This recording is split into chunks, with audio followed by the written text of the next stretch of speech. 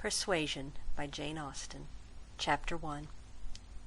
Sir Walter Elliott, of Kellynch Hall in Somersetshire, was a man who, for his own amusement, never took up any book but the baronetage. There he found occupation for an idle hour, and consolation in a distressed one. There his faculties were roused into admiration and respect by contemplating the limited remnant of the earliest patents. There any unwelcome sensations arising from domestic affairs changed naturally into pity and contempt as he turned over the almost endless creations of the last century, and there, if every other leaf were powerless, he could read his own history with an interest which never failed. This was the page at which the favourite volume always opened. Elliott, of Kellynch Hall. Walter Elliott, born March 1st, 1760. Married July 15th, 1784, Elizabeth, daughter of James Stevenson, Esquire, of South Park, in the county of Gloucester. By which lady, who died 1800, he has issue Elizabeth, born June 1st, 1785, Anne, born August 9th, 1787, a stillborn son, November 5th, 1789, Mary, born November 20th, 1791.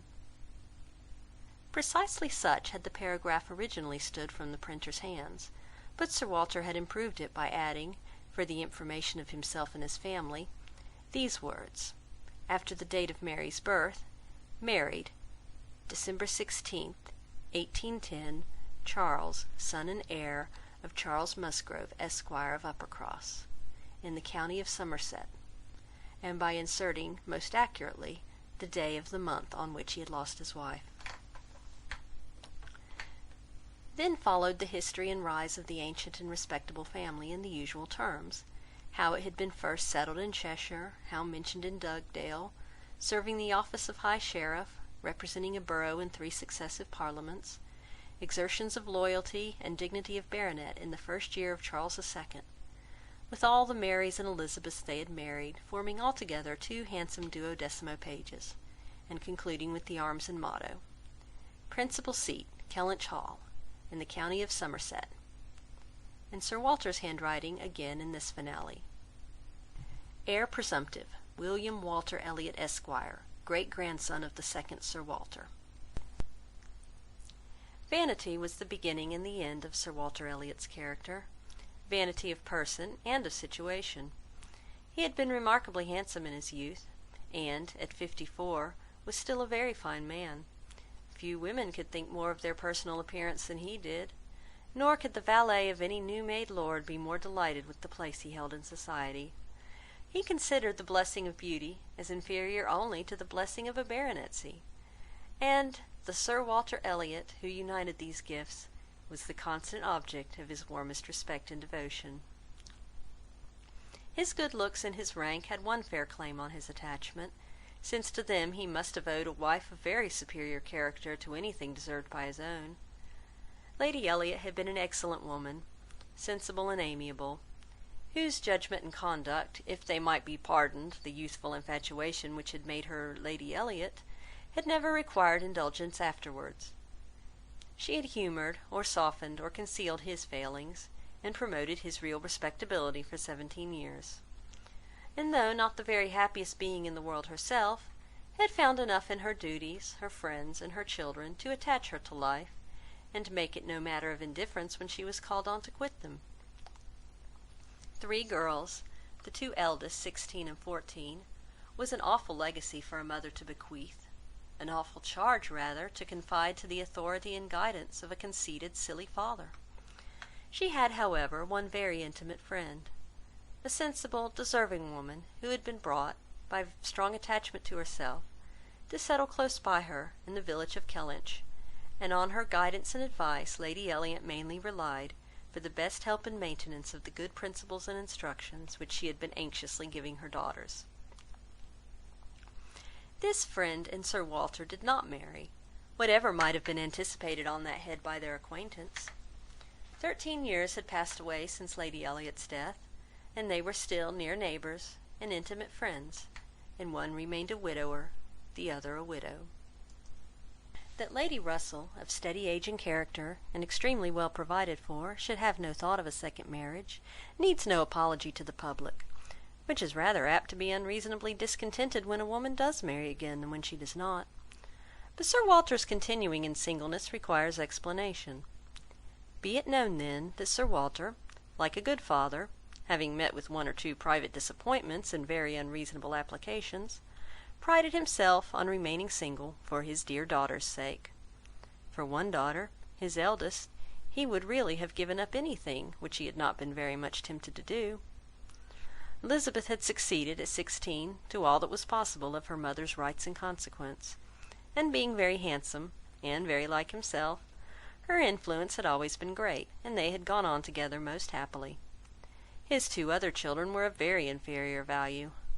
Mary had acquired a little artificial importance by becoming Mrs. Charles Musgrove, but Anne, with an elegance of mind and sweetness of character which must have placed her high with any people of real understanding, was nobody with either father or sister. Her word had no weight, her convenience was always to give way. She was only Anne. To Lady Russell, indeed, she was a most dear and highly valued goddaughter, favourite, and friend. Lady Russell loved them all, but it was only in Anne that she could fancy the mother to revive again.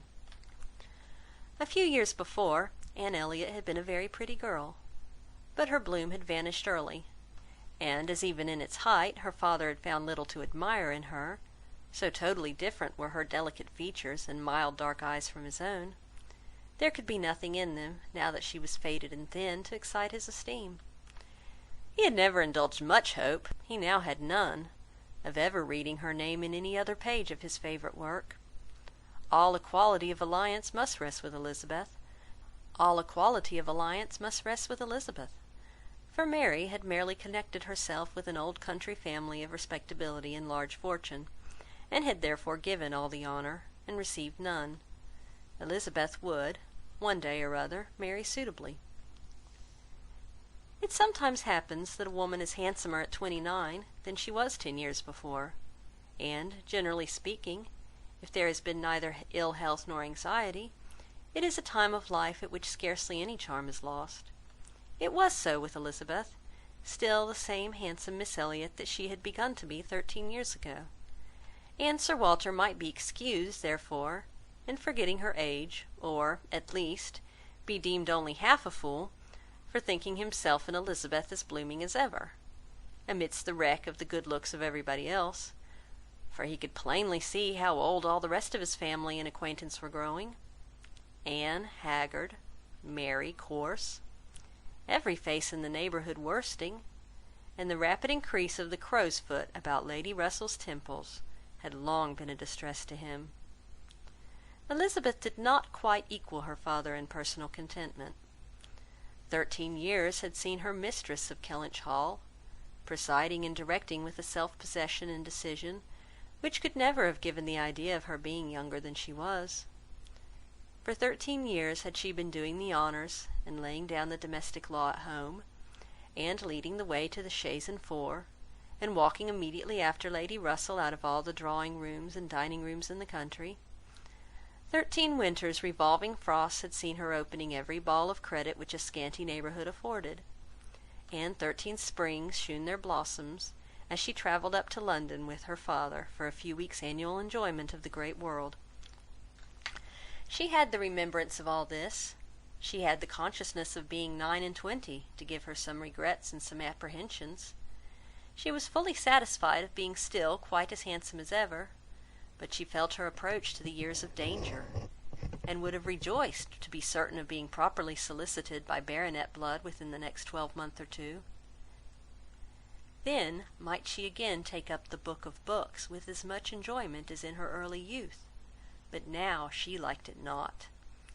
Always to be presented with the date of her own birth, and see no marriage follow but that of a youngest sister, made the book an evil, and more than once, when her father had left it open on the table near her, had she closed it with averted eyes and pushed it away.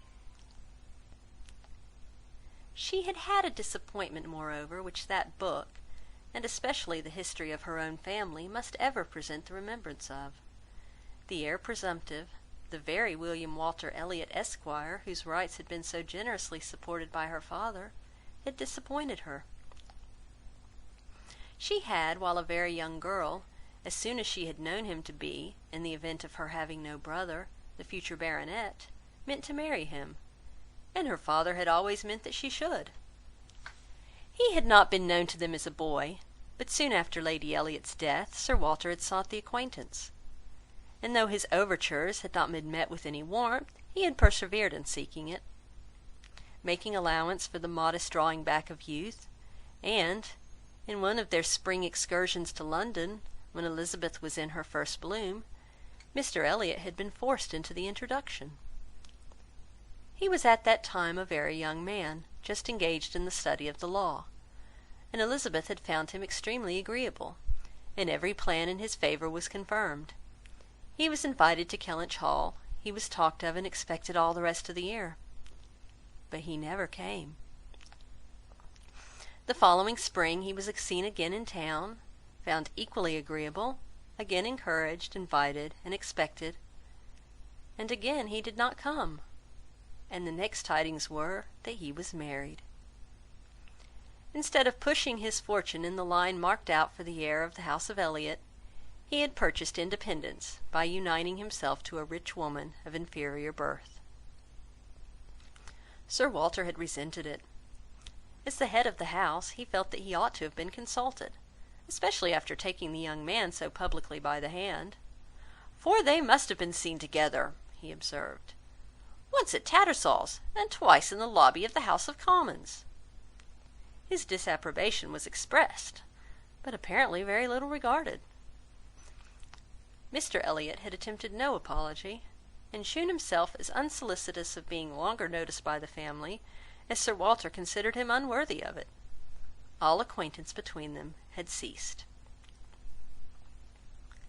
This very awkward history of Mr. Elliott was still, after an interval of several years, felt with anger by Elizabeth, who had liked the man for himself, and still more for being her father's heir, and whose strong family pride could see only in him a proper match for Sir Walter Elliott's eldest daughter. There was not a baronet from A to Z whom her feelings could have so willingly acknowledged as an equal. Yet so miserably had he conducted himself, that though she was at this present time, the summer of 1814, wearing black ribbons for his wife, she could not admit him to be worth thinking of again. The disgrace of his first marriage might, perhaps, as there was no reason to suppose it perpetuated by offspring, have been got over, had he not done worse. But he had, as by the customary intervention of kind friends they had been informed, spoken most disrespectfully of them all, most slightingly and contemptuously of the very blood he belonged to, and the honours which were hereafter to be his own. This could not be pardoned. Such were Elizabeth Elliott's sentiments and sensations, such the cares to alloy, the agitations to vary, the sameness and the elegance, the prosperity and the nothingness of her scene of life, such the feelings to give interest to a long, uneventful residence in one country circle, to fill the vacancies, which there were no habits of utility abroad, no talents or accomplishments for home to occupy. But now another occupation and solicitude of mind was beginning to be added to these. Her father was growing distressed for money. She knew that when he now took up the baronetage, it was to drive the heavy bills of his tradespeople, and the unwelcome hints of Mr. Shepherd, his agent, from his thoughts.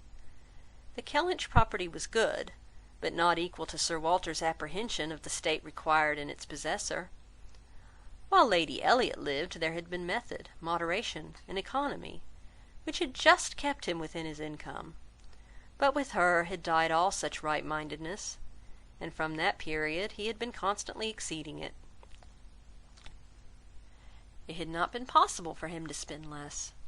He had done nothing but what Sir Walter Elliott was imperiously called on to do. But, blameless as he was not only growing dreadfully in debt, but was hearing of it so often that it became vain to attempt concealing it longer, even partially, from his daughter. He had given her some hints of it the last spring in town. He had gone so far even as to say, "Can we retrench? Does it occur to you that there is any one article in which we can retrench?" And Elizabeth, to do her justice, had, in the first ardour of female alarm, set seriously to think what could be done, and had finally proposed these two branches of economy, to cut off some unnecessary charities, and to refrain from new furnishing the drawing-room, to which expedient she had afterwards added the happy thought of their taking no present down to Anne, as had been the usual yearly custom. But these measures, however good in themselves, were insufficient for the real extent of the evil, the whole of which Sir Walter found himself obliged to confess to her soon afterwards. Elizabeth had nothing to propose of deeper efficacy. She felt herself ill-used and unfortunate, as did her father, and they were neither of them able to devise any means of lessening their expenses without compromising their dignity, or relinquishing their comforts in a way not to be borne. There was only a small part of his estate that Sir Walter could dispose of, but had every acre been alienable, it would have made no difference. He had condescended to mortgage as far as he had the power, but he would never condescend to sell. No, he would never disgrace his name so far. The Kellynch estate should be transmitted whole and entire, as he had received it. Their two confidential friends, Mr. Shepherd, who lived in the neighbouring market town, and Lady Russell, were called to advise them, and both father and daughter seemed to expect that something should be struck out by one or the other, to remove their embarrassments and reduce their expenditure without involving the loss of any indulgence of taste or pride. End of Chapter 1. Persuasion by Jane Austen. Chapter 2. Mr. Shepherd, a civil, cautious lawyer, who, whatever might be his hold or his views on Sir Walter, would rather have the disagreeable prompted by anybody else, excused himself from offering the slightest hint, and only begged leave to recommend an implicit reference to the excellent judgment of Lady Russell, from whose known good sense he fully expected to have just such resolute measures advised as he meant to see finally adopted. Lady Russell was most anxiously zealous on the subject, and gave it much serious consideration.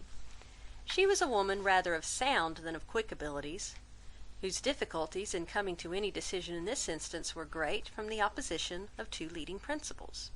She was of strict integrity herself, with a delicate sense of honour, but she was as desirous of saving Sir Walter's feelings, as solicitous for the credit of the family, as aristocratic in her ideas of what was due to them, as anybody of sense and honesty could well be. She was a benevolent, charitable, good woman, and capable of strong attachments, most correct in her conduct, strict in her notions of decorum, and with manners that were held as standard of good breeding. She had a cultivated mind, and was, generally speaking, rational and consistent. But she had prejudices on the side of ancestry. She had a value for rank and consequence, which blinded her a little to the faults of those who possessed them. Herself the widow of only a knight, she gave the dignity of a baronet all its due, and Sir Walter, independent of his claims as an old acquaintance, an attentive neighbour, an obliging landlord, the husband of her very dear friend, the father of Anne and her sisters, was, as being Sir Walter, in her apprehension, entitled to a great deal of compassion and consideration under his present difficulties. They must retrench, that did not admit of a doubt, but she was very anxious to have it done with the least possible pain to him and Elizabeth. She drew up plans of economy, she made exact calculations, and she did what nobody else thought of doing. She consulted Anne, who never seemed considered by the others as having any interest in the question. She consulted, and in a degree was influenced by her in marking out the scheme of retrenchment which was at last submitted to Sir Walter. Every emendation of Anne's had been on the side of honesty against importance. She wanted more vigorous measures, a more complete reformation, a quicker release from debt, a much higher tone of indifference for everything but justice and equity.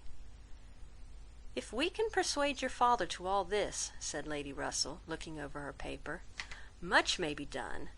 If he will adopt these regulations, in 7 years he will be clear, and I hope we may be able to convince him and Elizabeth, that Kellynch Hall has a respectability in itself which cannot be affected by these reductions, and that the true dignity of Sir Walter Elliott will be very far from lessened in the eyes of sensible people by acting like a man of principle. What will he be doing, in fact, but what very many of our first families have done, or ought to do? There will be nothing singular in his case, and it is singularity which often makes the worst part of our suffering, as it always does of our conduct. I have great hope of prevailing. We must be serious and decided, for, after all, the person who has contracted debts must pay them, and though a great deal is due to the feelings of a gentleman and the head of a house like your father, there is still more due to the character of an honest man. This was the principle on which Anne wanted her father to be proceeding, his friends to be urging him. She considered it as an act of indispensable duty to clear away the claims of creditors with all the expedition which the most comprehensive retrenchments could secure, and saw no dignity in anything short of it. She wanted it to be prescribed, and felt it as a duty. She rated Lady Russell's influence highly, and as to the severe degree of self-denial which her own conscience prompted, she believed there might be little more difficulty in persuading them to a complete than to half a reformation. Her knowledge of her father and Elizabeth inclined her to think that the sacrifice of one pair of horses would be hardly less painful than of both, and so on, through the whole list of Lady Russell's too gentle reductions. How Anne's more rigid requisitions might have been taken is of little consequence. Lady Russell's had no success at all. Could not be put up with, were not to be borne. What? Every comfort of life knocked off? Journeys, London, servants, horses, table, contractions and restrictions everywhere. To live no longer with the decencies even of a private gentleman? No.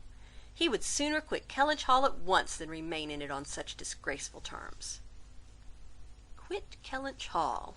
The hint was immediately taken up by Mr Shepherd, whose interest was involved in the reality of Sir Walter's retrenching, and who was perfectly persuaded that nothing would be done without a change of abode. Since the idea had been started in the very quarter which ought to dictate, he had no scruple, he said, in confessing his judgment to be entirely on that side. It did not appear to him that Sir Walter could materially alter his style of living in a house which had such character of hospitality and ancient dignity to support. In any other place Sir Walter might judge for himself, and would be looked up to as regulating the modes of life in whatever way he might choose to model his household. Sir Walter would quit Kellynch Hall, and after a very few days more of doubt and indecision, the great question of whither he should go was settled, and the first outline of this important change made out. There had been 3 alternatives: London, Bath, or another house in the country. All Anne's wishes had been for the latter, a small house in their own neighbourhood, where they might still have Lady Russell's society, still be near Mary, and still have the pleasure of sometimes seeing the lawns and groves of Kellynch, was the object of her ambition. But the usual fate of Anne attended her, in having something very opposite from her inclination fixed on. She disliked Bath, and did not think it agreed with her, and Bath was to be her home. Sir Walter had at first thought more of London, but Mr Shepherd felt that he could not be trusted in London, and had been skilful enough to dissuade him from it, and make Bath preferred. It was a much safer place for a gentleman in his predicament. He might there be more important at comparatively little expense.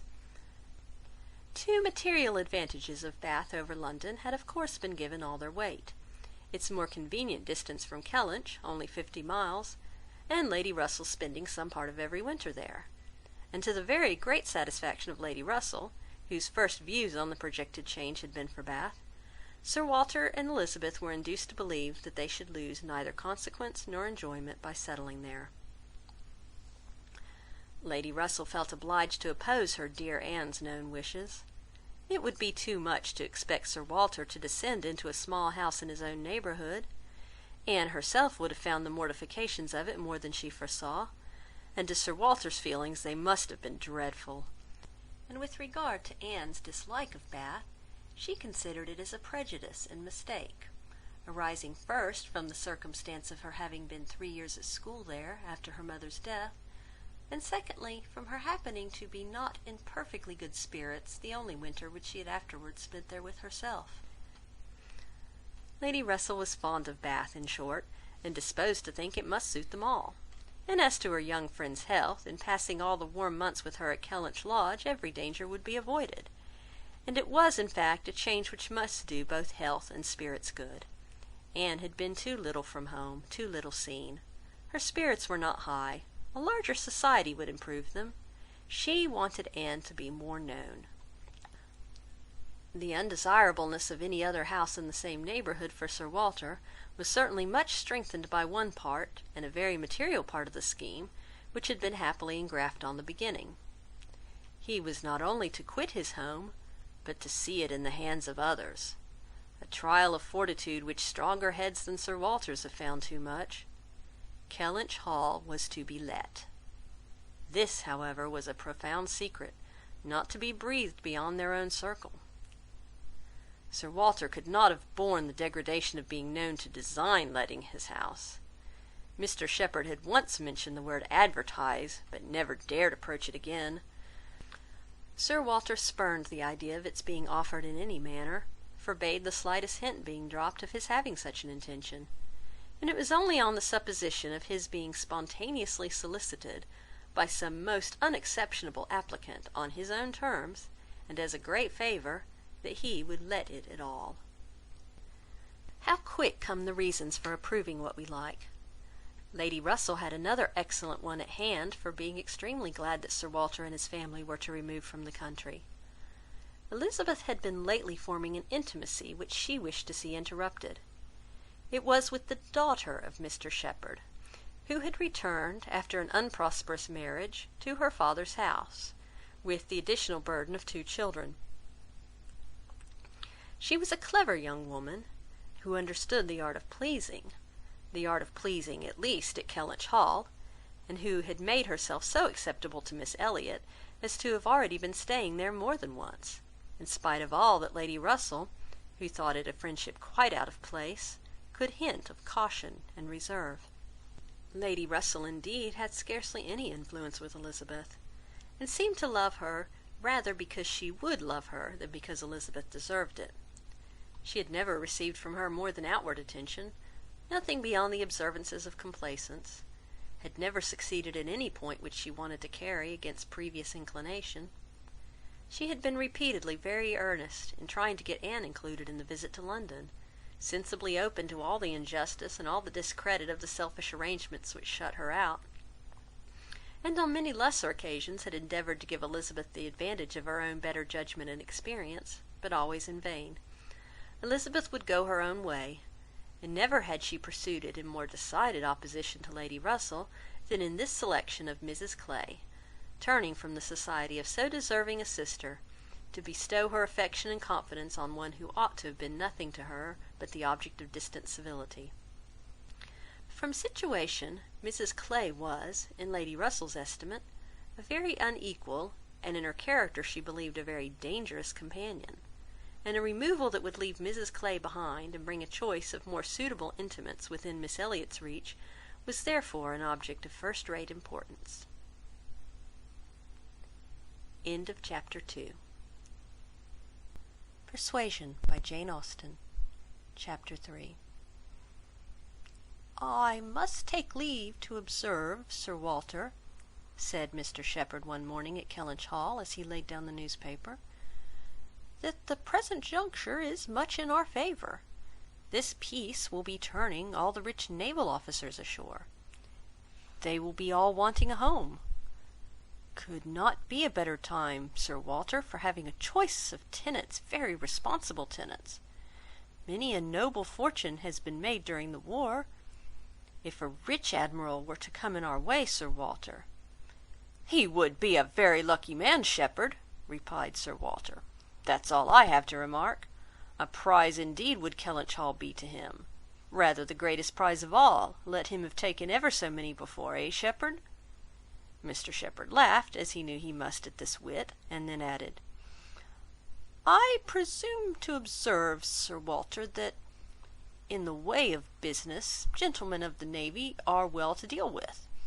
I have had a little knowledge of their methods of doing business, and I am free to confess that they have very liberal notions, and are as likely to make desirable tenants as any set of people one should meet with.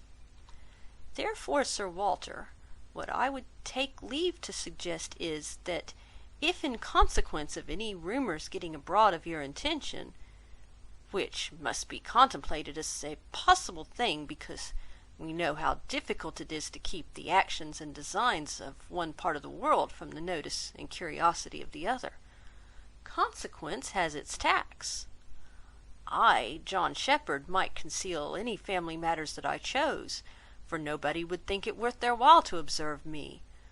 But Sir Walter Elliott has eyes upon him, which it may be very difficult to elude, and therefore thus much I venture upon, that it will not greatly surprise me if, with all our caution, some rumour of the truth should get abroad, in the supposition of which, as I was going to observe, since applications will unquestionably follow, I should think any from our wealthy naval commanders particularly worth attending to, and beg leave to add that 2 hours will bring me over at any time, to save you the trouble of replying."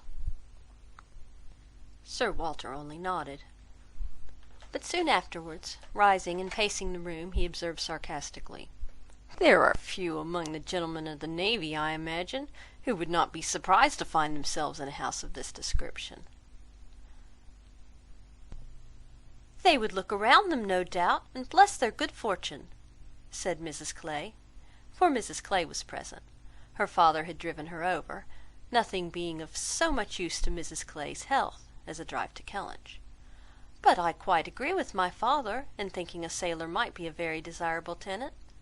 I have known a good deal of the profession, and besides their liberality, they are so neat and careful in all their ways. These valuable pictures of yours, Sir Walter, if you chose to leave them, would be perfectly safe. Everything in and about the house would be taken such excellent care of. The gardens and shrubberies would be kept in almost as high order as they are now. You need not be afraid, Miss Elliott, of your own sweet flower gardens being neglected." "As to all that," rejoined Sir Walter coolly, "supposing I were induced to let my house, I have by no means made up my mind as to the privileges to be annexed to it. I am not particularly disposed to favour a tenant. The park would be open to him, of course, and few navy officers, or men of any other description, can have had such a range. But what restrictions I might impose on the use of the pleasure grounds is another thing. I am not fond of the idea of my shrubberies being always approachable, and I should recommend Miss Elliott to be on her guard with respect to her flower garden. I am very little disposed to grant a tenant of Kellynch Hall any extraordinary favour, I assure you, be he sailor or soldier."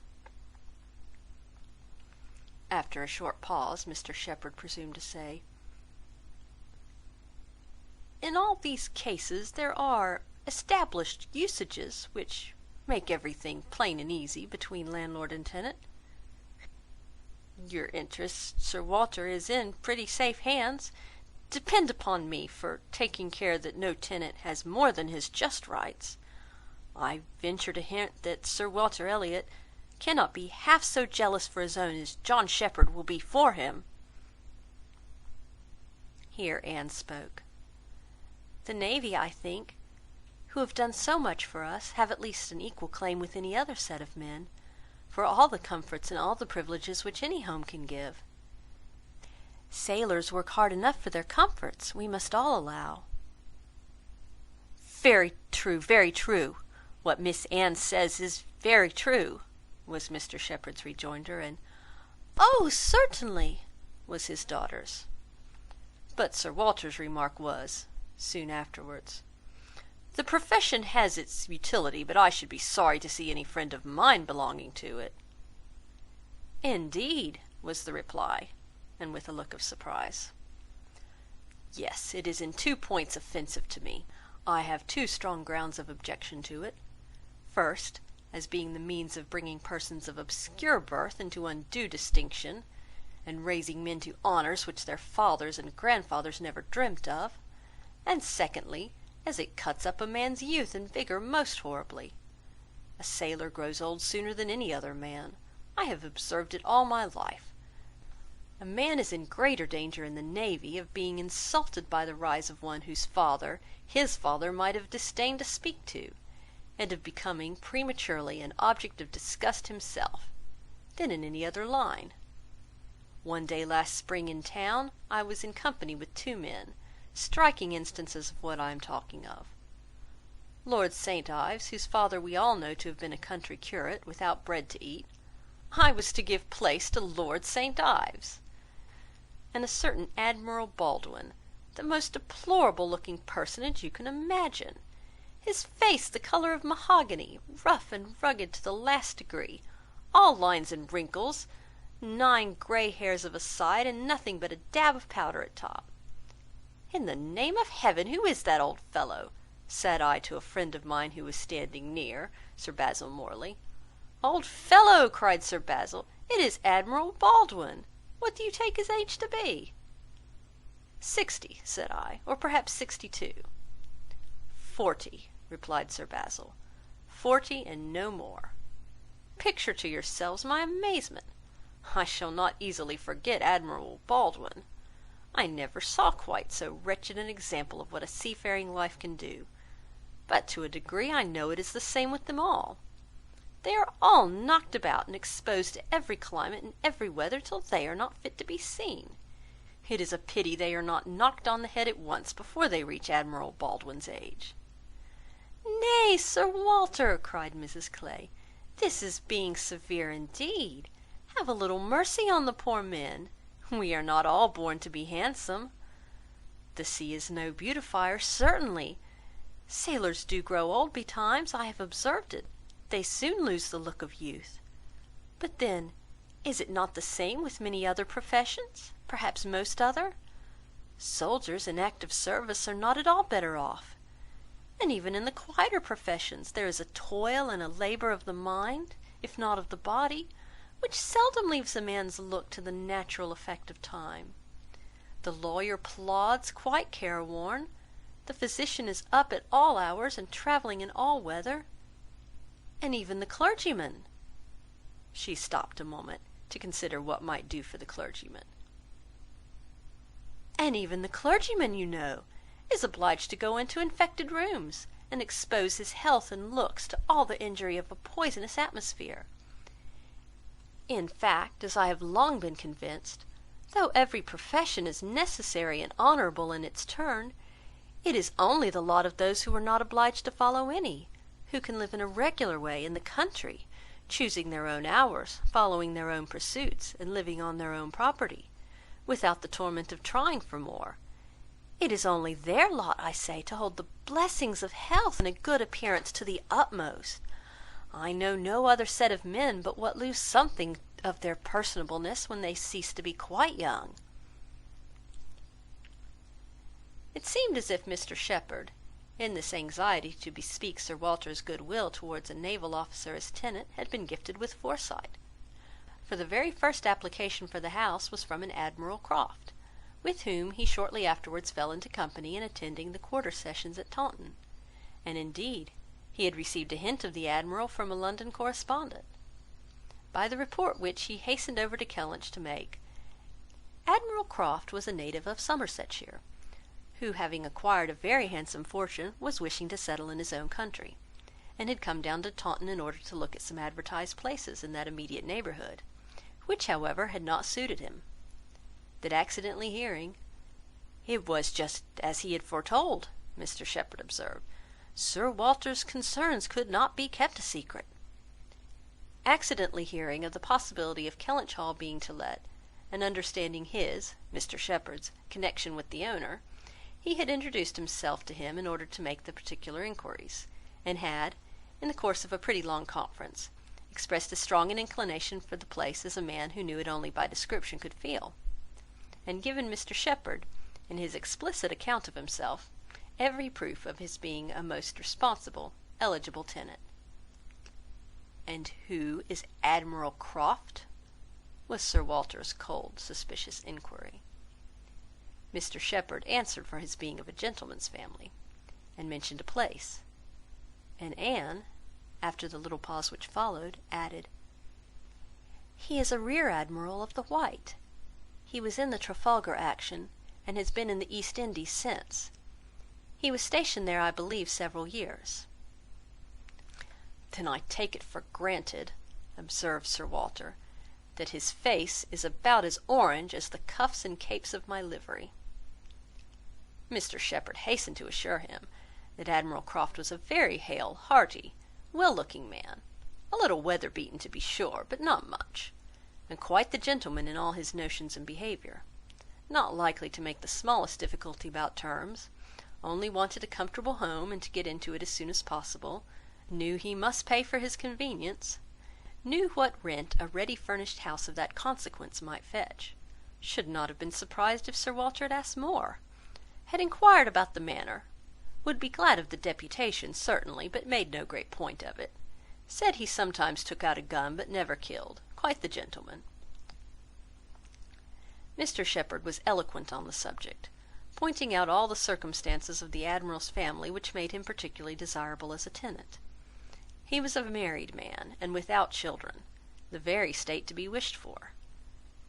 A house was never taken good care of, Mr Shepherd observed, without a lady. He did not know whether furniture might not be in danger of suffering as much where there was no lady as where there were many children. A lady without a family was the very best preserver of furniture in the world. He had seen Mrs Croft too. She was at Taunton with the Admiral, and had been present almost all the time they were talking the matter over. "And a very well-spoken, genteel, shrewd lady she seemed to be," continued he. "Asked more questions about that house and terms and taxes than the Admiral himself, and seemed more conversant with business. And moreover, Sir Walter, I found she was not quite unconnected in this country, any more than her husband. That is to say, she is sister to a gentleman who did live amongst us once. She told me so herself. Sister to that gentleman who lived a few years back at Monkford. Bless me, what was his name? At this moment I cannot recollect his name, though I have heard it so lately. Penelope, my dear, can you help me to the name of the gentleman who lived at Monkford, Mrs Croft's brother?" But Mrs Clay was talking so eagerly with Miss Elliott that she did not hear the appeal. "I have no conception whom you mean, Shepherd. I remember no gentleman resident at Monkford since the time of the old Governor Trent." "Bless me, how very odd! I shall forget my own name soon, I suppose. A name that I am so very well acquainted with, knew the gentleman so well by sight, seen him 100 times, came to consult me once, I remember, about a trespass of one of his neighbours, farmer's man, breaking into his orchard. Walls torn down, apples stolen, caught in the fact, and afterwards, contrary to my judgment, submitted to an amicable compromise. Very odd indeed." After waiting another moment, "You mean Mr Wentworth, I suppose?" said Anne. Mr Shepherd was all gratitude. "Wentworth was the very name. Mr Wentworth was the very man. He had the curacy of Monkford, you know, Sir Walter, some time back, for 2 or 3 years. Came there about the year 5, I take it. You remember him, I am sure." "Wentworth? Oh, ay, Mr Wentworth, the curate of Monkford. You misled me by the term gentleman. I thought you were speaking of some man of property. Mr Wentworth was nobody, I remember, quite unconnected, nothing to do with the Strafford family. One wonders how the names of so many of our nobility become so common." As Mr Shepherd perceived that this connection of the Crofts did them no service with Sir Walter, he mentioned it no more, returning with all his zeal to dwell on the circumstances more indisputably in their favour, their age, and number, and fortune, the high idea they had formed of Kellynch Hall, and extreme solicitude for the advantage of renting it, making it appear as if they ranked nothing beyond the happiness of being the tenants of Sir Walter Elliott. An extraordinary taste, certainly, could they have been supposed in the secret of Sir Walter's estimate of the dues of a tenant. It succeeded, however, and though Sir Walter must ever look with an evil eye on anyone intending to inhabit that house, and think them infinitely too well off in being permitted to rent it on the highest terms, He was talked into allowing Mr Shepherd to proceed in the treaty, and authorising him to wait on Admiral Croft, who still remained at Taunton, and fix a day for the house being seen. Sir Walter was not very wise, but still he had experience enough of the world to feel that a more unexceptionable tenant in all essentials than Admiral Croft bid fair to be could hardly offer. So far went his understanding, and his vanity supplied a little additional soothing in the Admiral's situation in life, which was just high enough and not too high.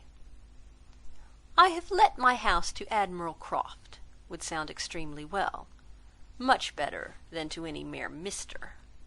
A Mr., save perhaps some half-dozen in the nation, always needs a note of explanation. An Admiral speaks his own consequence, and, at the same time, can never make a baronet look small. In all their dealings and intercourse, Sir Walter Elliott must ever have the precedence. Nothing could be done without a reference to Elizabeth, but her inclination was growing so strong for a removal that she was happy to have it fixed and expedited by a tenant at hand, and not a word to suspend decision was uttered by her.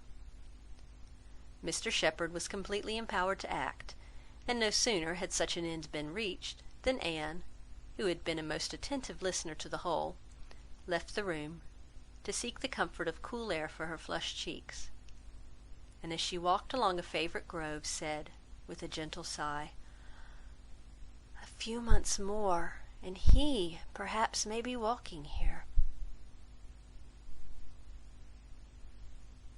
End of Chapter 3. Persuasion by Jane Austen, Chapter 4.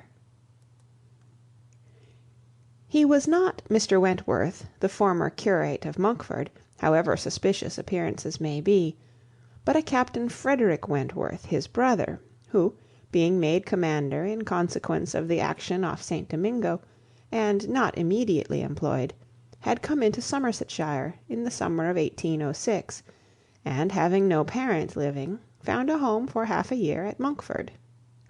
He was at that time a remarkably fine young man, with a great deal of intelligence, spirit, and brilliancy, and Anne an extremely pretty girl, with gentleness, modesty, taste, and feeling. Half the sum of attraction, on either side, might have been enough, for he had nothing to do, and she had hardly anybody to love, but the encounter of such lavish recommendations could not fail. They were gradually acquainted, and when acquainted, rapidly and deeply in love. It would be difficult to say which had seen highest perfection in the other, or which had been the happiest, she in receiving his declarations and proposals, or he in having them accepted. A short period of exquisite felicity followed, and but a short one. Troubles soon arose. Sir Walter, on being applied to, without actually withholding his consent, or saying it should never be, gave it all the negative of great astonishment, great coldness, great silence, and a professed resolution of doing nothing for his daughter. He thought it a very degrading alliance, and Lady Russell, though with more tempered and pardonable pride, received it as a most unfortunate one. Anne Elliott, with all her claims of birth, beauty, and mind, to throw herself away at 19, involve herself at 19 in an engagement with a young man who had nothing but himself to recommend him, and no hopes of attaining affluence, but in the chances of a most uncertain profession, and no connections to secure even his farther rise in the profession, would be indeed a throwing away which she grieved to think of. Anne Elliott, so young, known to so few, to be snatched off by a stranger without alliance or fortune, or rather sunk by him into a state of most wearing, anxious, youth-killing dependence. It must not be, if by any fair interference of friendship, any representations from one who had almost a mother's love and mother's rights, it would be prevented. Captain Wentworth had no fortune. He had been lucky in his profession, but spending freely what had come freely, had realized nothing. But he was confident that he should soon be rich. Full of life and ardour, he knew that he should soon have a ship, and soon be on a station that would lead to everything he wanted. He had always been lucky. He knew he should be so still. Such confidence, powerful in its own warmth, and bewitching in the wit which often expressed it, must have been enough for Anne. But Lady Russell saw it very differently. His sanguine temper and fearlessness of mind operated very differently on her. She saw in it but an aggravation of the evil. It only added a dangerous character to himself. He was brilliant. He was headstrong. Lady Russell had little taste for wit, and of anything approaching to imprudence a horror. She deprecated the connection in every light. Such opposition as these feelings produced was more than Anne could combat. Young and gentle as she was, it might yet have been possible to withstand her father's ill will, though unsoftened by one kind word or look on the part of her sister, but Lady Russell, whom she had always loved and relied on, could not, with such steadiness of opinion, and such tenderness of manner, be continually advising her in vain. She was persuaded to believe the engagement a wrong thing, indiscreet, improper, hardly capable of success, and not deserving it. But it was not a merely selfish caution under which she acted in putting an end to it. Had she not imagined herself consulting his good even more than her own, she could hardly have given him up. The belief of being prudent and self-denying, principally for his advantage, was her chief consolation under the misery of a parting, a final parting, and every consolation was required, for she had to encounter all the additional pain of opinions on his side, totally unconvinced and unbending, and of his feeling himself ill-used by so forced a relinquishment. He had left the country in consequence. A few months had seen the beginning and the end of their acquaintance, but not with a few months ended Anne's share of suffering from it. Her attachment and regrets had, for a long time, clouded every enjoyment of youth, and an early loss of bloom and spirits had been their lasting effect. More than 7 years were gone since this little history of sorrowful interest had reached its close, and time had softened down much, perhaps nearly all, of peculiar attachment to him, but she had been too dependent on time alone. No aid had been given in change of place, except in one visit to Bath soon after the rupture, or in any novelty or enlargement of society. No one had ever come within the Kellynch circle who could bear a comparison with Frederick Wentworth, as he stood in her memory. No second attachment, the only thoroughly natural, happy, and sufficient cure, at her time of life, had been possible to the nice tone of her mind, the fastidiousness of her taste, in the small limits of the society around them. She had been solicited, when about 22, to change her name by the young man who not long afterwards found a more willing mind in her younger sister, and Lady Russell had lamented her refusal, for Charles Musgrove was the eldest son of a man whose landed property and general importance were second in that country only to Sir Walter's, and of good character and appearance. And however Lady Russell might have asked yet for something more, while Anne was 19, she would have rejoiced to see her at 22 so respectably removed from the partialities and injustice of her father's house, and settled so permanently near herself. But in this case, Anne had left nothing for advice to do, and though Lady Russell, as satisfied as ever with her own discretion, never wished the past undone, she began now to have the anxiety which borders on hopelessness for Anne's being tempted, by some man of talents and independence, to enter a state for which she held her to be peculiarly fitted by her warm affections and domestic habits. They knew not each other's opinion, either its constancy or its change, on the one leading point of Anne's conduct, for the subject was never alluded to, but Anne, at 27, thought very differently from what she had been made to think at 19. She did not blame Lady Russell, she did not blame herself for having been guided by her, but she felt that were any young person in similar circumstances to apply to her for counsel, they would never receive any such certain immediate wretchedness, such uncertain future good.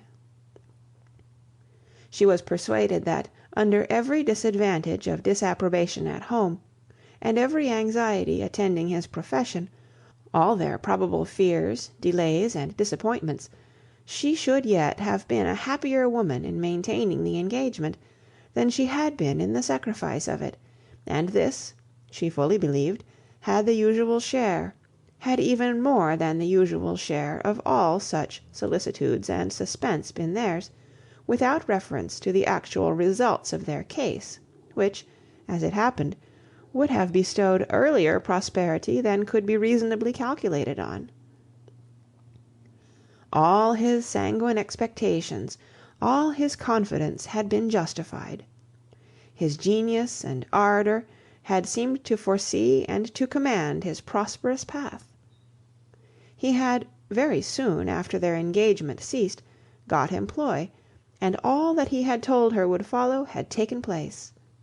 He had distinguished himself, and early gained the other step in rank, and must now, by successive captures, have made a handsome fortune. She had only navy lists and newspapers for her authority, but she could not doubt his being rich, and, in favour of his constancy, she had no reason to believe him married. How eloquent could Anne Elliott have been! How eloquent, at least, were her wishes on the side of early warm attachment, and a cheerful confidence in futurity, against that over-anxious caution which seems to insult exertion and distrust Providence. She had been forced into prudence in her youth, she learned romance as she grew older, the natural sequel of an unnatural beginning. With all these circumstances, recollections, and feelings, she could not hear that Captain Wentworth's sister was likely to live at Kellynch without a revival of former pain, and many a stroll and many a sigh were necessary to dispel the agitation of the idea. She often told herself that it was folly, before she could harden her nerves sufficiently to feel the continual discussion of the Crofts and their business no evil.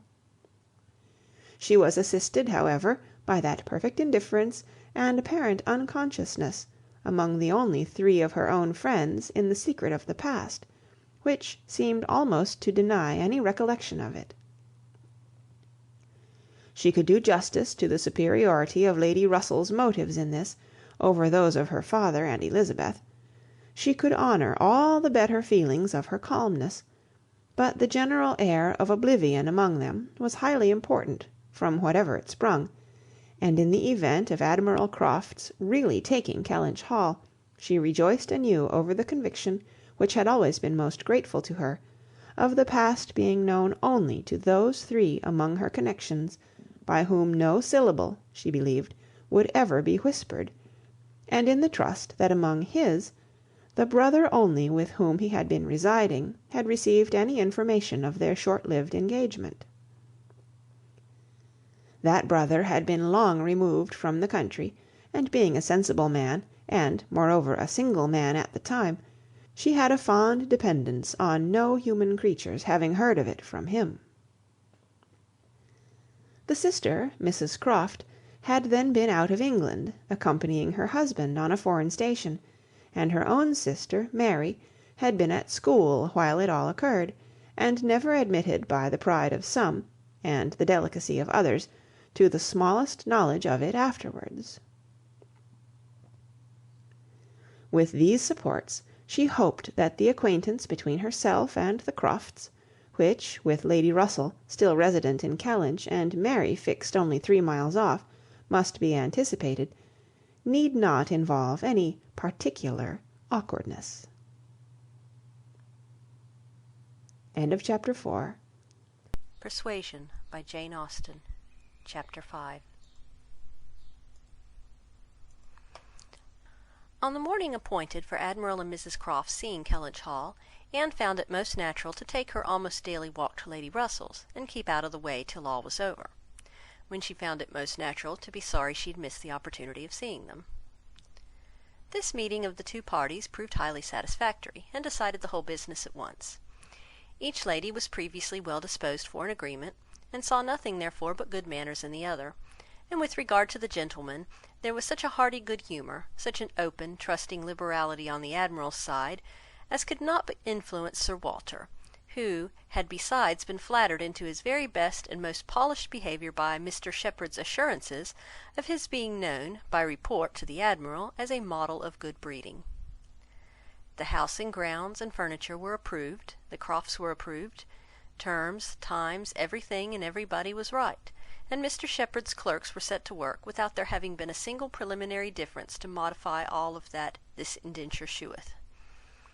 Sir Walter, without hesitation, declared the Admiral to be the best-looking sailor he had ever met with, and went so far as to say that if his own man might have had the arranging of his hair, he should not be ashamed of being seen with him anywhere. And the Admiral, with sympathetic cordiality, observed to his wife, as they drove back through the park, "I thought we should soon come to a deal, my dear, in spite of what they told us at Taunton. The Baronet will never set the Thames on fire, but there seems to be no harm in him." Reciprocal compliments, which would have been esteemed about equal. The Crofts were to have possession at Michaelmas, and as Sir Walter proposed removing to Bath in the course of the preceding month, there was no time to be lost in making every dependent arrangement. Lady Russell, convinced that Anne would not be allowed to be of any use or any importance in the choice of the house which they were going to secure, was very unwilling to have her hurried away so soon, and wanted to make it possible for her to stay behind till she might convey her to Bath herself after Christmas. But having engagements of her own which must take her from Kellynch for several weeks, she was unable to give the full invitation she wished, and Anne, though dreading the possible heats of September and all the white glare of Bath, and grieving to forego all the influence of so sweet and so sad of the autumnal months in the country, did not think that, everything considered, she wished to remain. It would be most right, and most wise, and therefore must involve least suffering, to go with the others. Something occurred, however, to give her a different duty.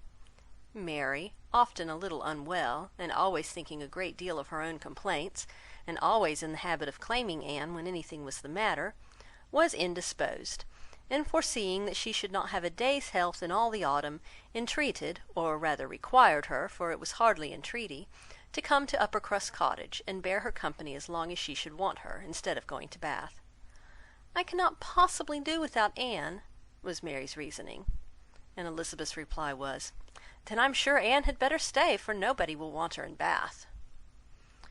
To be claimed as a good, though in an improper style, is at least better than being rejected as no good at all, and Anne, glad to be thought of some use, glad to have anything marked out as a duty, and certainly not sorry to have the scene of it in the country, and her own dear country, readily agreed to stay.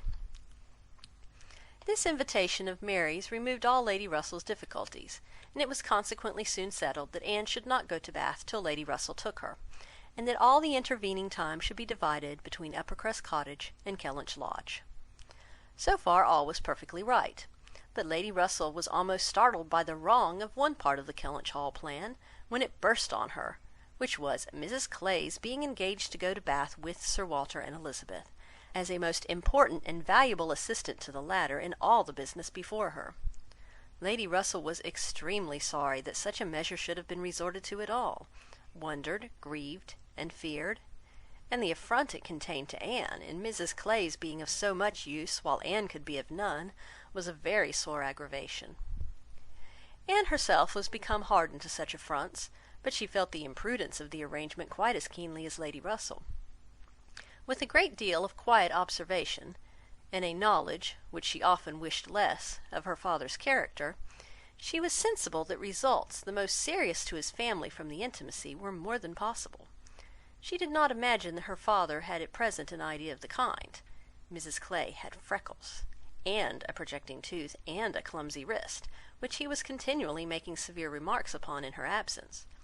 But she was young, and certainly altogether well-looking, and possessed, in an acute mind and assiduous pleasing manners, infinitely more dangerous attractions than any merely personal might have been.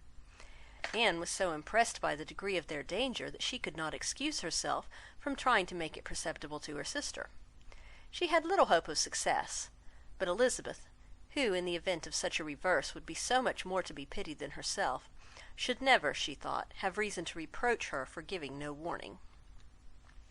She spoke, and seemed only to offend. Elizabeth could not conceive how such an absurd suspicion should occur to her, and indignantly answered for each party's perfectly knowing their situation. "Mrs Clay," said she, warmly, "never forgets who she is, and I am rather better acquainted with her sentiments than you can be.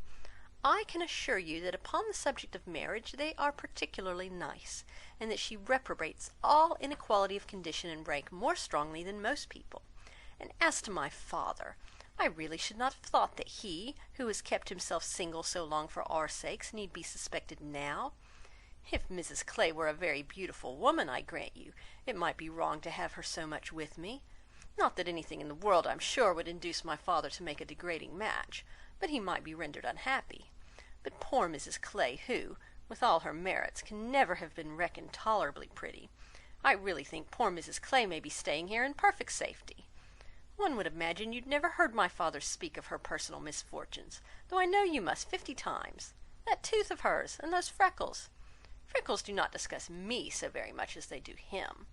I have known a face not materially disfigured by a few, but he abominates them. You must have heard him notice Mrs Clay's freckles." "There is hardly any personal defect," replied Anne, "which an agreeable manner might not gradually reconcile one to." "I think very differently," answered Elizabeth shortly. "An agreeable manner may set off handsome features, but can never alter plain ones. However, at any rate, as I have a great deal more at stake on this point than anybody else can have, I think it rather unnecessary in you to be advising me." Anne had done, glad that it was over, and not absolutely hopeless of doing good. Elizabeth, though resenting the suspicion, might yet be made observant by it. The last office of the 4 carriage horses was to draw Sir Walter, Miss Elliott, and Mrs Clay to Bath. The party drove off in very good spirits.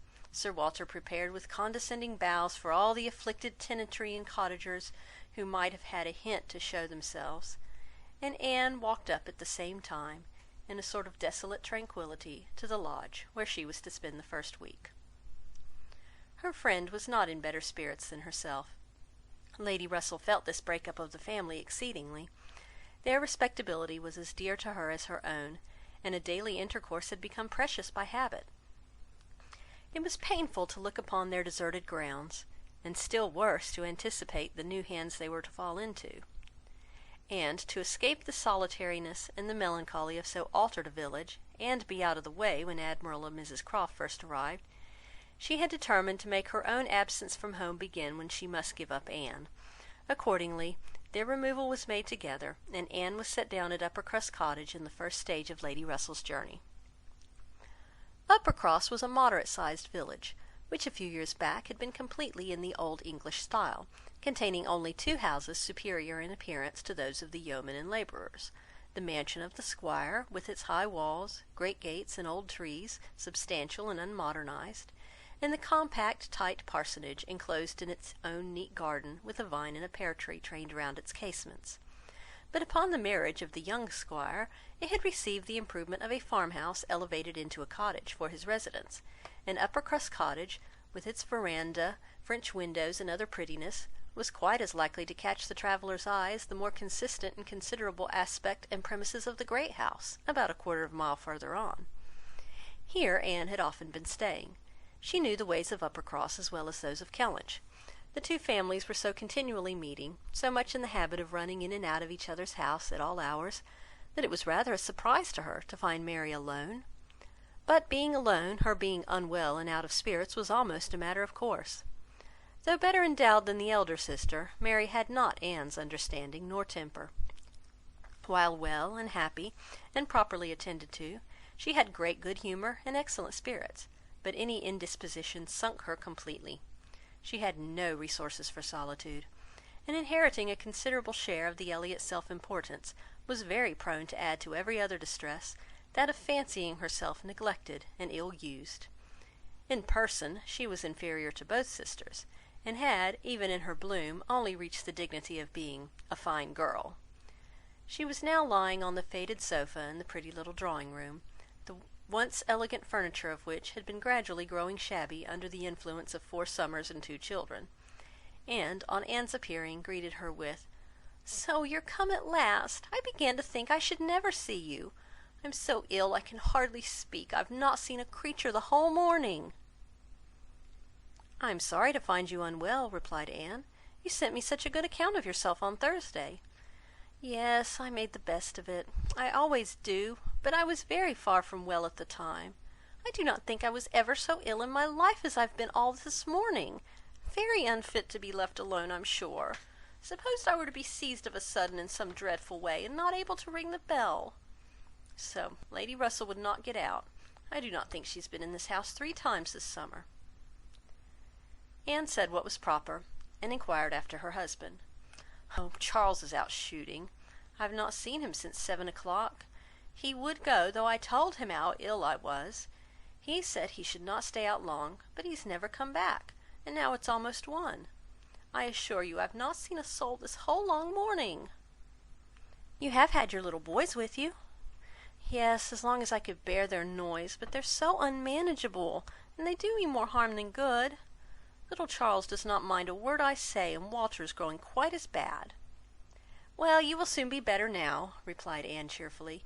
"You know I always cure you when I come. How are your neighbours at the great house?" "I can give you no account of them. I have not seen one of them to-day, except Mr Musgrove, who just stopped and spoke through the window, but without getting off his horse. And though I told him how ill I was, not one of them have been near me. Did not happen to suit the Miss Musgroves, I suppose, and they never put themselves out of their way." "You will see them yet, perhaps, before the morning is gone. It is early. I never want them, I assure you. They talk and laugh a great deal too much for me. Oh, Anne, I'm so very unwell. It was quite unkind of you not to come on Thursday." "My dear Mary, recollect what a comfortable account you sent me of yourself. You wrote in the cheerfullest manner, and said you were perfectly well, and in no hurry for me.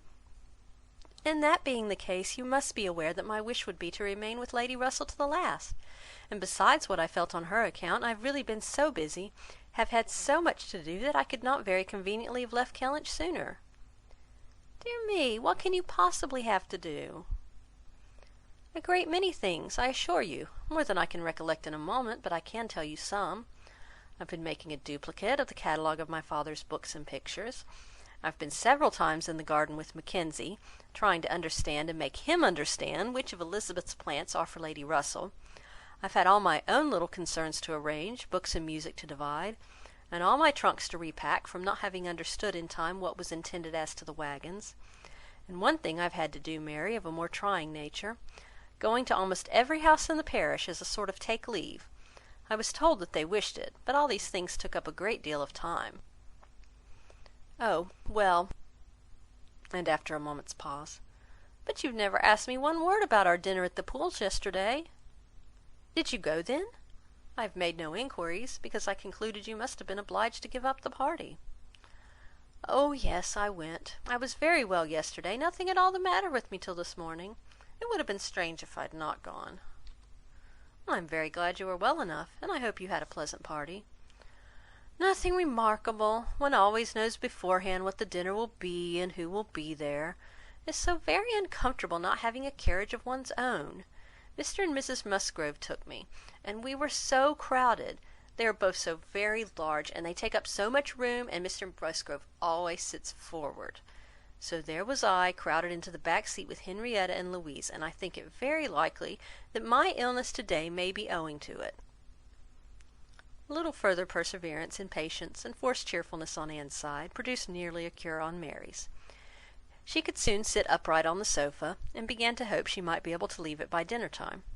Then, forgetting to think of it, she was at the other end of the room, beautifying a nosegay.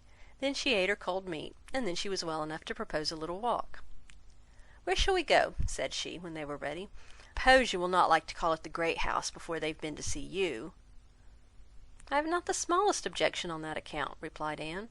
"I should never think of standing on such ceremony with people I know as well as Mrs. and the Miss Musgroves." "Oh, but they ought to call upon you as soon as possible. They ought to feel that it was due to you as my sister. However, we may as well go and sit with them a little while, and when we have that over we can enjoy our walk." Anne had always thought such a style of intercourse highly imprudent, but she had ceased to endeavour to check it, from believing that, though there were on each side continual subjects of offence, neither family could now do without it. To the great house accordingly they went, to sit the full half hour in the old-fashioned square parlour, with a small carpet and shining floor, to which the present daughters of the house were gradually giving the proper air of confusion, by a grand pianoforte and a harp, flower-stands and little tables placed in every direction. Oh, could the originals of the portraits against the wainscot, could the gentlemen in brown velvet and the ladies in blue satin have seen what was going on, have been conscious of such an overthrow of all order and neatness! The portraits themselves seemed to be staring in astonishment. The Musgroves, like their houses, were in a state of alteration, perhaps of improvement. The father and mother were in the old English style, and the young people in the new. Mr. and Mrs. Musgrove were a very good sort of people, friendly and hospitable, not much educated, and not at all elegant. Their children had more modern minds and manners. There were a numerous family, but the only two grown up, excepting Charles, were Henrietta and Louisa, young ladies of 19 and 20, who had brought from school at Exeter all the usual stock of accomplishments, and were now, like thousands of other young ladies, living to be fashionable, happy, and merry.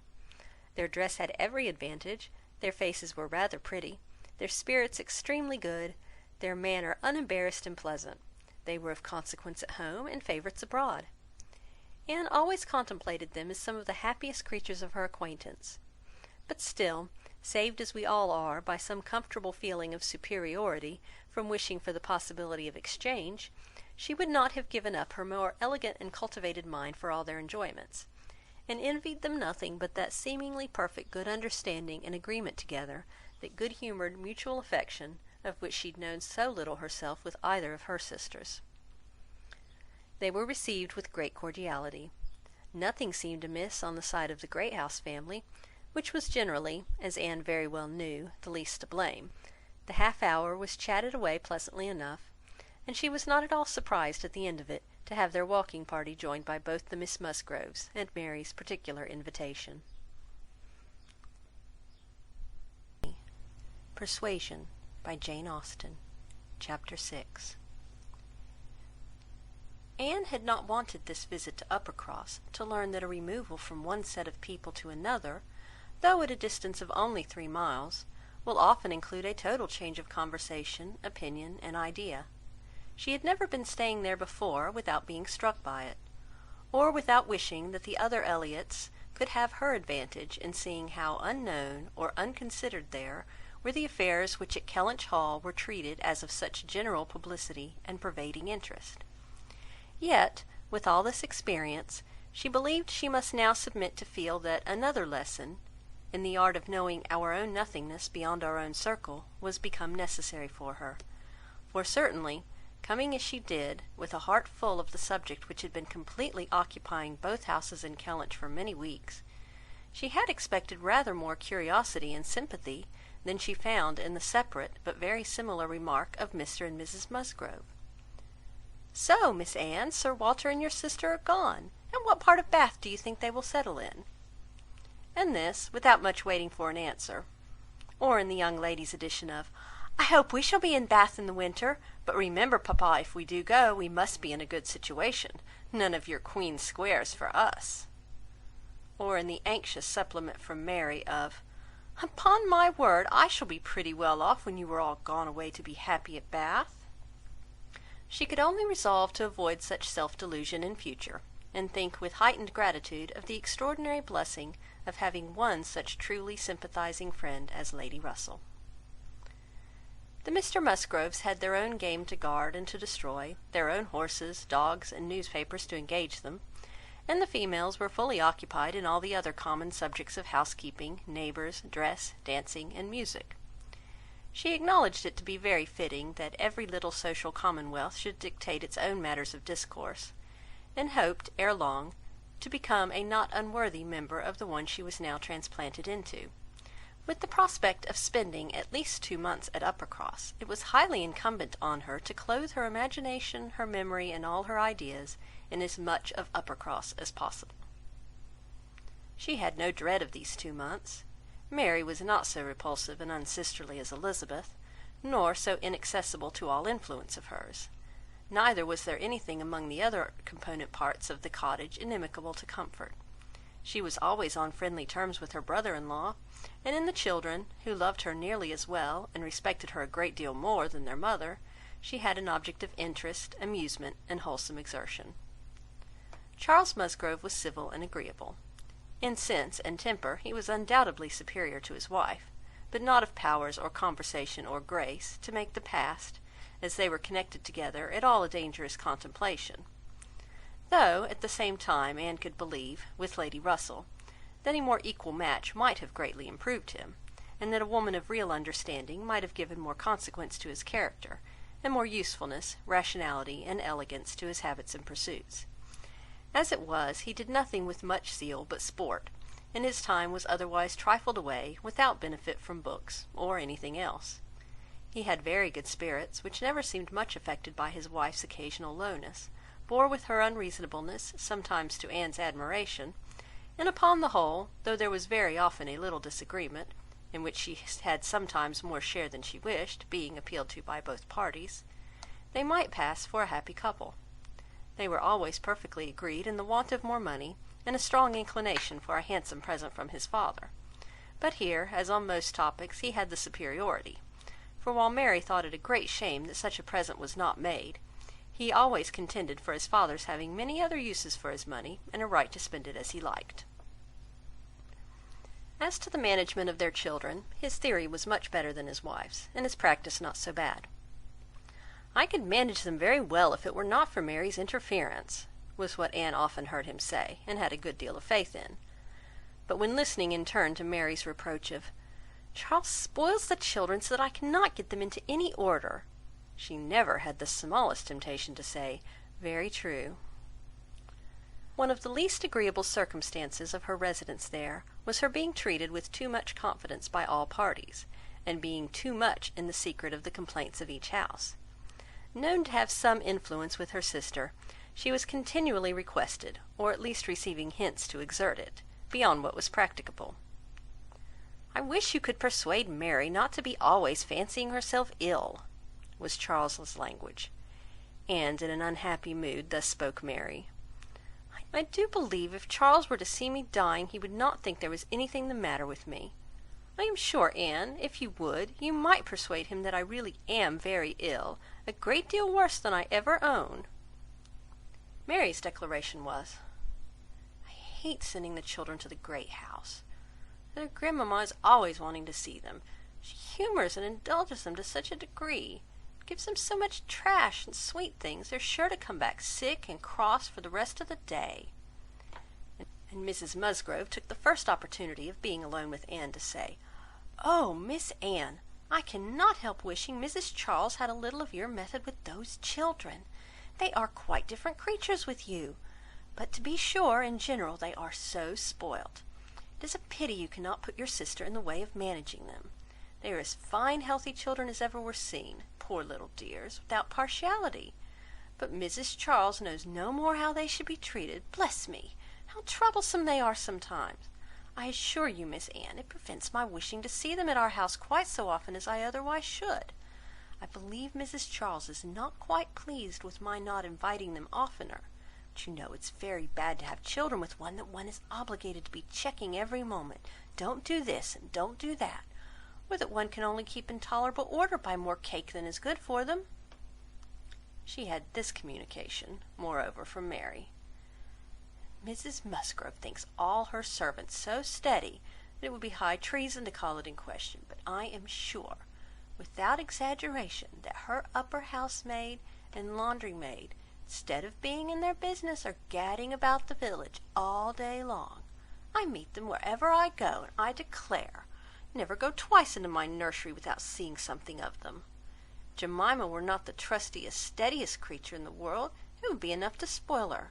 She tells me they are always tempting her to take a walk with them." And on Mrs Musgrove's side it was, "I make a rule of never interfering in any of my daughter-in-law's concerns, for I know it would not do. But I shall tell you, Miss Anne, because you may be able to set things to rights. I have no very good opinion of Mrs Charles's nursery maid. I hear strange stories of her. She's always upon the gad. From my own knowledge I can declare, she's such a fine dressing lady, that she's enough to ruin any servant she comes near. Mrs Charles quite swear by her, I know, but I just give you this hint, that you may be upon the watch, because if you see anything amiss, you need not be afraid of mentioning it." Again it was Mary's complaint that Mrs Musgrove was very apt not to give her the precedence that was her due when they dined at the great house with other families. She did not see any reason why she was to be considered so much at home as to lose her place.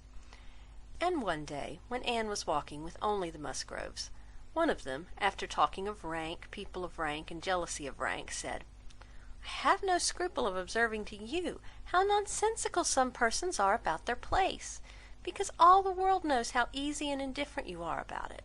I wish anybody could give Mary a hint that it would be a great deal better if she were not so very tenacious, especially if she would not be always putting herself forward to take place of mamma. Nobody doubts her right to have precedence of mamma, but it would be more becoming in her not to be always insisting on it. It's not that mamma cares about it least in the world, but I know it is taken notice of by many persons." How was Anne to set all these matters to rights? She could do little more than listen patiently, soften every grievance, and excuse each to the other, give them all hints of the forbearance necessary between such near neighbours, and make those hints broadest which were meant for her sister's benefit. In all other respects her visit began and proceeded very well. Her own spirits improved by change of place and subject, by being removed 3 miles from Kellynch. Mary's ailments lessened by having a constant companion, and their daily intercourse with the other family, since there was neither superior affection, confidence, nor employment in the cottage to be interrupted by it, was rather an advantage. It was certainly carried nearly as far as possible, for they met every morning, and hardly ever spent an evening asunder. But she believed they should not have done so well without the sight of Mr and Mrs Musgrove's respectable forms in their usual places, or without the talking, laughing, and singing of their daughters. She played a great deal better than either of the Miss Musgroves, but having no voice, no knowledge of the harp, and no fond parents to sit by and fancy themselves delighted, her performance was little thought of, only out of civility, or to refresh the others, as she was well aware. She knew that when she played she was giving pleasure only to herself, but this was no new sensation. Excepting one short period of her life, she had never, since the age of 14, never since the loss of her dear mother, known the happiness of being listened to, or encouraged by any just appreciation or real taste.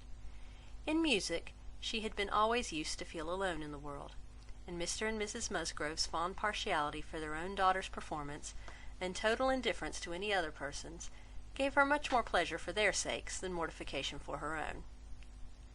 The party at the great house was sometimes increased by other company. The neighbourhood was not large, but the Musgroves were visited by everybody, and had more dinner parties, and more callers, more visitors by invitation and by chance, than any other family. They were more completely popular. The girls were wild for dancing, and the evenings ended, occasionally, in an unpremeditated little ball. There was a family of cousins within a walk of Uppercross, in less affluent circumstances, who depended on the Musgroves for all their pleasures. They would come at any time, and help play at anything, or dance anywhere, and Anne, very much preferring the office of musician to a more active post, played country dances to them by the hour together, a kindness which always recommended her musical powers to the notice of Mr and Mrs Musgrove more than anything else, and often drew this compliment: "Well done, Miss Anne! Very well done indeed! Lord bless me, how those little fingers of yours fly about!" So passed the first 3 weeks. Michaelmas came, and now Anne's heart must be in Kellynch again. A beloved home made over to others, all the precious rooms and furniture, groves and prospects, beginning to own other eyes and other limbs. She could not think of much else on the 29th of September. and she had this sympathetic touch in the evening from Mary, who, on having occasion to note down the day of the month, exclaimed, "Dear me! Is not this the day the Crofts were to come to Kellynch? I'm glad I did not think of it before. How low it makes me!" The Crofts took possession with true naval alertness, and were to be visited. Mary deplored the necessity for herself. Nobody knew how much she should suffer.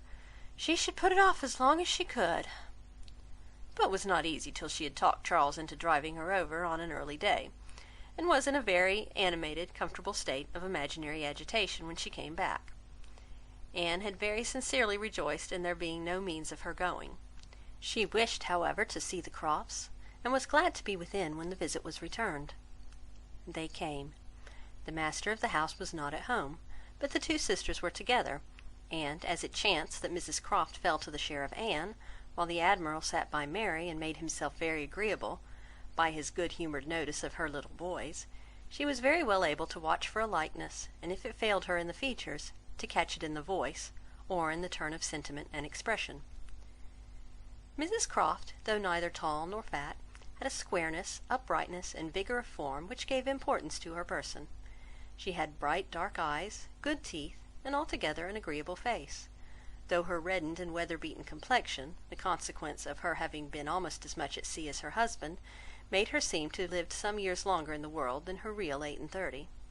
Her manners were open, easy, and decided, like one who had no distrust of herself, and no doubts of what to do, without any approach to coarseness, however, or any want of good humour.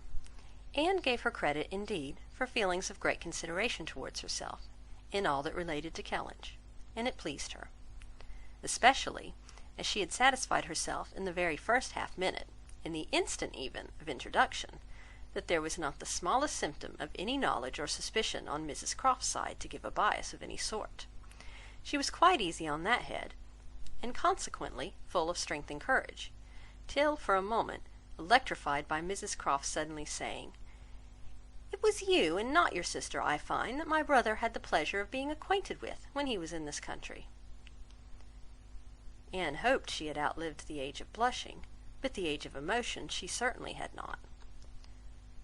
"Perhaps you may not have heard that he is married," added Mrs Croft.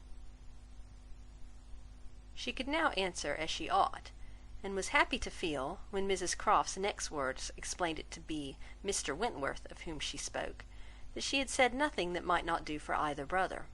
She immediately felt how reasonable it was that Mrs Croft should be thinking and speaking of Edward, and not of Frederick, and with shame at her own forgetfulness, applied herself to the knowledge of their former neighbour's present state with proper interest. The rest was all tranquillity, till, just as they were moving, she heard the Admiral say to Mary, "We are expecting a brother of Mrs Croft's here soon. I dare say you know him by name." He was cut short by the eager attacks of the little boys, clinging to him like an old friend, and declaring he should not go, and being too much engrossed by proposals of carrying them away in his coat pockets, etc., to have another moment for finishing or recollecting what he had begun. Anne was left to persuade herself, as well as she could, that the same brother must still be in question. She could not, however, reach such a degree of certainty as not to be anxious to hear whether anything had been said on the subject at the other house, where the Crofts had previously been calling. The folks of the great house were to spend the evening of this day at the cottage, and it being now too late in the year for such visits to be made on foot, the coach was beginning to be listened for, when the youngest Miss Musgrove walked in. That she was coming to apologize, and that they should have to spend the evening by themselves, was the first black idea, and Mary was quite ready to be affronted, when Louisa made all right by saying that she only came on foot to leave more room for the harp, which was bringing in the carriage. "And I will tell you our reason," she added, "and all about it. I'm come on to give you notice that papa and mamma are out of spirits this evening, especially mamma. She's thinking so much of poor Richard, and we agreed it would be best to have the harp, for it seems to amuse her more than the pianoforte. I will tell you why she's out of spirits. When the Crofts called this morning, they called here afterwards, did not they? They happened to say that her brother, Captain Wentworth, is just returned to England or paid off or something, and is coming to see them almost directly, and most unluckily it came into mamma's head when they were gone, that Wentworth, or something very like it, was the name of poor Richard's captain at one time. I do not know when or where, but a great while before he died, poor fellow. Upon looking over his letters and things, she found that it was so, and is perfectly sure that this must be the very man, and her head is quite full of it, and of poor Richard. So we must be as merry as we can, that she may not be dwelling upon such gloomy things. The real circumstances of this pathetic piece of family history were, that the Musgroves had had the ill fortune of a very troublesome, hopeless son, and the good fortune to lose him before he reached his 20th year; that he had been sent to sea because he was stupid and unmanageable on shore; that he had been very little cared for at any time by his family, though quite as much as he deserved; seldom heard of, and scarcely at all regretted, when the intelligence of his death abroad had worked its way to Uppercross 2 years before. He had, in fact, though his sisters were now doing all they could for him by calling him poor Richard, been nothing better than a thick-headed, unfeeling, unprofitable Dick Musgrove, who had never done anything to entitle himself to more than the abbreviation of his name, living or dead. He had been several years at sea, and had, in the course of those removals to which all midshipmen are liable, and especially such midshipmen as every captain wishes to get rid of, been 6 months on board Captain Frederick Wentworth's frigate, the Laconia, and from the Laconia he had, under the influence of his captain, written the only 2 letters which his father and mother had ever received from him during the whole of his absence; that is to say, the only 2 disinterested letters; all the rest had been mere applications for money. In each letter he had spoken well of his captain, but yet so little were they in the habit of attending to such matters, so unobservant and incurious were they as to the names of men or ships, that it had made scarcely any impression at the time, and that Mrs Musgrove should have been suddenly struck, this very day, with a recollection of the name of Wentworth, as connected with her son, seemed one of those extraordinary bursts of mind which do sometimes occur. She had gone to her letters, and found it all as she had supposed; and the reperusal of those letters, after so long an interval, her poor son gone for ever, and all the strength of his faults forgotten, had affected her spirits exceedingly, and thrown her into greater grief for him than she had known on first hearing of his death. Mr Musgrove was, in a lesser degree, affected likewise, and when they reached the cottage they were evidently in want, first of being listened to anew on the subject, and afterwards of all the relief which cheerful companions could give them. To hear them talking so much of Captain Wentworth, repeating his name so often, puzzling over past years, and at last ascertaining that it probably would, turn out to be the very same Captain Wentworth whom they recollected meeting, once or twice, after their coming back from Clifton, a very fine young man, but they could not say whether it was 7 or 8 years ago, was a new sort of trial to Anne's nerves. She found, however, that it was one to which she must inure herself. Since he actually was expected in the country, she must teach herself to be insensible on such points. And not only did it appear that he was expected, and speedily, but the Musgroves, in their warm gratitude for the kindness he had shown poor Dick, and very high respect for his character, stamped as it was by poor Dick's having been 6 months under his care, and mentioning him in strong, though not perfectly well spelt, praise, as "a fine dashing fellow, only too particular about the schoolmaster," were bent on introducing themselves, and seeking his acquaintance, as soon as they could hear of his arrival. The resolution of doing so helped to form the comfort of their evening. End of Chapter 6. Persuasion by Jane Austen. Chapter 7.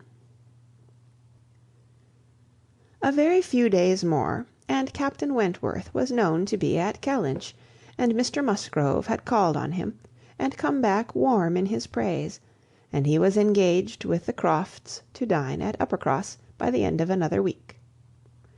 It had been a great disappointment to Mr Musgrove to find that no earlier day could be fixed, so impatient was he to show his gratitude by seeing Captain Wentworth under his own roof, and welcoming him to all that was strongest and best in his cellars.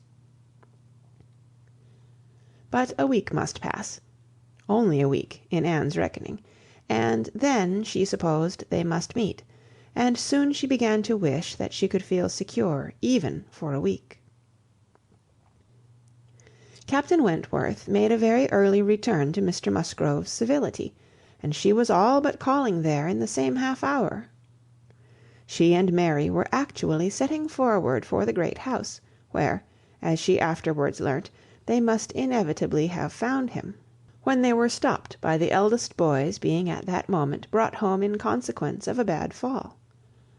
The child's situation put the visit entirely aside, but she could not hear of her escape with indifference, even in the midst of the serious anxiety which they afterwards felt on his account. His collar bone was found to be dislocated, and such injury received in the back as roused the most alarming ideas. It was an afternoon of distress, and Anne had everything to do at once: the apothecary to send for, the father to have pursued and informed, the mother to support and keep from hysterics, the servants to control, the youngest child to banish, and the poor suffering one to attend and soothe, besides sending, as soon as she recollected it, proper notice to the other house, which brought her an accession rather of frightened enquiring companions than of very useful assistants. Her brother's return was the first comfort. He could take best care of his wife, and the second blessing was the arrival of the apothecary. Till he came and had examined the child, their apprehensions were the worse for being vague. They suspected great injury, but knew not where. But now the collar bone was soon replaced, and though Mr. Robinson felt, and rubbed, and looked grave, and spoke low words both to the father and the aunt, still they were all to hope the best, and to be able to part and eat their dinner in tolerable ease of mind. And then it was, just before they parted, that the two young aunts were able so far to digress from their nephew's state as to give the information of Captain Wentworth's visit, staying 5 minutes behind their father and mother, to endeavour to express how perfectly delighted they were with him, how much handsomer, how infinitely more agreeable they thought him than any individual among their male acquaintance, who had been at all a favourite before.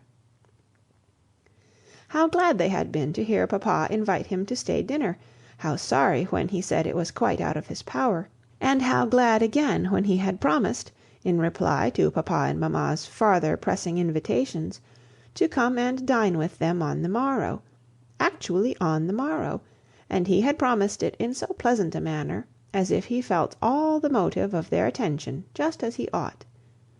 And in short, he had looked and said everything with such exquisite grace, that they could assure them all, their heads were both turned by him, and off they ran, quite as full of glee as of love, and apparently more full of Captain Wentworth than of little Charles.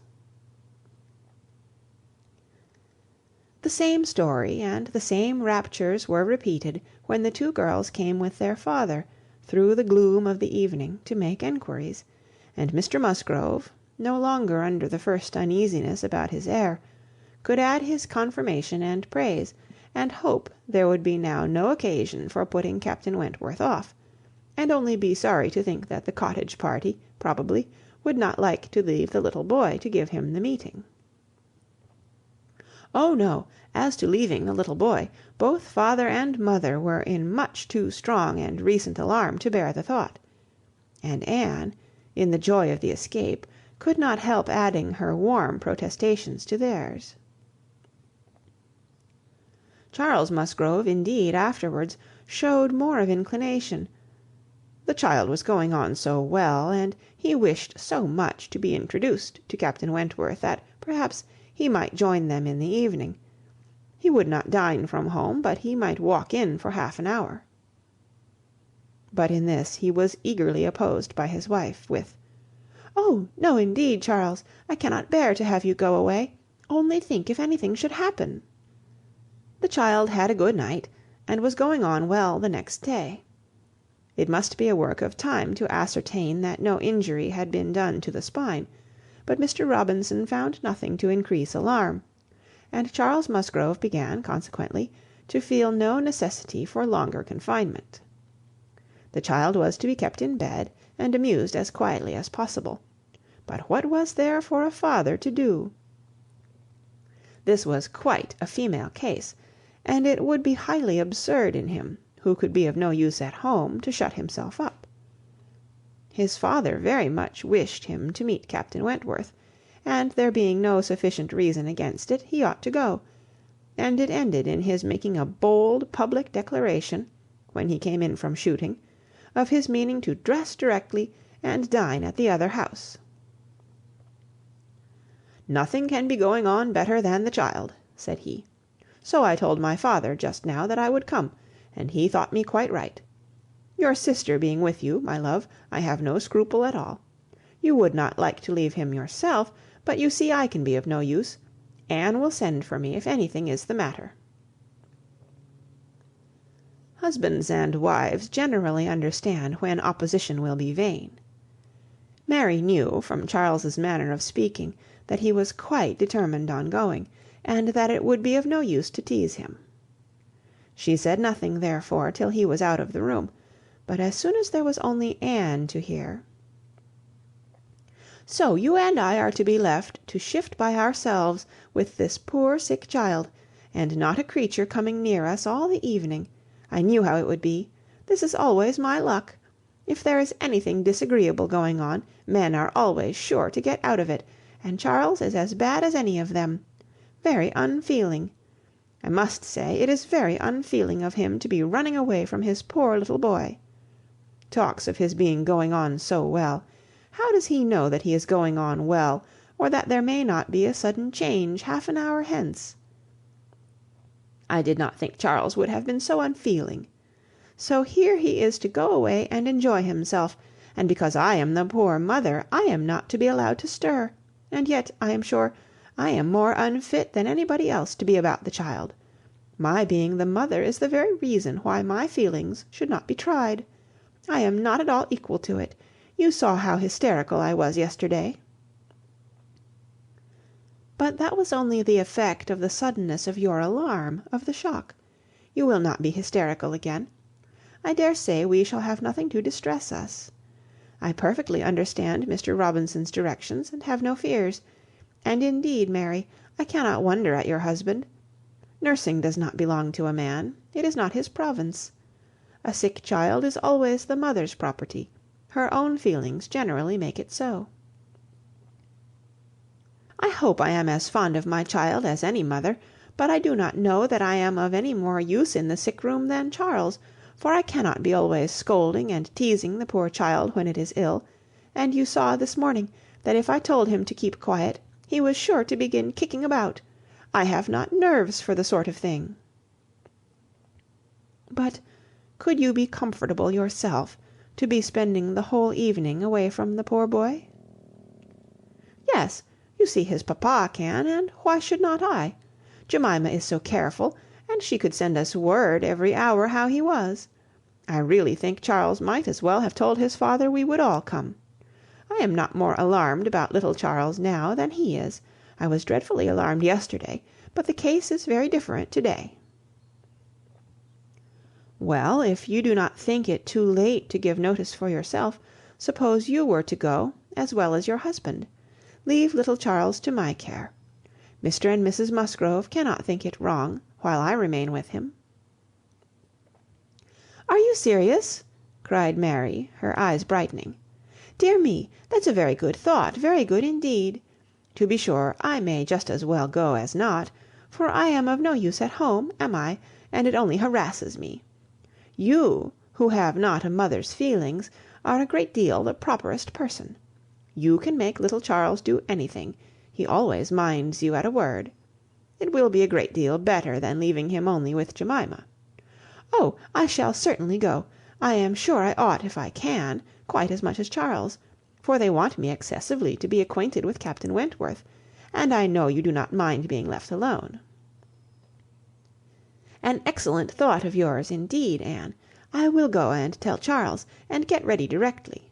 You can send for us, you know, at a moment's notice, if anything is the matter, but I dare say there will be nothing to alarm you. I should not go, you may be sure, if I did not feel quite at ease about my dear child." The next moment she was tapping at her husband's dressing-room door, and as Anne followed her upstairs, she was in time for the whole conversation, which began with Mary's saying, in a tone of great exultation— I mean to go with you, Charles, for I am of no more use at home than you are. If I were to shut myself up for ever with the child, I should not be able to persuade him to do anything he did not like. Anne will stay. Anne undertakes to stay at home and take care of him. It is Anne's own proposal, and so I shall go with you, which will be a great deal better, for I have not dined at the other house since Tuesday." "This is very kind of Anne," was her husband's answer, "and I should be very glad to have you go, but it seems rather hard that she should be left at home by herself to nurse our sick child." Anne was now at hand to take up her own cause, and the sincerity of her manner being soon sufficient to convince him, where conviction was at least very agreeable, he had no farther scruples as to her being left to dine alone, though he still wanted her to join them in the evening, when the child might be at rest for the night, and kindly urged her to let him come and fetch her. But she was quite unpersuadable, and this being the case, she had ere long the pleasure of seeing them set off together in high spirits. They were gone, she hoped, to be happy, however oddly constructed such happiness might seem. As for herself, she was left with as many sensations of comfort as were, perhaps, ever likely to be hers. She knew herself to be of the first utility to the child, and what was it to her if Frederick Wentworth were only half a mile distant, making himself agreeable to others? She would have liked to know how he felt as to a meeting. Perhaps indifferent, if indifference could exist under such circumstances. He must be either indifferent or unwilling. Had he wished ever to see her again, he need not have waited till this time. He would have done what she could not but believe that in his place she should have done long ago, when events had been early giving him the independence which alone had been wanting. Her brother and sister came back delighted with their new acquaintance and their visit in general. There had been music, singing, talking, laughing, all that was most agreeable, charming manners in Captain Wentworth, no shyness or reserve. They seemed all to know each other perfectly, and he was coming the very next morning to shoot with Charles. He was to come to breakfast, but not at the cottage, though that had been proposed at first. But then he had been pressed to come to the great house instead, and he seemed afraid of being in Mrs. Charles Musgrove's way on account of the child, and therefore, somehow, they hardly knew how, it ended in Charles's being to meet him to breakfast at his father's. Anne understood it. He wished to avoid seeing her. He had inquired after her, she found, slightly, as might suit a former slight acquaintance, seeming to acknowledge such as she had acknowledged, actuated, perhaps, by the same view of escaping introduction when they were to meet. The morning hours of the cottage were always later than those of the other house, and on the morrow the difference was so great that Mary and Anne were not more than beginning breakfast, when Charles came in to say that they were just setting off, that he was come for his dogs, that his sisters were following with Captain Wentworth, his sisters meaning to visit Mary and the child, and Captain Wentworth proposing also to wait on her for a few minutes, if not inconvenient; and though Charles had answered for the child's being in no such state as could make it inconvenient, Captain Wentworth would not be satisfied without his running on to give notice. Mary, very much gratified by this attention, was delighted to receive him, while 1,000 feelings rushed on Anne, of which this was the most consoling, that it would soon be over. And it was soon over. In 2 minutes after Charles's preparation, the others appeared. They were in the drawing-room. Her eye half met Captain Wentworth's. A bow, a curtsy passed. She heard his voice. He talked to Mary, said all that was right, said something to the Miss Musgroves, enough to mark an easy footing. The room seemed full of persons and voices, but a few minutes ended it. Charles showed himself at the window, all was ready, Their visitor had bowed and was gone. The Miss Musgroves were gone too, suddenly resolving to walk to the end of the village with the sportsmen. The room was cleared, and Anne might finish her breakfast as she could. "It is over, it is over," she repeated to herself again and again, in nervous gratitude. "The worst is over." Mary talked, but she could not attend. She had seen him. They had met. They had been once more in the same room. Soon, however, she began to reason with herself, and try to be feeling less. 8 years, almost 8 years, had passed since all had been given up. How absurd to be resuming the agitation which such an interval had banished into distance and indistinctness! What might not 8 years do? Events of every description, changes, alienations, removals, all must be comprised in it, and oblivion of the past. How natural, how certain too! It included nearly a third part of her own life. Alas, with all her reasoning, she found that to retentive feelings 8 years may be little more than nothing. Now, how were his sentiments to be read? Was this like wishing to avoid her? And the next moment she was hating herself for the folly which asked the question. On one other question which perhaps her utmost wisdom might not have prevented, she was soon spared all suspense, for after the Miss Musgroves had returned and finished their visit at the cottage, she had this spontaneous information from Mary. "Captain Wentworth is not very gallant by you, Anne, though he was so attentive to me. Henrietta asked him what he thought of you when they went away, and he said, 'You were so altered he should not have known you again.'" Mary had no feelings to make her respect her sisters in a common way, but she was perfectly unsuspicious of being inflicting any peculiar wound.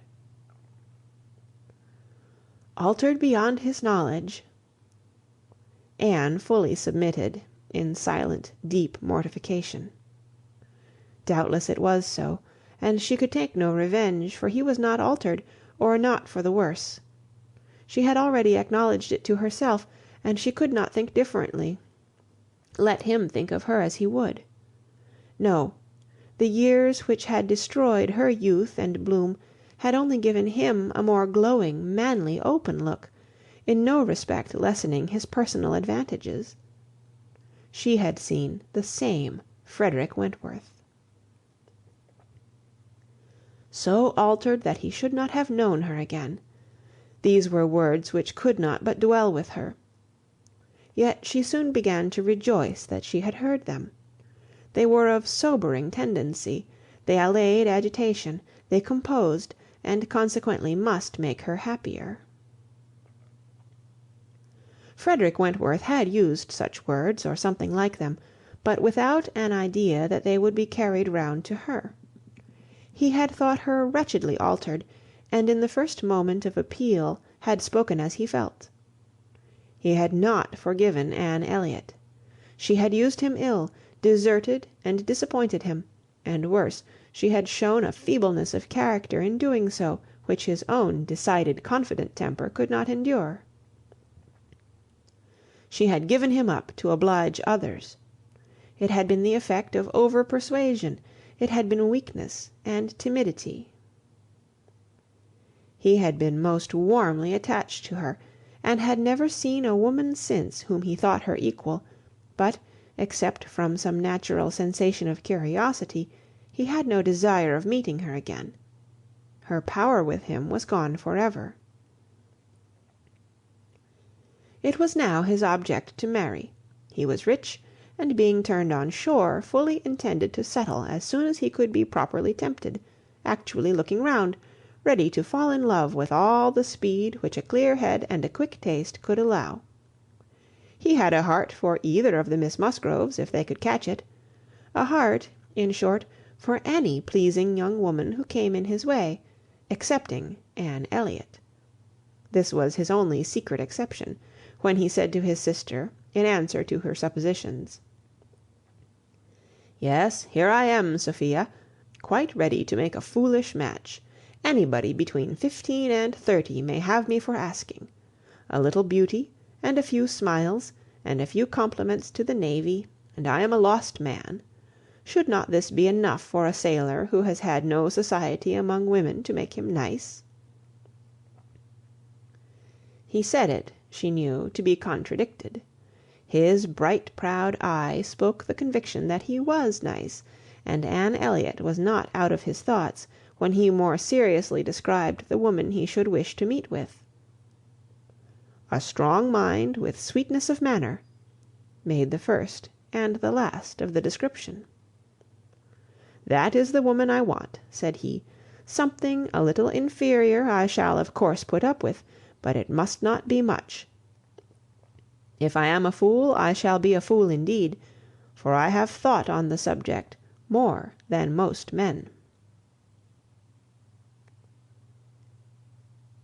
End of chapter 7. Persuasion by Jane Austen. Chapter 8. From this time Captain Wentworth and Anne Elliott were repeatedly in the same circle. They were soon dining in company together at Mr Musgrove's, for the little boy's state could no longer supply his aunt with a pretence for absenting herself, and this was but the beginning of other dinings and other meetings. Whether former feelings were to be renewed must be brought to the proof, former times must undoubtedly be brought to the recollection of each, but they could not be reverted to. The year of their engagement could not but be named by him in the little narratives or descriptions which conversation called forth. His profession qualified him, his disposition led him to talk. And that was in the year 6. That happened before I went to sea in the year 6, occurred in the course of the first evening they spent together. And though his voice did not falter, and though she had no reason to suppose his eye wandering towards her while he spoke, Anne felt the utter impossibility, from her knowledge of his mind, that he could be unvisited by remembrance any more than herself. There must be the same immediate association of thought, though she was very far from conceiving it to be of equal pain. They had no conversation together, no intercourse but what the commonest civility required. Once, so much to each other. Now, nothing. There had been a time when, of all the large party now filling the drawing-room at Uppercross, they would have found it most difficult to cease to speak to one another. With the exception, perhaps, of Admiral and Mrs Croft, who seemed particularly attached and happy, and could allow no other exceptions even among the married couples, there could have been no two hearts so open, no tastes so similar, no feelings so in unison, no countenances so beloved. Now they were as strangers, nay, worse than strangers, for they could never become acquainted. It was a perpetual estrangement. When he talked, she heard the same voice, and discerned the same mind. There was a very general ignorance of all naval matters throughout the party, and he was very much questioned, and especially by the two Miss Musgroves, who seemed hardly to have any eyes but for him, as to the manner of living on board, daily regulations, food, hours, etc., and their surprise at his accounts, at learning the degree of accommodation and arrangement which was practicable, drew from him some pleasant ridicule, which reminded Anne of the early days when she too had been ignorant, and she too had been accused of supposing sailors to be living on board without anything to eat, or any cook to dress it if there were, or any servant to wait, or any knife and fork to use. From thus listening and thinking she was roused by a whisper of Mrs Musgrove's, who, overcome by fond regrets, could not help saying, "Ah, Miss Anne, if it had pleased heaven to spare my poor son, I dare say he would have been just such another by this time." Anne suppressed a smile, and listened kindly, while Mrs Musgrove relieved her heart a little more, and for a few minutes, therefore, could not keep pace with the conversation of the others. When she could let her attention take its natural course again, she found the Miss Musgroves just fetching the navy list, their own navy list, the first that had ever been at Uppercross, and sitting down together to pore over it, with the professed view of finding out the ships that Captain Wentworth had commanded. "Your first was the Asp, I remember. We will look for the Asp. You will not find her there. Quite worn out and broken up. I was the last man who commanded her. Hardly fit for service then. Reported fit for home service for a year or two, and so I was sent off to the West Indies." The girls looked all amazement. "The Admiralty," he continued, "entertain themselves now and then with sending a few hundred men to sea in a ship not fit to be employed. But they have a great many to provide for, and among the thousands that may just as well go to the bottom as not, it is impossible for them to distinguish the very set who may be least missed. "Phoo, phoo!" cried the Admiral. "What stuff these young fellows talk! Never was a better sloop than the Asp in her day.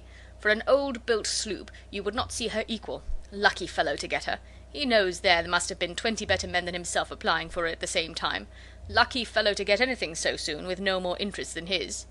"I felt my luck, Admiral, I assure you," replied Captain Wentworth seriously. "I was as well satisfied with my appointment as you can desire. It was a great object with me at that time to be at sea. A very great object. I wanted to be doing something." "To be sure you did. What should a young fellow like you do ashore for half a year together? If a man had not a wife, he soon wants to be afloat again." "But, Captain Wentworth," cried Louisa, "how vexed you must have been when you came to the Asp to see what an old thing they had given you." "I knew pretty well what she was before that day," said he, smiling. "I had no more discoveries to make than you would have as to the fashion and strength of any old pelisse which you had seen lent about among half your acquaintance ever since you could remember, and which at last, on some very wet day, is lent to yourself. Ah, she was a dear old Asp to me. She did all that I wanted. I knew she would. I knew that we should either go to the bottom together, or that she would be the making of me. And I never had 2 days of foul weather all the time I was at sea in her. And after taking privateers enough to be very entertaining, I had the good luck in my passage home the next autumn to fall in with the very French frigate I wanted. I brought her into Plymouth, and here another instance of luck. We had not been 6 days in the Sound when a gale came on, which lasted 4 days and nights, and which would have done for the poor old Asp in half the time, our touch with the great nation not having much improved our condition. 24 hours later, and I should only have been a gallant Captain Wentworth in a small paragraph at one corner of the newspapers, and being lost in only a sloop, nobody would have thought about me. Anne's shudderings were to herself alone, but the Miss Musgroves could be as open as they were sincere, in their exclamations of pity and horror. "And so then, I suppose," said Mrs. Musgrove in a low voice, as if thinking aloud, "so then he went away to the Laconia, and there he met with our poor boy. Charles, my dear," beckoning him to her, "do ask Captain Wentworth where it was he first met with your poor brother. I always forgot." "It was at Gibraltar, mother, I know. Dick had been left ill at Gibraltar with a recommendation from his former captain to Captain Wentworth." "Oh, but, Charles, tell Captain Wentworth he need not be afraid of mentioning poor Dick before me, for it would be rather a pleasure to hear of him talked of by such a good friend." Charles, being somewhat more mindful of the probabilities of the case, only nodded in reply and walked away. The girls were now hunting for the Laconia, and Captain Wentworth could not deny himself the pleasure of taking the precious volume into his own hands to save them the trouble, and once more read aloud the little statement of her name and rate and present non-commissioned class, observing over it that she too had been one of the best friends man ever had. Ah, those were pleasant days when I had the Laconia. How fast I made money in her! A friend of mine and I had such a lovely cruise together off the Western Islands. Poor Harville, sister. You know how much he wanted money. Worse than myself. He had a wife. Excellent fellow. I shall never forget his happiness. He felt it all so much for her sake. I wished for him again the next summer, when I still had the same luck in the Mediterranean. "And I am sure, sir," said Mrs. Musgrove, "it was a lucky day for us when you were put captain into that ship. We shall never forget what you did." Her feelings made her speak low, and Captain Wentworth, hearing only in part, and probably not having Dick Musgrove at all near his thoughts, looked rather in surprise, as if waiting for more. "My brother," whispered one of the girls. "Mamma is thinking of poor Richard." "Poor dear fellow," continued Mrs. Musgrove. "He was grown so steady and such an excellent correspondent while he was under your care. Ah, it would have been a happy thing if he had never left you. I assure you, Captain Wentworth, we are very sorry he ever left you." There was a momentary expression in Captain Wentworth's face at this speech, a certain glance of his bright eye and curl of his handsome mouth, which convinced Anne that instead of sharing in Mrs. Musgrove's kind wishes as to her son, he had probably been at some pains to get rid of him. But it was too transient an indulgence of self-amusement to be detected by any who understood him less than herself. In another moment he was perfectly collected and serious, and almost instantly afterwards, coming up to the sofa on which she and Mrs. Musgrove were sitting, took a place by the latter, and entered into conversation with her in a low voice about her son, doing it with so much sympathy and natural grace as showed the kindest consideration for all that was real and unabsurd in the parent's feelings.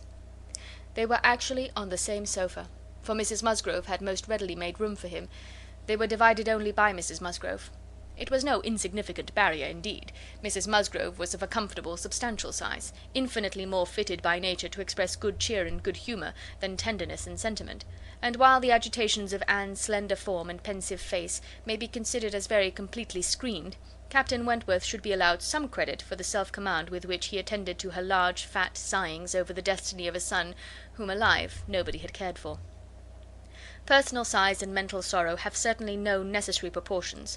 A large bulky figure has as good a right to be in deep affliction as the most graceful set of limbs in the world. But fair or not fair, there are unbecoming conjunctions which reason will patronize in vain, which taste cannot tolerate, which ridicule will seize. The Admiral, after taking 2 or 3 refreshing turns about the room with his hands behind him, being called to order by his wife, now came up to Captain Wentworth, and without any observation of what he might be interrupting, thinking only of his own thoughts, began with, "If you had been a week later at Lisbon last spring, Frederick, you would have been asked to give a passage to Lady Mary Grierson and her daughters." "Should I? I am glad I was not a week later, then." He defended himself, though, professing that he would never willingly admit any ladies on board a ship of his, excepting for a ball or a visit, which a few hours might comprehend. "But if I know myself," said he, "this is from no want of gallantry towards them. It is rather from feeling how impossible it is, with all one's efforts and all one's sacrifices, to make the accommodations on board such as women ought to have. There can be no want of gallantry, Admiral, in rating the claims of women to every personal comfort high, and this is what I do. I hate to hear of women on board, or to see them on board, and no ship under my command shall ever convey a family of ladies anywhere, if I can help it." This brought his sister upon him. "Oh, Frederick, but I cannot believe it of you.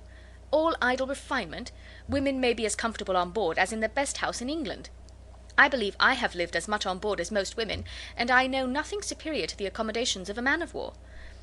I declare I have not a comfort or an indulgence about me, even at Kellynch Hall," with a kind bow to Anne, "beyond what I have always had in most of the ships I have lived in, and they have been 5 altogether." "Nothing to the purpose," replied her brother.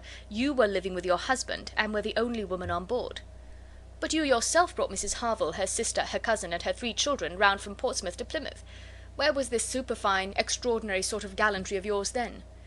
"All merged in my friendship, Sophia. I would assist any brother's officer's wife that I could, and I would bring anything of Harville's from the world's end if he wanted it. But do not imagine that I did not feel it an evil in itself.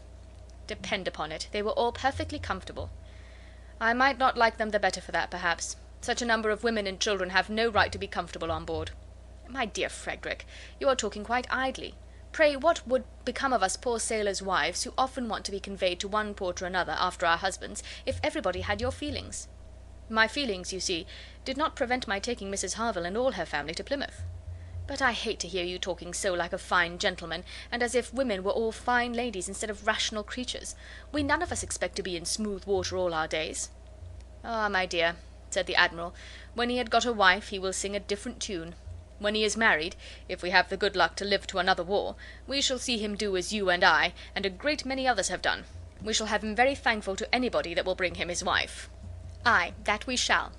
"Now I have done," cried Captain Wentworth. "When once married people begin to attack me with, 'Oh, you will think very differently when you are married,' I can only say, 'No, I shall not,' and then they say again, 'Yes, you will,' and there is an end of it." He got up and moved away. "What a great traveller you must have been, ma'am," said Mrs Musgrove to Mrs Croft. "Pretty well, ma'am, in the 15 years of my marriage, though many women have done more. I have crossed the Atlantic 4 times, and have been once to the East Indies and back again, and only once, besides being in different places about home, Cork and Lisbon and Gibraltar, but I never went beyond the Straits, and never was in the West Indies. We do not call Bermuda or Bahama, you know, the West Indies." Mrs Musgrove had not a word to say in dissent. She could not accuse herself of ever having called them anything in the whole course of her life. "And I do assure you, ma'am," pursued Mrs Croft, "that nothing can exceed the accommodations of a man-of-war. I speak, you know, of the higher rates. When you come to a frigate, of course, you are more confined, though any reasonable woman may be perfectly happy in one of them, and I can safely say that the happiest part of my life has been spent on board a ship. While we were together, you know, there was nothing to be feared. Thank God, I have always been blessed with excellent health, and no climate disagrees with me. A little disordered always the first 24 hours of going to sea, but never knew what sickness was afterwards. The only time I ever really suffered in body or mind, the only time I ever fancied myself unwell, or had any ideas of danger, was the winter that I passed by myself at Deal, when the Admiral, Captain Croft then, was in the North Seas. I lived in perpetual fright at that time, and had all manner of imaginary complaints from not knowing what to do with myself, or when I should hear from him next.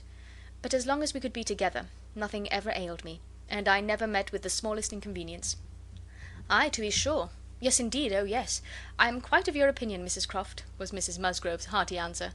There is nothing so bad as a separation. I am quite of your opinion. I know what it is, for Mr Musgrove always attends the assizes, and I am so glad when they are over and he is safe back again. The evening ended with dancing. On its being proposed, Anne offered her services as usual, and though her eyes would sometimes fill with tears as she sat at the instrument, she was extremely glad to be employed, and desired nothing in return but to be unobserved. It was a merry, joyous party, and no one seemed in higher spirits than Captain Wentworth. She felt that he had everything to elevate him which general attention and deference, and especially the attention of all the young women, could do. The Miss Hayters, the females of the family of cousins already mentioned, were apparently admitted to the honour of being in love with him, and as for Henrietta and Louisa, they both seemed so entirely occupied by him that nothing but the continued appearance of the most perfect goodwill between themselves could have made it credible that they were not decided rivals.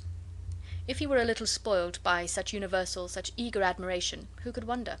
These were some of the thoughts which occupied Anne, while her fingers were mechanically at work, proceeding for half an hour together, equally without error and without consciousness. Once she felt that he was looking at herself, observing her altered features, perhaps, trying to trace in them the ruins of the face which had once charmed him; and once she knew that he must have spoken of her. She was hardly aware of it, till she heard the answer. But then she was sure of his having asked his partner whether Miss Elliott never danced. The answer was, "Oh no, never. She has quite given up dancing. She had rather play. She is never tired of playing." Once, too, he spoke to her. She had left the instrument on the dancing being over, and he had sat down to try to make out an air which he wished to give the Miss Musgroves an idea of. Unintentionally she returned to that part of the room, he saw her, and instantly rising, said with studied politeness, "I beg your pardon, madam, this is your seat," and though she immediately drew back with a decided negative, he was not to be induced to sit down again. Anne did not wish for more such looks and speeches. His cold politeness, his ceremonious grace, were worse than anything. End of chapter 8. Persuasion by Jane Austen. Chapter 9. Captain Wentworth was come to Kellynch as to a home, to stay as long as he liked, being as thoroughly the object of the Admiral's fraternal kindness as of his wife's. He had intended on first arriving to proceed very soon into Shropshire, and visit the brother settled in that country, but the attractions of Uppercross induced him to put this off.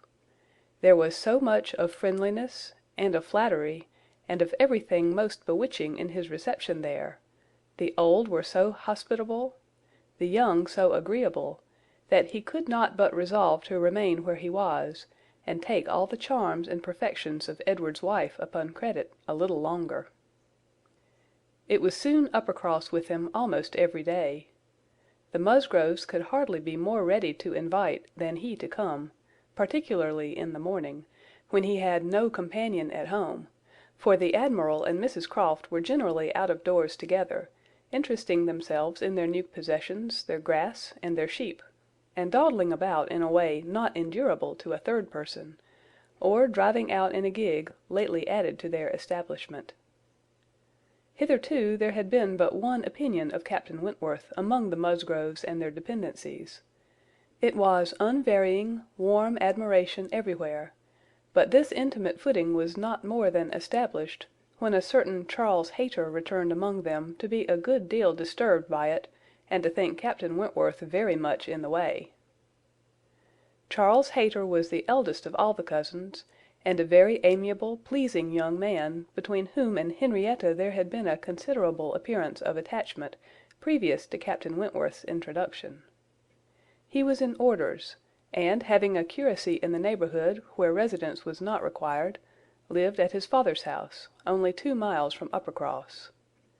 A short absence from home had left his fair one unguarded by his attentions at this critical period, and when he came back he had the pain of finding very altered manners, and of seeing Captain Wentworth. Mrs Musgrove and Mrs Hayter were sisters. They had each had money, but their marriages had made a material difference in their degree of consequence. Mr. Hayter had some property of his own, but it was insignificant compared with Mr. Musgrove's. And while the Musgroves were in the first class of society in the country, the young Hayters would, from their parents' inferior, retired, and unpolished way of living, and their own defective education, have been hardly in any class at all but for their connection with Uppercross. This eldest son, of course, excepted, who had chosen to be a scholar and a gentleman, and who was very superior in cultivation and manners to all the rest. The two families had always been on excellent terms, there being no pride on one side, and no envy on the other, and only such a consciousness of superiority in the Miss Musgroves as made them pleased to improve their cousins. Charles's attentions to Henrietta had been observed by her father and mother without any disapprobation. It would not be a great match for her, but if Henrietta liked him, and Henrietta did seem to like him. Henrietta fully thought so herself before Captain Wentworth came, but from that time cousin Charles had been very much forgotten. Which of the two sisters was preferred by Captain Wentworth was as yet quite doubtful as far as Anne's observation reached. Henrietta was perhaps the prettiest, Louisa had the higher spirits, and she knew not now whether the more gentle or the more lively character were most likely to attract him. Mr. and Mrs. Musgrove, either from seeing little or from an entire confidence in the discretion of both their daughters and of all the young men who came near them, seemed to leave everything to take its chance. There was not the smallest appearance of solicitude or remark about them in the mansion house, but it was different at the cottage. The young couple there were more disposed to speculate and wonder, and Captain Wentworth had not been above 4 or 5 times in the Miss Musgroves' company, and Charles Hayter had but just reappeared, when Anne had to listen to the opinions of her brother and sister as to which was the one liked best. Charles gave it for Louisa, Mary for Henrietta, but quite agreeing that to have him marry either could be extremely delightful. Charles had never seen a pleasanter man in his life, and from what he had once heard Captain Wentworth himself say, was very sure that he had not made less than £20,000 by the war. Here was a fortune at once, besides which there would be the chance of what might be done in any future war, and he was sure Captain Wentworth was as likely a man to distinguish himself as any officer in the navy.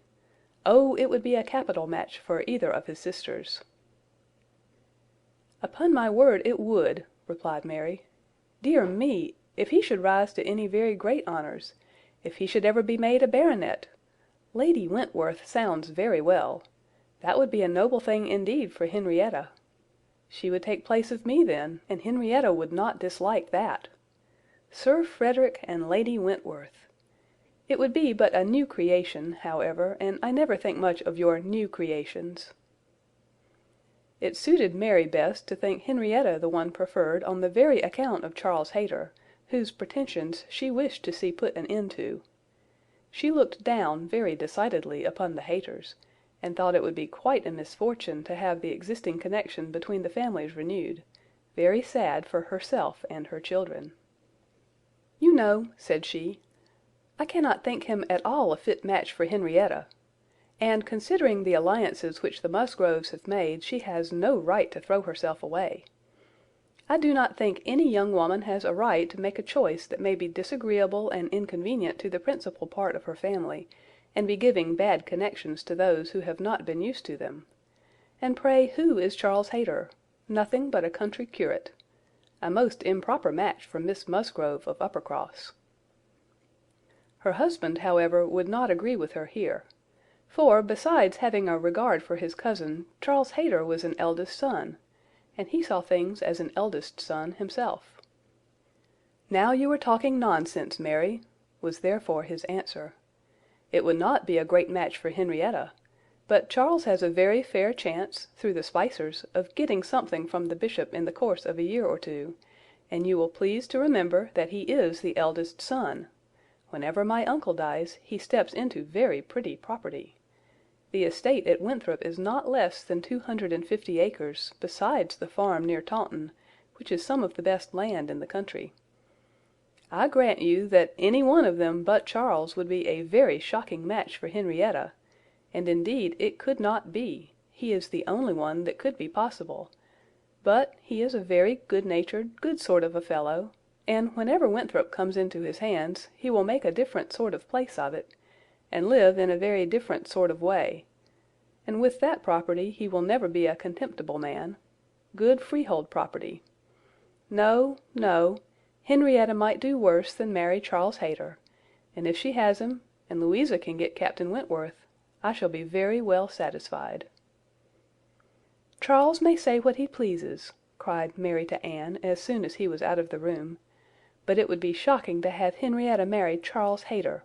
A very bad thing for her, and still worse for me. And therefore it is very much to be wished that Captain Wentworth may soon put him quite out of her head, and I have very little doubt that he has. She took hardly any notice of Charles Hayter yesterday. I wish you had been there to see her behaviour. And as to Captain Wentworth's liking Louisa as well as Henrietta, it is nonsense to say so, for he certainly does like Henrietta a great deal the best. But Charles is so positive. I wish you had been with us yesterday, for then you might have decided between us, and I am sure you would have thought as I did, unless you had been determined to give it against me." A dinner at Mr Musgrove's had been the occasion when all these things should have been seen by Anne, but she had stayed at home under the mixed plea of a headache of her own, and some return of indisposition in little Charles. She had thought only of avoiding Captain Wentworth, but an escape from being appealed to as umpire was now added to the advantages of a quiet evening.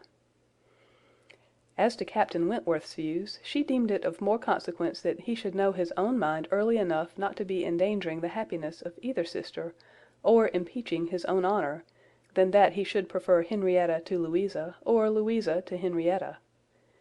Either of them would, in all probability, make him an affectionate, good-humoured wife. With regard to Charles Hayter, she had delicacy which must be pained by any lightness of conduct in a well-meaning young woman, and a heart to sympathize in any of the sufferings it occasioned. But if Henrietta found herself mistaken in the nature of her feelings, the alteration could not be understood too soon. Charles Hayter had met with much to disquiet and mortify him in his cousin's behaviour. She had too old a regard for him to be so wholly estranged as might in 2 meetings extinguish every past hope, and leave him nothing to do but to keep away from Uppercross. But there was such a change as became very alarming when such a man as Captain Wentworth was to be regarded as the probable cause. He had been absent only 2 Sundays, and when they parted had left her interested, even to the height of his wishes, in his prospect of soon quitting his present curacy, and obtaining that of Uppercross instead. It had then seemed the object nearest her heart, that Dr Shirley, the rector, who for more than 40 years had been zealously discharging all the duties of his office, but was now growing too infirm for many of them, should be quite fixed on engaging a curate, should make his curacy quite as good as he could afford, and should give Charles Hayter the promise of it. The advantage of his having to come only to Uppercross, instead of going 6 miles another way, of his having, in every respect, a better curacy, of his belonging to their dear Dr Shirley, and of dear good Dr Shirley's being relieved from the duty which he could no longer get through without most injurious fatigue, had been a great deal, even to Louisa, but had been almost everything to Henrietta. When he came back, alas! the zeal of the business was gone by. Louisa could not listen at all to his account of a conversation which he had just held with Dr Shirley. She was at a window looking out for Captain Wentworth, and even Henrietta had at best only a divided attention to give, and seemed to have forgotten all the former doubt and solicitude of the negotiation. "Well, I am very glad indeed, but I always thought you would have it. I always thought you sure. It did not appear to me that, in short, you know, Dr Shirley must have a curate, and you had secured his promise. Is he coming, Louisa?" One morning, very soon after the dinner at the Musgroves, at which Anne had not been present, Captain Wentworth walked into the drawing-room at the cottage, where were only herself and the little invalid Charles, who was lying on the sofa. The surprise of finding himself almost alone with Anne Elliott deprived his manners of their usual composure. He started, and could only say, "I thought the Miss Musgroves had been here. Mrs Musgrove told me I should find them here," before he walked to the window to recollect himself, and feel how he ought to behave. "They are upstairs with my sister. They will be down in a few moments, I dare say," had been Anne's reply, in all the confusion that was natural; and if the child had not called her to come and do something for him, she would have been out of the room the next moment, and released Captain Wentworth as well as herself. He continued at the window, and after calmly and politely saying, "I hope the little boy is better," was silent. She was obliged to kneel down by the sofa, and remain there to satisfy her patient. And thus they continued a few minutes, when, to her very great satisfaction, she heard some other person crossing the little vestibule. She hoped, on turning her head, to see the master of the house, but it proved to be one much less calculated for making matters easy, Charles Hayter, probably not at all better pleased by the sight of Captain Wentworth than Captain Wentworth had been by the sight of Anne. She only attempted to say, "How do you do? Will you not sit down? The others will be here presently." Captain Wentworth, however, came from his window, apparently not ill-disposed for conversation, but Charles Hayter soon put an end to his attempts by seating himself near the table, and taking up the newspaper, and Captain Wentworth returned to his window. Another minute brought another addition. The younger boy, a remarkable, stout, forward child, of 2 years old, having got the door opened for him by some one without, made his determined appearance among them, and went straight to the sofa to see what was going on, and put in his claim to anything good that might be giving away. There being nothing to eat, he could only have some play, and as his aunt would not let him tease his sick brother, he began to fasten himself upon her as she knelt in such a way that, busy as she was about Charles, she could not shake him off. She spoke to him, ordered, entreated, and insisted in vain. Once she did contrive to push him away, but the boy had the greater pleasure in getting upon her back again directly. "Walter," said she, "get down this moment. You are extremely troublesome. I am very angry with you." "Walter," cried Charles Hayter, "why do you not do as you are bid? Do you not hear your aunt speak? Come to me, Walter. Come to cousin Charles." But not a bit did Walter stir. In another moment, however, she found herself in the state of being released from him. Someone was taking him from her, though he had bent down her head so much that his little sturdy hands were unfastened from around her neck, and he was resolutely borne away, before she knew that Captain Wentworth had done it. Her sensations on the discovery made her perfectly speechless. She could not even thank him. She could only hang over little Charles with most disordered feelings. His kindness in stepping forward to her relief, the manner, the silence in which it had passed, the little particulars of the circumstance, with the conviction soon forced on her by the noise he was studiously making with the child, that he meant to avoid hearing her thanks, and rather sought to testify that her conversation was the last of his wants, produced such a confusion of varying, but very painful agitation, as she could not recover from, till enabled by the entrance of Mary and the Miss Musgroves to make over her little patient to their cares, and leave the room. She could not stay. It might have been an opportunity of watching the loves and jealousies of the four, they were now all together, but she could stay for none of it. It was evident that Charles Hayter was not well inclined towards Captain Wentworth. She had a strong impression of his having said, in a vexed tone of voice, after Captain Wentworth's interference, "You ought to have minded me, Walter. I told you not to tease your aunt," and could comprehend his regretting that Captain Wentworth should do what he ought to have done himself. But neither Charles Hayter's feelings, nor anybody's feelings, could interest her, till she had a little better arranged her own. She was ashamed of herself, quite ashamed of being so nervous, so overcome by such a trifle, but so it was, and it required a long application of solitude and reflection to recover her. End of Chapter 9. Persuasion by Jane Austen, Chapter 10. other opportunities of making her observations could not fail to occur. Anne had soon been in company with all the four together often enough to have an opinion, though too wise to acknowledge as much at home, where she knew it would have satisfied neither husband nor wife; for while she considered Louisa to be rather the favourite, she could not but think, as far as she might dare to judge from memory and experience, that Captain Wentworth was not in love with either. They were more in love with him. Yet there it was not love. It was a little fever of admiration, but it might, probably must, end in love with some. Charles Hayter seemed aware of being slighted, and yet Henrietta had sometimes the air of being divided between them. Anne longed for the power of representing to them all what they were about, and of pointing out some of the evils they were exposing themselves to. She did not attribute guile to any. It was the highest satisfaction to her to believe Captain Wentworth not in the least aware of the pain he was occasioning. There was no triumph, no pitiful triumph in his manner. He had, probably, never heard, and never thought of any claims of Charles Hayter. He was only wrong in accepting the attentions, for accepting must be the word, of two young women at once. After a short struggle, however, Charles Hayter seemed to quit the field. 3 days had passed without his coming once to Uppercross, a most decided change.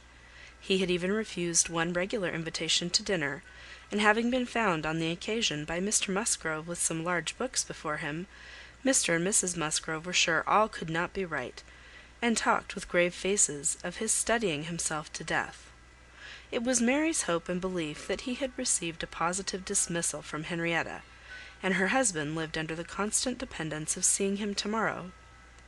Anne could only feel that Charles Hayter was wise.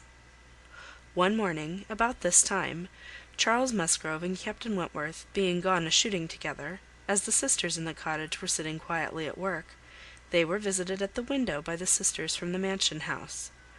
It was a very fine November day, and the Miss Musgroves came through the little grounds, and stopped for no other purpose than to say that they were going to take a long walk, and therefore concluded Mary could not like to go with them; and when Mary immediately replied, with some jealousy at not being supposed a good walker, "Oh yes, I should like to join you very much.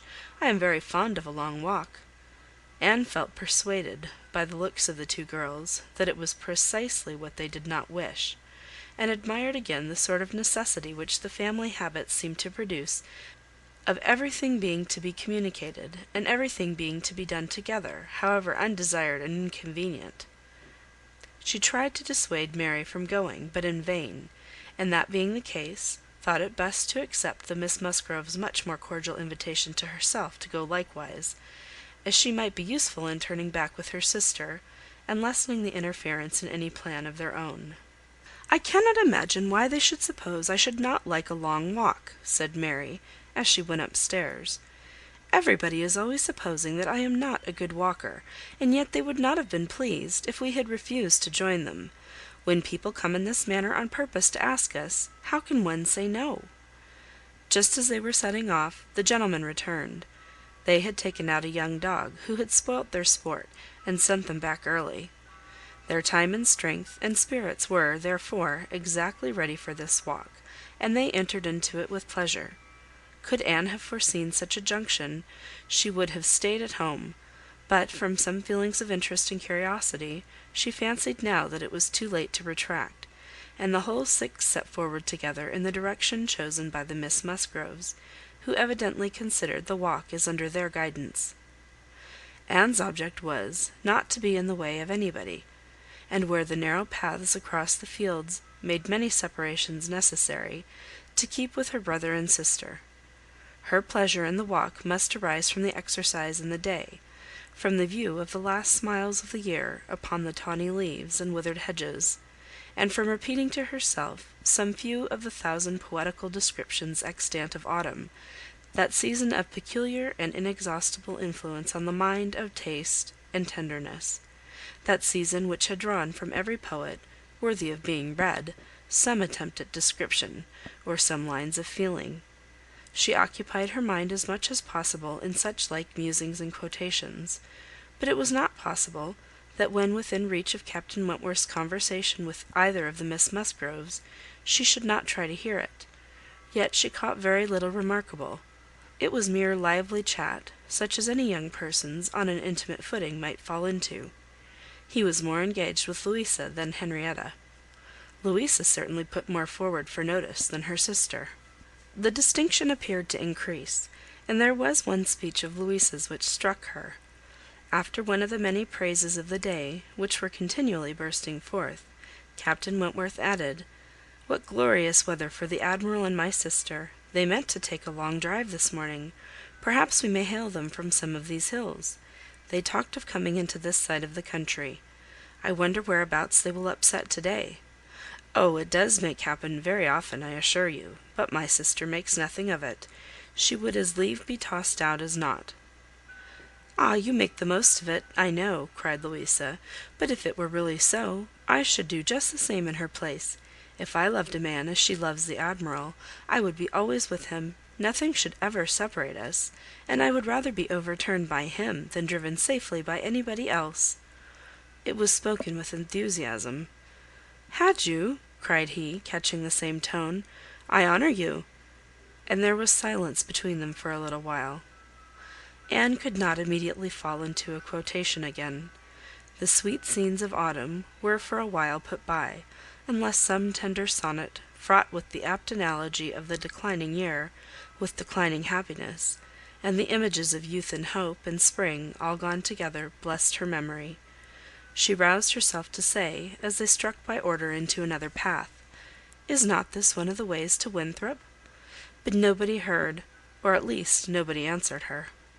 Winthrop, however, or its environs, for young men are sometimes to be met with strolling about near home, was their destination; and, after another half-mile of gradual ascent through large enclosures, where the ploughs at work and the fresh-made path spoke the farmer counteracting the sweets of poetical despondence, and meaning to have spring again, they gained the summit of the most considerable hill, which parted Uppercross and Winthrop, and soon commanded a full view of the latter at the foot of the hill on the other side. Winthrop, without beauty and without dignity, was stretched before them, an indifferent house, standing low, and hemmed in by the barns and buildings of a farmyard. Mary exclaimed, "Bless me! Here is Winthrop! I declare I had no idea. Well now, I think we had better turn back. I am excessively tired." Henrietta, conscious and ashamed, and seeing no cousin Charles walking along any path, or leaning against any gate, was ready to do as Mary wished. "But no," said Charles Musgrove, and "no, no," cried Louisa more eagerly, and taking her sister aside, seemed to be arguing the matter warmly. Charles, in the meanwhile, was very decidedly declaring his resolution of calling on his aunt, now that he was so near, and very evidently, though more fearfully, trying to induce his wife to go too.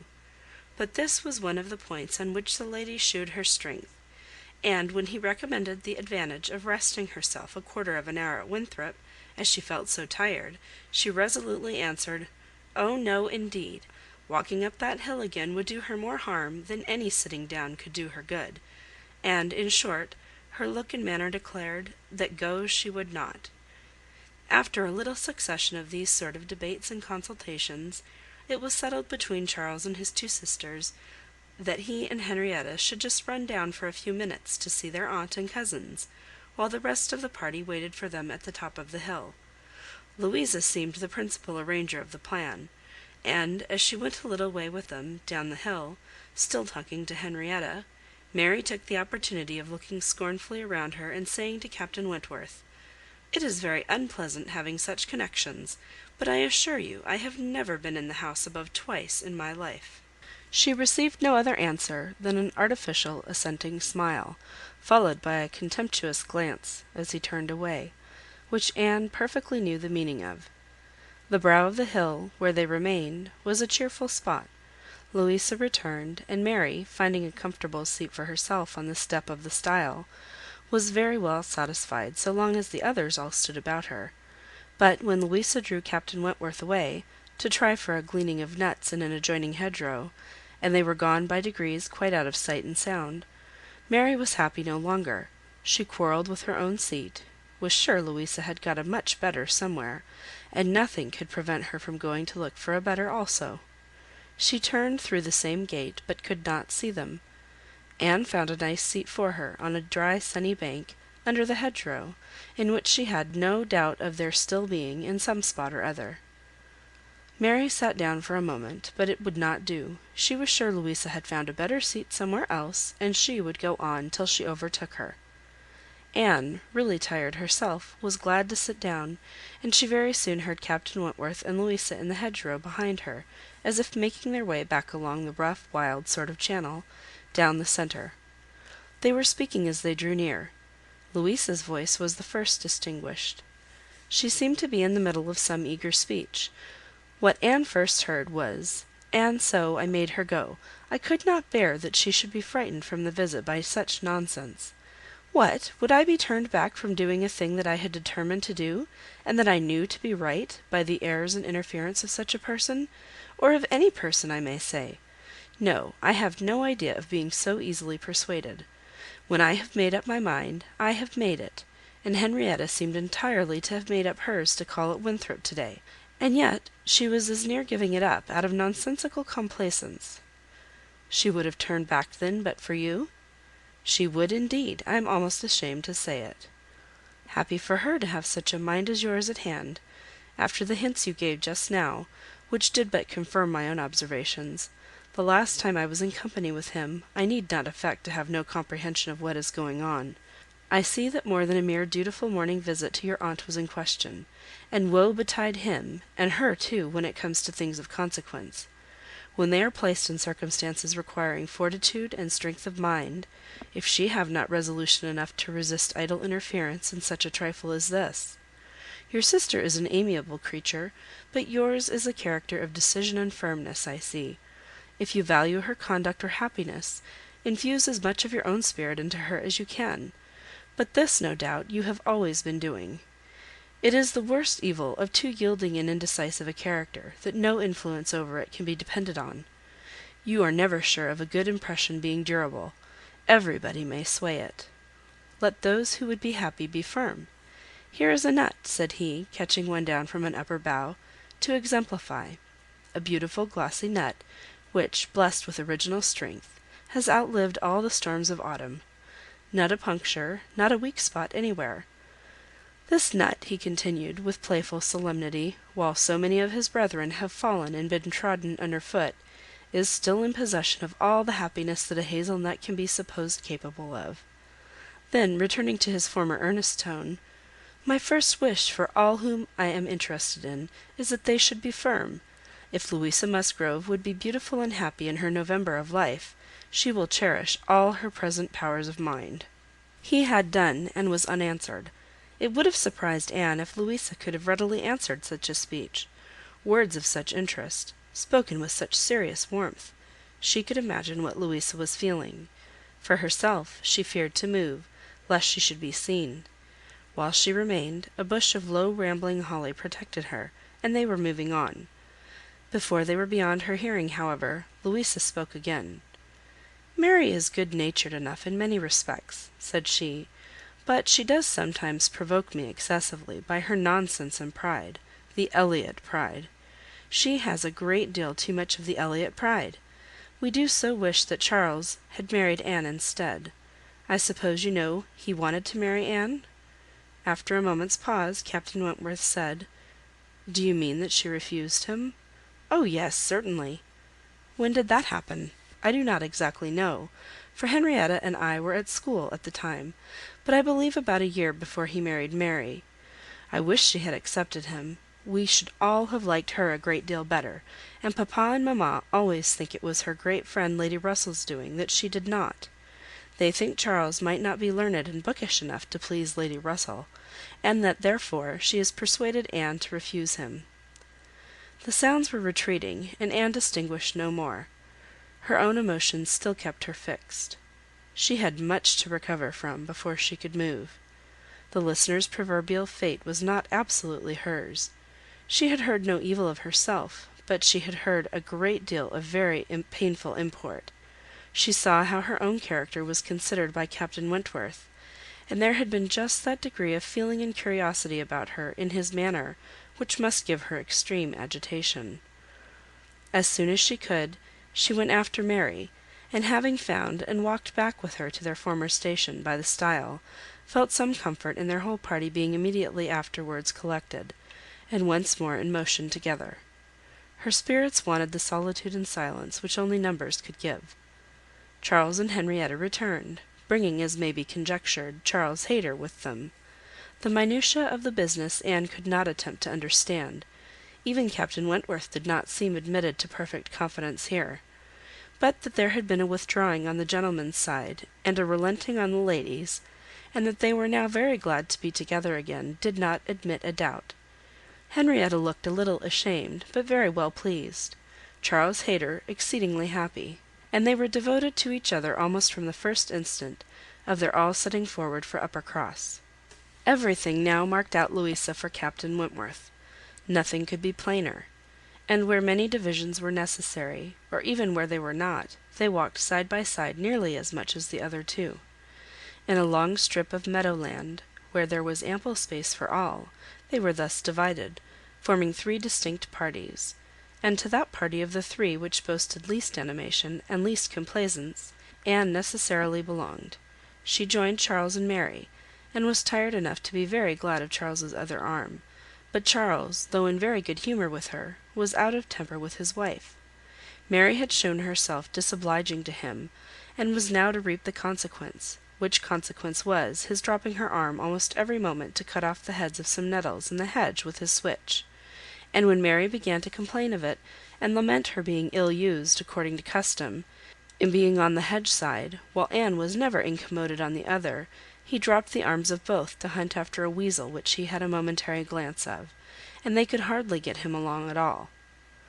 This long meadow bordered a lane, which their footpath, at the end of it, was to cross; and when the party had all reached the gate of exit, the carriage advancing in the same direction, which had been some time heard, was just coming up, and proved to be Admiral Croft's gig. He and his wife had taken their intended drive, and were returning home. Upon hearing how long a walk the young people had engaged in, they kindly offered a seat to any lady who might be particularly tired; it would save her a full mile, and they were going through Uppercross. The invitation was general, and generally declined. The Miss Musgroves were not at all tired, and Mary was either offended by not being asked before any of the others, or what Louisa called the Elliott pride could not endure to make a third in a 1-horse chaise. The walking party had crossed the lane, and were surmounting an opposite stile, and the Admiral was putting his horse in motion again, when Captain Wentworth cleared the hedge in a moment to say something to his sister. The something might be guessed by its effects. "Miss Elliott, I am sure you are tired," cried Mrs Croft. "Do let us have the pleasure of taking you home. Here is excellent room for 3, I assure you. If we were all like you, I believe we might sit 4. You must, indeed you must." Anne was still in the lane, and though instinctively beginning to decline, she was not allowed to proceed. The Admiral's kind urgency came in support of his wife's. They would not be refused. They compressed themselves into the smallest possible space to leave her a corner, and Captain Wentworth, without saying a word, turned to her, and quietly obliged her to be assisted into the carriage. Yes, he had done it. She was in the carriage, and felt that he had placed her there, that his will and his hands had done it, that she owed it to his perception of her fatigue, and his resolution to give her rest. She was very much affected by the view of his disposition towards her, which all these things made apparent. This little circumstance seemed to be the completion of all that had gone before. She understood him. He could not forgive her, but he could not be unfeeling. Though condemning her for the past, and considering it with high and unjust resentment, though perfectly careless of her, and though becoming attached to another, still he could not see her suffer without the desire of giving her relief. It was a remainder of former sentiment. It was an impulse of pure, though unacknowledged friendship. It was a proof of his own warm and amiable heart, which she could not contemplate without emotions so compounded of pleasure and pain, that she knew not which prevailed. Her answers to the kindness and the remarks of her companions were at first unconsciously given. They had travelled half their way along the rough lane, before she was quite awake to what they said. She then found them talking of Frederick. "He certainly means to have one or other of those two girls, Sophy," said the Admiral, "but there is no saying which. He has been running after them, too, long enough, one would think, to make up his mind. Ay, this comes of the peace. If it were war now, he would have settled it long ago. We sailors, Miss Elliott, cannot afford to make long courtships in time of war. How many days was it, my dear, between the first time of my seeing you and our sitting down together in our lodgings at North Yarmouth?" "We had better not talk about it, my dear," replied Mrs Croft pleasantly, "for if Miss Elliott were to hear how soon we came to an understanding, she would never be persuaded that we could be happy together. I had known you by character, however, long before." "Well, and I had heard of you as a very pretty girl, and what were we to wait for besides? I do not like having such things go so long in hand. I wish Frederick would spread a little more canvas, and bring us home one of these young ladies to Kellynch. Then there would always be company for them. And nice young ladies they both are. I hardly know one from the other." "Very good-humoured, unaffected girls, indeed," said Mrs Croft, in a tone of calmer praise, such as made Anne suspect that her keener powers might not consider either of them as quite worthy of her brother. "And a very respectable family. One could not be connected with better people. My dear Admiral, that post! We shall certainly take that post." But by coolly giving the reins a better direction herself, they happily passed the danger; and by once afterwards judiciously putting out her hand, they neither fell into a rut, nor ran foul of a dung cart; and Anne, with some amusement at their style of driving, which she imagined no bad representation of the general guidance of their affairs, found herself safely deposited by them at the cottage. Chapter 10. Persuasion, by Jane Austen. Chapter 11. The time now approached for Lady Russell's return. The day was even fixed, and Anne, being engaged to join her as soon as she was resettled, was looking forward to an early removal to Kellynch, and beginning to think how her own comfort was likely to be affected by it. It would place her in the same village with Captain Wentworth, within half a mile of him. They would have to frequent the same church, and there must be intercourse between the two families. This was against her; but on the other hand, he spent so much of his time at Uppercross, that in removing thence she might be considered rather as leaving him behind than as going towards him; and, upon the whole, she believed she must, on this interesting question, be the gainer, almost as certainly as in her change of domestic society in leaving poor Mary for Lady Russell. She wished it might be possible for her to avoid ever seeing Captain Wentworth at the Hall. Those rooms had witnessed former meetings which would be brought too painfully before her. But she was yet more anxious for the possibility of Lady Russell and Captain Wentworth never meeting anywhere. They did not like each other, and no renewal of acquaintance now could do any good; and were Lady Russell to see them together, she might think that he had too much self-possession, and she too little. These points formed her chief solicitude in anticipating her removal from Uppercross, where she felt she had been stationed quite long enough. Her usefulness to little Charles would always give some sweetness to the memory of her 2 months' visit there, but he was gaining strength apace, and she had nothing else to stay for. The conclusion of her visit, however, was diversified in a way which she had not at all imagined. Captain Wentworth, after being unseen and unheard of at Uppercross for 2 whole days, appeared again among them to justify himself by a relation of what had kept him away. A letter from his friend Captain Harville, having found him out at last, had brought intelligence of Captain Harville's being settled with his family at Lyme for the winter, of their being therefore quite unknowingly within 20 miles of each other. Captain Harville had never been in good health since a severe wound which he received 2 years before, and Captain Wentworth's anxiety to see him had determined him to go immediately to Lyme. He had been there for 24 hours.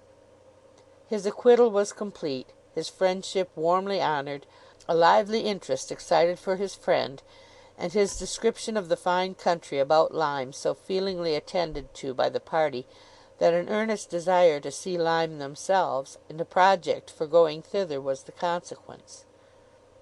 The young people were all wild to see Lyme. Captain Wentworth talked of going there again himself. It was only 17 miles from Uppercross. Though November, the weather was by no means bad. and, in short, Louisa, who was the most eager of the eager, having formed the resolution to go, and besides the pleasure of doing as she liked, being now armed with the idea of merit in maintaining her own way, bore down all the wishes of her father and mother for putting it off till summer, and to Lyme they were to go, Charles, Mary, Anne, Henrietta, Louisa, and Captain Wentworth. The first heedless scheme had been to go in the morning and return at night. But to this Mr. Musgrove, for the sake of his horses, would not consent. And when it came to be rationally considered, a day in the middle of November would not leave much time for seeing a new place, after deducting 7 hours, as the nature of the country required, for going and returning. They were consequently to stay the night there, and not to be expected back till the next day's dinner. This was felt to be a considerable amendment, and though they all met at the great house at rather an early breakfast hour, and set off very punctually, it was so much past noon before the 2 carriages, Mr. Musgrove's coach containing the 4 ladies, and Charles's curricle, in which he drove Captain Wentworth, were descending the long hill into Lyme, and entering upon the still steeper street of the town itself, that it was very evident they would not have more than time for looking about them before the light and warmth of the day were gone. After securing accommodations and ordering a dinner at one of the inns, the next thing to be done was unquestionably to walk directly down to the sea. They were come too late in the year for any amusement or variety which Lyme as a public place might offer. The rooms were shut up, the lodgers almost all gone, scarcely any family but of the residents left, and as there is nothing to admire in the buildings themselves, the remarkable situation of the town, the principal street almost hurrying into the water, the walk to the Cobb, skirting round the pleasant little bay, which in the season is animated with bathing machines and company. The Cobb itself, its old wonders and new improvements, with the very beautiful line of cliffs stretching out to the east of the town, are what the stranger's eye will seek, and a very strange stranger it must be who does not see charms in the immediate environs of Lyme to make him wish to know it better. The scenes in its neighbourhood, Charmouth, with its high grounds and extensive sweeps of country, and still more its sweet retired bay, backed by dark cliffs, where fragments of low rock among the sands make it the happiest spot for watching the flow of the tide, for sitting in unwearied contemplation. The woody varieties of the cheerful village of Up Lyme, and above all Pinny with its great chasms between romantic rocks, where the scattered forest trees and orchards of luxuriant growth declare that many a generation must have passed away since the first partial falling of the cliff prepared the ground for such a state, where a scene so wonderful and so lovely is exhibited as may more than equal any of the resembling scenes of the far-famed Isle of Wight. These places must be visited, and visited again, to make the worth of Lyme understood. The party from Uppercross, passing down by the now deserted and melancholy-looking rooms, and still descending, soon found themselves on the sea-shore, and lingering only, as all must linger and gaze on a first return to the sea, whoever deserved to look on it at all, proceeded towards the Cobb, equally their object in itself and on Captain Wentworth's account, for in a small house near the foot of an old pier of unknown date were the Harvilles settled.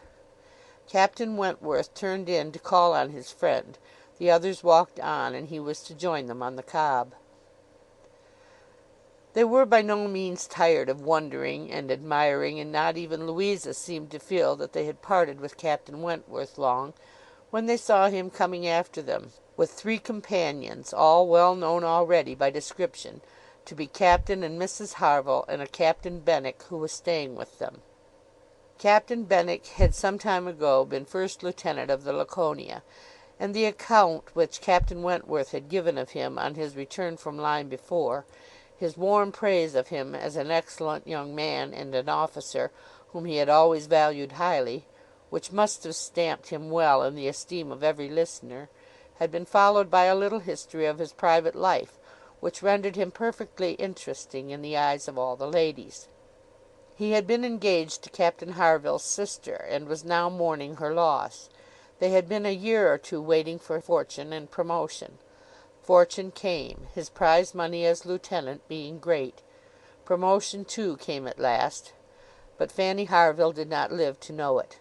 She had died the preceding summer while he was at sea. Captain Wentworth believed it impossible for man to be more attached to woman than poor Benwick had been to Fanny Harville, or to be more deeply afflicted under the dreadful change. He considered his disposition as of the sort which must suffer heavily, uniting very strong feelings with quiet, serious, and retiring manners, and a decided taste for reading and sedentary pursuits. To finish the interest of the story, the friendship between him and the Harvilles seemed, if possible, augmented by the event which closed all their views of alliance, and Captain Benwick was now living with them entirely. Captain Harville had taken his present house for half a year, his taste and his health and his fortune all directing him to a residence inexpensive and by the sea; and the grandeur of the country, and the retirement of Lyme in the winter, appeared exactly adapted to Captain Benwick's state of mind. The sympathy and good will excited towards Captain Benwick was very great. "And yet," said Anne to herself, as they now moved forward to meet the party, "he has not, perhaps, a more sorrowing heart than I have. I cannot believe his prospects so blighted for ever. He is younger than I am, younger in feeling, if not in fact, younger as a man. He will rally again, and be happy with another." They all met and were introduced. Captain Harville was a tall, dark man, with a sensible, benevolent countenance, a little lame, and from strong features and want of health, looking much older than Captain Wentworth. Captain Benwick looked and was the youngest of the three, and compared with either of them a little man. He had a pleasing face and a melancholy air, just as he ought to have, and drew back from conversation. Captain Harville, though not equalling Captain Wentworth in manners, was a perfect gentleman, unaffected, warm, and obliging. Mrs Harville, a degree less polished than her husband, seemed, however, to have the same good feelings, and nothing could be more pleasant than their desire of considering the whole party as friends of their own, because the friends of Captain Wentworth, or more kindly hospitable than their entreaties for their all promising to dine with them. The dinner, already ordered at the inn, was at last, though unwillingly, accepted as an excuse, but they seemed almost hurt that Captain Wentworth should have brought any such party to Lyme, without considering it as a thing of course that they should dine with them. There was so much attachment to Captain Wentworth in all this, and such a bewitching charm in a degree of hospitality so uncommon, so unlike the usual style of give and take invitations, and dinners of formality and display, that Anne felt her spirits not likely to be benefited by an increasing acquaintance among his brother officers. "These would have been all my friends," was her thought, and she had to struggle against a great tendency to lowness. On quitting the Cobb, they all went indoors with their new friends, and found rooms so small as none but those who invite from the heart could think capable of accommodating so many. Anne had a moment's astonishment on the subject herself, but it was soon lost in the pleasanter feelings which sprang from the sight of all the ingenious contrivances and nice arrangements of Captain Harville, to turn the actual space to the best account, to supply the deficiencies of lodging house furniture, and defend the windows and doors against the winter storms to be expected. The varieties in the fitting up of the rooms, where the common necessaries provided by the owner, in the common indifferent plight, were contrasted with some few articles of a rare species of wood, excellently worked up, and with something curious and valuable, from all the distant countries Captain Harville had visited, were more than amusing to Anne, connected as it all was with his profession, the fruit of its labours, the effect of its influence on his habits, the picture of repose and domestic happiness it presented, made it to her a something more or less than gratification. Captain Harville was no reader, but he had contrived excellent accommodations, and fashioned very pretty shelves for a tolerable collection of well-bound volumes, the property of Captain Benwick. His lameness prevented him from taking much exercise, but a mind of usefulness and ingenuity seemed to furnish him with constant employment within. He drew, he varnished, he carpentered, he glued, he made toys for the children, he fashioned new netting needles, and pins with improvements, and if everything else was done, sat down to his large fishing net at one corner of the room. Anne thought she left great happiness behind her when they quitted the house, and Louisa, by whom she found herself walking, burst forth into raptures of admiration and delight on the character of the navy, their friendliness, their brotherliness, their openness, their uprightness, protesting that she was convinced of sailors having more worth and warmth than any other set of men in England, that they only knew how to live, and they only deserved to be respected and loved. They went back to dress and dine, and so well had the scheme answered already, that nothing was found amiss, though its being so entirely out of season, and the "no thoroughfare of Lyme," and the "no expectation of company," had brought many apologies from the heads of the inn.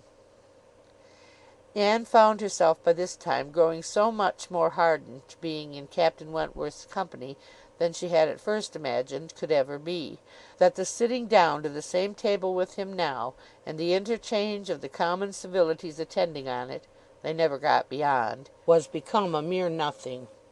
The nights were too dark for the ladies to meet again till the morrow, but Captain Harville had promised them a visit in the evening, and he came, bringing his friend also, which was more than had been expected, it having been agreed that Captain Benwick had all the appearance of being oppressed by the presence of so many strangers.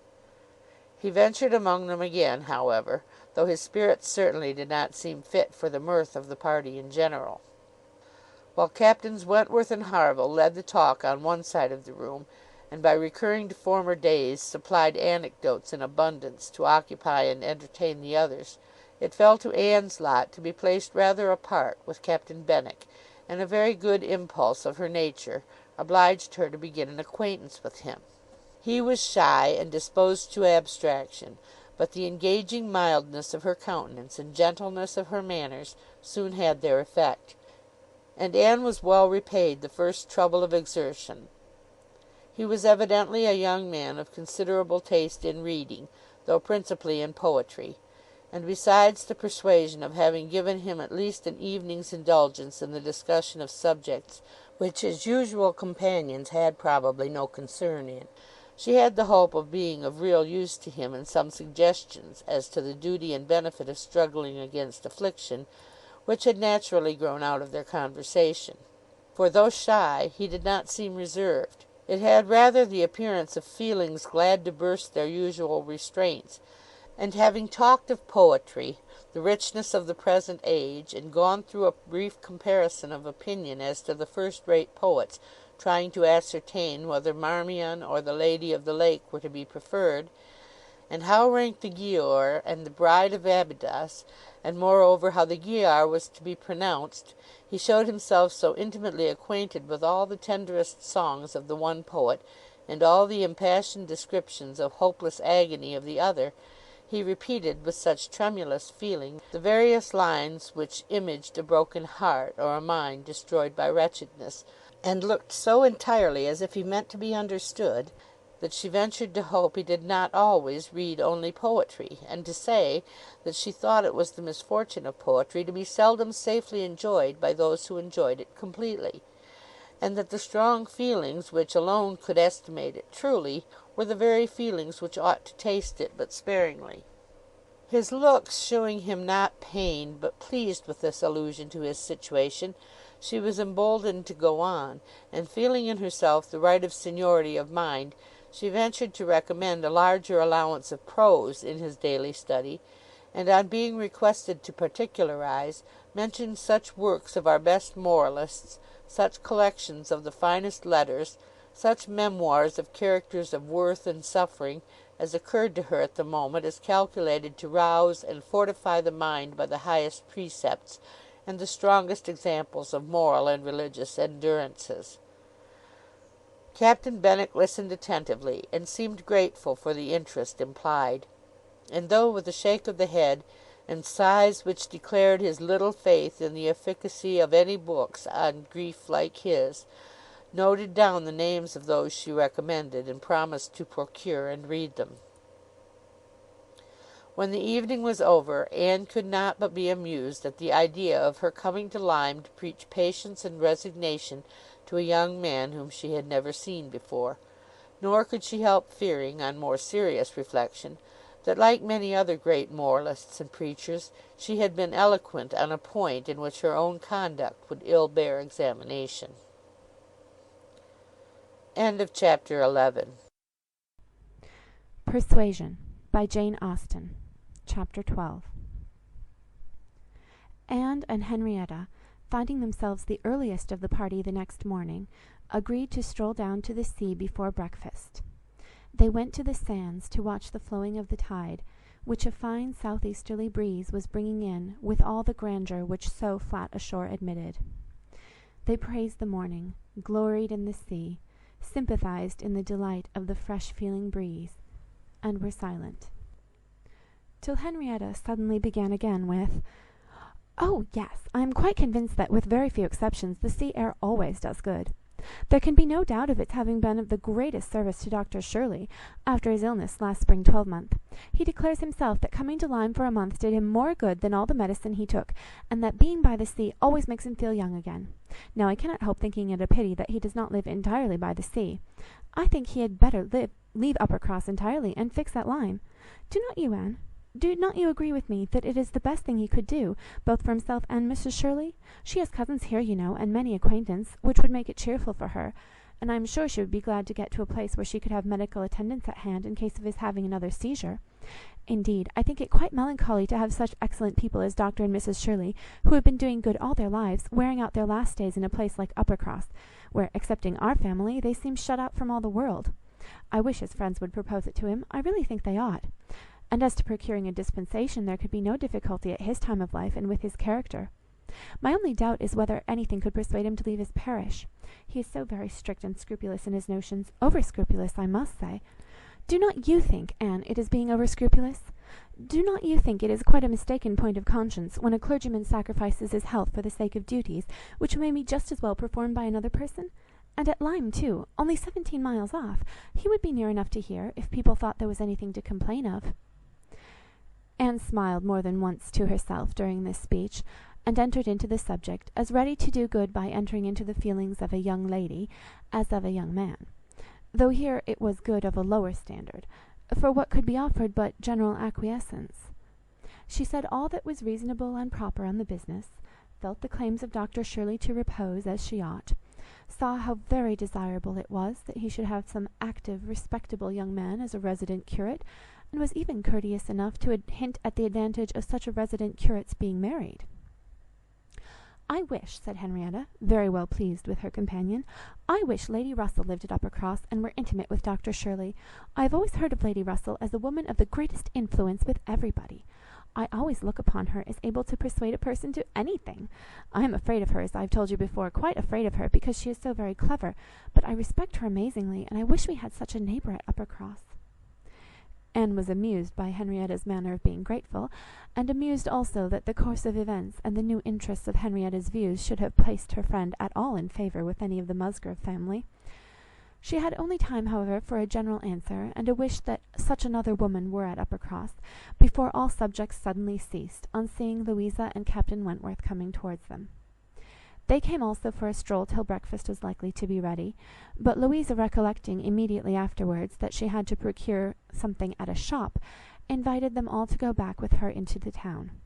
They were all at her disposal. When they came to the steps leading upwards from the beach, a gentleman, at the same moment preparing to come down, politely drew back, and stopped to give them way. They ascended and passed him, and as they passed, Anne's face caught his eye, and he looked at her with a degree of earnest admiration, which she could not be insensible of. She was looking remarkably well. Her very regular, very pretty features, having the bloom and freshness of youth restored by the fine wind which had been blowing on her complexion, and by the animation of eye which it had also produced. It was evident that the gentleman, completely a gentleman in manner, admired her exceedingly. Captain Wentworth looked round at her instantly in a way which shewed his noticing of it. He gave her a momentary glance, a glance of brightness, which seemed to say, "That man is struck with you, and even I, at this moment, see something like Anne Elliott again. After attending Louisa through her business, and loitering about a little longer, they returned to the inn, and Anne, in passing afterwards quickly from her own chamber to their dining room, had nearly run against the very same gentleman as he came out of an adjoining apartment. She had before conjectured him to be a stranger like themselves, and determined that a well-looking groom, who was strolling about near the two inns as they came back, should be his servant. Both master and man, being in mourning, assisted the idea. It was now proved that he belonged to the same inn as themselves, and this second meeting, short as it was, also proved again by the gentleman's looks that he thought hers very lovely, and by the readiness and propriety of his apologies that he was a man of exceedingly good manners. He seemed about 30, and though not handsome, had an agreeable person. Anne felt that she should like to know who he was. They had nearly done breakfast when the sound of a carriage, almost the first they had heard since entering Lyme, drew half the party to the window. It was a gentleman's carriage, a curricle, but only coming round from the stable-yard to the front door. Somebody must be going away. It was driven by a servant in mourning. The word curricle made Charles Musgrove jump up, that he might compare it with his own. The servant in mourning roused Anne's curiosity, and the whole six were collected to look by the time the owner of the curricle was to be seen issuing from the door amidst the bows and civilities of the household, and taking his seat to drive off. "Ah!" cried Captain Wentworth, instantly, and with half a glance at Anne, "it is the very man we passed." The Miss Musgroves agreed to it, and having all kindly watched him as far up the hill as they could, they returned to the breakfast table. The waiter came into the room soon afterwards. "Pray," said Captain Wentworth immediately, "can you tell us the name of the gentleman who is just gone away?" "Yes, sir. A Mr. Elliott, a gentleman of large fortune, came in last night from Sidmouth.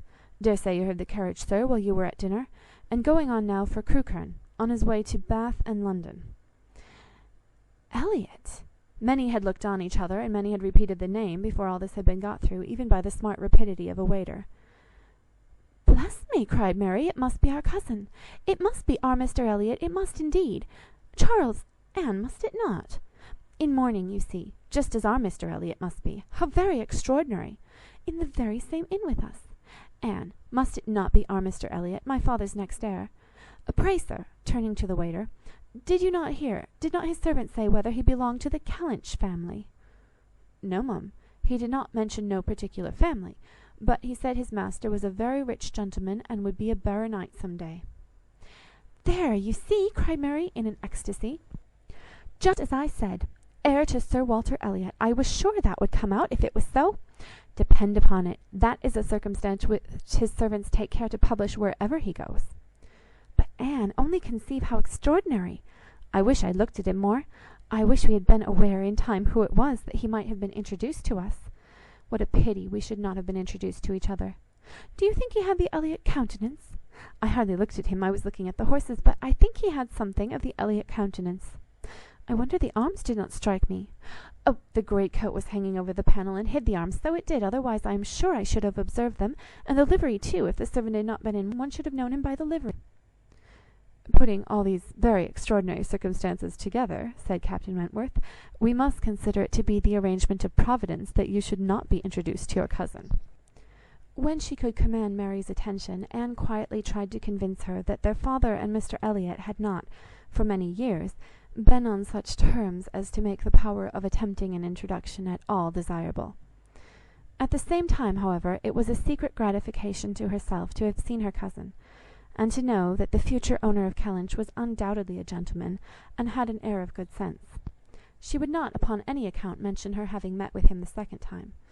Luckily, Mary did not much attend to their having passed close by him in their earlier walk, but she would have felt quite ill-used by Anne's having actually run against him in the passage, and received his very polite excuses, while she had never been near him at all. No, that cousinly little interview must remain a perfect secret.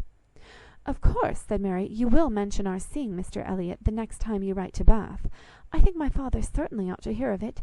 Do mention all about him." Anne avoided a direct reply, but it was just the circumstance which she considered as not merely unnecessary to be communicated, but as what ought to be suppressed. The offence which had been given her father many years back, she knew. Elizabeth's particular share in it she suspected, and that Mr Elliott's idea always produced irritation in both was beyond a doubt. Mary never wrote to Bath herself. All the toil of keeping up a slow and unsatisfactory correspondence with Elizabeth fell on Anne. Breakfast had not been long over when they were joined by Captain and Mrs Harville and Captain Benwick, with whom they had appointed to take their last walk about Lyme.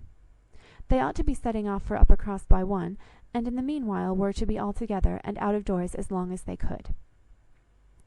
Anne found Captain Benwick getting near her as soon as they were all fairly in the street. Their conversation the preceding evening did not disincline him to seek her again, and they walked together some time, talking as before of Mr Scott and Lord Byron, and still as unable as before, and as unable as any other two readers, to think exactly alike of the merits of either, till something occasioned an almost general change amongst their party, and instead of Captain Benwick, she had Captain Harville by her side. "Miss Elliott," said he, speaking rather low, "you have done a good deed in making that poor fellow talk so much. I wish he could have had such company oftener. It is bad for him, I know, to be shut up as he is, but what can we do? We cannot part." "No," said Anne, "that I can easily believe to be impossible, but in time, perhaps. We know what time does in every case of affliction, and you must remember, Captain Harville, that your friend may yet be called a young mourner. Only last summer, I understand." "Ay, true enough," with a deep sigh. "Only June, and not known to him, perhaps, so soon." "Not till the first week of August, when he came home from the Cape, just made into the Grappler. I was at Plymouth, dreading to hear of him. He sent in letters, but the Grappler was under orders for Portsmouth. There the news must follow him, but who was to tell it? Not I. I would as soon have been run up to the yardarm. Nobody could do it, but that good fellow," pointing to Captain Wentworth. "The Laconia had come into Plymouth the week before. No danger of her being sent to sea again. He stood his chance for the rest, wrote up for leave of absence, but without waiting the return, travelled night and day till he got to Portsmouth, rowed off to the Grappler that instant, and never left the poor fellow for a week. That's what he did, and nobody else could have saved poor James. You may think, Miss Elliott, whether he is dear to us." Anne did think on the question with perfect decision, and said as much in reply to as her own feeling could accomplish, or as his seemed able to bear, for he was too much affected to renew the subject, and when he spoke again it was of something totally different. Mrs Harville's giving it as her opinion that her husband would have quite walking enough by the time he reached home, determined the direction of all the party in what was to be their last walk. They would accompany them to their door, and then return and set off themselves. By all their calculations there was just time for this, but as they drew near the Cobb, there was such a general wish to walk along it once more, all were so inclined, and Louisa soon grew so determined, that the difference of a quarter of an hour, it was found, would be no difference at all. And so, with all the kind leave-taking, and all the kind interchange of invitations and promises which may be imagined, they parted from Captain and Mrs Harville at their own door, and still accompanied by Captain Benwick, who seemed to cling to them to the last, proceeded to make the proper adieus to the Cobb. Anne found Captain Benwick again drawing near her. Lord Byron's dark blue seas could not fail of being brought forward by their present view, and she gladly gave him all her attention as long as attention was possible. It was soon drawn perforce another way. There was too much wind to make the high part of the new Cobb pleasant for the ladies, and they agreed to get down the steps to the lower, and all were contented to pass quietly and carefully down the steep flight, excepting Louisa. She must be jumped down them by Captain Wentworth. In all their walks he had had to jump her from the stiles. The sensation was delightful to her. The hardness of the pavement for her feet made him less willing upon the present occasion. He did it, however. She was safely down, and instantly, to show her enjoyment, ran up the steps to be jumped down again. He advised her against it, thought the jar too great, but no, he reasoned and talked in vain. She smiled and said, "I am determined I will." He put out his hands. She was too precipitate by half a second. She fell on the pavement on the lower Cobb, and was taken up lifeless. There was no wound, no blood, no visible bruise, but her eyes were closed. She breathed not. Her face was like death. The horror of the moment to all who stood around. Captain Wentworth, who had caught her up, knelt with her in his arms, looking on her with a face as pallid as her own, in an agony of silence. "She is dead!" She is dead!" screamed Mary, catching hold of her husband, and contributing with his own horror to make him immovable; and in another moment Henrietta, sinking under the conviction, lost her senses too, and would have fallen on the steps, but for Captain Benwick and Anne, who caught and supported her between them. "Is there no one to help me?" were the first words which burst from Captain Wentworth, in a tone of despair, and as if all his own strength were gone. "Go to him! Go to him!" cried Anne. "For heaven's sake, go to him! I can support her myself. Leave me. Go to him. Rub her hands, rub her temples. Here are salts. Take them, take them." Captain Benwick obeyed, and Charles at the same moment disengaging himself from his wife. They were both with him, and Louisa was raised up and supported more firmly between them, and everything was done that Anne had prompted, but in vain; while Captain Wentworth, staggering against the wall for his support, exclaimed in the bitterest agony, "O God! Her father and mother!" "A surgeon!" said Anne. He caught the word; it seemed to rouse him at once, and saying only, "True, true, a surgeon this instant," was darting away, when Anne eagerly suggested, "Captain Benwick! Would it not be better for Captain Benwick? He knows where a surgeon is to be found."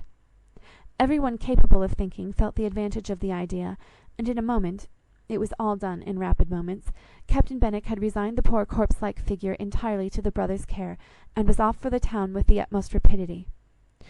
As to the wretched party left behind, it could scarcely be said which of the three, who were completely rational, was suffering most, Captain Wentworth, Anne, or Charles, who, really a very affectionate brother, hung over Louisa with sobs of grief, and could only turn his eyes from one sister to see the other in a state as insensible, or to witness the hysterical agitations of his wife, calling on him for help which he could not give. Anne, attending with all the strength and zeal and thought which instinct supplied, to Henrietta, still tried at intervals to suggest comfort to the others, tried to quiet Mary, to animate Charles, to assuage the feelings of Captain Wentworth. Both seemed to look at her for directions. "Anne, Anne," cried Charles, "what is to be done next? What in heaven's name is to be done next?" Captain Wentworth's eyes were also turned towards her. "Had she not better be carried to the inn?" "Yes, I am sure. Carry her gently to the inn." "Yes, yes, to the inn," repeated Captain Wentworth, comparatively collected, and eager to be doing something. "I will carry her myself. Musgrove, take care of the others." By this time the report of the accident had spread among the workmen and boatmen about the Cobb, and many were collected near them, to be useful if wanted, at any rate to enjoy the sight of a dead young lady, nay, 2 dead young ladies, for it proved twice as fine as the first report. To some of the best looking of these good people Henrietta was consigned, for though partially revived, she was quite helpless, and in this manner, Anne walking by her side, and Charles attending to his wife, they set forward, treading back with feelings unutterable, the ground which so lately, so very lately, and so light of heart, they had passed along. They were not off the Cobb before the Harvilles met them. Captain Benwick had been seen flying by their house, with a countenance which showed something to be wrong, and they had set off immediately, informed and directed as they passed towards the spot. Shocked as Captain Harville was, he brought senses and nerves that could be instantly useful, and a look between him and his wife decided what was to be done. She must be taken to their house, all must go to their house, and await the surgeon's arrival there.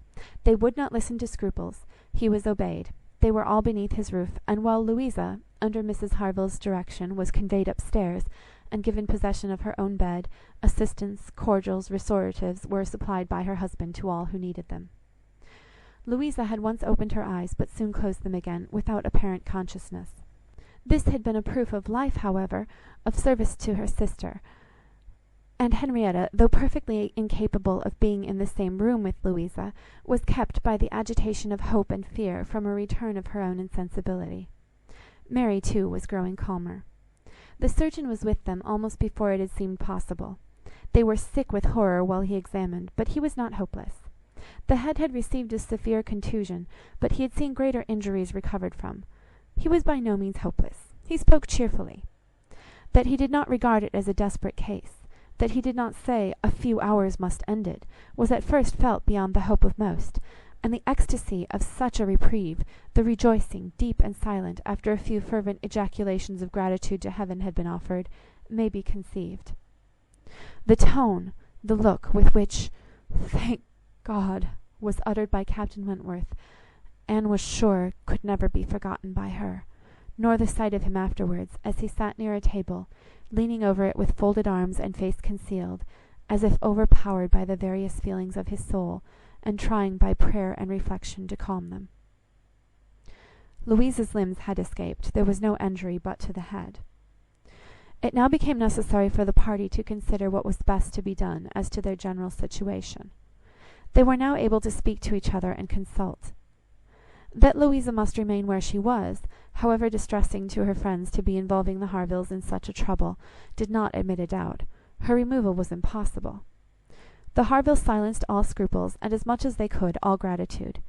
They had looked forward and arranged everything before the others began to reflect. Captain Benwick must give up his room to them and get another bed elsewhere, and the whole was settled. They were only concerned that the house could accommodate no more. And yet, perhaps, by putting the children away in the maid's room, or swinging a cot somewhere, they could hardly bear to think of not finding room for 2 or 3 besides, supposing they might wish to stay; though, with regard to any attendance on Miss Musgrove, there need not be the least uneasiness in leaving her to Mrs Harville's care entirely. Mrs Harville was a very experienced nurse, and her nursery maid, who had lived with her long, and gone about with her everywhere, was just such another. Between these two, she could want no possible attendance by day or night. And all this was said with a truth and sincerity of feeling irresistible.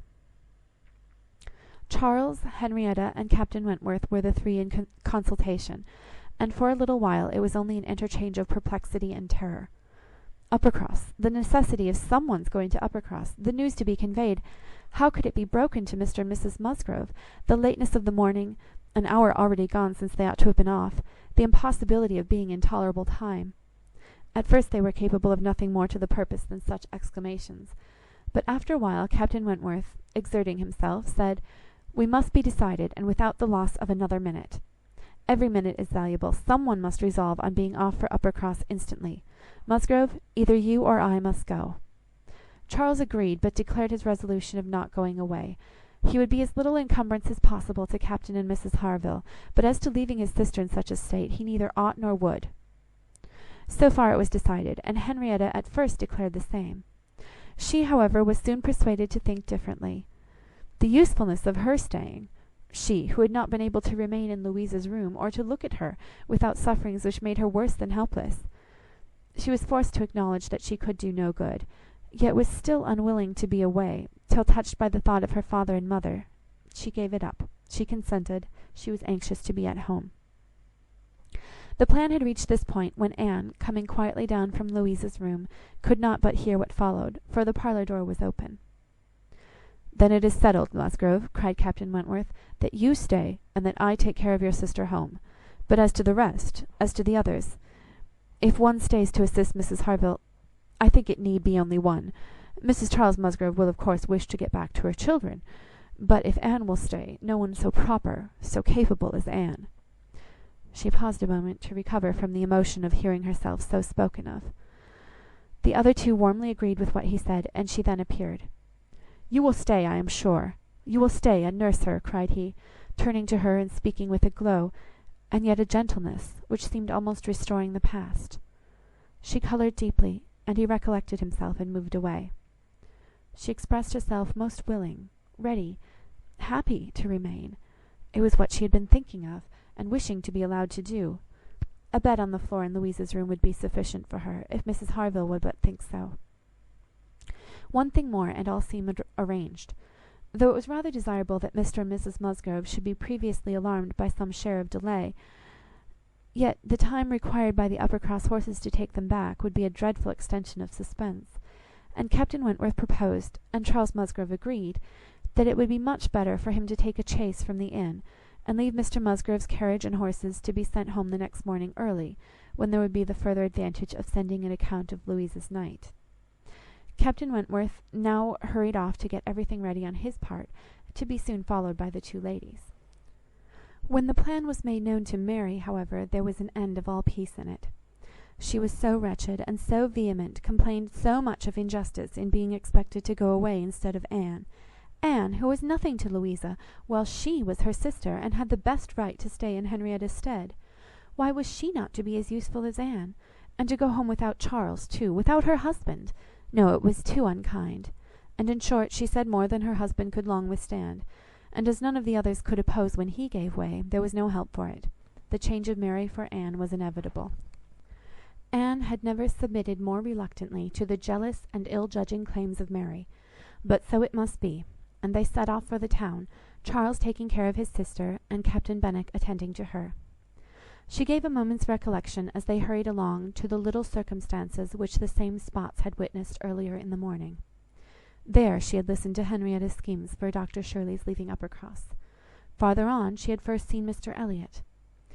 A moment seemed all that could now be given to any one but Louisa, or those who were wrapped up in her welfare. Captain Benwick was most considerately attentive to her, and, united as they all seemed by the distress of the day, she felt an increasing degree of goodwill towards him, and a pleasure even in thinking that it might, perhaps, be the occasion of continuing their acquaintance. Captain Wentworth was on the watch for them, and a chaise and four in waiting, stationed for their convenience in the lowest part of the street. But his evident surprise and vexation at the substitution of one sister for the other, the change in his countenance, the astonishment, the expressions begun and suppressed, with which Charles was listened to, made but a mortifying reception of Anne, or must at least convince her that she was valued only as she could be useful to Louisa. She endeavoured to be composed, and to be just.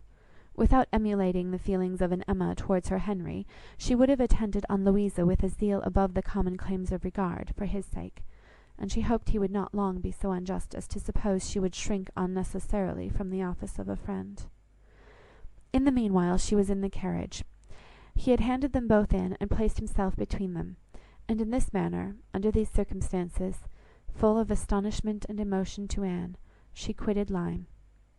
How the long stage would pass, how it was to affect their manners, what was to be their sort of intercourse, she could not foresee. It was all quite natural, however. He was devoted to Henrietta, always turning towards her, and when he spoke at all, always with the view of supporting her hopes and raising her spirits. In general, his voice and manner were studiously calm. To spare Henrietta from agitation seemed the governing principle. Once only, when she had been grieving over the last ill-judged, ill-fated walk to the Cobb, bitterly lamenting that it had ever been thought of, he burst forth, as if wholly overcome. "Don't talk of it! Don't talk of it!" he cried. "O God, that I had not given way to her at the fatal moment! Had I done as I ought! But so eager and so resolute! Dear sweet Louisa!" Anne wondered whether it ever occurred to him now to question the justness of his own previous opinion as to the universal felicity and advantage of firmness of character, and whether it might not strike him that, like all other qualities of the mind, it should have its proportions and limits. She thought it could scarcely escape him to feel that a persuadable temper might sometimes be as much in favour of happiness as a very resolute character. They got on fast. Anne was astonished to recognise the same hills and the same objects so soon. Their actual speed, heightened by some dread of the conclusion, made the road appear but half as long as on the day before. It was growing quite dusk, however, before they were in the neighbourhood of Uppercross, and there had been total silence among them for some time. Henrietta, leaning back in the corner, with a shawl over her face, giving the hope of her having cried herself to sleep, when, as they were going up their last hill, Anne found herself all at once addressed by Captain Wentworth. In a low, cautious voice, he said, "I have been considering what we had best do. She must not appear at first. She could not stand it. I have been thinking whether you had not better remain in the carriage with her, while I go in and break it to Mr and Mrs Musgrove. Do you think this is a good plan?" She did. He was satisfied, and said no more. But the remembrance of the appeal remained a pleasure to her, as a proof of friendship, and of deference for her judgment, a great pleasure, and when it became a sort of parting proof, its value did not lessen.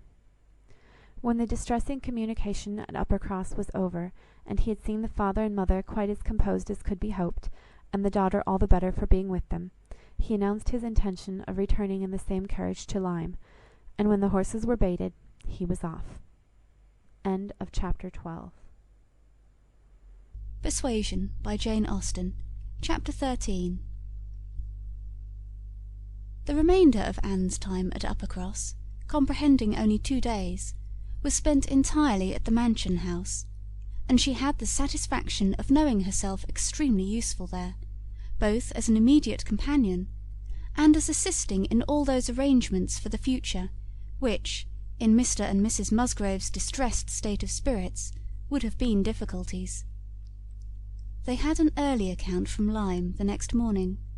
Louisa was much the same. No symptoms worse than before had appeared. Charles came a few hours afterwards to bring a later and more particular account. He was tolerably cheerful. A speedy cure must not be hoped, but everything was going on as well as the nature of the case admitted. In speaking of the Harvilles, he seemed unable to satisfy his own sense of their kindness, especially of Mrs Harville's exertions as a nurse. She really left nothing for Mary to do.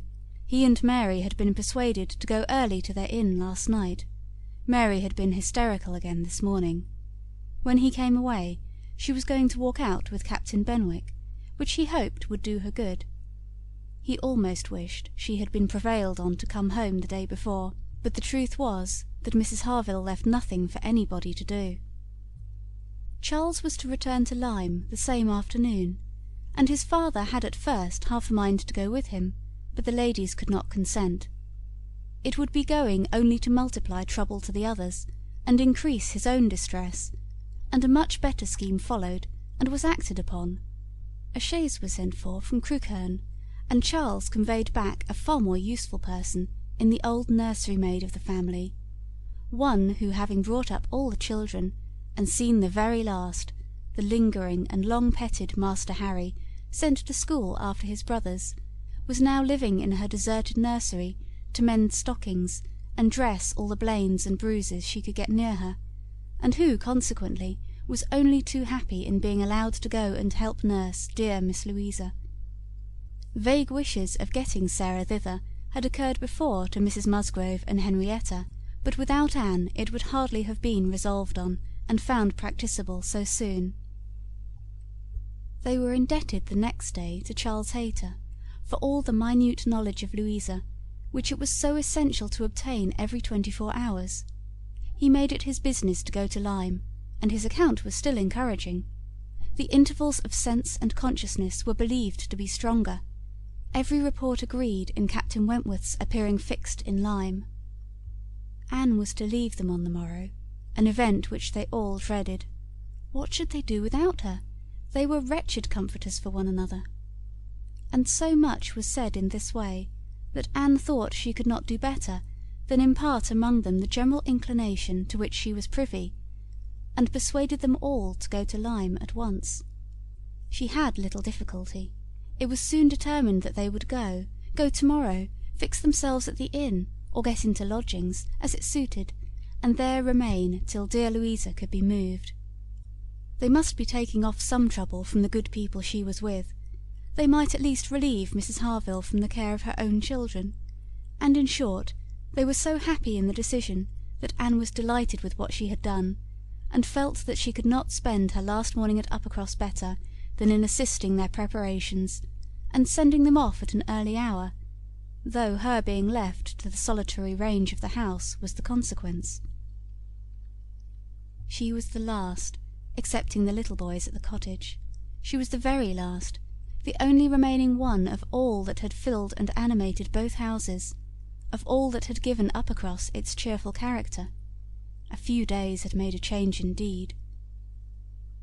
If Louisa recovered, it would all be well again. More than former happiness would be restored. There could not be a doubt, to her mind there was none, of what would follow her recovery. A few months hence, and the room now so deserted, occupied but by her silent, pensive self, might be filled again with all that was happy and gay, all that was glowing and bright in prosperous love, all that was most unlike Anne Elliott. An hour's complete leisure for such reflections as these, on a dark November day, a small thick rain almost blotting out the very few objects ever to be discerned from the windows, was enough to make the sound of Lady Russell's carriage exceedingly welcome. And yet, though desirous to be gone, she could not quit the mansion house, or look an adieu to the cottage, with its black, dripping, and comfortless verandah, nor even notice through the misty glasses the last humble tenements of the village, without a saddened heart. Scenes had passed in Uppercross which made it precious. It stood the record of many sensations of pain, once severe, but now softened, and of some instances of relenting feeling, some breathings of friendship and reconciliation, which could never be looked for again, and which could never cease to be dear. She left it all behind her, all but the recollection that such things had been. Anne had never entered Kellynch since her quitting Lady Russell's house in September. It had not been necessary, and the few occasions of its being possible for her to go to the Hall she had contrived to evade and escape from. Her first return was to resume her place in the modern and elegant apartments of the lodge, and to gladden the eyes of its mistress. There was some anxiety mixed with Lady Russell's joy in meeting her. She knew who had been frequenting Uppercross. But happily either Anne was so improved in plumpness and looks, or Lady Russell fancied her so, and Anne, in receiving her compliments on the occasion, had the amusement of connecting them with the silent admiration of her cousin, and of hoping that she was to be blessed with the second spring of youth and beauty. When they came to converse, she was soon sensible of some mental change. The subjects of which her heart had been full on leaving Kellynch, and which she had felt slighted, and been compelled to smother among the Musgroves, were now become but of secondary interest. She had lately lost sight even of her father and sister and Bath. Their concerns had been sunk under those of Uppercross, and when Lady Russell reverted to their former hopes and fears, and spoke her satisfaction in the house in Camden Place, which had been taken, and her regret that Mrs Clay should still be with them, Anne would have been ashamed to have it known how much more she was thinking of Lyme, and Louisa Musgrove, and all her acquaintance there, how much more interesting to her was the home and the friendship of the Harvilles and Captain Benwick than her own father's house in Camden Place, or her own sister's intimacy with Mrs Clay. She was actually forced to exert herself to meet Lady Russell with anything like the appearance of equal solicitude on topics which had by nature the first claim on her. There was a little awkwardness at first in their discourse on another subject. They must speak of the accident at Lyme. Lady Russell had not been arrived 5 minutes the day before, when a full account of the whole had burst on her, but still it must be talked of, she must make inquiries, she must regret the imprudence, lament the result, and Captain Wentworth's name must be mentioned by both. Anne was conscious of not doing it so well as Lady Russell.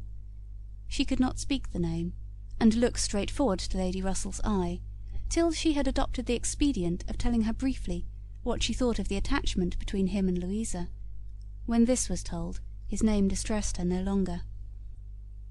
Lady Russell had only to listen composedly, and wish them happy, but internally her heart revelled in angry pleasure, in pleased contempt, that the man who, at 23, had seemed to understand somewhat of the value of an Anne Elliott, should, 8 years afterwards, be charmed by a Louisa Musgrove.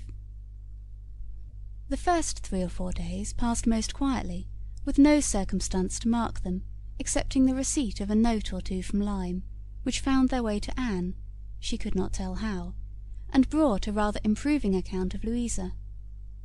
At the end of that period, Lady Russell's politeness could repose no longer, and the fainter self-threatenings of the past became in a decided tone, "I must call on Mrs Croft. I really must call upon her soon. Anne, have you courage to go with me and pay a visit in that house? It will be some trial to us both." Anne did not shrink from it. On the contrary, she truly felt as she said, in observing, "I think you are very likely to suffer the most of the two. Your feelings are less reconciled to the change than mine. By remaining in the neighbourhood, I am become inured to it." She could have said more on the subject, for she had in fact so high an opinion of the Crofts, and considered her father so very fortunate in his tenants, felt the parish to be so sure of a good example, and the poor of the best attention and relief, that however sorry and ashamed for the necessity of the removal, she could not but in conscience feel that they were gone who deserved not to stay, and that Kellynch Hall had passed into better hands than its owners. These convictions must unquestionably have their own pain, and severe was its kind, but they precluded that pain which Lady Russell would suffer in entering the house again, and returning through the well-known apartments. In such moments Anne had no power of saying to herself, "These rooms ought to belong only to us.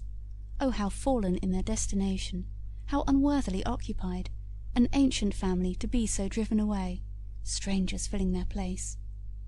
No, except when she thought of her mother, and remembered where she had been used to sit and preside, she had no sigh of that description to heave. Mrs Croft always met her with a kindness which gave her the pleasure of fancying herself a favourite, and on the present occasion, receiving her in that house, there was particular attention. The sad accident at Lyme was soon the prevailing topic, and on comparing their latest accounts of the invalid, it appeared that each lady dated her intelligence from the same hour of yestermorn, that Captain Wentworth had been in Kellynch yesterday, the first time since the accident, had brought Anne the last note, which she had not been able to trace the exact steps of, had stayed a few hours, and then returned again to Lyme, and without any present intention of quitting it any more. He had inquired after her, she found, particularly, had expressed his hope of Miss Elliott's not being the worse for her exertions, and had spoken of those exertions as great. This was handsome, and gave her more pleasure than almost anything else could have done. As to the sad catastrophe itself, it could be canvassed only in one style, by a couple of steady, sensible women, whose judgments had to work on ascertained events, and it was perfectly decided that it had been the consequence of much thoughtlessness and much imprudence, that its effects were most alarming, and that it was frightful to think how long Miss Musgrove's recovery might yet be doubtful, and how liable she would still remain to suffer from the concussion hereafter. The Admiral wound it up summarily by exclaiming, "Ay, a very bad business indeed. A new sort of way this, for a young fellow to be making love, by breaking his mistress's head, is it not, Miss Elliott? This is breaking a head and giving a plaster, truly."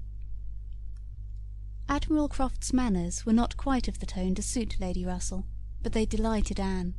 His goodness of heart and simplicity of character were irresistible. "Now, this must be very bad for you," said he, suddenly rousing from a little reverie, "to be coming and finding us here. I had not recollected it before, I declare, but it must be very bad. But now, do not stand upon ceremony. Get up and go over all the rooms in the house, if you like it." "Another time, sir. I thank you. Not now." "Well, whenever it suits you. You can slip in from the shrubbery at any time, and there you will find we keep our umbrellas hanging up by that door. A good place, is it not? But," checking himself, "you will not think it a good place, for yours were always kept in the butler's room. Ay, so it always is, I believe. One man's ways may be as good as another's, but we all like our own best. And so you must judge for yourself whether it would be better for you to go about the house or not." Anne, finding she might decline it, did so very gratefully. "We have made very few changes either," continued the Admiral, after thinking a moment. "Very few. We told you about the laundry door at Uppercross. That has been a very great improvement. The wonder was how any family upon earth could bear with the inconvenience of it opening as it did so long. You will tell Sir Walter what we have done, and that Mr Shepherd thinks it the greatest improvement the house ever had. Indeed, I must do ourselves the justice to say that the few alterations we have made have been all very much for the better. My wife should have the credit of them, however. I have done very little, besides sending away some of the large looking-glasses from my dressing-room, which was your father's. A very good man, and very much the gentleman, I am sure, but I should think, Miss Elliott," looking with serious reflection, "I should think he must be rather a dressy man for his time of life. Such a number of looking-glasses! Oh Lord, there was no getting away from oneself. So I got Sophie to lend me a hand, and we soon shifted their quarters, and now I am quite snug, with my little shaving-glass in one corner, and another great thing that I never go near." Anne, amused in spite of herself, was rather distressed for an answer, and the Admiral, fearing he might not have been civil enough, took up the subject again to say, The next time you write to your good father, Miss Elliott, pray give him my compliments and Mrs Croft's, and say that we are settled here quite to our liking, and have no fault at all to find with the place. The breakfast-room chimney smokes a little, I grant you, but it is only when the wind is due north and blows hard, which may not happen 3 times a winter. And take it altogether, now that we have been into most of the houses hereabouts, and can judge, there is not one that we like better than this. Pray say so, with my compliments. He will be glad to hear it. Lady Russell and Mrs Croft were very well pleased with each other, but the acquaintance which this visit began was fated not to proceed far at present, for when it was returned, the Crofts announced themselves to be going away for a few weeks, to visit their connections in the north of the country, and probably might not be at home again before Lady Russell would be removing to Bath. So ended all danger to Anne of meeting Captain Wentworth at Kellynch Hall, or of seeing her in company with her friend. Everything was safe enough, and she smiled over the many anxious feelings she had wasted on the subject. End of chapter 13. Persuasion by Jane Austen. Chapter 14. Though Charles and Mary had remained at Lyme much longer after Mr. and Mrs. Musgrove's going than Anne conceived they could have been at all wanted, they were yet the first of the family to be at home again, and as soon as possible after their return to Uppercross they drove over to the lodge. They had left Louisa beginning to sit up, but her head, though clear, was exceedingly weak, and her nerves susceptible to the highest extreme of tenderness. And though she might be pronounced to be altogether doing very well, it was still impossible to say when she might be able to bear the removal home, and her father and mother, who must return in time to receive their younger children for the Christmas holidays, had hardly a hope of being allowed to bring her with them. They had been all in lodgings together. Mrs. Musgrove had got Mrs. Harville's children away as much as she could. Every possible supply from Uppercross had been furnished to lighten the inconvenience to the Harvilles, while the Harvilles had been wanting them to come to dinner every day. And in short, it seemed to have been only a struggle on each side as to which should be most disinterested and hospitable. Mary had had her evils, but upon the whole, as was evident by her staying so long, she had found more to enjoy than to suffer. Charles Hayter had been at Lyme oftener than suited her, and when they dined with the Harvilles, there had been only a maidservant to wait. And at first Mrs. Harville had always given Mrs. Musgrove precedence, but then she had received so very handsome an apology from her on finding out whose daughter she was, and there had been so much going on every day. There had been so many walks between their lodgings and the Harvilles, and she had got books from the library, and changed them so often, that the balance had certainly been much in favour of Lyme. She had been taken to Charmouth too, and she had bathed, and she had gone to church, and there were a great many more people to look at in the church at Lyme than at Uppercross, and all this, joined to the sense of being so very useful, had made really an agreeable fortnight. Anne inquired after Captain Benwick. Mary's face was clouded directly. Charles laughed. "Oh, Captain Benwick is very well, I believe, but he is a very odd young man. I do not know what he would be at. We asked him to come home with us for a day or two. Charles undertook to give him some shooting, and he seemed quite delighted, and for my part, I thought it was all settled, when behold, on Tuesday night, he made a very awkward sort of excuse. He never shot, and he had been quite misunderstood, and he had promised this, and he had promised that, and the end of it, as I found, that he did not mean to come. I suppose he was afraid of finding it dull, but upon my word I should have thought we were lively enough at the cottage for such a heartbroken man as Captain Benwick." Charles laughed again and said, "Now, Mary, you know very well how it really was. It was all your doing," turning to Anne. "He fancied that if he went with us, he should find you close by. He fancied everybody to be living in Uppercross, and when he discovered that Lady Russell lived 3 miles off, his heart failed him, and he had not courage to come. That is the fact, upon my honour. Mary knows it is." But Mary did not give in to it very graciously, whether from not considering Captain Benwick entitled by birth and situation to be in love with an Elliott, or from not wanting to believe Anne a greater attraction to Uppercross than herself, must be left to be guessed. Anne's goodwill, however, was not to be lessened by what she heard. She boldly acknowledged herself flattered, and continued her inquiries. "Oh, he talks of you," cried Charles, "in such terms—" Mary interrupted him. "I declare, Charles, I never heard him mention Anne twice all the time I was there. I declare, Anne, he never talks of you at all." "No," admitted Charles, "I do not know that he ever does in a general way, but, however, it is a very clear thing that he admires you exceedingly. His head is full of some books that he is reading upon your recommendation, and he wants to talk to you about them. He has found out something or other in one of them which he thinks so. Oh, I cannot pretend to remember it, but it was something very fine. I overheard him telling Henrietta all about it, and then Miss Elliott was spoken of in the highest terms. Now, Mary, I declare it was so. I heard it myself, and you were in the other room. Elegance, sweetness, beauty. Oh, there was no end of Miss Elliott's charms. And I am sure," cried Mary warmly, "it was of very little to his credit if he did. Miss Harville only died last June. Such a heart is very little worth having, is it, Lady Russell? I am sure you will agree with me."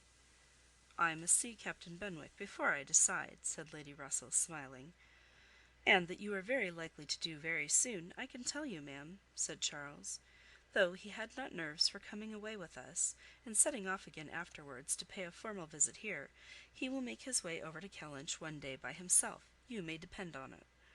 I told him the distance in the road, and I told him of the churches being so very well worth seeing, for as he has a taste for those sort of things, I thought that would be a good excuse, and he listened with all his understanding and soul, and I am sure from his manner that you will have him calling here soon. So I give you notice, Lady Russell." "Any acquaintance of Anne's will always be welcome to me," was Lady Russell's kind answer. "Oh, as to being Anne's acquaintance," said Mary, "I think he is rather my acquaintance, for I have been seeing him every day this last fortnight." "Well, as your joint acquaintance, then, I shall be very happy to see Captain Benwick." "You will not find anything very agreeable in him, I assure you, ma'am. He is one of the dullest young men that ever lived.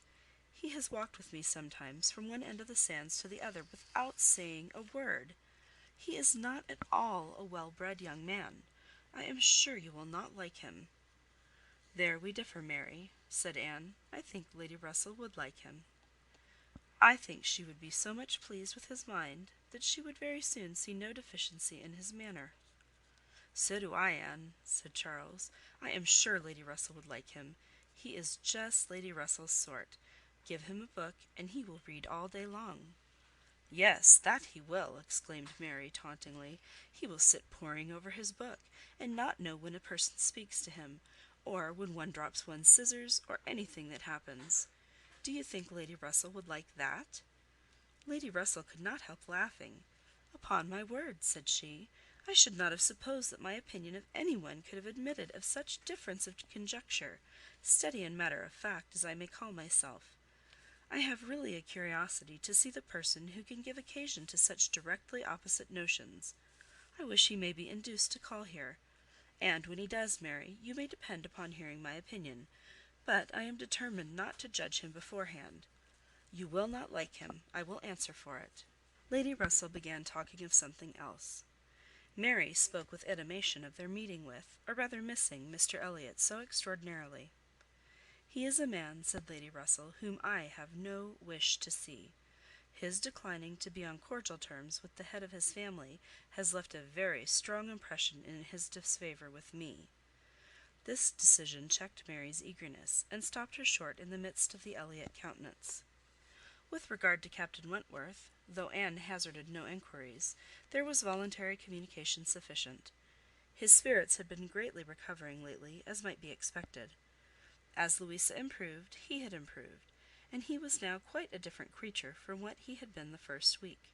He had not seen Louisa, and was so extremely fearful of any ill consequence to her from an interview, that he did not press for it at all, and, on the contrary, seemed to have a plan of going away for a week or 10 days, till her head was stronger. He had talked of going down to Plymouth for a week, and wanted to persuade Captain Benwick to go with him; but, as Charles maintained to the last, Captain Benwick seemed much more disposed to ride over to Kellynch. There can be no doubt that Lady Russell and Anne were both occasionally thinking of Captain Benwick from this time. Lady Russell could not hear the doorbell without feeling that it might be his herald. Nor could Anne return from any stroll of solitary indulgence in her father's grounds, or any visit of charity in the village, without wondering whether she might see him or hear of him. Captain Benwick came not, however. He was either less disposed for it than Charles had imagined, or he was too shy, and after giving him a week's indulgence, Lady Russell determined him to be unworthy of the interest which he had been beginning to excite. The Musgroves came back to receive their happy boys and girls from school, bringing with them Mrs Harville's little children, to improve the noise of Uppercross, and lessen that of Lyme.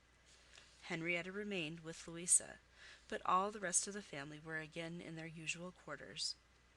Lady Russell and Anne paid their compliments to them at once, when Anne could not but feel that Uppercross was already quite alive again. Though neither Henrietta, nor Louisa, nor Charles Hayter, nor Captain Wentworth were there, the room presented as strong a contrast as could be wished to the last state she had seen it in. Immediately surrounding Mrs Musgrove were the little Harvilles, whom she was sedulously guarding from the tyranny of the 2 children from the cottage, expressly arrived to amuse them. On one side was a table occupied by some chattering girls, cutting up silk and gold paper, and on the other were trestles and trays, bending under the weight of brawn and cold pies, where riotous boys were holding high revel, the whole completed by a roaring Christmas fire, which seemed determined to be heard, in spite of all the noise of the others. Charles and Mary also came in, of course, during their visit, and Mr Musgrove made a point of paying his respects to Lady Russell, and sat down close to her for 10 minutes, talking with a very raised voice, but from the clamour of the children on his knees, generally in vain. It was a fine family peace. Anne, judging from her own temperament, would have deemed such a domestic hurricane a bad restorative of the nerves, which Louisa's illness must have so greatly shaken. But Mrs Musgrove, who got Anne near her on purpose to thank her most cordially again and again for all her attentions to them, concluded a short recapitulation of what she had suffered herself by observing, with a happy glance around the room, that after all she had gone through, nothing was so likely to do her good as a little quiet cheerfulness at home. Louisa was now recovering apace. Her mother could even think of her being able to join their party at home, before her brothers and sisters went to school again. The Harvilles had promised to come with her and stay at Uppercross, whenever she returned. Captain Wentworth was gone for the present to see his brother in Shropshire. "I hope I shall remember in future," said Lady Russell, as soon as they were reseated in the carriage, "not to call at Uppercross in the Christmas holidays. Everybody has their taste in noises as well as in other matters, and sounds are quite innoxious, or most distressing by their sort rather than their quantity. When Lady Russell, not long afterwards, was entering Bath on a wet afternoon, and driving through the long course of streets from the old bridge to Camden Place, amidst the dash of other carriages, the heavy rumble of carts and drays, the bawling of newspapermen, muffin men, and milkmen, and the ceaseless clink of pattens, she made no complaint. No, these were noises which belonged to the winter pleasures. Her spirits rose under their influence, and like Mrs Musgrove, she was feeling, though not saying, that after being long in the country, nothing could be so good for her as a little quiet cheerfulness. Anne did not share these feelings. She persisted in a very determined, though very silent disinclination for Bath, caught the first dim view of the extensive buildings, smoking in the rain, without any wish of seeing them better, felt their progress through the streets to be, however disagreeable, yet too rapid, for who would be glad to see her when she arrived? And she looked back with fond regret to the bustles of Uppercross and the seclusion of Kellynch. Elizabeth's last letter had communicated a piece of news of some interest. Mr Elliott was in Bath. He had called in Camden Place, had called a second time, a third, had been pointedly attentive. If Elizabeth and her father did not deceive themselves, had been taking much pains to seek the acquaintance and proclaim the value of the connection, as he had formerly taken pains to show neglect. This was very wonderful if it were true, and Lady Russell was in a state of very agreeable curiosity and perplexity about Mr Elliott, already recanting the sentiment she had so lately expressed to Mary, of his being a man whom she had no wish to see. She had a great wish to see him. If he really sought to reconcile himself like a dutiful branch, he must be forgiven for having dismembered himself from the paternal tree. Anne was not animated to an equal pitch by the circumstance, but she felt that she would rather see Mr Elliott again than not. which was more than she could say for many other persons in Bath. She was put down in Camden Place, and Lady Russell then drove to her own lodgings in Rivers Street. End of chapter 14. Persuasion by Jane Austen. Chapter 15. Sir Walter had taken a very good house in Camden Place, a lofty, dignified situation, such as becomes a man of consequence, and both he and Elizabeth were settled there, much to their satisfaction. Anne entered it with a sinking heart, anticipating an imprisonment of many months, and anxiously saying to herself, "Oh, when shall I leave you again?" A degree of unexpected cordiality, however, in the welcome she received, did her good. Her father and sister were glad to see her, for the sake of showing her the house and furniture, and met her with kindness. Her making a fourth, when they sat down to dinner, was noticed as an advantage. Mrs Clay was very pleasant, and very smiling, but her courtesies and smiles were more a matter of course. Anne had always felt that she would pretend what was proper on her arrival, but the complaisance of the others was unlooked for. They were evidently in excellent spirits, and she was soon to listen to the causes. They had no inclination to listen to her. After laying out for some compliments of being deeply regretted in their old neighbourhood, which Anne could not pay, they had only a few faint inquiries to make, before the talk must be all their own. Uppercross excited no interest, Kellynch very little. It was all Bath. They had the pleasure of assuring her that Bath more than answered their expectations in every respect. Their house was undoubtedly the best in Camden Place. Their drawing-rooms had many decided advantages over all the others which they had either seen or heard of, and the superiority was not less in the style of the fitting up, or the taste of the furniture. Their acquaintance was exceedingly sought after. Everybody was wanting to visit them. They had drawn back from many introductions, and still were perpetually having cards left by people of whom they knew nothing. Here were funds of enjoyment. Could Anne wonder that her father and sister were happy? She might not wonder, but she must sigh that her father should feel no degradation in his change, should see nothing to regret in the duties and dignity of the resident landholder, should find so much to be vain of in the littlenesses of a town, and she must sigh, and smile, and wonder too, as Elizabeth threw open the folding doors, and walked with exultation from one drawing-room to the other, boasting of their space, at the possibility of that woman, who had been mistress of Kellynch Hall, finding extent to be proud of between two walls perhaps 30 feet asunder. But this was not all which they had to make them happy. They had Mr Elliott too. Anne had a great deal to hear of Mr Elliott. He was not only pardoned, they were delighted with him. He had been in Bath about a fortnight. He had passed through Bath in November, in his way to London, when the intelligence of Sir Walter's being settled there had of course reached him, though only 24 hours in the place, but he had not been able to avail himself of it. But he had now been a fortnight in Bath, and his first object on arriving had been to leave his card in Camden Place, following it up by such assiduous endeavours to meet, and when they did meet, by such great openness of conduct, such readiness to apologize for the past, such solicitude to be received as a relation again, that their former good understanding was completely re-established.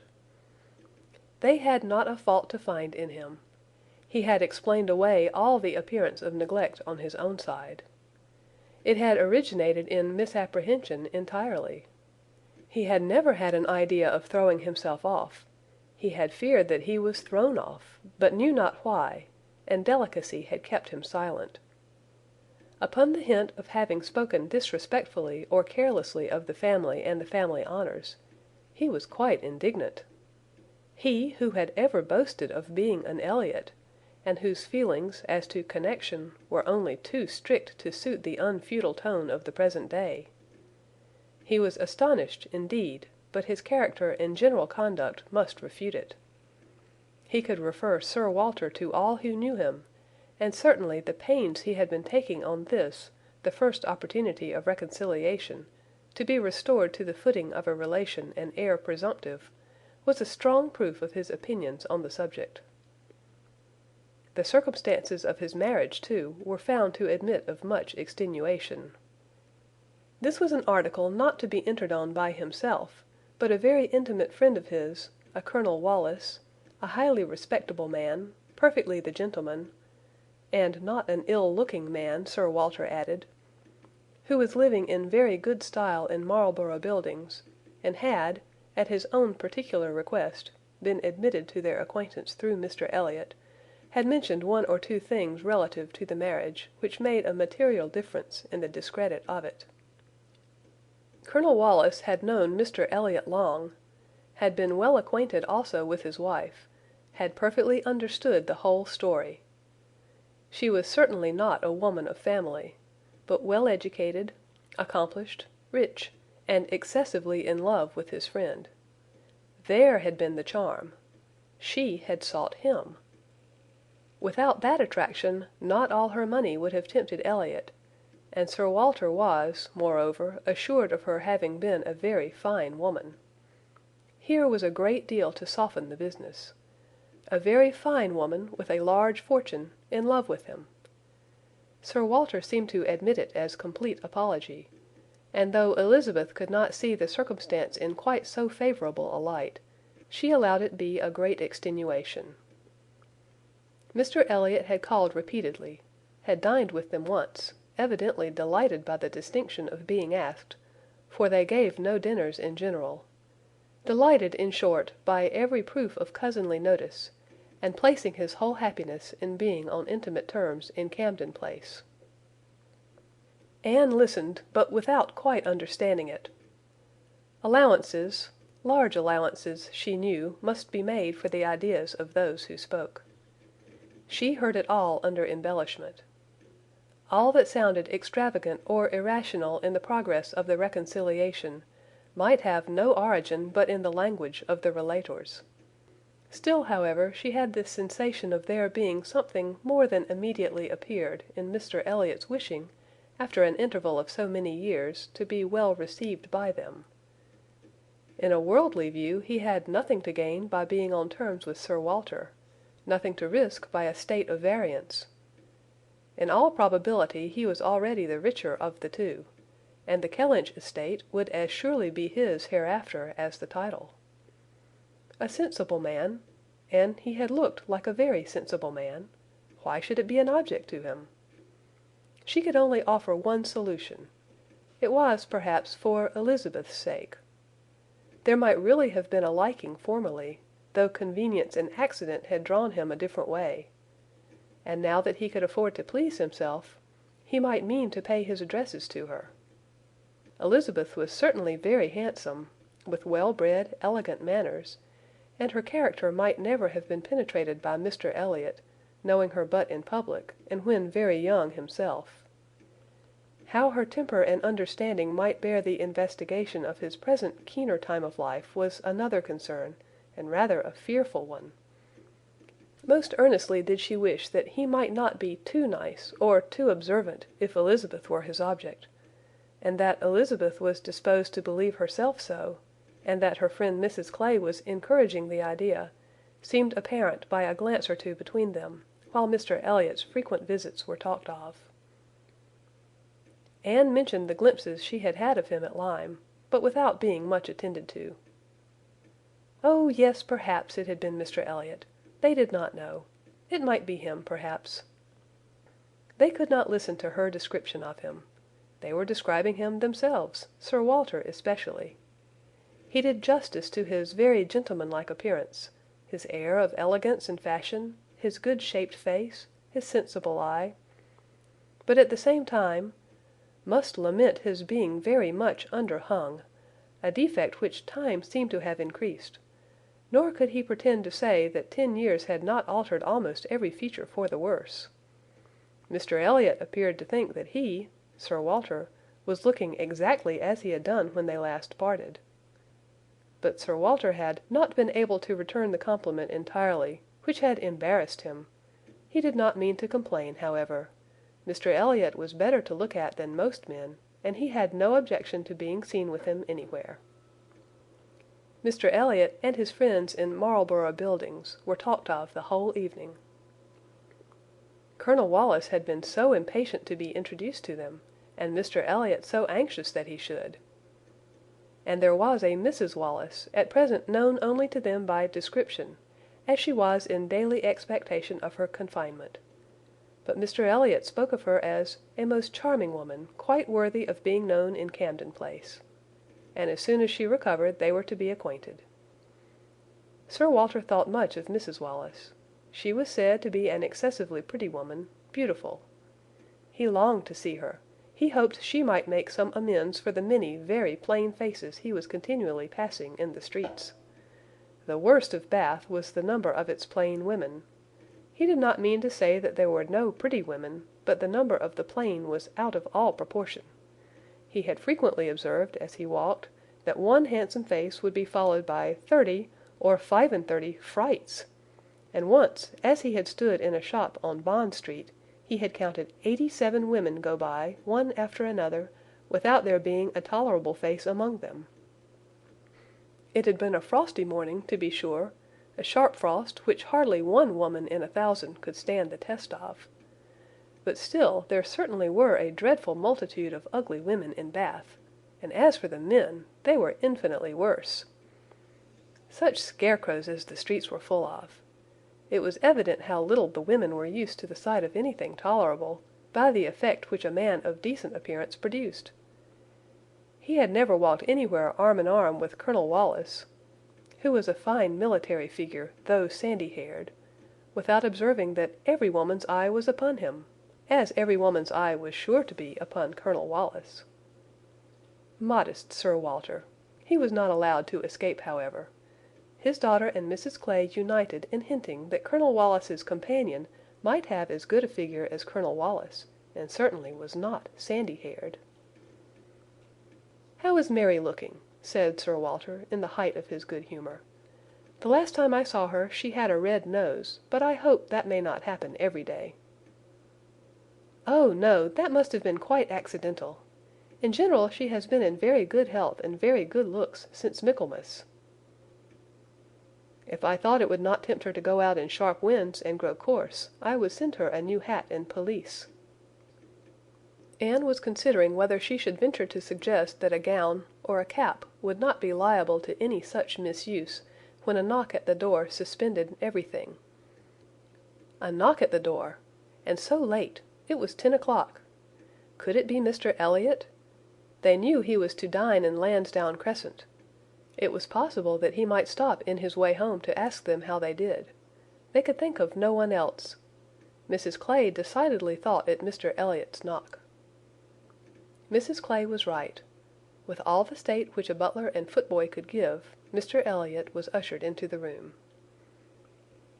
It was the very same man, with no difference but of dress.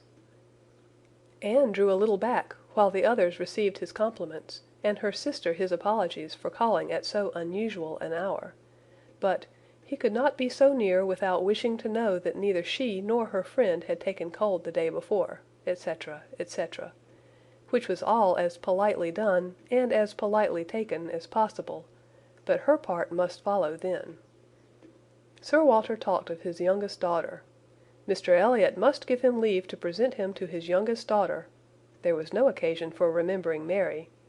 And Anne, smiling and blushing, very becomingly showed to Mr Elliott the pretty features which he had by no means forgotten, and instantly saw, with amusement at his little start of surprise, that he had not been at all aware of who she was. He looked completely astonished, but not more astonished than pleased. His eyes brightened, and with the most perfect alacrity he welcomed the relationship, alluded to the past, and entreated to be received as an acquaintance already. He was quite as good-looking as he had appeared at Lyme, his countenance improved by speaking, and his manners were so exactly what they ought to be, so polished, so easy, so particularly agreeable, that she could compare them in excellence to only one person's manners. They were not the same, but they were, perhaps, equally good. He sat down with them and improved their conversation very much. There could be no doubt of his being a sensible man. 10 minutes were enough to certify that. His tone, his expressions, his choice of subject, his knowing where to stop, it was all the operation of a sensible, discerning mind. As soon as he could, he began to talk to her of Lyme, wanting to compare opinions respecting the place, but especially wanting to speak of the circumstance of their happening to be guests in the same inn at the same time, to give his own route, understand something of hers, and regret that he should have lost such an opportunity of paying his respects to her.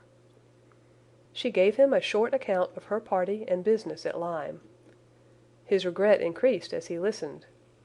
He had spent his whole solitary evening in the room adjoining theirs, had heard voices, mirth continually, thought they must be a most delightful set of people, longed to be with them, but certainly without the smallest suspicion of his possessing the shadow of a right to introduce himself. If he had but asked who the party were! The name of Musgrove would have told him enough. Well, it would serve to cure him of an absurd practice of never asking a question at an inn, which he had adopted when quite a young man, on the principle of its being very ungenteel to be curious. The notions of a young man of 1 or 2 and 20, said he, as to what is necessary in manners to make him quite the thing, are more absurd, I believe, than those of any other set of beings in the world. The folly of the means they often employ is only to be equalled by the folly of what they have in view. But he must not be addressing his reflections to Anne alone. He knew it. He was soon diffused again among the others, and it was only at intervals that he could return to Lyme. His inquiries, however, produced at length an account of the scene she had been engaged in there, soon after his leaving the place. Having alluded to an accident, he must hear the whole. When he questioned, Sir Walter and Elizabeth began to question also, but the difference in their manner of doing it could not be unfelt. She could only compare Mr Elliott to Lady Russell in the wish of really comprehending what had passed, and in the degree of concern for what she must have suffered in witnessing it. He stayed an hour with them. The elegant little clock on the mantelpiece had struck 11 with its silver sounds, and the watchman was beginning to be heard at a distance telling the same tale, before Mr Elliott or any of them seemed to feel that he had been there long. Anne could not have supposed it possible that her first evening in Camden Place could have passed so well. End of Chapter 15. Persuasion by Jane Austen. Chapter 16. There was one point which Anne, on returning to her family, would have been more thankful to ascertain even than Mr Elliott's being in love with Elizabeth, which was her father's not being in love with Mrs Clay, and she was very far from easy about it, when she had been at home a few hours. On going down to breakfast the next morning, she found there had just been a decent pretence on the lady's side of meaning to leave them. She could imagine Mrs Clay to have said that now Miss Anne was come, she could not suppose herself at all wanted. For Elizabeth was replying in a sort of whisper, "That must not be any reason indeed. I assure you I feel it none. She is nothing to me compared with you." And she was in full time to hear her father say, "My dear madam, this must not be. As yet you have seen nothing of Bath. You have been here only to be useful. You must not run away from us now. You must stay and be acquainted with Mrs Wallis, the beautiful Mrs Wallis. To your fine mind I well know the sight of beauty is a real gratification." He spoke and looked so much in earnest that Anne was not surprised to see Mrs Clay stealing a glance at Elizabeth and herself. Her countenance perhaps might express some watchfulness, but the praise of the fine mind did not appear to excite a thought in her sister. The lady could not but yield to such joint entreaties, and promised to stay. In the course of the same morning, Anne and her father chancing to be alone together, he began to compliment her on her improved looks. He thought her less thin in her person, in her cheeks, her skin, her complexion greatly improved, clearer, fresher. Had she been using anything in particular? No, nothing. Merely Gowland, he supposed? No, nothing at all. Ha! He was surprised at that, and added, "Certainly you cannot do better than to continue as you are. You cannot be better than well, or I shall recommend Gowland, the constant use of Gowland, during the spring months. Mrs Clay has been using it at my recommendation, and you see what it has done for her. You see how it has carried away her freckles." If Elizabeth could but have heard this! Such personal praise might have struck her, especially as it did not appear to Anne that the freckles were at all lessened. But everything must take its chance. The evil of a marriage would be much diminished if Elizabeth were also to marry. As for herself, she might always command a home with Lady Russell. Lady Russell's composed mind and polite manners were put to some trial on this point in her intercourse in Camden Place. The sight of Mrs Clay in such favour, and of Anne so overlooked, was a perpetual provocation to her there, and vexed her as much when she was away as a person in Bath, who drinks the water, gets all the new publications, and has a very large acquaintance, has time to be vexed. As Mr Elliott became known to her, she grew more charitable, or more indifferent, towards the others. His manners were an immediate recommendation, and on conversing with him she found the solid so fully supporting the superficial, that she was at first, as she told Anne, almost ready to exclaim, "Can this be Mr Elliott?" and could not seriously picture to herself a more agreeable or estimable man. Everything united in him: good understanding, correct opinions, knowledge of the world, and a warm heart. He had strong feelings of family attachment and family honour, without pride or weakness. He lived with the liberality of a man of fortune without display. He judged for himself in everything essential, without defying public opinion in any point of worldly decorum.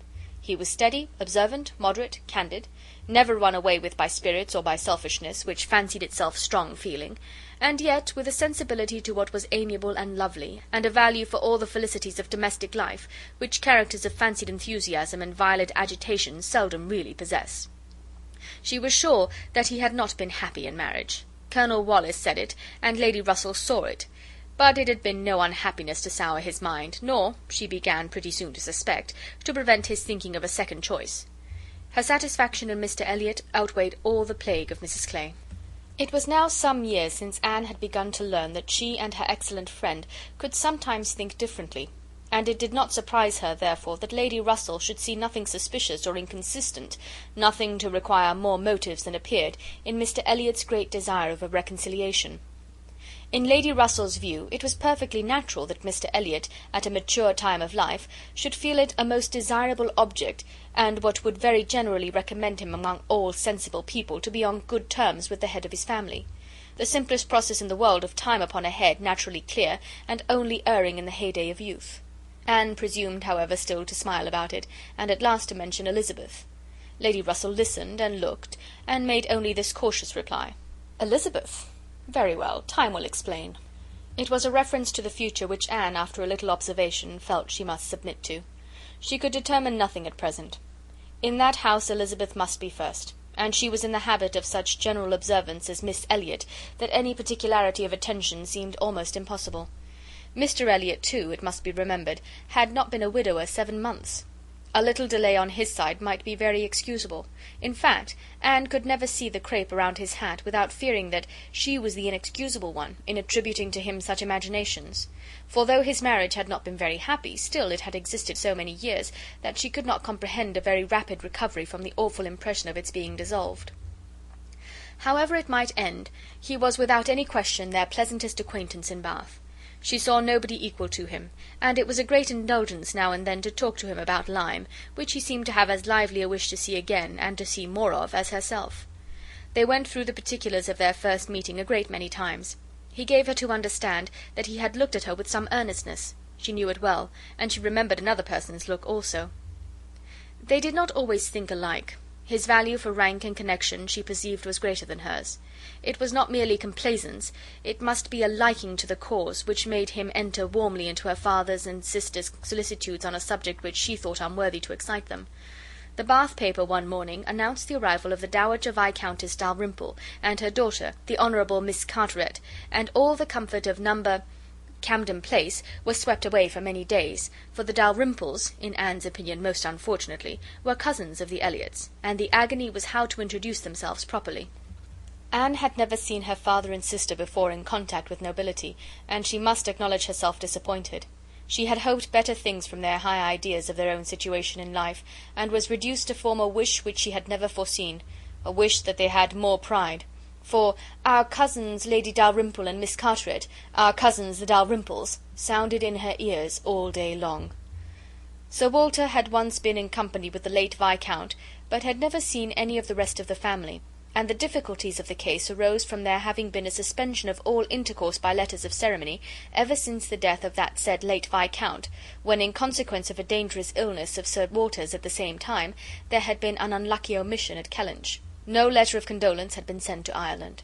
The neglect had been visited on the head of the sinner, for when poor Lady Elliott died herself, no letter of condolence was received at Kellynch, and consequently there was but too much reason to apprehend that the Dalrymples considered the relationship as closed. How to have this anxious business set to rights, and be admitted as cousins again, was the question, and it was a question which, in a more rational manner, neither Lady Russell nor Mr Elliott thought unimportant. Family connections were always worth preserving, good company always worth seeking. Lady Dalrymple had taken a house for 3 months in Laura Place, and would be living in style. She had been at Bath the year before, and Lady Russell had heard her spoken of as a charming woman. It was very desirable that the connection should be renewed, if it could be done, without any compromise of propriety on the side of the Elliots. Sir Walter, however, would choose his own means, and at last wrote a very fine letter of ample explanation, regret, and entreaty to his right honourable cousin. Neither Lady Russell nor Mr Elliott could admire the letter, but it did all that was wanted, in bringing 3 lines of scrawl from the Dowager Viscountess. She was very much honoured, and should be happy in their acquaintance. The toils of the business were over, the sweets began. They visited in Laura Place, they had the cards of Dowager Viscountess Dalrymple and the Honourable Miss Carteret to be arranged wherever they might be most visible, and "our cousins in Laura Place," "our cousin Lady Dalrymple and Miss Carteret," were talked of to everybody. Anne was ashamed. Had Lady Dalrymple and her daughter even been very agreeable, she would still have been ashamed of the agitation they created. But they were nothing. There was no superiority of manner, accomplishment, or understanding. Lady Dalrymple had acquired the name of a charming woman because she had a smile and a civil answer for everybody. Miss Carteret, with still less to say, was so plain and so awkward that she would never have been tolerated in Camden Place but for her birth. Lady Russell confessed she had expected something better, but yet it was an acquaintance worth having, and when Anne ventured to speak her opinion of them to Mr Elliott, he agreed to their being nothing in themselves, but still maintained that, as a family connection, as good company, as those who would collect good company round them, they had their value. Anne smiled and said, "My idea of good company, Mr Elliott, is the company of clever, well-informed people who have a great deal of conversation. That is what I call good company." "You are mistaken," said he gently. "That is not good company. That is the best. Good company requires only birth, education, and manners, and with regard to education it is not very nice. Birth and good manners are essential, but a little learning is by no means a dangerous thing in good company. On the contrary, it will do very well. My cousin Anne shakes her head. She is not satisfied. She is fastidious. My dear cousin," sitting down by her, "you have a better right to be fastidious than almost any other woman I know. But will it answer? Will it make you happy? Will it not be wiser to accept the society of those good ladies in Laura Place, and enjoy all the advantages of the connection as far as possible? You may depend upon it that they will move in the first set in Bath this winter, and as rank is rank, your being known to be related to them will have its use in fixing your family, our family, let me say, in that degree of consideration which we must all wish for." "Yes," sighed Anne, "we shall indeed be known to be related to them." Then, recollecting herself, and not wishing to be answered, she added, "I certainly do think there has been by far too much trouble taken to procure the acquaintance. I suppose," smiling, "I have more pride than any of you. But I confess it does vex me that we should be so solicitous to have the relationship acknowledged, which we may be very sure is a matter of perfect indifference to them." "Pardon me, dear cousin, you are unjust in your own claims. In London, perhaps, in your present quiet style of living, it might be as you say. But in Bath, Sir Walter Elliott and his family will always be worth knowing, always acceptable as acquaintance." "Well," said Anne, "I certainly am proud, too proud to enjoy a welcome which depends so entirely upon place." "I love your indignation," said he. "It is very natural. But here you are in Bath, and the object is to be established here with all the credit and dignity which ought to belong to Sir Walter Elliott. You talk of being proud. I am called proud, I know, and I shall not wish to believe myself otherwise. For our pride, if investigated, would have the same object, I have no doubt, though the kind may seem a little different. In one point I am sure, my dear cousin," he continued, speaking lower, though there was no one else in the room, "in one point I am sure we must feel alike. We must feel that every addition to your father's society among his equals or superiors may be of use in diverting his thoughts from those who are beneath him." He looked as he spoke to the seat which Mrs Clay had been lately occupying, a sufficient explanation of what he particularly meant, and though Anne could not believe in their having the same sort of pride, she was pleased with him for not liking Mrs Clay, and her conscience admitted that his wishing to promote her father's getting great acquaintance was more than excusable in the view of defeating her. End of chapter 16. Persuasion by Jane Austen. Chapter 17. While Sir Walter and Elizabeth were assiduously pushing their good fortune in Laura Place, Anne was renewing an acquaintance of a very different description. She had called on her former governess, and had heard from her of there being an old schoolfellow in Bath, who had the two strong claims on her attention of past kindness and present suffering. Miss Hamilton, now Mrs Smith, had shown her kindness in one of those periods of her life when it had been most valuable. Anne had gone unhappy to school, grieving for the loss of a mother whom she had dearly loved, feeling her separation from home, and suffering as a girl of 14, of strong sensibility and not high spirits, must suffer at such a time.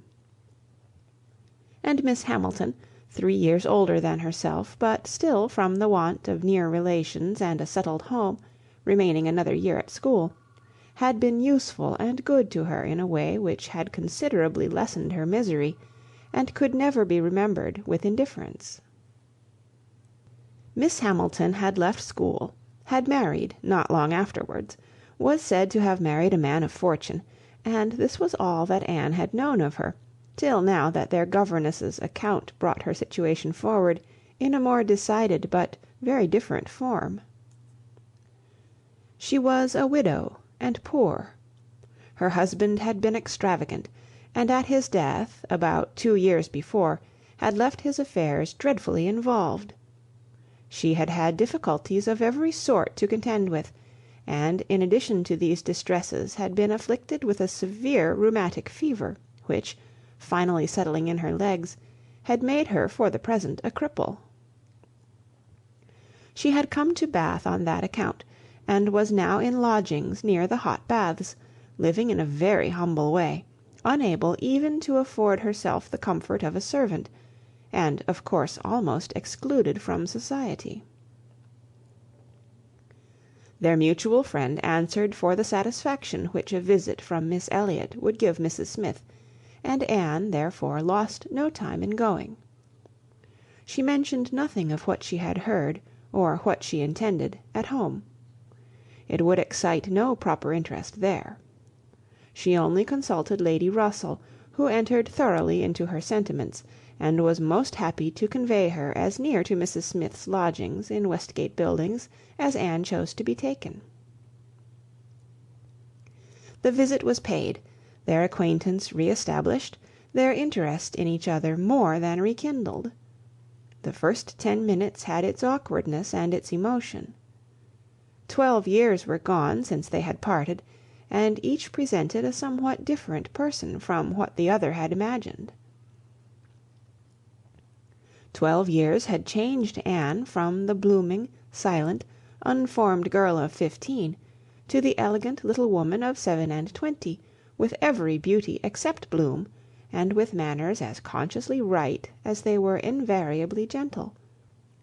And 12 years had transformed the fine-looking, well-grown Miss Hamilton, in all the glow of health and confidence of superiority, into a poor, infirm, helpless widow, receiving the visit of her former protégée as a favour. But all that was uncomfortable in the meeting had soon passed away, and left only the interesting charm of remembering former partialities and talking over old times. Anne found in Mrs Smith the good sense and agreeable manners which she had almost ventured to depend on, and a disposition to converse and be cheerful beyond her expectation. Neither the dissipations of the past, and she had lived very much in the world, nor the restrictions of the present, Neither sickness nor sorrow seemed to have closed her heart or ruined her spirits. In the course of a second visit she talked with great openness, and Anne's astonishment increased. She could scarcely imagine a more cheerless situation in itself than Mrs Smith's. She had been very fond of her husband; she had buried him. She had been used to affluence; it was gone. She had no child to connect her with life and happiness again, no relations to assist in the arrangement of perplexed affairs, no health to make all the rest supportable. Her accommodations were limited to a noisy parlour and a dark bedroom behind, with no possibility of moving from one to the other without assistance, which there was only one servant in the house to afford, and she never quitted the house but to be conveyed into the warm bath. Yet, in spite of all this, Anne had reason to believe that she had moments only of languor and depression to hours of occupation and enjoyment. How could it be? She watched, observed, reflected, and finally determined that this was not a case of fortitude or of resignation only. A submissive spirit might be patient, a strong understanding would supply resolution, but here was something more. Here was that elasticity of mind, that disposition to be comforted, that power of turning readily from evil to good, and of finding employment, which carried her out of herself, which was from nature alone. It was the choicest gift of heaven, and Anne viewed her friend as one of those instances in which, by a merciful appointment, it seems designed to counterbalance almost every other want. There had been a time, Mrs Smith told her, when her spirits had nearly failed. She could not call herself an invalid now, compared with her state on first reaching Bath.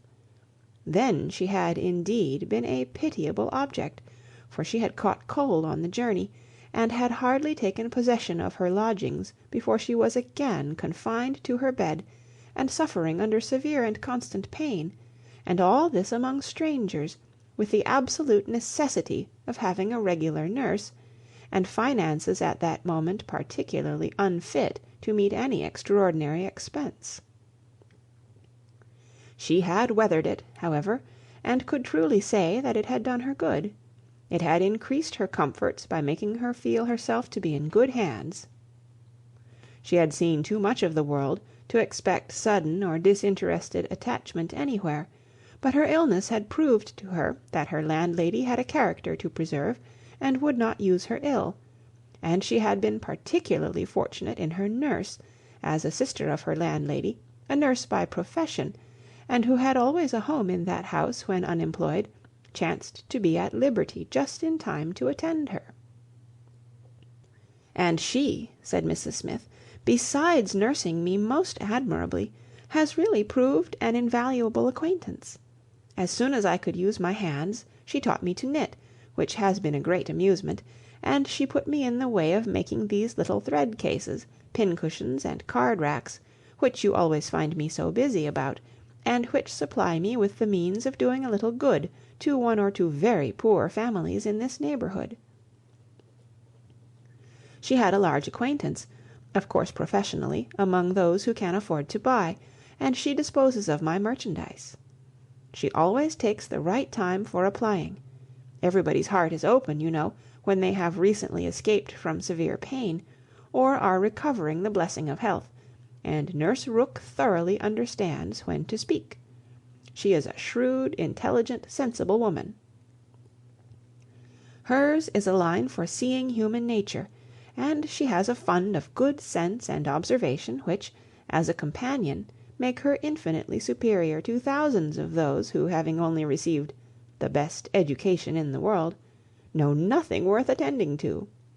Call it gossip if you will, but when Nurse Rooke has half an hour's leisure to bestow on me, she is sure to have something to relate that is entertaining and profitable, something that makes one know one's species better.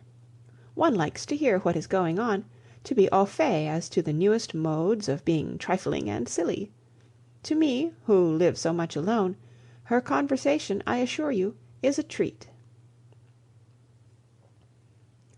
Anne, far from wishing to cavil at the pleasure, replied, "I can easily believe it. Women of that class have great opportunities, and if they are intelligent may be well worth listening to. Such varieties of human nature as they are in the habit of witnessing! And it is not merely in its follies that they are well read, for they see it occasionally under every circumstance that can be most interesting or affecting. What instances must pass before them of ardent, disinterested, self-denying attachment, of heroism, fortitude, patience, resignation! Of all the conflicts and all the sacrifices that ennoble us most, a sick chamber may often furnish the worth of volumes." "Yes," said Mrs. Smith more doubtingly, "sometimes it may, though I fear its lessons are not often in the elevated style you describe. Here and there human nature may be great in times of trial, but, generally speaking, it is its weakness and not its strength that appears in a sick chamber. It is selfishness and impatience rather than generosity and fortitude that one hears of. There is so little real friendship in the world, and, unfortunately," speaking low and tremulously, "there are so many who forget to think seriously till it is almost too late." Anne saw the misery of such feelings.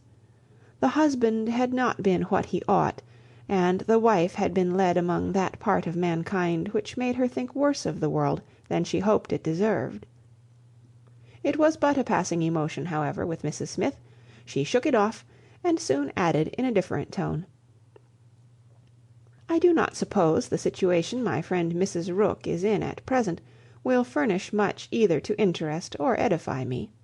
She is only nursing Mrs. Wallis of Marlborough Buildings, a mere pretty, silly, expensive, fashionable woman, I believe, and of course will have nothing to report but of lace and finery. I mean to make my profit of Mrs. Wallis, however. She has plenty of money, and I intend she shall buy all the high-priced things I have in hand now." Anne had called several times on her friend before the existence of such a person was known in Camden Place. At last it became necessary to speak of her. Sir Walter, Elizabeth, and Mrs Clay returned one morning from Laura Place, with a sudden invitation from Lady Dalrymple for the same evening, and Anne was already engaged to spend that evening in Westgate Buildings. She was not sorry for the excuse. They were only asked, she was sure, because Lady Dalrymple, being kept at home by a bad cold, was glad to make use of the relationship which had been so pressed on her, and she declined on her own account with great alacrity. She was engaged to spend the evening with an old schoolfellow. They were not much interested in anything relative to Anne, but still there were questions enough asked to make it understood what this old schoolfellow was, and Elizabeth was disdainful, and Sir Walter severe. "Westgate Buildings!" said he, "and who is Miss Anne Elliott to be visiting in Westgate Buildings? A Mrs. Smith, a widow Mrs. Smith, and who was her husband? One of 5,000 Mr. Smiths, whose names are to be met with everywhere. And what is her attraction? That she is old and sickly. Upon my word, Miss Anne Elliott, you have the most extraordinary taste. Everything that revolts other people, low company, paltry rooms, foul air, disgusting associations, are inviting to you. But surely you may put off this old lady till to-morrow. She is not so near her end, I presume, but that she may hope to see another day. What is her age? 40? No, sir, she is not 31, but I do not think I can put off my engagement, because it is the only evening for some time which will at once suit her and myself. She goes into the warm bath to-morrow, and for the rest of the week, you know, we are engaged." "But what does Lady Russell think of this acquaintance?" asked Elizabeth. "She sees nothing to blame in it," replied Anne. "On the contrary, she approves it, and has generally taken me when I have called on Mrs Smith." "Westgate Buildings must have been rather surprised by the appearance of a carriage drawn up near its pavement," observed Sir Walter. "Sir Henry Russell's widow, indeed, has no honours to distinguish her arms, but still it is a handsome equipage, and no doubt is well known to convey a Miss Elliott." "A widow Mrs Smith lodging in Westgate Buildings, a poor widow barely able to live, between 30 and 40, a mere Mrs Smith, an everyday Mrs Smith, of all people and all names in the world, to be the chosen friend of Miss Anne Elliott, and to be preferred by her to her own family connections among the nobility of England and Ireland. Mrs Smith! Such a name!" Mrs Clay, who had been present while all this passed, now thought it advisable to leave the room, and Anne could have said much, and did long to say a little in defence of her friend's not very dissimilar claims to theirs, but her sense of personal respect to her father prevented her. She made no reply. She left it to himself to recollect that Mrs Smith was not the only widow in Bath between 30 and 40, with little to live on, and no surname of dignity. Anne kept her appointment, the others kept theirs, and of course she heard the next morning that they had had a delightful evening. She had been the only one of the set absent, for Sir Walter and Elizabeth had not only been quite at her ladyship's service themselves, but had actually been happy to be employed by her in collecting others, and had been at the trouble of inviting both Lady Russell and Mr Elliott; and Mr Elliott had made a point of leaving Colonel Wallis early, and Lady Russell had fresh arranged all her evening engagements in order to wait on her. Anne had the whole history of all that such an evening could supply from Lady Russell.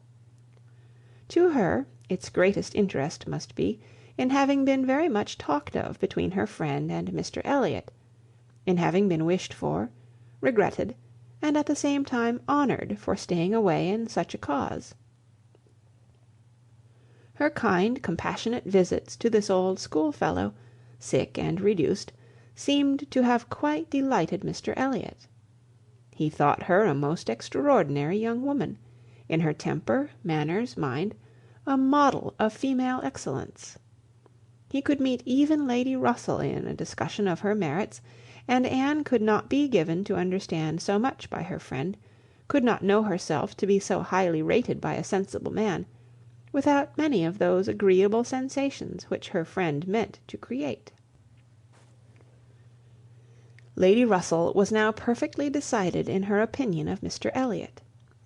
She was as much convinced of his meaning to gain Anne in time as of his deserving her, and was beginning to calculate the number of weeks which would free him from all the remaining restraints of widowhood, and leave him at liberty to exert his most open powers of pleasing. She would not speak to Anne with half the certainty she felt on the subject. She would venture on little more than hints of what might be hereafter, of a possible attachment on his side, of the desirableness of the alliance, supposing such attachment to be real and returned. Anne heard her, and made no violent exclamations. She only smiled, blushed, and gently shook her head. "I am no matchmaker, as you well know," said Lady Russell, "being much too well aware of the uncertainty of all human events and calculations. I only mean that if Mr Elliott should some time hence pay his addresses to you, and if you should be disposed to accept him, I think there would be every possibility of your being happy together. A most suitable connection everybody must consider it, but I think it might be a very happy one."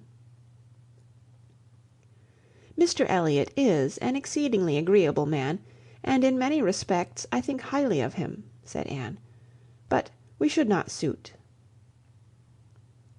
Lady Russell let this pass, and only said in rejoinder, "I own that to be able to regard you as the future mistress of Kellynch, the future Lady Elliott, to look forward and see you occupying your dear mother's place, succeeding to all her rights and all her popularity, as well as to all her virtues, would be the highest possible gratification to me.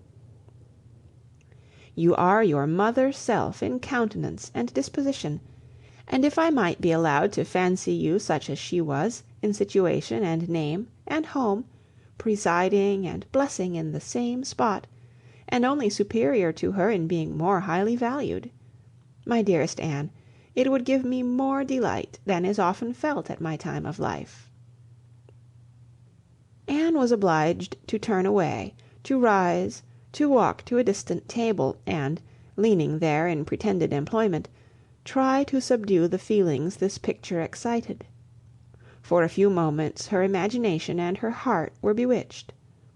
The idea of becoming what her mother had been, of having the precious name of Lady Elliott first revived in herself, of being restored to Kellynch, calling it her home again, her home for ever, was a charm which she could not immediately resist. Lady Russell said not another word, willing to leave the matter to its own operation, and believing that, could Mr Elliott at that moment with propriety have spoken for himself, she believed, in short, what Anne did not believe. The same image of Mr Elliott speaking for himself brought Anne to composure again. The charm of Kellynch and of Lady Elliott all faded away. She never could accept him. And it was not only that her feelings were still adverse to any man save one. Her judgment, on a serious consideration of the possibilities of such a case, was against Mr Elliott.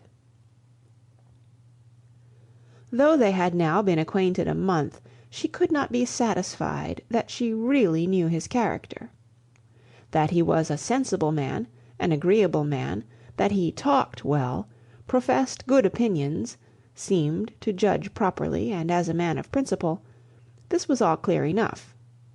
He certainly knew what was right, nor could she fix on any one article of moral duty evidently transgressed, but yet she would have been afraid to answer for his conduct. She distrusted the past, if not the present. The names which occasionally dropped of former associates, the allusions to former practices and pursuits, suggested suspicions not favourable of what he had been. She saw that there had been bad habits, that Sunday travelling had been a common thing, that there had been a period of his life, and probably not a short one, when he had been, at least, careless in all serious matters. And, though he might now think very differently, who could answer for the true sentiments of a clever, cautious man, grown old enough to appreciate a fair character?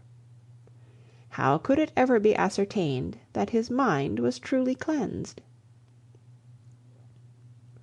Mr Elliott was rational, discreet, polished, but he was not open. There was never any burst of feeling, any warmth of indignation or delight at the evil or good of others. This, to Anne, was a decided imperfection. Her early impressions were incurable. She prized the frank, the open-hearted, the eager character beyond all others. Warmth and enthusiasm did captivate her still. She felt that she could so much more depend on the sincerity of those who sometimes looked or said a careless or a hasty thing, than of those whose presence of mind never varied, whose tongue never slipped. Mr Elliott was too generally agreeable. Various as were the tempers in her father's house, he pleased them all. He endured too well, stood too well with everybody. He had spoken to her with some degree of openness of Mrs Clay, had appeared completely to see what Mrs Clay was about, and to hold her in contempt, and yet Mrs Clay found him as agreeable as anybody. Lady Russell saw either less or more than her young friend, for she saw nothing to excite distrust. She could not imagine a man more exactly what he ought to be than Mr Elliott, nor did she ever enjoy a sweeter feeling than the hope of seeing him receive the hand of her beloved Anne in Kellynch Church, in the course of the following autumn. End of chapter 17. Persuasion by Jane Austen. Chapter 14. It was the beginning of February, and Anne, having been a month in Bath, was growing very eager for news from Uppercross and Lyme.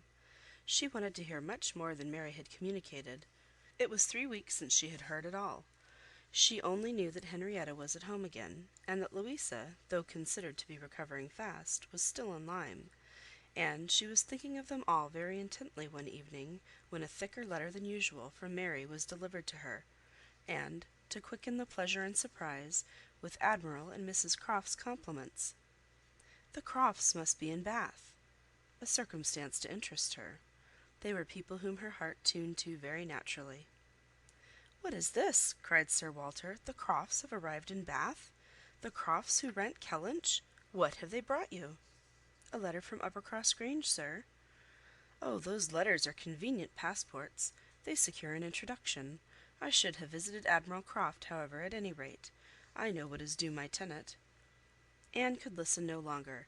She could not even have told how the poor Admiral's complexion escaped. Her letter engrossed her. It had begun several days back. February 1st. My dear Anne, I make no apology for my silence, because I know how little people think of letters in such a place as Bath. You must be a great deal too happy to care for Uppercross, which, as you well know, affords little to write about.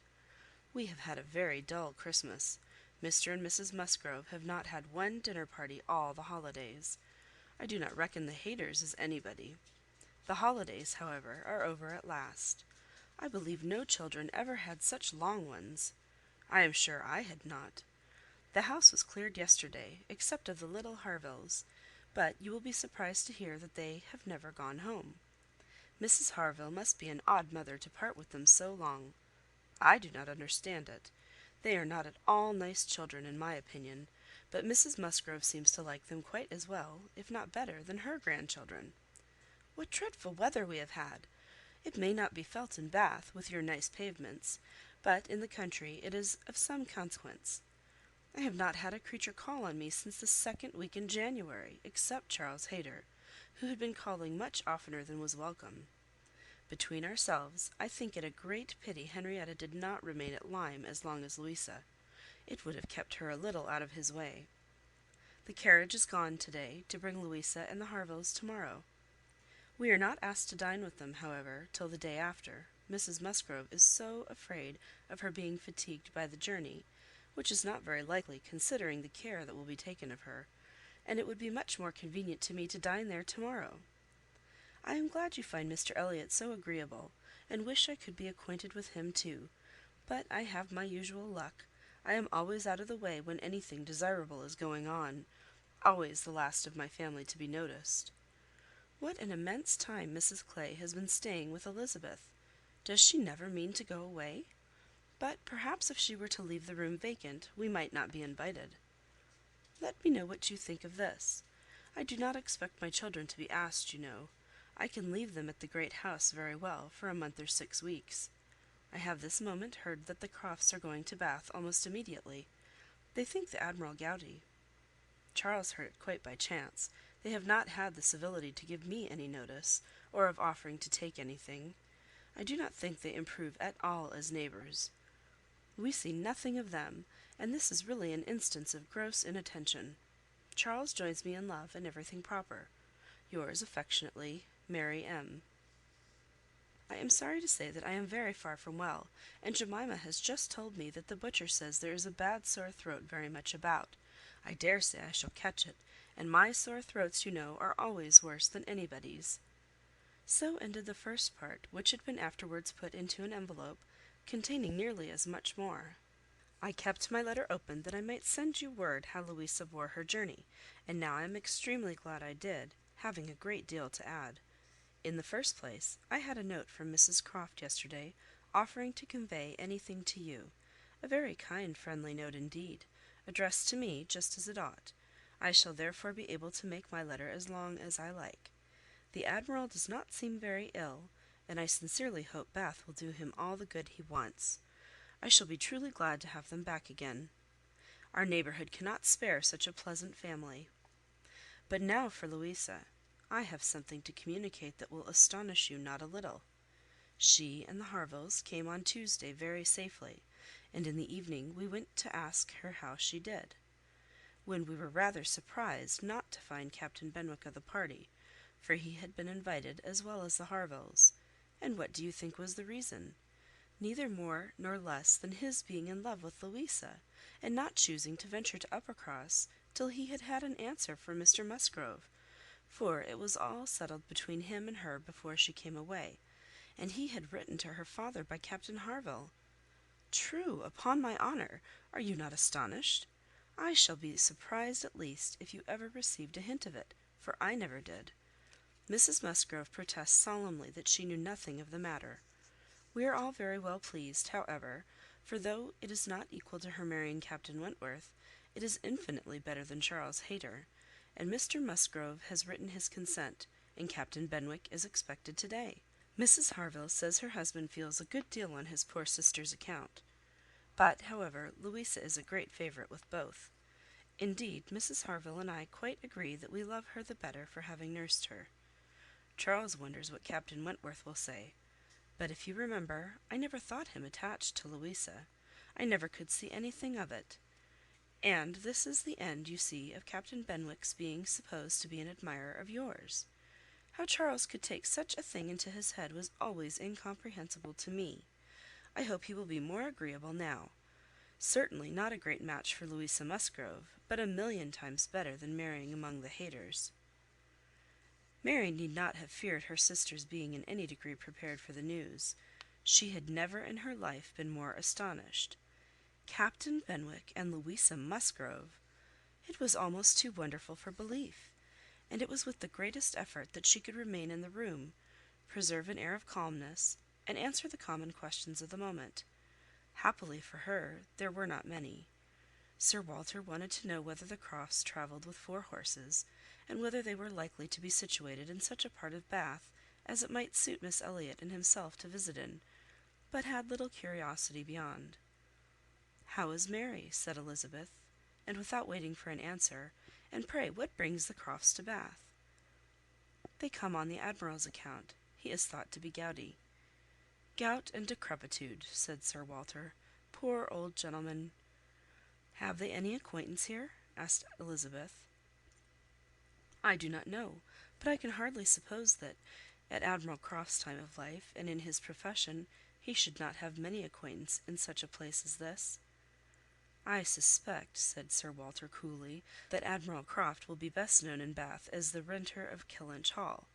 Elizabeth, may we venture to present him and his wife in Laura Place?" "Oh no, I think not. Situated as we are with Lady Dalrymple, cousins, we ought to be very careful not to embarrass her with acquaintance she might not approve. If we were not related, it would not signify; but as cousins, she would feel scrupulous as to any proposal of ours. We had better leave the Crofts to find their own level. There are several odd-looking men walking about here, who, I am told, are sailors. The Crofts will associate with them." This was Sir Walter and Elizabeth's share of interest in the letter. When Mrs Clay had paid her tribute of more decent attention, in an inquiry after Mrs Charles Musgrove and her fine little boys, Anne was at liberty. In her own room she tried to comprehend it. Well might Charles wonder how Captain Wentworth would feel. Perhaps he had quitted the field, had given Louisa up, had ceased to love, had found he did not love her. She could not endure the idea of treachery or levity, or anything akin to ill usage between him and his friend. She could not endure that such a friendship as theirs should be severed unfairly. Captain Benwick and Louisa Musgrove! The high-spirited, joyous talking Louisa Musgrove, and the dejected, thinking, feeling, reading Captain Benwick, seemed each of them everything that would not suit the other. Their minds most dissimilar. Where could have been the attraction? The answer soon presented itself. It had been in situation. They had been thrown together several weeks. They had been living in the same small family party. Since Henrietta's coming away, They must have been depending almost entirely on each other, and Louisa, just recovering from illness, had been in an interesting state, and Captain Benwick was not inconsolable. That was a point which Anne had not been able to avoid suspecting before, and instead of drawing the same conclusion as Mary, from the present course of events, they served only to confirm the idea of his having felt some dawning of tenderness toward herself. She did not mean, however, to derive much more from it to gratify her vanity than Mary might have allowed. She was persuaded that any tolerably pleasing young woman, who had listened and seemed to feel for him, would have received the same compliment. He had an affectionate heart. He must love somebody. She saw no reason against their being happy. Louisa had fine naval fervour to begin with, and they would soon grow more alike. He would gain cheerfulness, and she would learn to be an enthusiast for Scott and Lord Byron. Nay, that was probably learnt already. Of course they had fallen in love over poetry. The idea of Louisa Musgrove turned into a person of literary taste and sentimental reflection was amusing, but she had no doubt of its being so. The day at Lyme, the fall from the Cobb, might influence her health, her nerves, her courage, her character to the end of her life, as thoroughly as it appeared to have influenced her fate. The conclusion of the whole was, that if the woman who had been sensible of Captain Wentworth's merits could be allowed to prefer another man, there was nothing in the engagement to excite lasting wonder, and if Captain Wentworth lost no friend by it, certainly nothing to be regretted. No, it was not regret which made Anne's heart beat in spite of herself, and brought the colour into her cheeks when she thought of Captain Wentworth unshackled and free. She had some feelings which she was ashamed to investigate. They were too much like joy, senseless joy. She longed to see the Crofts, but when the meeting took place, it was evident that no rumour of the news had yet reached them. The visit of ceremony was paid and returned, and Louisa Musgrove was mentioned, and Captain Benwick too, without even half a smile. The Crofts had placed themselves in lodgings in Gay Street, perfectly to Sir Walter's satisfaction. He was not at all ashamed of the acquaintance, and did in fact think and talk a great deal more about the Admiral than the Admiral ever thought or talked about him. The Crofts knew quite as many people in Bath as they wished for, and considered their intercourse with the Elliots as a mere matter of form, and not in the least likely to afford them any pleasure. They brought with them their country habit of being almost always together. He was ordered to walk to keep off the gout, and Mrs Croft seemed to go shares with him in everything, and to walk for her life to do him good. Anne saw them wherever she went. Lady Russell took her out in her carriage almost every morning, and she never failed to think of them, and never failed to see them. Knowing their feelings as she did, it was a most attractive picture of happiness to her. She always watched them as long as she could, delighted to fancy she understood what they might be talking of, as they walked along in happy independence, or equally delighted to see the Admiral's hearty shake of the hand when he encountered an old friend, and observe their eagerness of conversation, when occasionally forming into a little knot of the navy, Mrs Croft looking as intelligent and keen as any of the officers around her.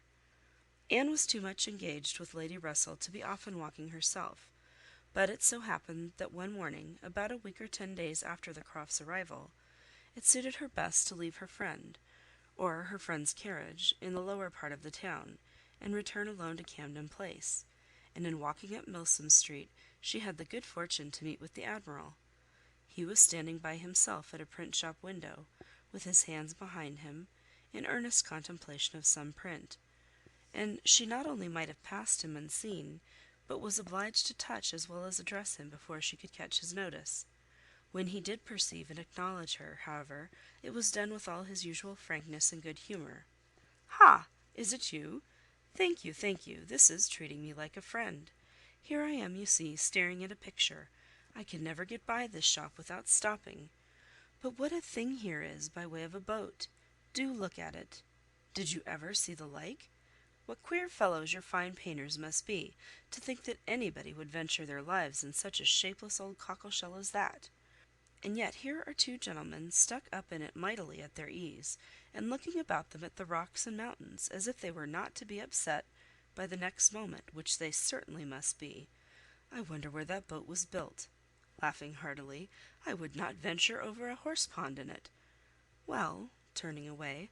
"Now where are you bound? Can I go anywhere for you or with you? Can I be of any use?" "None, I thank you, unless you will give me the pleasure of your company the little way our road lies together. I am going home." "That I will with all my heart, and farther too. Yes, yes, we will have a snug walk together, and I have something to tell you as we go along. There, take my arm. That's right. I do not feel comfortable if I have not a woman there. Lord, what a boat it is!" taking a last look at the picture as they began to be in motion. "Did you say that you had something to tell me, sir?" "Yes, I have, presently. But here comes a friend, Captain Bridgen. I shall only say how do you do as we pass, however. I shall not stop." "How do you do?" Bridgen stares to see anybody with me but my wife. She, poor soul, is tied by the leg. She has a blister on one of her heels, as large as a 3-shilling piece. If you look across the street, you will see Admiral Brand coming down and his brother. Shabby fellows, both of them. I am glad they are not on this side of the way. Sophie cannot bear them. They played me a pitiful trick once, got away with some of my best men. I will tell you the whole story another time. There comes old Sir Archibald Drew, and his grandson. Look, he sees us. He kisses his hand to you. He takes you for my wife. Ah, the peace has come too soon for that younger. Poor old Sir Archibald. How do you like Bath, Miss Elliott? It suits us very well. We are always meeting with some old friend or other. The street's full of them every morning, sure to have plenty of chat. And then we get away from them all, and shut ourselves in our lodgings, and draw in our chairs, and are as snug as if we were at Kellynch. Nay, or as we used to be even at North Yarmouth and Deal. We do not like our lodgings here the worse, I can tell you, for putting us in mind of those that we first had at North Yarmouth. The wind blows through one of the cupboards just in the same way. When they were got a little farther, Anne ventured to press again for what he had to communicate. She hoped when clear of Milsom Street to have her curiosity gratified, but she was still obliged to wait, for the Admiral had made up his mind not to begin till they had gained the greater space and quiet of Belmont, and, as she was not really Mrs Croft, she must let him have his own way. As soon as they were fairly ascending Belmont, he began. "Well, now you shall hear something that will surprise you, but first of all you must tell me the name of the young lady I am going to talk about. That young lady, you know, that we have all been so concerned for, the Miss Musgrove, that all this has been happening to. Her Christian name. I always forget her Christian name." Anne had been ashamed to appear to comprehend so soon as she really did, but now she could safely suggest the name of Louisa.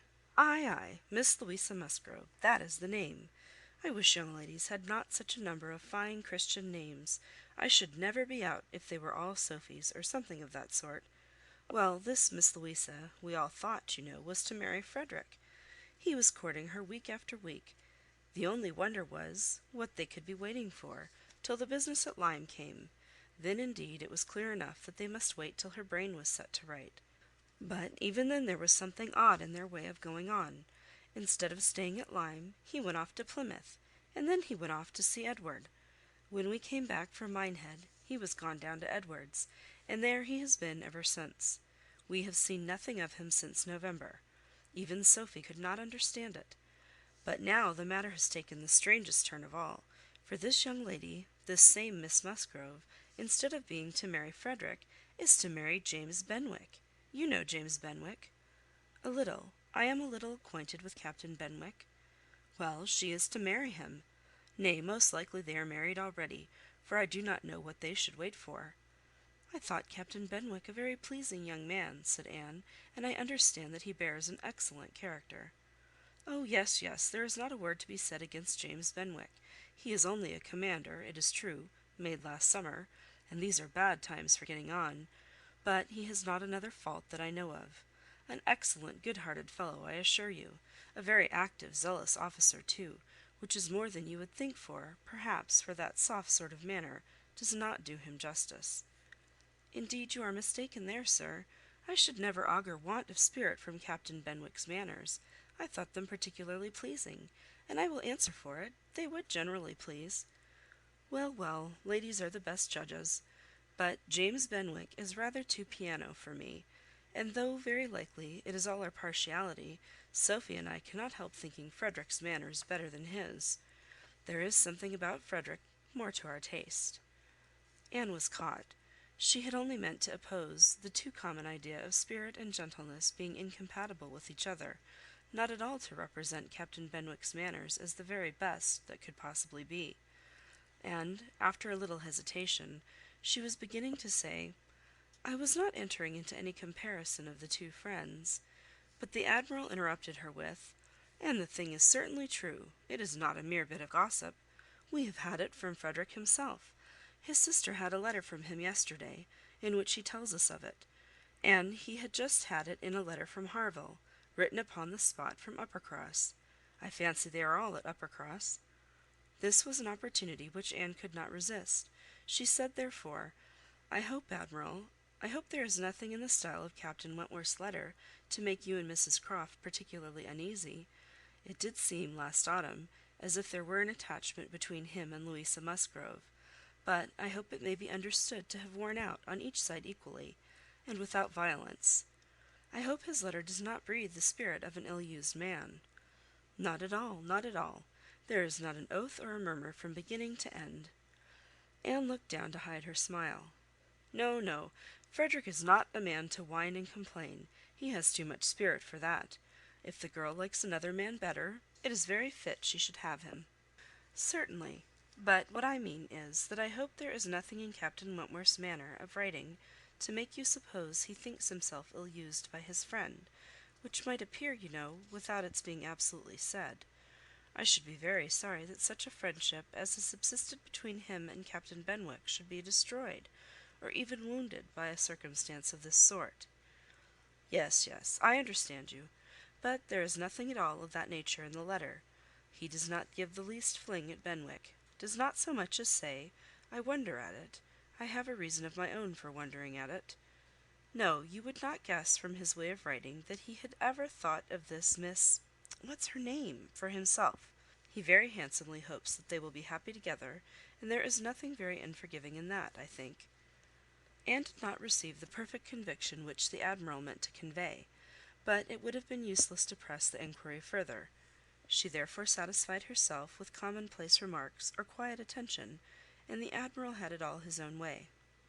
"Poor Frederick," said he at last, "now he must begin all over again with somebody else.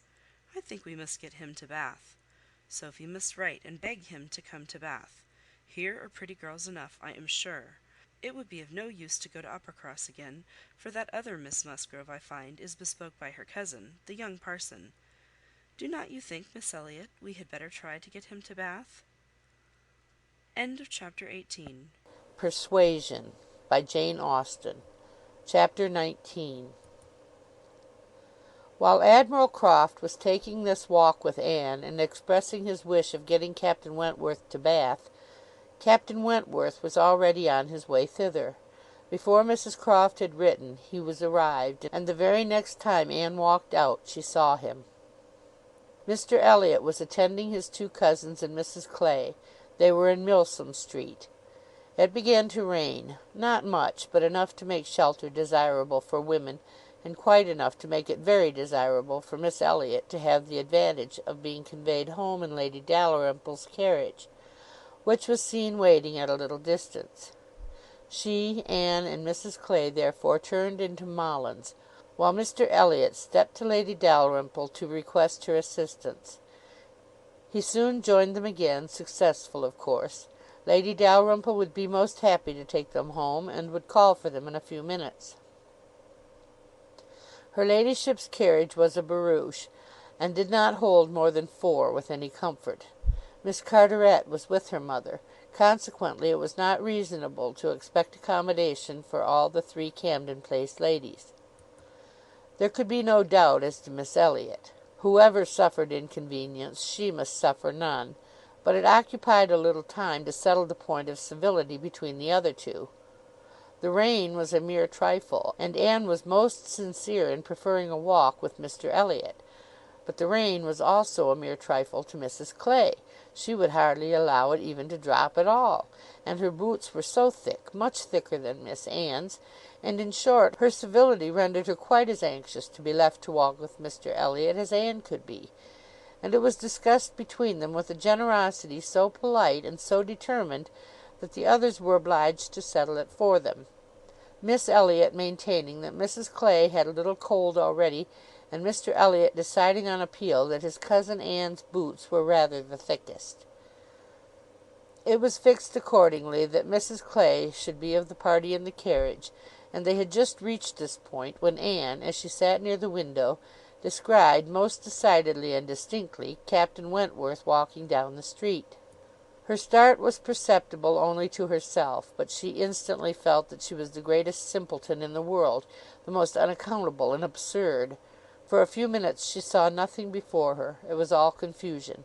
She was lost, and when she had scolded back her senses, she found the others still waiting for the carriage, and Mr Elliott, always obliging, just setting off for Union Street on a commission of Mrs Clay's. She now felt a great inclination to go to the outer door. She wanted to see if it rained. Why was she to suspect herself of another motive? Captain Wentworth must be out of sight. She left her seat. She would go. One half of her should not be always so much wiser than the other half, or always suspecting the other of being worse than it was. She would see if it rained. She was sent back, however, in a moment, by the entrance of Captain Wentworth himself, among a party of gentlemen and ladies, evidently his acquaintance, and whom he must have joined a little below Milsom Street. He was more obviously struck and confused by the sight of her than she had ever observed before. He looked quite red. For the first time since their renewed acquaintance, she felt that she was betraying the least sensibility of the two. She had the advantage of him in the preparation of the last few moments. All the overpowering, blinding, bewildering first effects of strong surprise were over with her. Still, however, she had enough to feel. It was agitation, pain, pleasure, a something between delight and misery. He spoke to her and then turned away. The character of his manner was embarrassment. She could not have called it either cold or friendly, or anything so certainly as embarrassed. After a short interval, however, he came towards her and spoke again. Mutual enquiries on common subjects passed, neither of them probably much the wiser for what they heard, and Anne continuing fully sensible of his being less at ease than formerly. They had, by dint of being so very much together, got to speak to each other with a considerable portion of apparent indifference and calmness, but he could not do it now. Time had changed him, or Louisa had changed him. There was consciousness of some sort or other. He looked very well, not as if he had been suffering in health or spirits, and he talked of Uppercross, of the Musgroves, nay, even of Louisa, and had even a momentary look of his own arch significance as he named her. But yet it was Captain Wentworth not comfortable, not easy, not able to feign that he was. It did not surprise, but it grieved Anne to observe that Elizabeth would not know him. She saw that he saw Elizabeth, that Elizabeth saw him, that there was complete internal recognition on each side. She was convinced that he was ready to be acknowledged as an acquaintance, expecting it, and she had the pain of seeing her sister turn away with unalterable coldness. Lady Dalrymple's carriage, for which Miss Elliott was growing very impatient, now drew up. The servant came in to announce it. It was beginning to rain again, and altogether there was a delay and a bustle and a talking which must make all the little crowd in the shop understand that Lady Dalrymple was calling to convey Miss Elliott. At last Miss Elliott and her friend, unattended but by the servant, for there was no cousin returned, were walking off, and Captain Wentworth, watching them, turned again to Anne, and by manner rather than words was offering his services to her. "I am much obliged to you," was her answer, "but I am not going with them. The carriage would not accommodate so many. I walk. I prefer walking." "But it rains."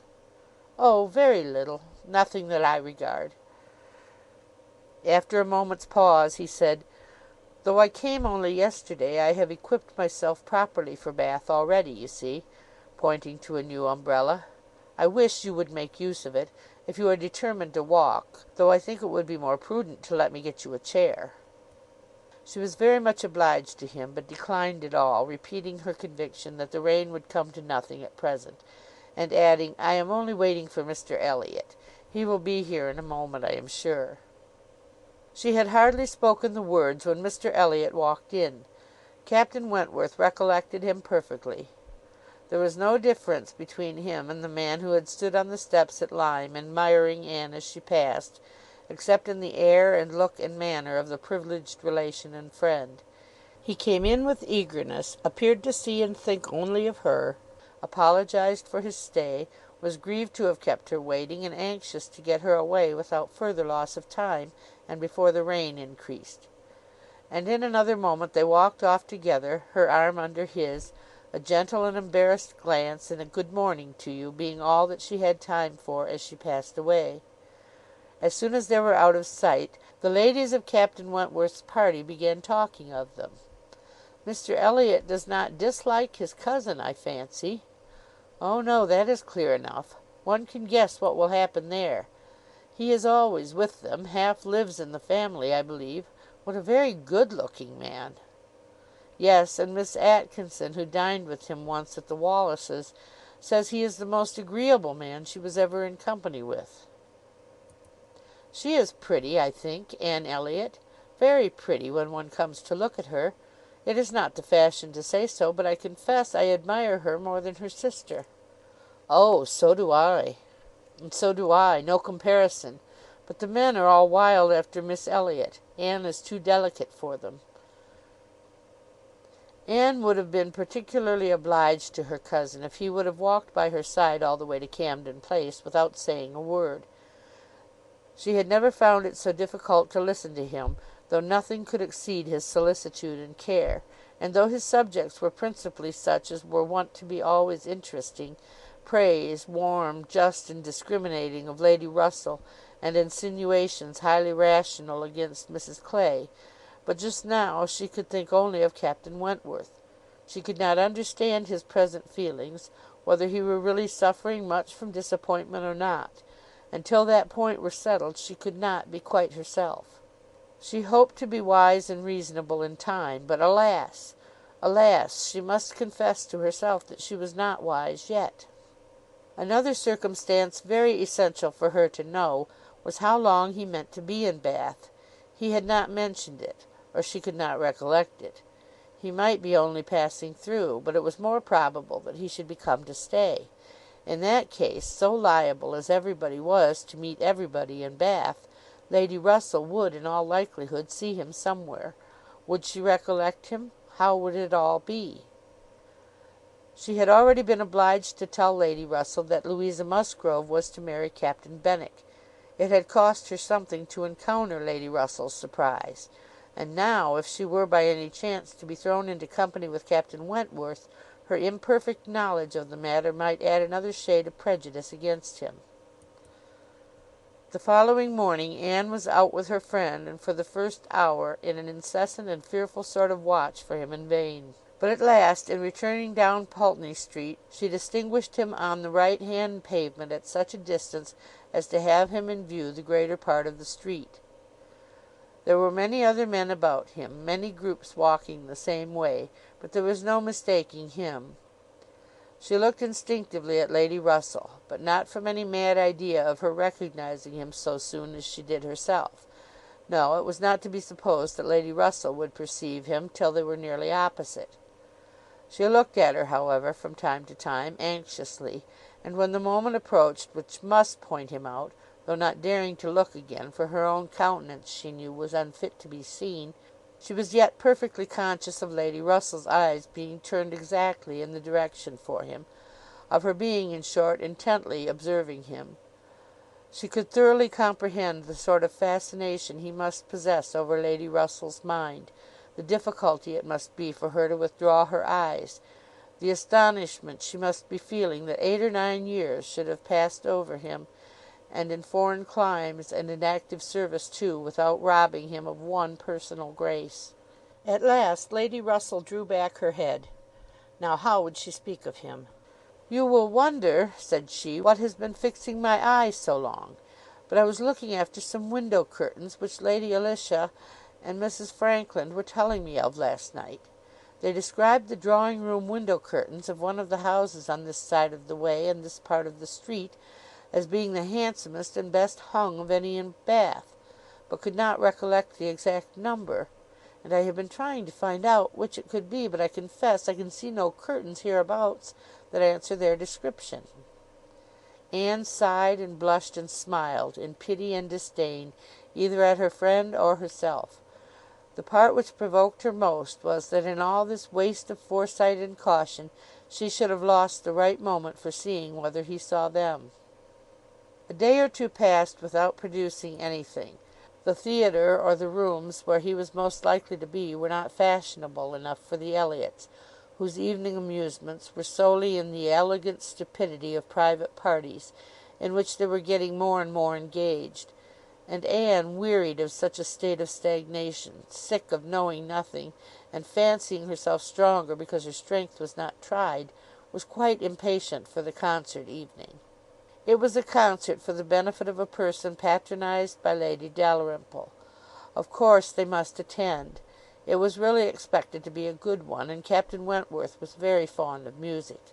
If she could only have a few minutes' conversation with him again, she fancied she should be satisfied; and as to the power of addressing him, she felt all over courage if the opportunity occurred. Elizabeth had turned from him. Lady Russell overlooked him. Her nerves were strengthened by these circumstances. She felt that she owed him attention.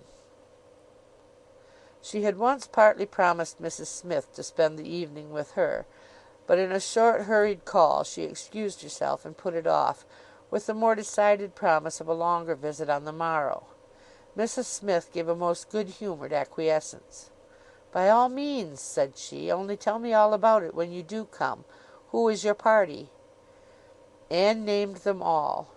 Mrs. Smith made no reply, but when she was leaving her, said, and with an expression half serious, half arch, "Well, I heartily wish your concert may answer, and do not fail me to-morrow if you can come, for I begin to have a foreboding that I may not have many more visits from you."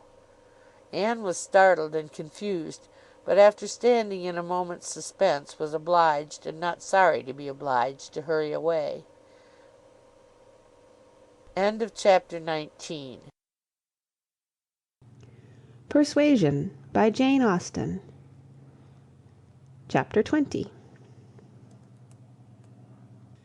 Sir Walter, his 2 daughters, and Mrs. Clay were the earliest of all their party at the rooms in the evening, and as Lady Dalrymple must be waited for, they took their station by one of the fires in the octagon room. But hardly were they so settled when the door opened again, and Captain Wentworth walked in alone. Anne was the nearest to him, and making yet a little advance, she instantly spoke.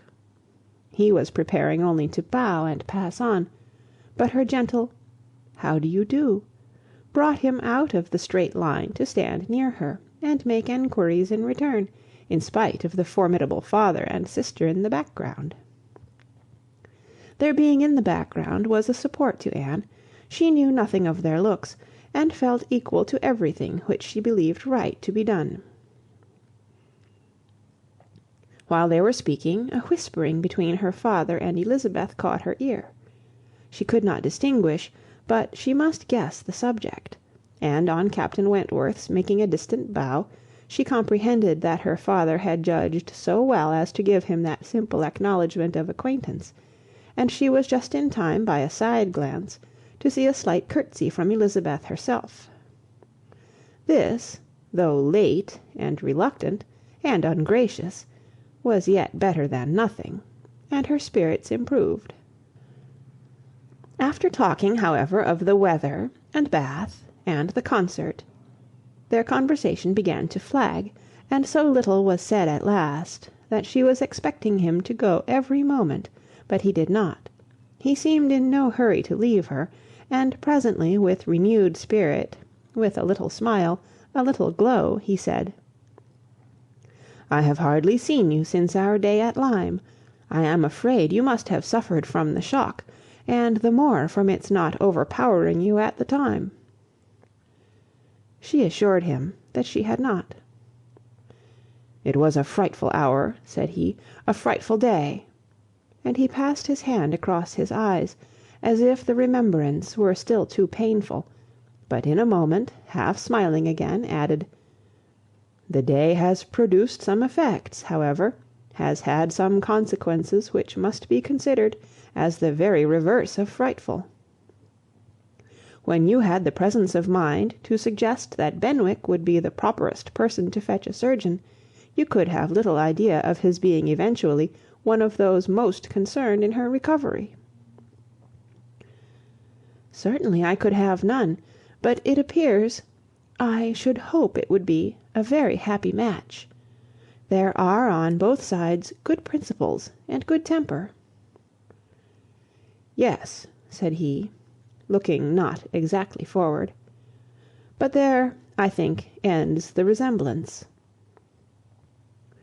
With all my soul I wish them happy, and rejoice over every circumstance in favour of it. They have no difficulties to contend with at home, no opposition, no caprice, no delays. The Musgroves are behaving like themselves, most honourably and kindly, only anxious with true parental hearts to promote their daughter's comfort. All this is much, very much in favour of their happiness, more than perhaps—" He stopped. A sudden recollection seemed to occur, and to give him some taste of that emotion which was reddening Anne's cheeks and fixing her eyes on the ground. After clearing his throat, however, he proceeded thus: "I confess that I do think there is a disparity, too great a disparity, and in a point no less essential than mind. I regard Louisa Musgrove as a very amiable, sweet-tempered girl, and not deficient in understanding, but Benwick is something more. He is a clever man, a reading man, and I confess that I do consider his attaching himself to her with some surprise. Had it been the effect of gratitude, had he learnt to love her because he believed her to be preferring him, it would have been another thing. But I have no reason to suppose it so. It seems, on the contrary, to have been a perfectly spontaneous, untaught feeling on his side, and this surprises me. A man like him, in his situation, with a heart pierced, wounded, almost broken. Fanny Harville was a very superior creature, and his attachment to her was indeed attachment. A man does not recover from such a devotion of the heart to such a woman. He ought not. He does not. Either from the consciousness, however, that his friend had recovered, or from other consciousness, he went no farther, and Anne, who, in spite of the agitated voice in which the latter part had been uttered, and in spite of all the various noises of the room, the almost ceaseless slam of the door, and ceaseless buzz of persons walking through, had distinguished every word, was struck, gratified, confused, and beginning to breathe very quick, and feel 100 things in a moment. It was impossible for her to enter on such a subject, and yet, after a pause, feeling the necessity of speaking, and having not the smallest wish for a total change, she only deviated so far as to say,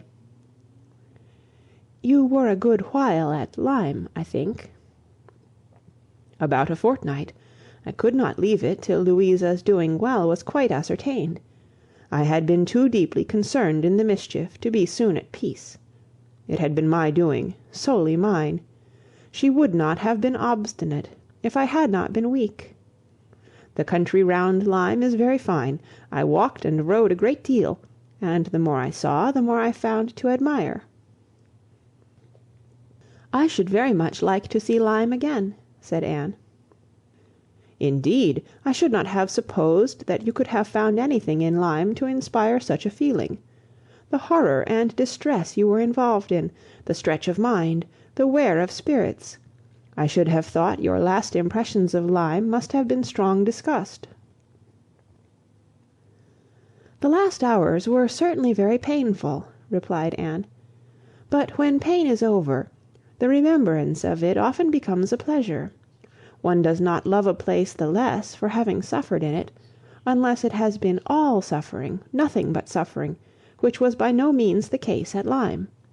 We were only in anxiety and distress during the last 2 hours, and previously there had been a great deal of enjoyment. So much novelty and beauty! I have travelled so little, that every fresh place would be interesting to me, but there is real beauty at Lyme, and in short," with a faint blush at some recollections, "altogether, my impressions of the place are very agreeable." As she ceased, the entrance door opened again, and the very party appeared for whom they were waiting. "Lady Dalrymple, Lady Dalrymple," was the rejoicing sound, and with all the eagerness compatible with anxious elegance, Sir Walter and his 2 ladies stepped forward to meet her. Lady Dalrymple and Miss Carteret, escorted by Mr Elliott and Colonel Wallis, who had happened to arrive nearly at the same instant, advanced into the room. The others joined them, and it was a group in which Anne found herself also necessarily included. She was divided from Captain Wentworth. Their interesting, almost too interesting, conversation must be broken up for a time, but slight was the penance compared with the happiness which brought it on. She had learnt, in the last 10 minutes, more of his feelings towards Louisa, more of all his feelings than she dared to think of, and she gave herself up to the demands of the party, to the needful civilities of the moment, with exquisite, though agitated sensations. She was in good humour with all. She had received ideas which disposed her to be courteous and kind to all, and to pity every one, as being less happy than herself. The delightful emotions were a little subdued, when on stepping back from the group to be joined again by Captain Wentworth, she saw that he was gone. She was just in time to see him turn into the concert-room. He was gone, he had disappeared. She felt a moment's regret.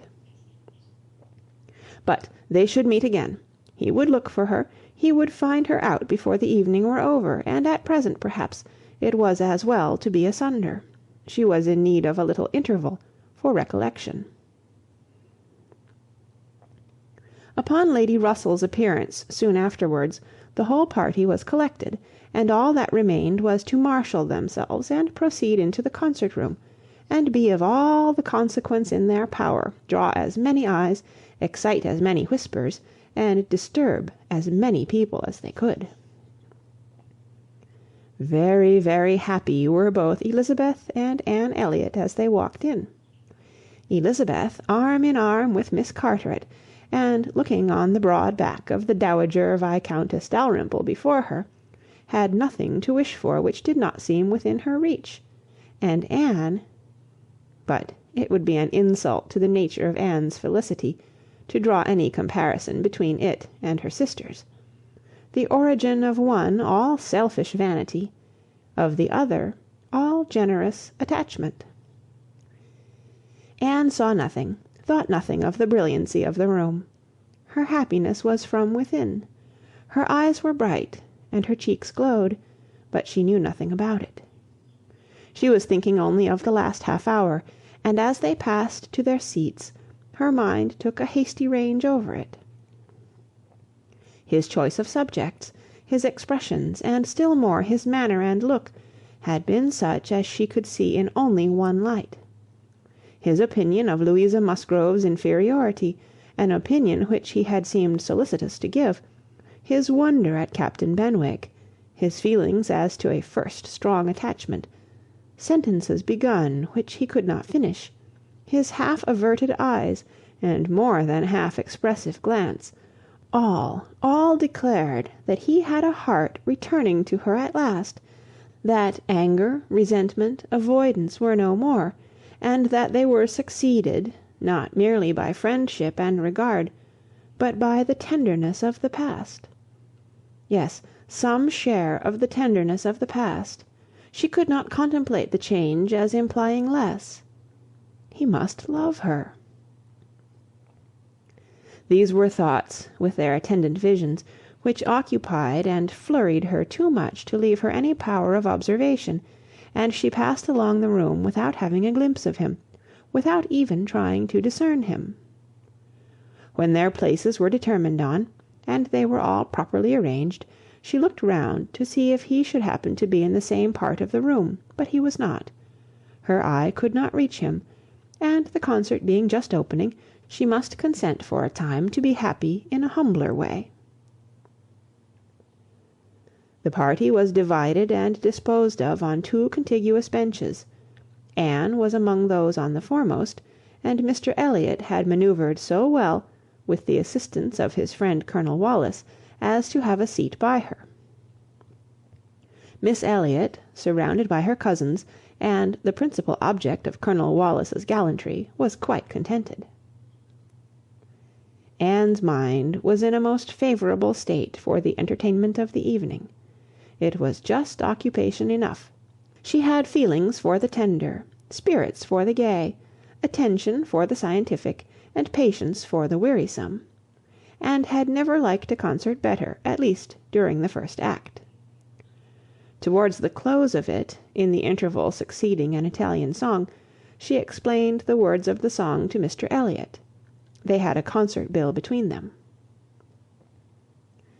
"This," said she, "is nearly the sense, or rather the meaning of the words, for certainly the sense of an Italian love song must not be talked of, but it is as nearly the meaning as I can give, for I do not pretend to understand the language.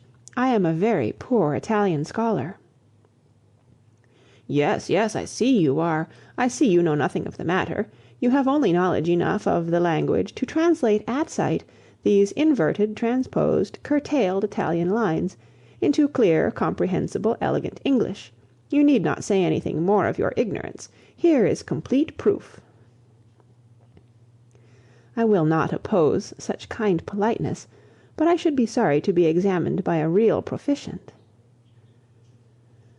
"I have not had the pleasure of visiting in Camden Place so long," replied he, "without knowing something of Miss Anne Elliot, and I do regard her as one who is too modest for the world in general to be aware of half her accomplishments, and too highly accomplished for modesty to be natural in any other woman." For shame, this is too much flattery.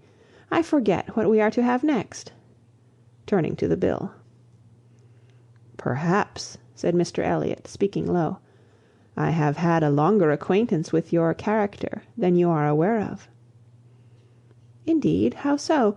You can have been acquainted with it only since I came to Bath, excepting as you might hear me previously spoken of in my own family." "I knew you by report long before you came to Bath. I had heard you described by those who knew you intimately. I have been acquainted with your character by many years. Your person, your disposition, accomplishments, manner, they were all present to me." Mr Elliott was not disappointed in the interest he hoped to raise. No one can withstand the charm of such a mystery. To have been described long ago to a recent acquaintance, by nameless people, is irresistible, and Anne was all curiosity. She wondered, and questioned him eagerly, but in vain. He delighted in being asked, but he would not tell. "No, no, some time or other, perhaps, but not now." He would mention no names now, but such, he could assure her, had been the fact. He had many years ago received such a description of Miss Anne Elliot as had inspired him with the highest idea of her merit, and excited the warmest curiosity to know her. Anne could think of no one so likely to have spoken with partiality of her many years ago as the Mr Wentworth of Monkford, Captain Wentworth's brother. He might have been in Mr Elliot's company, but she had not courage to ask the question. "The name of Anne Elliot," said he, "has long had an interesting sound to me. Very long has it possessed a charm over my fancy, and, if I dared, I would breathe my wishes that the name might never change."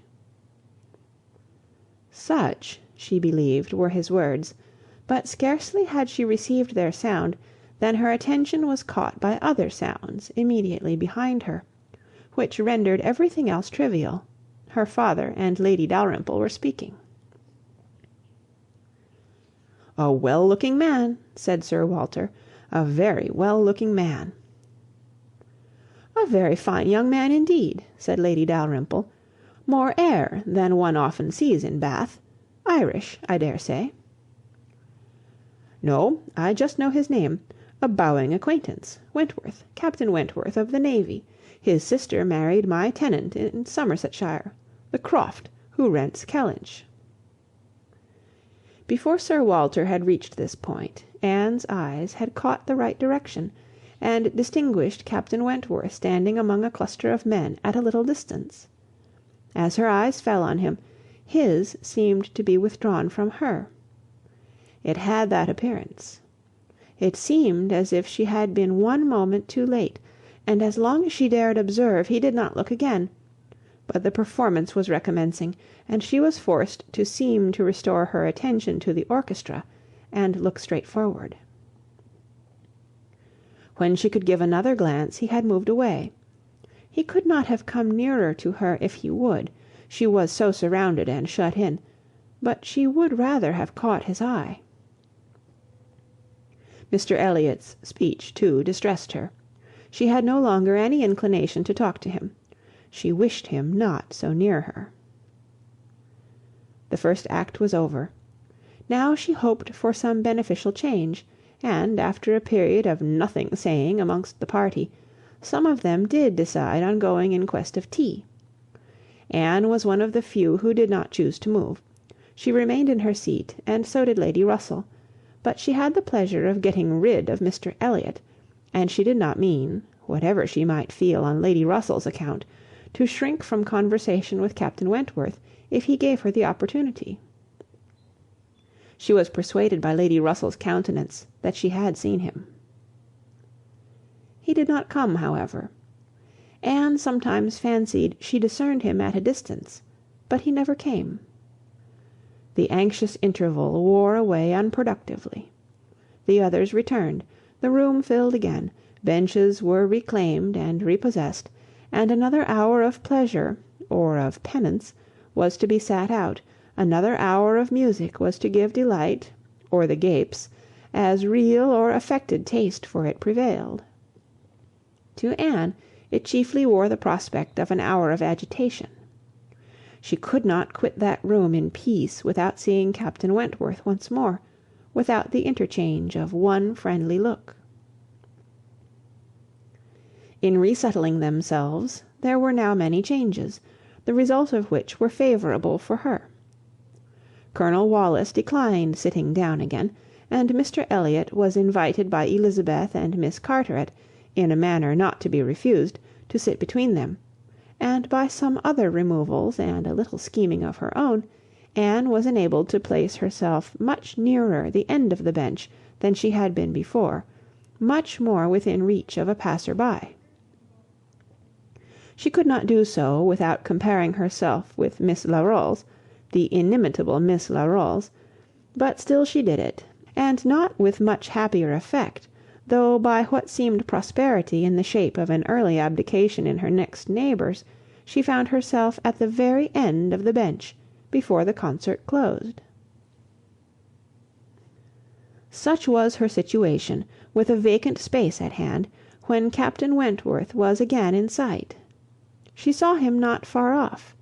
He saw her too, yet he looked grave, and seemed irresolute, and only by very slow degrees came at last near enough to speak to her. She felt that something must be the matter. The change was indubitable. The difference between his present air and what it had been in the octagon room was strikingly great. Why was it? She thought of her father, of Lady Russell. Could there have been any unpleasant glances? He began by speaking of the concert gravely, more like the Captain Wentworth of Uppercross, owned himself disappointed, had expected singing, and, in short, must confess that he should not be sorry when it was over. Anne replied, and spoke in defence of the performance so well, and yet in allowance for his feelings so pleasantly, that his countenance improved, and he replied again with almost a smile. They talked for a few minutes more. The improvement held.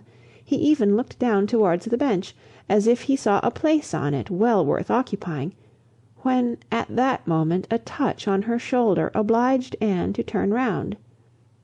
It came from Mr Elliott. He begged her pardon, but she must be applied to explain Italian again. Miss Carteret was very anxious to have a general idea of what was next to be sung. Anne could not refuse, but never had she sacrificed to politeness with a more suffering spirit.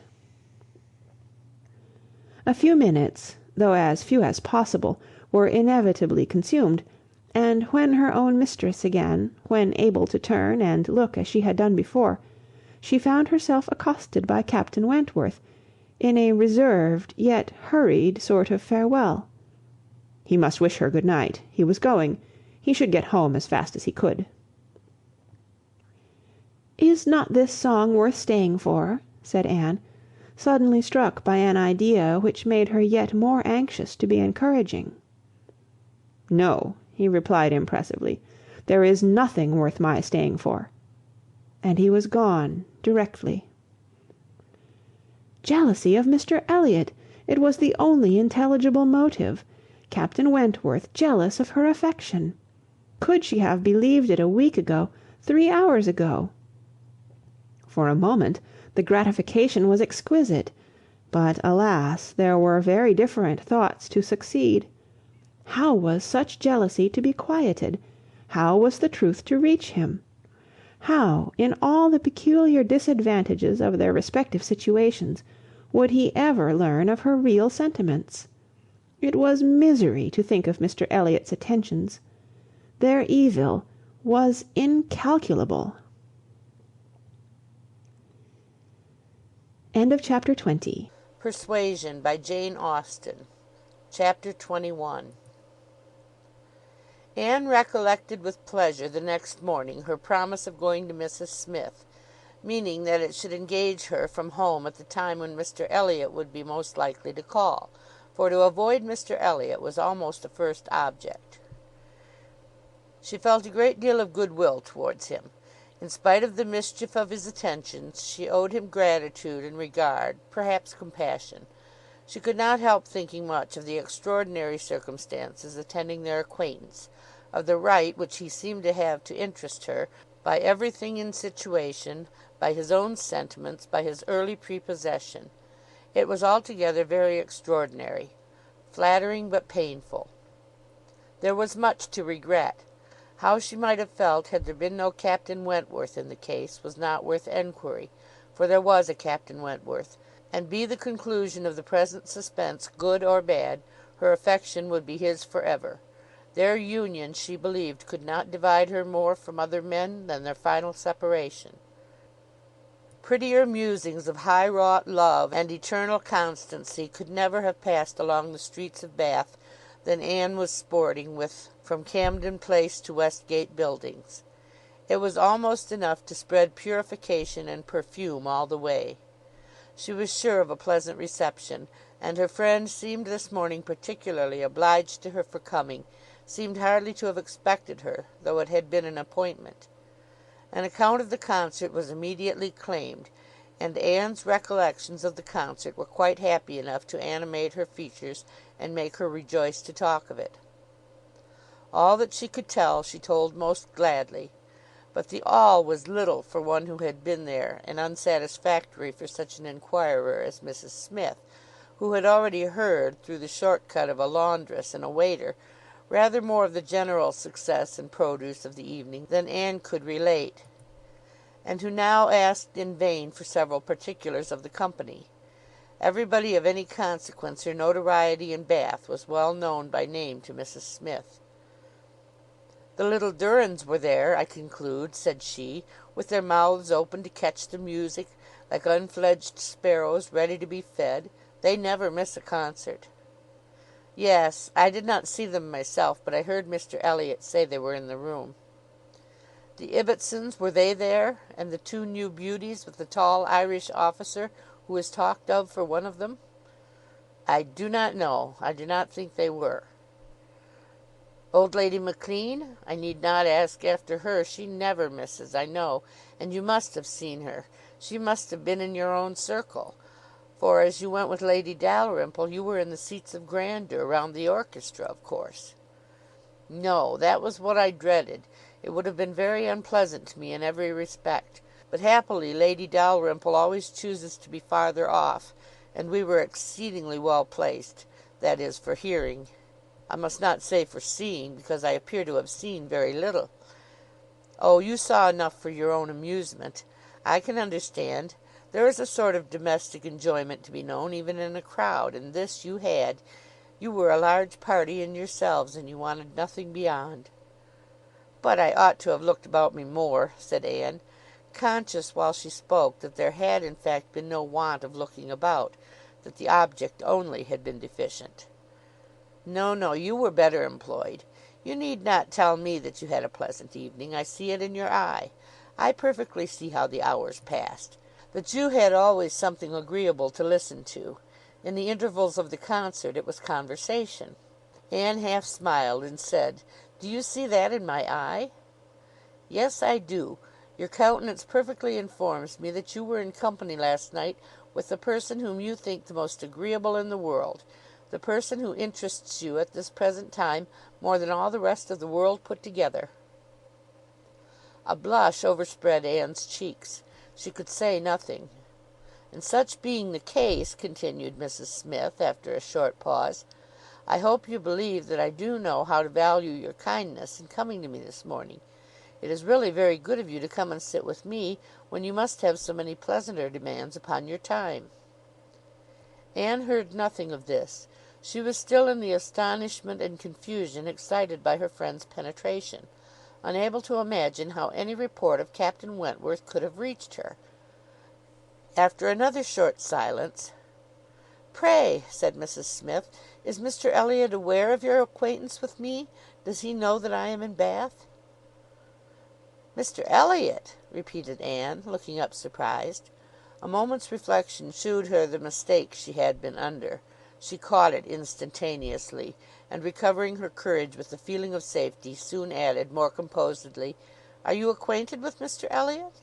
"I have been a good deal acquainted with him," replied Mrs. Smith, gravely, "but it seems worn out now. It is a great while since we met." "I was not at all aware of this. You never mentioned it before. Had I known it, I would have had the pleasure of talking to him about you." "To confess the truth," said Mrs. Smith, assuming her usual air of cheerfulness, "that is exactly the pleasure I want you to have. I want you to talk about me to Mr. Elliott. I want your interest with him. He can be of essential service to me, and if you would have the goodness, my dear Miss Elliott, to make it an object to yourself, of course it is done." "I should be extremely happy. I hope you cannot doubt my willingness to be of even the slightest use to you," replied Anne. "But I suspect that you are considering me as having a higher claim on Mr. Elliott, a greater right to influence him, than is really the case. I am sure you have somehow or other imbibed such a notion. You must consider me only as Mr. Elliott's relation. If, in that light, there is anything which you suppose his cousin might fairly ask of him, I beg you would not hesitate to employ me." Mrs. Smith gave her a penetrating glance, and then, smiling, said, "I have been a little premature, I perceive. I beg your pardon. I ought to have waited for official information. But now, my dear Miss Elliott, as an old friend, do give me a hint as to when I may speak. Next week? To be sure, by next week I may be allowed to think it all settled, and build my own selfish schemes on Mr. Elliott's good fortune." "No," replied Anne, "nor next week, nor next, nor next. I assure you that nothing of the sort you are thinking of will be settled any week. I am not going to marry Mr. Elliott. I should like to know why you imagine I am."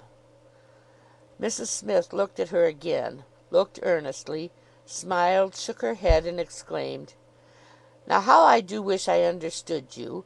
How I do wish I knew what you were at! I have a great idea that you do not design to be cruel, when the right moment occurs.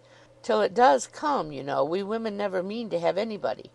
It is a thing, of course, among us, that every man is refused till he offers. But why should you be cruel? Let me plead for my present friend, I cannot call him, but for my former friend. Where can you look for a more suitable match? Where could you expect a more gentlemanlike, agreeable man? Let me recommend Mr. Elliott. I am sure you hear nothing but good of him from Colonel Wallis, and who can know him better than Colonel Wallis? My dear Mrs. Smith, Mr. Elliott's wife has not been dead much above half a year. He ought not to be supposed to be paying his addresses to any one. "Oh, if these are your only objections," cried Mrs. Smith archly, "Mr. Elliott is safe, and I shall give myself no more trouble about him. Do not forget me when you are married, that's all. Let him know me to be a friend of yours, and then he will think little of the trouble required, which it is very natural for him now, with so many affairs and engagements of his own, to avoid and get rid of as he can. Very natural, perhaps. 99 out of 100 would do the same. Of course he cannot be aware of the importance to me. Well, my dear Miss Elliott, I hope and trust you will be very happy. Mr. Elliott has sense to understand the value of such a woman. Your peace will not be shipwrecked as mine has been. You are safe in all worldly matters, and safe in his character. He will not be led astray. He will not be misled by others to his ruin." "No," said Anne, "I can readily believe all that of my cousin. He seems to have a calm, decided temper, not at all open to dangerous impressions. I consider him with great respect. I have no reason, from any thing that has fallen within my observation, to do otherwise. But I have not known him long, and he is not a man, I think, to be known intimately soon. Will not this manner of speaking of him, Mrs. Smith, convince you that he is nothing to me? Surely this must be calm enough, and upon my word he is nothing to me. Should he ever propose to me, which I have very little reason to imagine he has any thought of doing, I shall not accept him. I assure you I shall not. I assure you, Mr. Elliott had not the share which you have been supposing in whatever pleasure the concert of last night might afford. Not Mr. Elliott. It is not Mr. Elliott that—" She stopped, regretting with a deep blush that she had implied so much, but less would hardly have been sufficient. Mrs. Smith would hardly have believed so soon in Mr. Elliott's failure, but from the perception of there being a somebody else. As it was, she instantly submitted, and with all the semblance of seeing nothing beyond; and Anne, eager to escape farther notice, was impatient to know why Mrs. Smith should have fancied she was to marry Mr. Elliott, where she could have received the idea, or from whom she could have heard it. "Do tell me how it first came into your head." "It first came into my head," replied Mrs. Smith, "upon finding how much you were together, and feeling it to be the most probable thing in the world to be wished for by everybody belonging to either of you.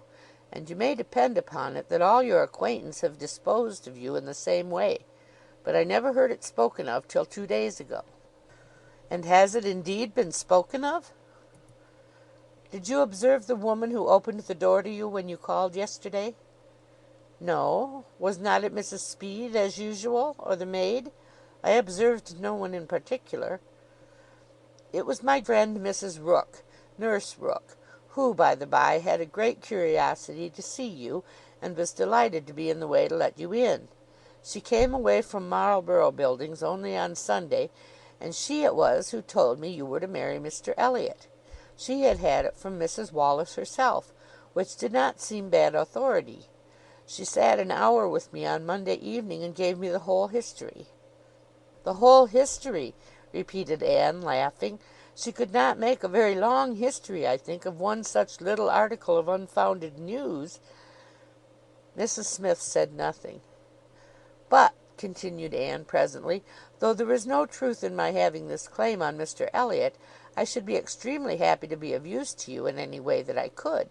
Shall I mention to him your being in Bath? Shall I take any message?" "No, I thank you. No, certainly not. In the warmth of the moment, and under a mistaken impression, I might perhaps have endeavoured to interest you in some circumstances. But not now. No, I thank you. I have nothing to trouble you with." "I think you spoke of having known Mr. Elliott many years?" "I did." "Not before he was married, I suppose?" Yes, he was not married when I knew him first. And were you much acquainted?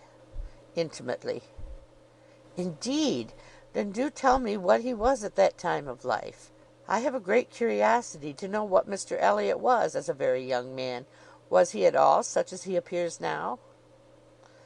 I have not seen Mr Elliott these 3 years, was Mrs Smith's answer, given so gravely that it was impossible to pursue the subject farther, and Anne felt that she had gained nothing but an increase of curiosity. They were both silent, Mrs Smith very thoughtful. At last, "I beg your pardon, my dear Miss Elliott," she cried, in her natural tone of cordiality. "I beg your pardon for the short answers I have been giving you, but I have been uncertain what I ought to do. I have been doubting and considering as to what I ought to tell you. There were many things to be taken into the account. One hates to be officious, to be giving bad impressions, making mischief. Even the smooth surface of family union seems worth preserving, though there may be nothing durable beneath. However, I have determined. I think I am right. I think you ought to be made acquainted with Mr Elliott's real character. Though I fully believe that at present you have not the smallest intention of accepting him, there is no saying what may happen. You might some time or other be differently affected towards him. Hear the truth, therefore, now, while you are unprejudiced. Mr Elliott is a man without heart or conscience, a designing, wary, cold-blooded being, who thinks only of himself, whom, for his own interest or ease, would be guilty of any cruelty or any treachery that could be perpetrated without risk of his general character. He has no feeling for others. Those whom he has been the chief cause of leading into ruin he can neglect and desert without the smallest compunction. He is totally beyond the reach of any sentiment of justice or compassion. Oh, he is black at heart, hollow and black." Anne's astonished air and exclamation of wonder made her pause, and in a calmer manner she added, "My expressions startle you. You must allow for an injured, angry woman. But I will try to command myself. I will not abuse him. I will only tell you what I have found him. Facts shall speak. He was the intimate friend of my dear husband, who trusted and loved him, and thought him as good as himself. The intimacy had been formed before our marriage. I found them most intimate friends, and I too became excessively pleased with Mr Elliott, and entertained the highest opinion of him. At 19, you know, one does not think very seriously, but Mr Elliott appeared to me quite as good as others, and much more agreeable than most others, and we were almost always together. We were principally in town, living in very good style. He was then the inferior in circumstances. He was then the poor one. He had chambers in the Temple, and it was as much as he could do to support the appearance of a gentleman.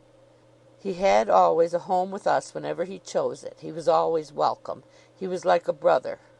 My poor Charles, who had the finest, most generous spirit in the world, would have divided his last farthing with him, and I know that his purse was open to him. I know that he often assisted him." "This must have been about that very period of Mr Elliott's life," said Anne, "which has always excited my particular curiosity. It must have been about the same time that he became known to my father and sister. I never knew him myself. I only heard of him.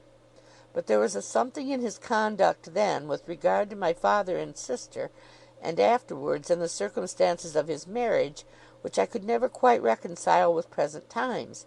It seemed to announce a different sort of man."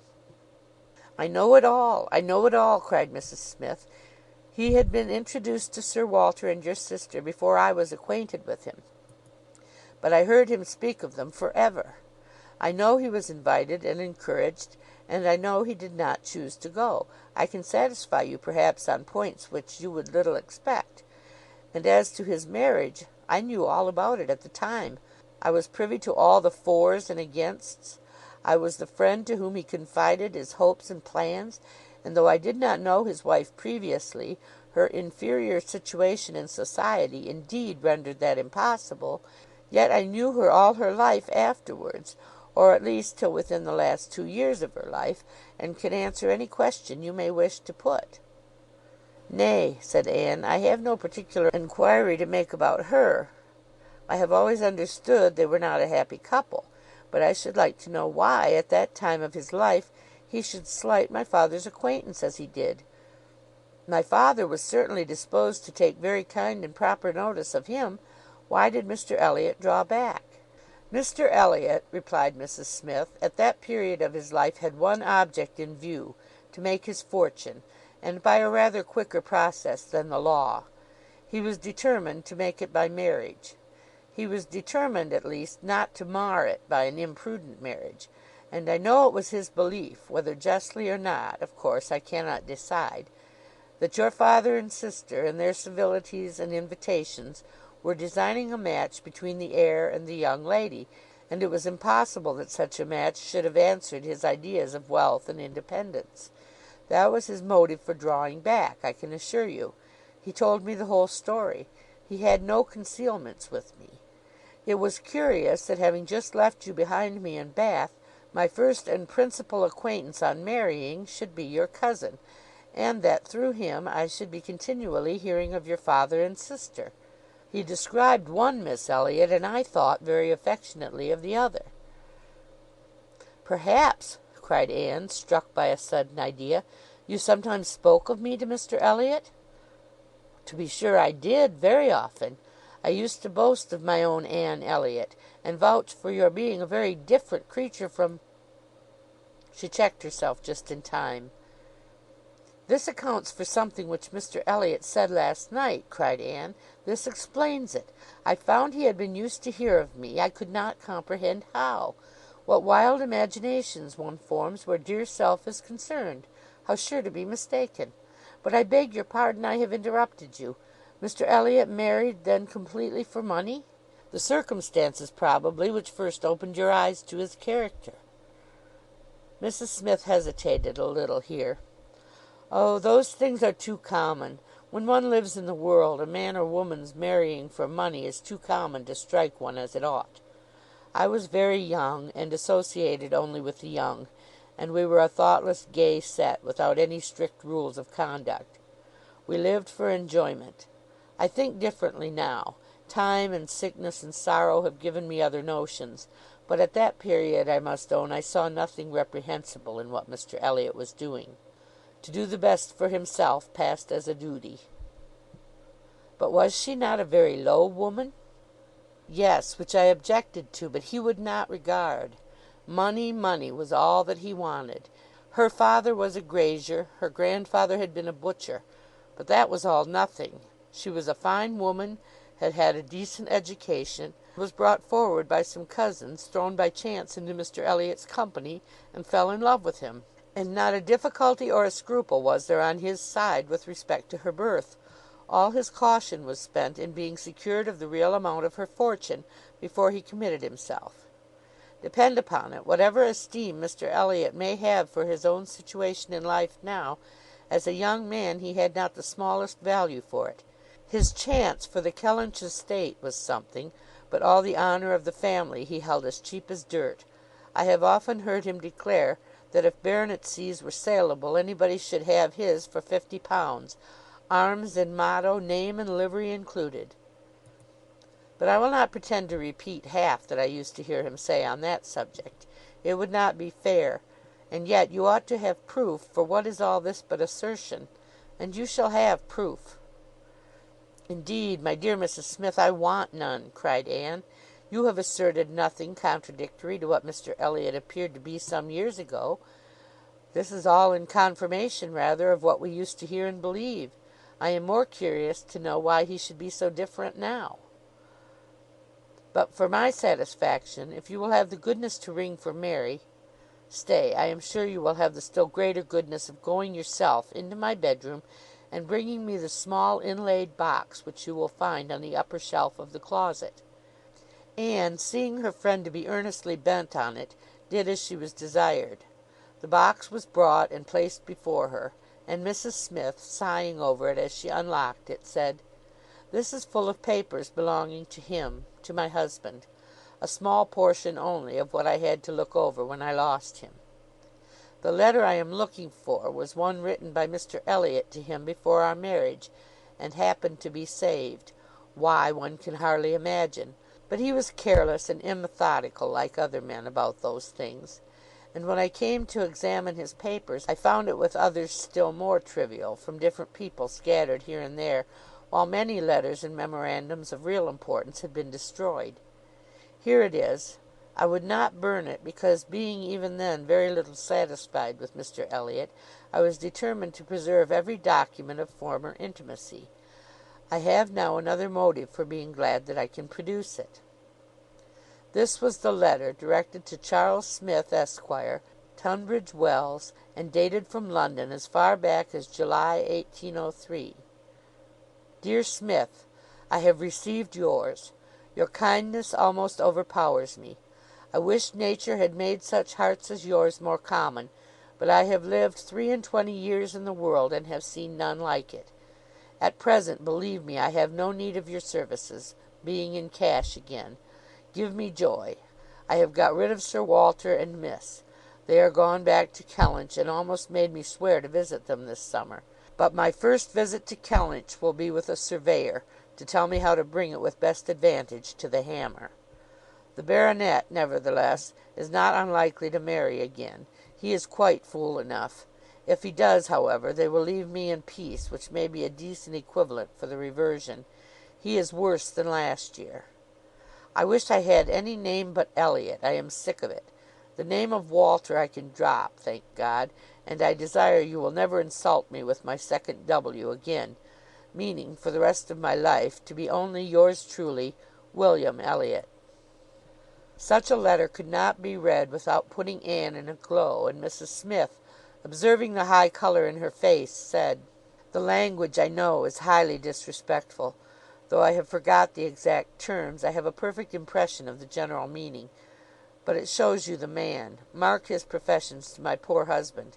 Can anything be stronger?" Anne could not immediately get over the shock and mortification of finding such words applied to her father.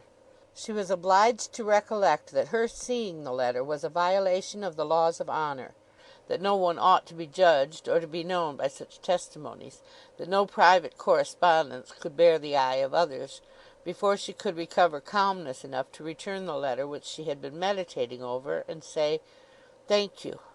This is full proof, undoubtedly, proof of everything you were saying.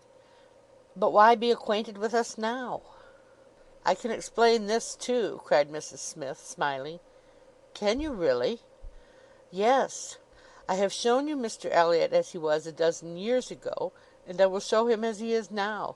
I cannot produce written proof again, but I can give as authentic oral testimony as you can desire of what he is now wanting and what he is now doing.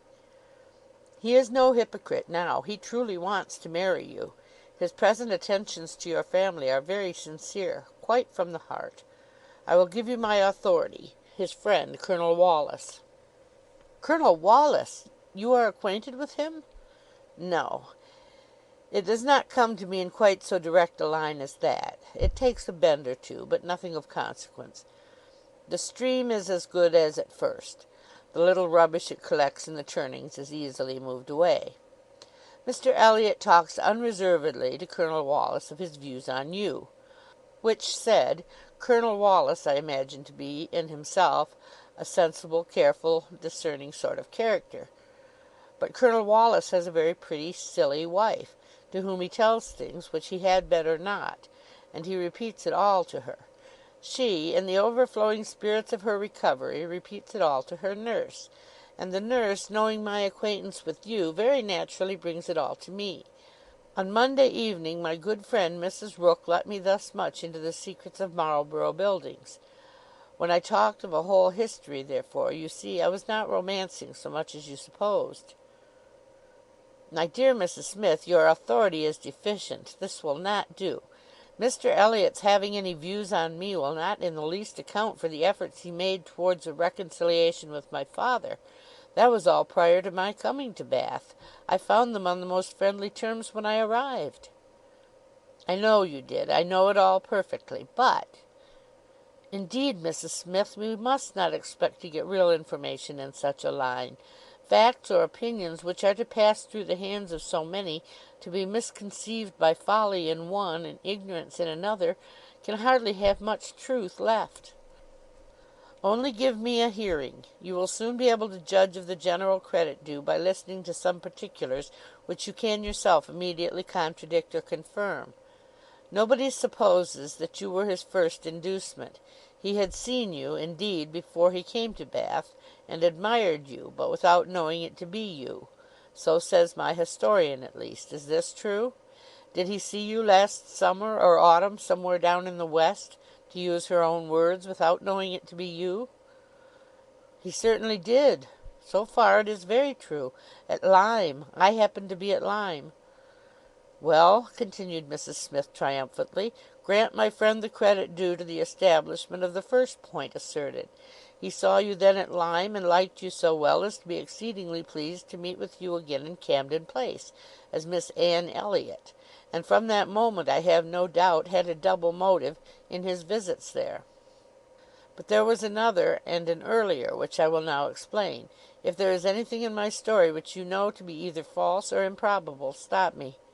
My account states that your sister's friend, the lady now staying with you, whom I have heard you mention, came to Bath with Miss Elliott and Sir Walter as long ago as September, in short, when they first came themselves, and has been staying there ever since. That she is a clever, insinuating, handsome woman, poor and plausible, and altogether such in situation and manner as to give a general idea, among Sir Walter's acquaintance, of her meaning to be Lady Elliott, and as general a surprise that Miss Elliott should be apparently blind to the danger. Here Mrs. Smith paused a moment, but Anne had not a word to say, and she continued. This was the light in which it appeared to those who knew the family, long before you returned to it, and Colonel Wallis had his eye upon your father enough to be sensible of it, though he did not then visit in Camden Place, but his regard for Mr. Elliott gave him an interest in watching all that was going on there, and when Mr. Elliott came to Bath for a day or two, as he happened to do a little before Christmas, Colonel Wallis made him acquainted with the appearance of things, and the reports beginning to prevail. Now you are to understand that time had worked a very material change in Mr. Elliott's opinions as to the value of a baronetcy. Upon all points of blood and connection he is a completely altered man. Having long had as much money as he could spend, nothing to wish for on the side of avarice or indulgence, he has been gradually learning to pin his happiness upon the consequence he is heir to.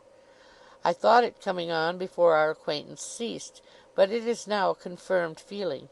He cannot bear the idea of not being Sir William. You may guess, therefore, that the news he heard from his friend could not be very agreeable, and you may guess what it produced. The resolution of coming back to Bath as soon as possible, and of fixing himself here for a time, with the view of renewing his former acquaintance, and recovering such a footing in the family as might give him the means of ascertaining the degree of his danger, and of circumventing the lady if he found it material. This was agreed upon between the two friends as the only thing to be done, and Colonel Wallis was to assist in every way that he could. He was to be introduced, and Mrs. Wallis was to be introduced, and everybody was to be introduced. Mr. Elliott came back accordingly, and on application was forgiven, as you know, and readmitted into the family, and there it was his constant object, and his only object, till your arrival added another motive, to watch Sir Walter and Mrs. Clay. He omitted no opportunity of being with them, threw himself in their way, called at all hours, but I need not be particular on this subject. You can imagine what an artful man would do, and with this guide, perhaps, may recollect what you have seen him do. Yes, said Anne, you tell me nothing which does not accord with what I have known or could imagine. There is always something offensive in the details of cunning. The manoeuvres of selfishness and duplicity must ever be revolting, but I have heard nothing which really surprises me. I know those who would be shocked by such a representation of Mr. Elliott, who would have difficulty in believing it. But I have never been satisfied. I have always wanted some other motive for his conduct than appeared. I should like to know his present opinion as to the probability of the event he has been in dread of, whether he considers the danger to be lessening or not. Lessening, I understand, replied Mrs. Smith. He thinks Mrs Clay afraid of him, aware that he sees through her, and not daring to proceed as she might do in his absence. But since he must be absent some time or other, I do not perceive how he can ever be secure while she holds her present influence. Mrs Wallis has an amusing idea, as nurse tells me, that it is to be put into the marriage articles when you and Mr Elliott marry, that your father is not to marry Mrs Clay. A scheme worthy of Mrs Wallis's understanding by all accounts, but my sensible nurse Rooke sees the absurdity of it. "Why, to be sure, ma'am," said she, "it would not prevent his marrying anybody else." And indeed, to own the truth, I do not think nurse in her heart is a very strenuous opposer of Sir Walter's making a second match. She must be allowed to be a favourer of matrimony, you know, and, since self will intrude, who can say that she may not have some flying visions of attending the next Lady Elliott through Mrs Wallis's recommendation? "I am very glad to know all this," said Anne, after a little thoughtfulness. "It will be more painful to me in some respects to be in company with him, but I shall know better what to do. My line of conduct will be more direct.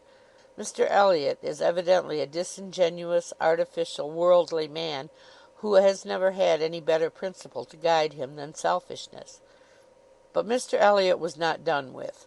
Mrs Smith had been carried away from her first direction, and Anne had forgotten, in the interest of her own family concerns, how much had been originally implied against him.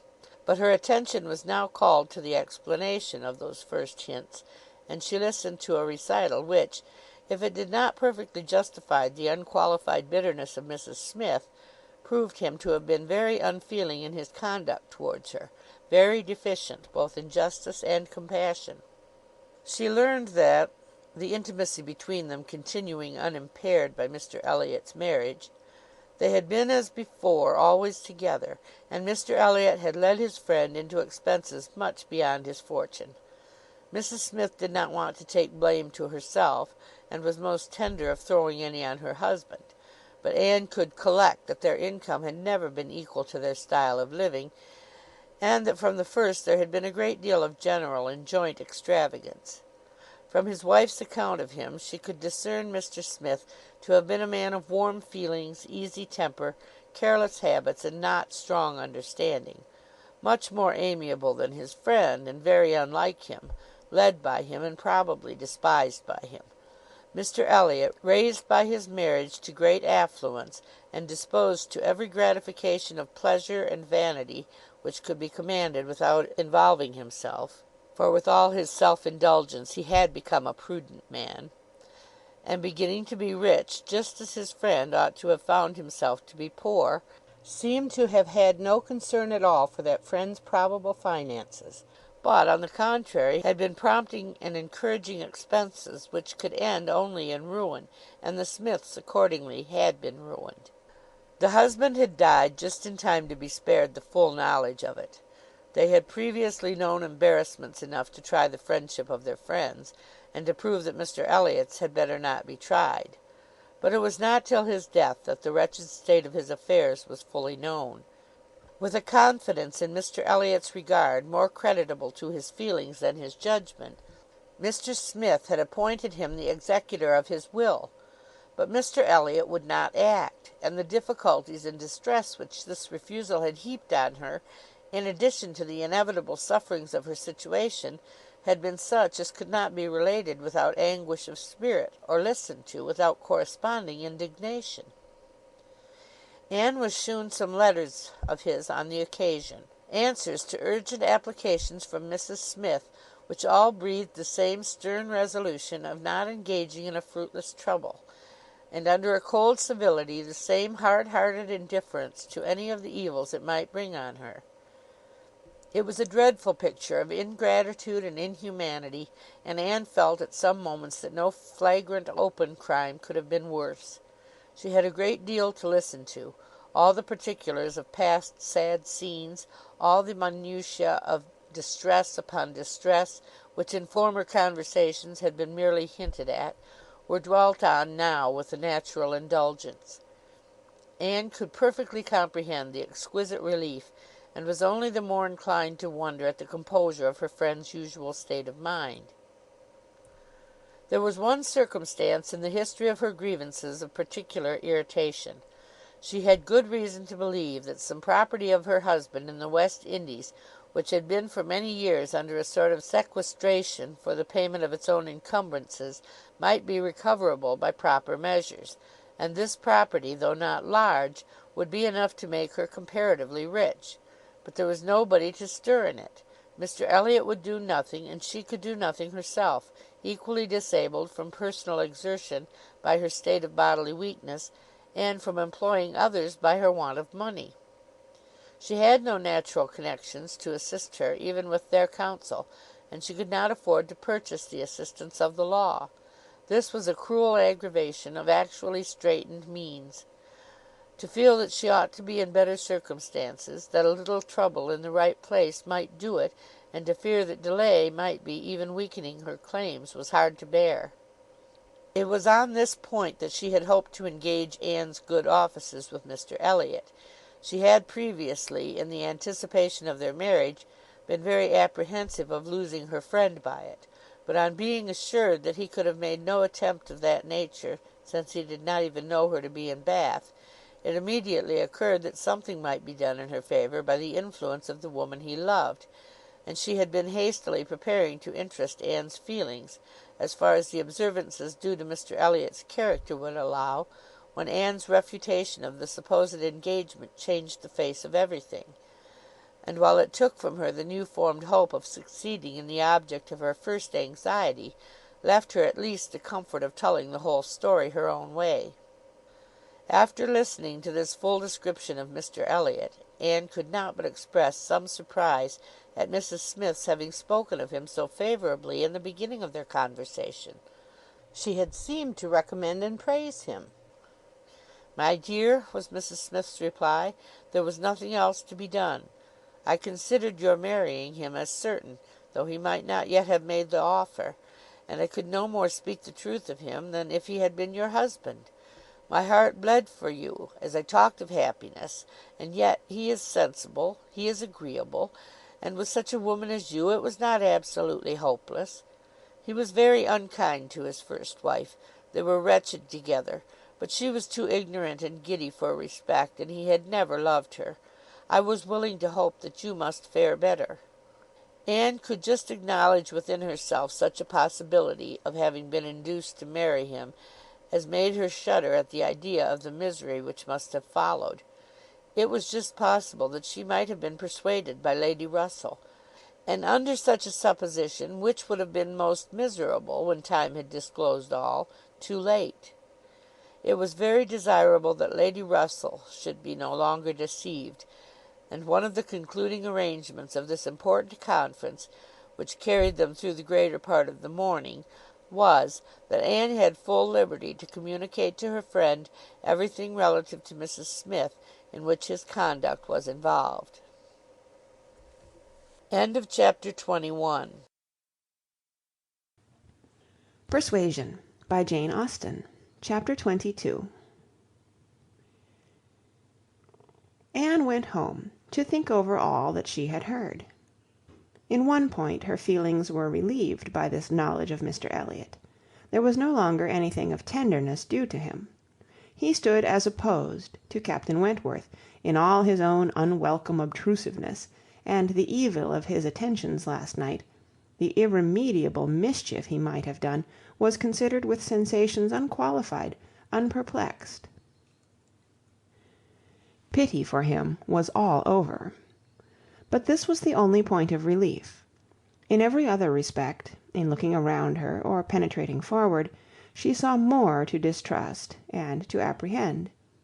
She was concerned for the disappointment and pain Lady Russell would be feeling, for the mortifications which must be hanging over her father and sister, and had all the distress of foreseeing many evils, without knowing how to avert any one of them. She was most thankful for her own knowledge of him. She had never considered herself as entitled to reward for not slighting an old friend like Mrs Smith, but here was a reward indeed springing from it. Mrs Smith had been able to tell her what no one else could have done. Could the knowledge have been extended through her family? But this was a vain idea. She must talk to Lady Russell, tell her, consult with her, and having done her best, wait the event with as much composure as possible, and after all her greatest want of composure would be in that quarter of the mind which could not be opened to Lady Russell, in that flow of anxieties and fears which must be all to herself. She found, on reaching home, that she had, as she intended, escaped seeing Mr Elliott, that he had called, and paid them a long morning visit, but hardly had she congratulated herself and felt safe, when she heard that he was coming again in the evening. "I had not the smallest intention of asking him," said Elizabeth, with affected carelessness. "But he gave so many hints, so Mrs Clay says, at least." "Indeed I do say it. I never saw anybody in my life spell harder for an invitation. Poor man, I was really in pain for him, for your hard-hearted sister, Miss Anne, seems bent on cruelty." "Oh!" cried Elizabeth, "I have been rather too much used to the game to be soon overcome by a gentleman's hints. However, when I found how excessively he was regretting that he should miss my father this morning, I gave way immediately, for I would never really omit an opportunity of bringing him and Sir Walter together. They appear to so much advantage in company with each other, each behaving so pleasantly. Mr Elliott looking up with so much respect." "Quite delightful!" cried Mrs Clay, not daring, however, to turn her eyes towards Anne. "Exactly like father and son, dear Miss Elliott, may I not say father and son?" "Oh, I lay no embargo on anybody's words, if you will have such ideas. But upon my word I am scarcely sensible of his attentions being beyond those of other men." "My dear Miss Elliott!" exclaimed Mrs Clay, lifting her hands and eyes, and sinking all the rest of her astonishment in a convenient silence. "Well, my dear Penelope, you need not be so alarmed about him. I did invite him, you know. I sent him away with smiles. When I found he was really going to his friends at Thornbury Park for the whole day to-morrow, I had compassion on him." Anne admired the good acting of the friend, in being able to show such pleasure as she did, in the expectation and in the actual arrival of the very person whose presence must really be interfering with her prime object. It was impossible but that Mrs Clay must hate the sight of Mr Elliott, and yet she could assume a most obliging, placid look, and appear quite satisfied, with the curtailed licence of devoting herself only half as much to Sir Walter as she would have done otherwise. To Anne herself it was most distressing to see Mr Elliott enter the room, and quite painful to have him approach and speak to her. She had been used before to feel that he could not be always quite sincere, but now she saw his insincerity in everything. His attentive deference to her father, contrasted with his former language, was odious, and when she thought of his cruel conduct towards Mrs Smith, she could hardly bear the sight of his present smiles and mildness, or the sound of his artificial good sentiments. She meant to avoid any such alteration of manners as might provoke a remonstrance on his side. It was a great object to her to escape all inquiry or éclat, but it was her intention to be as decidedly cool to him as might be compatible with their relationship, and to retrace, as quietly as she could, the few steps of unnecessary intimacy she had been gradually led along. She was accordingly more guarded and more cool than she had been the night before. He wanted to animate her curiosity again as to how and where he could have heard her formerly praised, wanted very much to be gratified by more solicitation, but the charm was broken. He found that the heat and animation of a public room was necessary to kindle his modest cousin's vanity. He found, at least, that it was not to be done now, by any of those attempts which he could hazard among the too commanding claims of the others. He little surmised that it was a subject acting now exactly against his interest, bringing immediately to her thoughts all those parts of his conduct which were least excusable, She had some satisfaction in finding that he was really going out of Bath the next morning, going early, and that he would be gone the greater part of 2 days. He was invited again to Camden Place the very evening of his return, but from Thursday to Saturday evening his absence was certain. It was bad enough that a Mrs Clay should be always before her, but that a deeper hypocrite should be added to their party seemed the destruction of everything like peace and comfort. It was so humiliating to reflect on the constant deception practised on her father and Elizabeth, to consider the various sources of mortification preparing for them. Mrs Clay's selfishness was not so complicated nor so revolting as his, and Anne would have compounded for the marriage at once, with all its evils, to be clear of Mr Elliott's subtleties in endeavouring to prevent it. On Friday morning she meant to go very early to Lady Russell, and accomplish the necessary communication, and she would have gone directly after breakfast, but that Mrs Clay was also going out on some obliging purpose of saving her sister trouble, which determined her to wait till she might be safe from such a companion. She saw Mrs Clay fairly off, therefore, before she began to talk of spending the morning in River Street. "Very well," said Elizabeth. "I have nothing to send but my love. Oh, you may as well take back that tiresome book she would lend me, and pretend I have read it through. I really cannot be plaguing myself for ever with all the new poems and states of the nation that come out. Lady Russell quite bores one with her new publications. You need not tell her so, but I thought her dress hideous the other night. I used to think she had some taste in dress, but I was ashamed of her at the concert. Something so formal and arranged in her air, and she sits so upright. My best love, of course." "And mine," added Sir Walter. "Kindest regards, and you may say that I mean to call upon her soon. Make a civil message, but I shall only leave my card. Morning visits are never fair by women at her time of life, who make themselves up so little. If she would only wear rouge, she would not be afraid of being seen, but last time I called, I observed the blinds were let down immediately." While her father spoke, there was a knock at the door. Who could it be? Anne, remembering the preconcerted visits, at all hours, of Mr Elliott, would have expected him, but for his known engagement 7 miles off. After the usual period of suspense, the usual sounds of approach were heard, and "Mr and Mrs Charles Musgrove" were ushered into the room. Surprise was the strongest emotion raised by their appearance, but Anne was really glad to see them, and the others were not so sorry but that they could put on a decent air of welcome. And as soon as it became clear that these, their nearest relations, were not arrived with any views of accommodation in that house, Sir Walter and Elizabeth were able to rise in cordiality and do the honours of it very well. They were come to Bath for a few days with Mrs Musgrove, and were at the White Hart.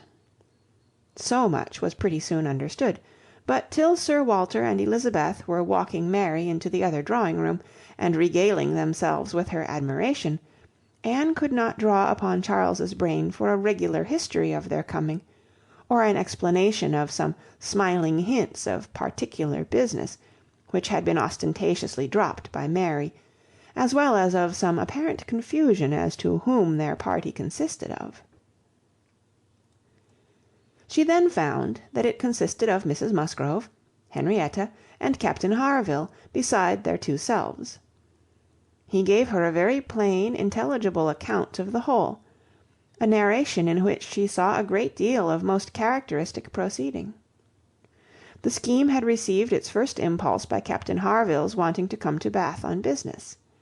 He had begun to talk of it a week ago, and by way of doing something, as shooting was over, Charles had proposed coming with him, and Mrs Harville had seemed to like the idea of it very much, as an advantage to her husband, but Mary could not bear to be left, and had made herself so unhappy about it, that for a day or two everything seemed to be in suspense, or at an end.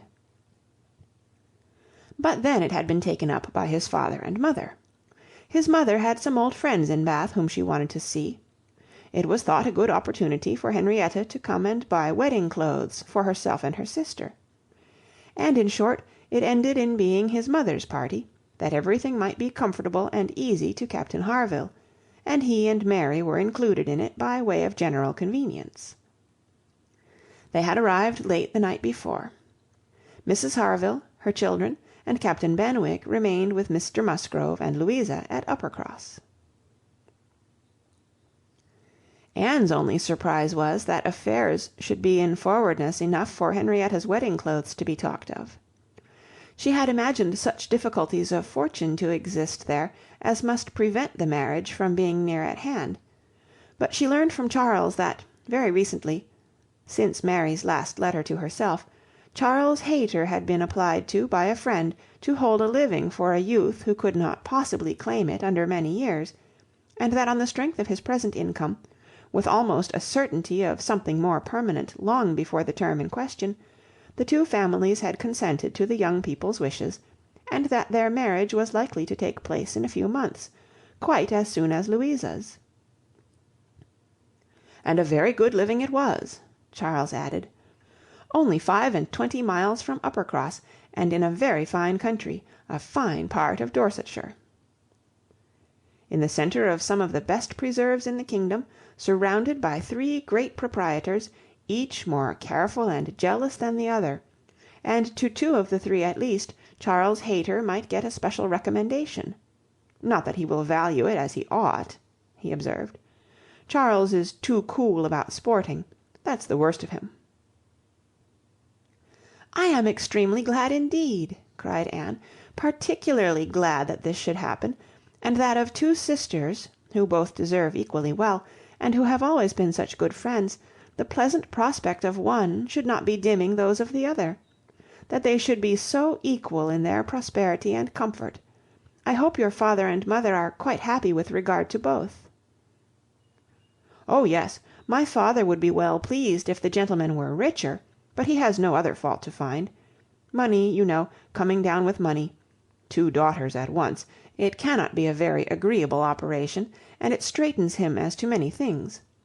However, I do not mean to say they have not a right to it. It is very fit they should have daughters' shares, and I am sure he has always been a very kind, liberal father to me. Mary does not above half like Henrietta's match. She never did, you know, but she does not do him justice, nor think enough about Winthrop. I cannot make her attend to the value of the property. It is a very fair match, as times go, and I have liked Charles Hayter all my life, and I shall not leave off now." "Such excellent parents as Mr. and Mrs. Musgrove," exclaimed Anne, "should be happy in their children's marriages. They do everything to confer happiness, I am sure. What a blessing to young people to be in such hands! Your father and mother seem so totally free from all those ambitious feelings which have led to so much misconduct and misery, both in young and old. I hope you think Louisa perfectly recovered now?" He answered rather hesitatingly, "Yes, I believe I do. Very much recovered, but she is altered. There is no running or jumping about, no laughing or dancing. It is quite different. If one happens only to shut the door a little hard, she starts and wriggles like a young dabchick in the water, and Benwick sits at her elbow reading verses or whispering to her all day long." Anne could not help laughing. "That cannot be much to your taste, I know," said she, "but I do believe him to be an excellent young man." "To be sure he is, nobody doubts it, and I hope you do not think I am so illiberal as to want every man to have the same objects and pleasures as myself. I have a great value for Benwick, and when one can but get him to talk, he has plenty to say. His reading has done him no harm, for he has fought as well as read. He is a brave fellow. I got more acquainted with him last Monday than ever I did before. We had a famous set to at rat-hunting all the morning in my father's great barns, and he played his part so well that I have liked him the better ever since." Here they were interrupted by the absolute necessity of Charles's following the others to admire mirrors and china, but Anne had heard enough to understand the present state of Uppercross and rejoice in its happiness, and though she sighed as she rejoiced, her sigh had none of the ill will of envy in it.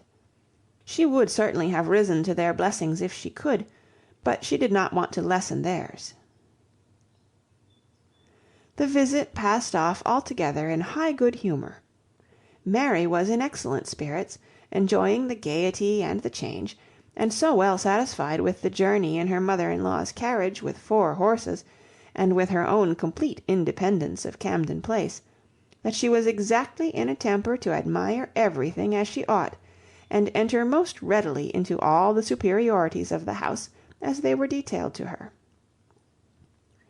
She had no demands on her father or sister, and her consequence was just enough increased by their handsome drawing-rooms.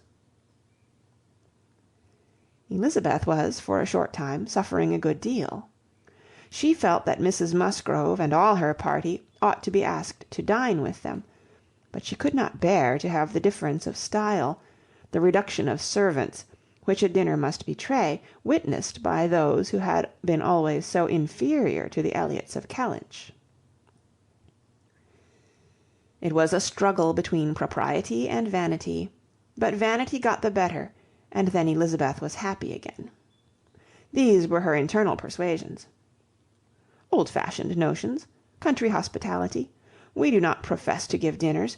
Few people in Bath do.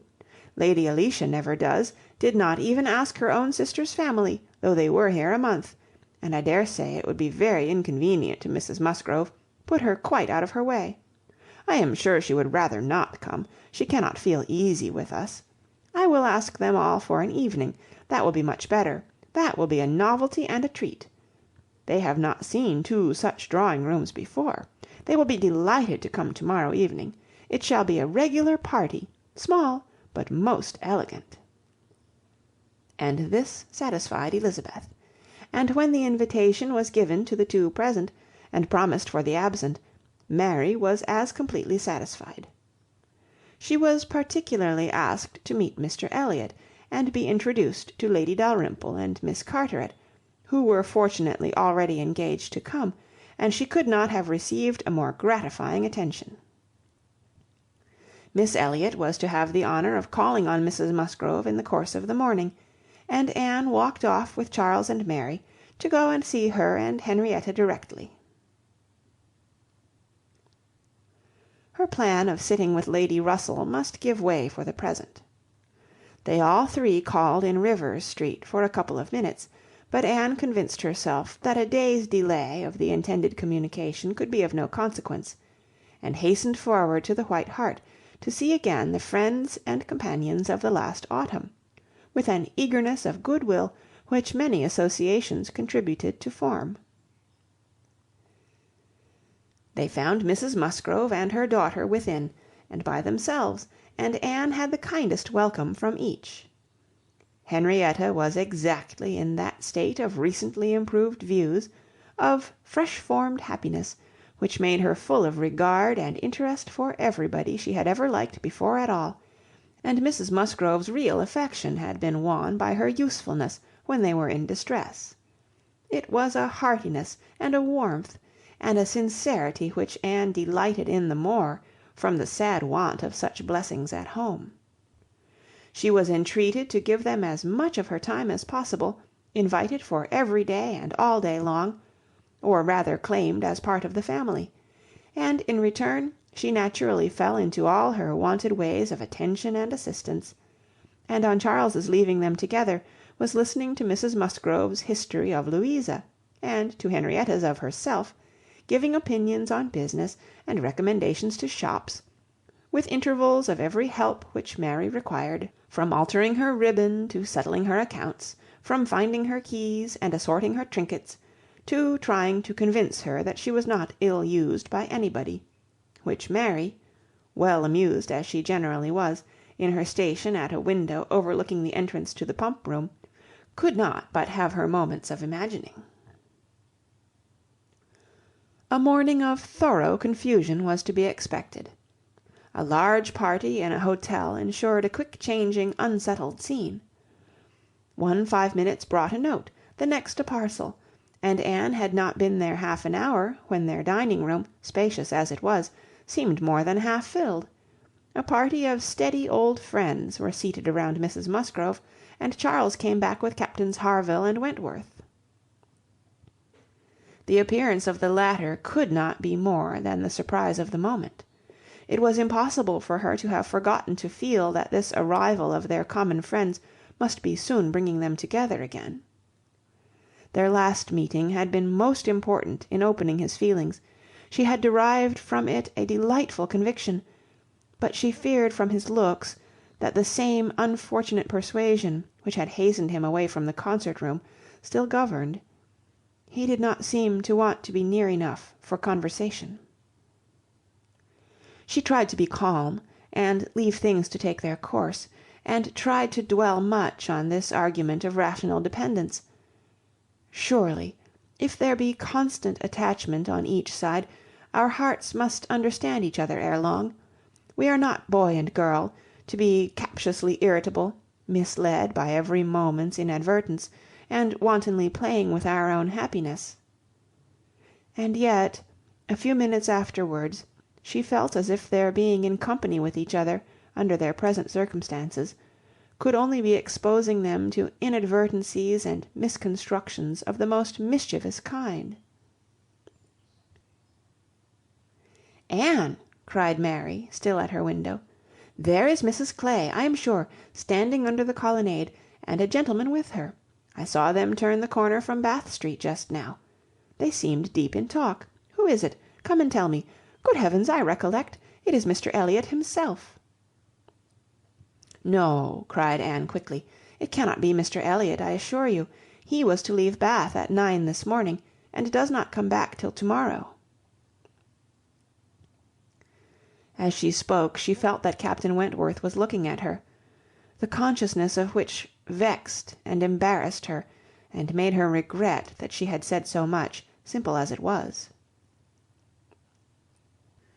Mary, resenting that she should be supposed not to know her own cousin, began talking very warmly about the family features, and protesting still more positively that it was Mr Elliott, calling again upon Anne to come and look for herself. But Anne did not mean to stir, and tried to be cool and unconcerned. Her distress returned, however, on perceiving smiles and intelligent glances pass between 2 or 3 of the lady visitors, as if they believed themselves quite in the secret. It was evident that the report concerning her had spread, and a short pause succeeded, which seemed to ensure that it would now spread farther. "Do come, Anne," cried Mary. "Come and look yourself. You will be too late if you do not make haste. They are parting. They are shaking hands.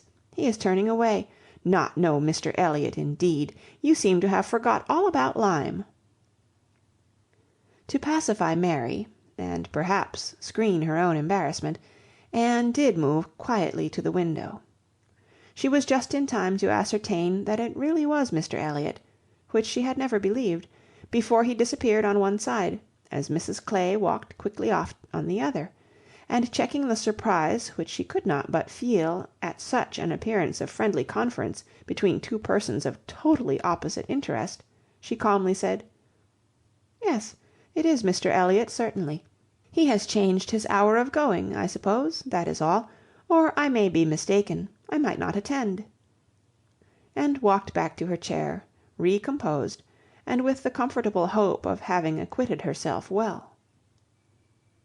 The visitors took their leave, and Charles, having civilly seen them off, and then made a face at them, and abused them for coming, began with, "Well, mother, I have done something for you that you will like. I have been to the theatre, and secured a box for to-morrow night. Ain't I a good boy? I know you love a play, and there is room for us all. It holds 9. I have engaged Captain Wentworth. Anne will not be sorry to join us, I am sure. We all like a play. Have not I done well, mother?" Mrs Musgrove was good-humouredly beginning to express her perfect readiness for the play, if Henrietta and all the others liked it, when Mary eagerly interrupted her by exclaiming, "Good heavens, Charles, how can you think of such a thing? Take a box for to-morrow night! Have you forgot that we are engaged to Camden Place to-morrow night, and that we were most particularly asked to meet Lady Dalrymple and her daughter, and Mr Elliott, and all the principal family connections, on purpose to be introduced to them? How can you be so forgetful?" "Phoo, phoo," replied Charles. "What's an evening party? Never worth remembering. Your father might have asked us to dinner, I think, if he had wanted to see us. You may do as you like, but I shall go to the play." "Oh, Charles, I declare it will be too abominable if you do, when you promised to go." "No, I did not promise. I only smirked and bowed and said the word happy. There was no promise." "But you must go, Charles. It would be unpardonable to fail. We were asked on purpose to be introduced. There was always such a great connection between the Dalrymples and ourselves. Nothing ever happened on either side that was not announced immediately. We are quite near relations, you know, and Mr Elliott too, whom you ought so particularly to be acquainted with. Every attention is due to Mr Elliott. Consider, my father's heir, the future representative of the family." "Don't talk to me about heirs and representatives," cried Charles. "I am not one of those who neglect the reigning power to bow to the rising sun. If I would not go for the sake of your father, I should think it scandalous to go for the sake of his heir. What is Mr Elliott to me?" The careless expression was life to Anne, who saw that Captain Wentworth was all attention, looking and listening with his whole soul, and that the last words brought his inquiring eyes from Charles to herself. Charles and Mary still talked on in the same style, he half serious and half jesting, maintaining the scheme for the play, and she, invariably serious, most warmly opposing it, and not omitting to make it known that, however determined to go to Camden Place herself, she should not think herself very well used if they went to the play without her. Mrs Musgrove interposed. "We had better put it off. Charles, you had much better go back and change the box for Tuesday. It would be a pity to be divided, and we should be losing Miss Anne too, if there is a party at her father's, and I am sure neither Henrietta nor I should care at all for the play, if Miss Anne could not be with us." Anne felt truly obliged to her for such kindness, and quite as much so for the opportunity it gave her of decidedly saying, "If it depended only on my inclination, ma'am, the party at home, excepting on Mary's account, would not be the smallest impediment. I have no pleasure in the sort of meeting, and should be too happy to change it for a play, and with you. But it had better not be attempted, perhaps."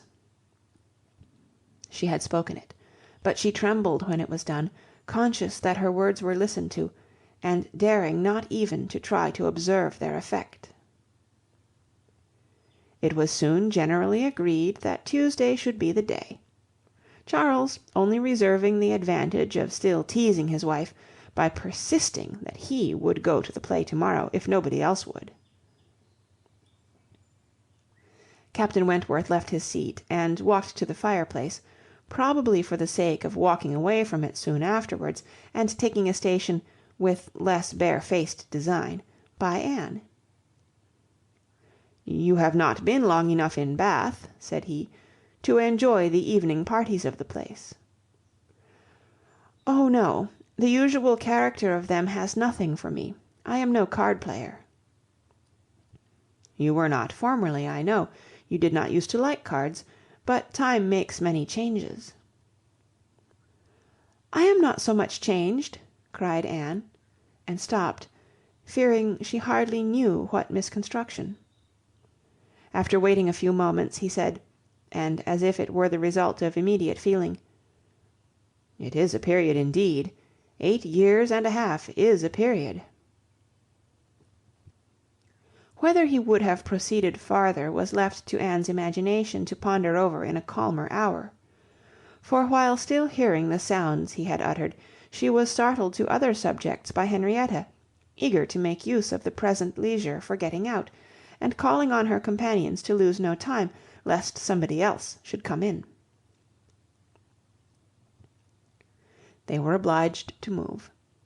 Anne talked of being perfectly ready, and tried to look it, but she felt that could Henrietta have known the regret and reluctance of her heart in quitting that chair, in preparing to quit the room, she would have found in all her own sensations for her cousin, in the very security of his affection, wherewith to pity her.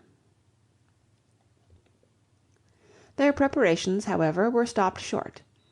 Alarming sounds were heard, other visitors approached, and the door was thrown open for Sir Walter and Miss Elliott, whose entrance seemed to give a general chill. Anne felt an instant oppression, and wherever she looked saw symptoms of the same. The comfort, the freedom, the gaiety of the room was over, hushed into cold composure, determined silence, or insipid talk, to meet the heartless elegance of her father and sister. How mortifying to feel that it was so! Her jealous eye was satisfied in one particular. Captain Wentworth was acknowledged again by each, by Elizabeth more graciously than before. She even addressed him once, and looked at him more than once. Elizabeth was, in fact, revolving a great measure. The sequel explained it. After the waste of a few minutes in saying the proper nothings, she began to give the invitation which was to comprise all the remaining dues of the Musgroves. To-morrow evening, to meet a few friends, no formal party. It was all said very gracefully, and the cards with which she had provided herself, the Miss Elliott at home, were laid on the table, with a courteous, comprehensive smile to all, and one smile and one card more decidedly for Captain Wentworth. The truth was that Elizabeth had been long enough in Bath to understand the importance of a man of such an air and appearance as his. The past was nothing. The present was that Captain Wentworth would move about well in her drawing-room. The card was pointedly given, and Sir Walter and Elizabeth arose and disappeared.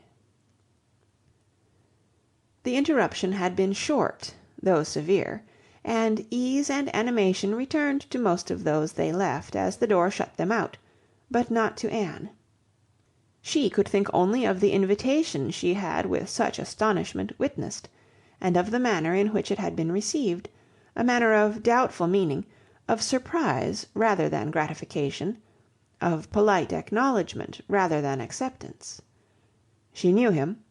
She saw a disdain in his eye, and could not venture to believe that he had determined to accept such an offering as an atonement for all the insolence of the past. Her spirits sank.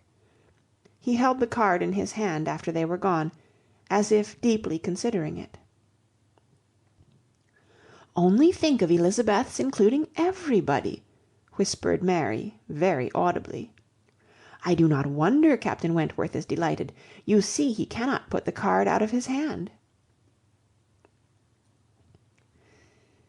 Anne caught his eye, saw his cheeks glow, and his mouth form itself into a momentary expression of contempt, and turned away, that she might neither see nor hear more to vex her. The party separated. The gentlemen had their own pursuits, the ladies proceeded on their own business, and they met no more while Anne belonged to them. She was earnestly begged to return and dine, and give them all the rest of the day, but her spirits had been so long exerted, that at present she felt unequal to more, and fit only for home, where she might be sure of being as silent as she chose. Promising to be with them the whole of the following morning, therefore, she closed the fatigues of the present by a toilsome walk to Camden Place, there to spend the evening chiefly in listening to the busy arrangements of Elizabeth and Mrs Clay for the morrow's party, the frequent enumeration of the persons invited, and the continually improving detail of all the embellishments which were to make it the most completely elegant of its kind in Bath, while harassing herself with the never-ending question of whether Captain Wentworth would come or not. They were reckoning him as certain, but with her it was a gnawing solicitude never appeased for 5 minutes together.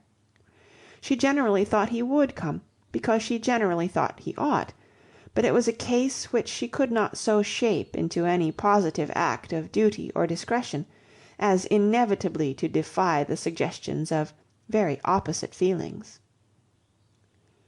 She only roused herself from the broodings of this restless agitation to let Mrs Clay know that she had been seen with Mr Elliott 3 hours after his being supposed to be out of Bath; for having watched in vain for some intimation of the interview from the lady herself, she determined to mention it, and it seemed to her there was guilt in Mrs Clay's face as she listened. It was transient, cleared away in an instant, but Anne could imagine she read there the consciousness of having, by some complication of mutual trick, or some overbearing authority of his, been obliged to attend, perhaps for half an hour, to his lectures and restrictions on her designs on Sir Walter. She exclaimed, however, with a very tolerable imitation of nature, "Oh, dear, very true! Only think, Miss Elliott, to my great surprise I met with Mr Elliott in Bath Street. I was never more astonished. He turned back and walked with me to the pump yard. He had been prevented setting off for Thornbury, but I really forget by what, for I was in a hurry and could not much attend, and I can only answer for his being determined not to be delayed in his return. He wanted to know how early he might be admitted to-morrow. He was full of to-morrow, and it is very evident that I have been full of it too, ever since I entered the house, and learnt the extension of your plan and all that had happened, or my seeing him could never have gone so entirely out of my head." End of chapter 22. Persuasion by Jane Austen. Chapter 23. One day only had passed since Anne's conversation with Mrs Smith, but a keener interest had succeeded, and she was now so little touched by Mr Elliott's conduct, except by its effect in one quarter, that it became a matter of course the next morning still to defer her explanatory visit in Rivers Street. She had promised to be with the Musgroves from breakfast to dinner. Her faith was plighted, and Mr Elliott's character, like the Sultaness Scheherazade's head, must live another day. She could not keep her appointment punctually, however. The weather was unfavourable, and she had grieved over the rain on her friend's account, and felt it very much on her own, before she was able to attempt the walk. When she reached the White Hart and made her way to the proper apartment, she found herself neither arriving quite in time, nor the first to arrive. The party before her were Mrs Musgrove talking to Mrs Croft, and Captain Harville to Captain Wentworth, and she immediately heard that Mary and Henrietta, too impatient to wait, had gone out the moment it had cleared, but would be back again soon, and that the strictest injunctions had been left with Mrs Musgrove to keep her there till they returned. She had only to submit, sit down, be outwardly composed, and feel herself plunged at once in all the agitations which she had merely laid her account of tasting a little before the morning closed. There was no delay, no waste of time. She was deep in the happiness of such misery, or the misery of such happiness, instantly. 2 minutes after her entering the room, Captain Wentworth said, "We will write the letter we were talking of, Harville, now, if you will give me materials." Materials were at hand, on a separate table. He went to it, and nearly turning his back to them all, was engrossed by writing. Mrs Musgrove was giving Mrs Croft the history of her eldest daughter's engagement, and just in that inconvenient tone of voice which was perfectly audible while it pretended to be a whisper.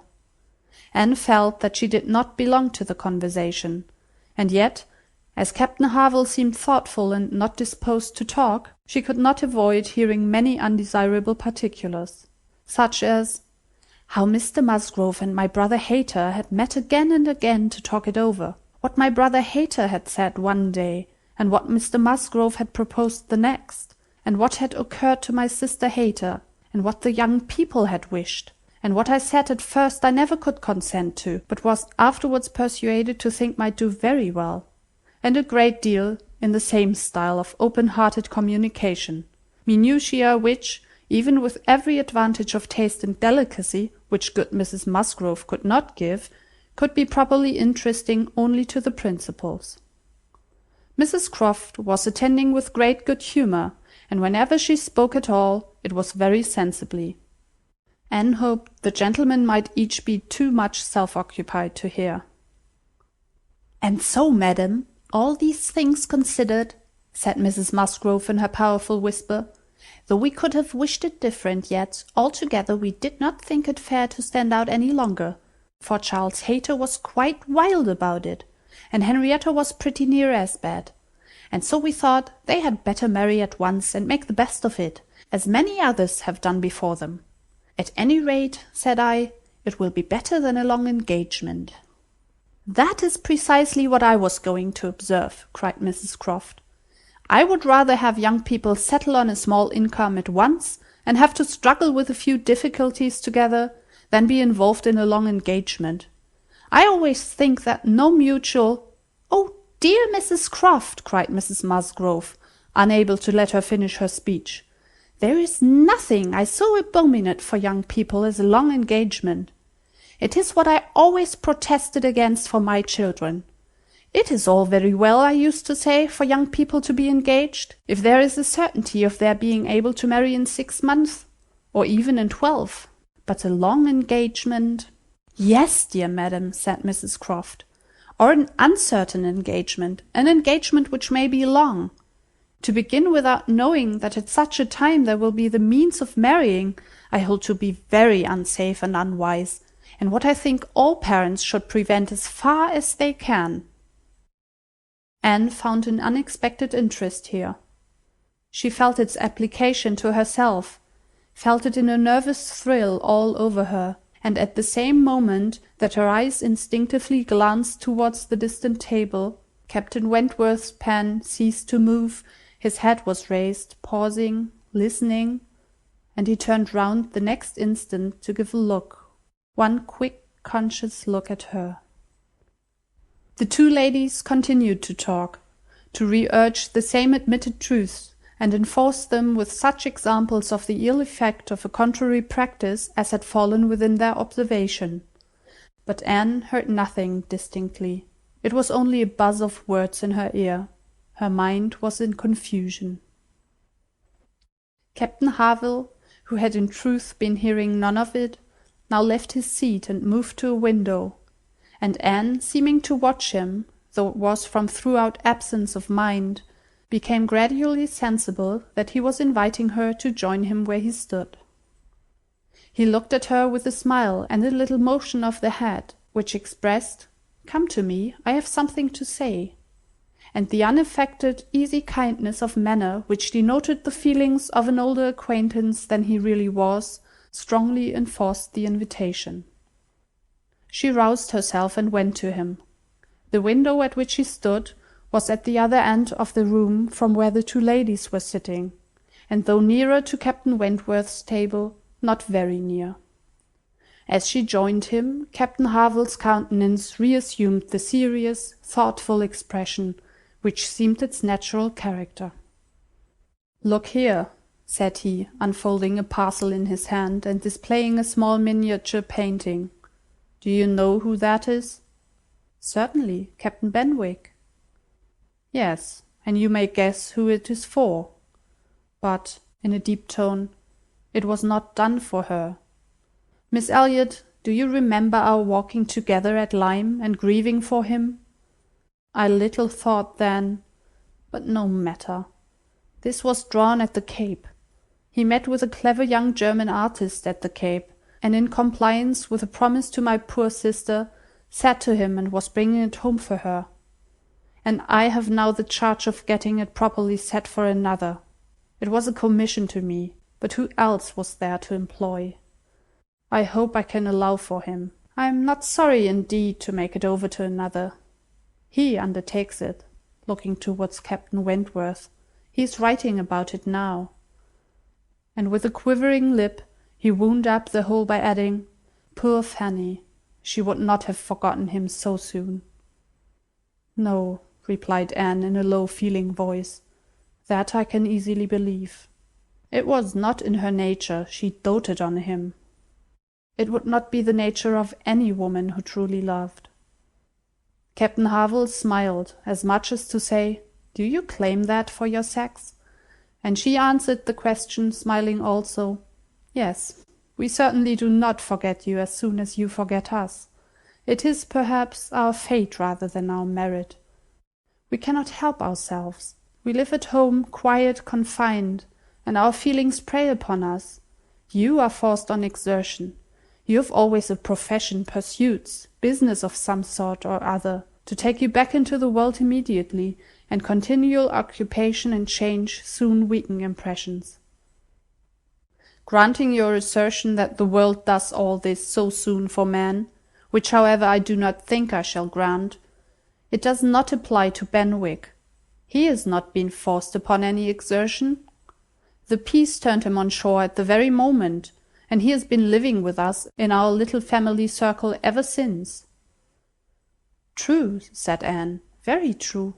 I did not recollect. But what shall we say now, Captain Harville?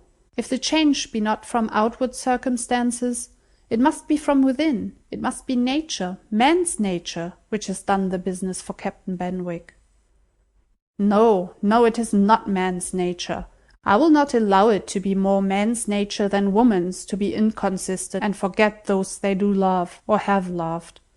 I believe the reverse. I believe in a true analogy between our bodily frames and our mental, and that as our bodies are the strongest, so are our feelings, capable of bearing most rough usage, and riding out the heaviest weather. Your feelings may be the strongest, replied Anne, but the same spirit of analogy will authorize me to assert that ours are the most tender. Man is more robust than woman, but he is not longer lived, which exactly explains my view of the nature of their attachments. Nay, it would be too hard upon you if it were otherwise. You have difficulties and privations and dangers enough to struggle with. You are always labouring and toiling, exposed to every risk and hardship. Your home, country, friends, all quitted, neither time, nor health, nor life to be called your own. It would be hard indeed, with a faltering voice, if a woman's feelings were to be added to all this. We shall never agree upon this question, Captain Harville was beginning to say, when a slight noise called their attention to Captain Wentworth's hitherto perfectly quiet division of the room. It was nothing more than that his pen had fallen down, but Anne was startled at finding him nearer than she had supposed, and half inclined to suspect that the pen had only fallen because he had been occupied by them, striving to catch sounds which yet she did not think he could have caught. "Have you finished your letter?" said Captain Harville. "Not quite. A few lines more. I shall have done in 5 minutes." "There is no hurry on my side. I am only ready whenever you are. I am in very good anchorage here," smiling at Anne. "Well supplied, and want for nothing. No hurry for a signal at all. Well, Miss Elliott," lowering his voice, "as I was saying, we shall never agree, I suppose, upon this point. No man and woman would probably. But let me observe that all histories are against you, all stories, prose and verse.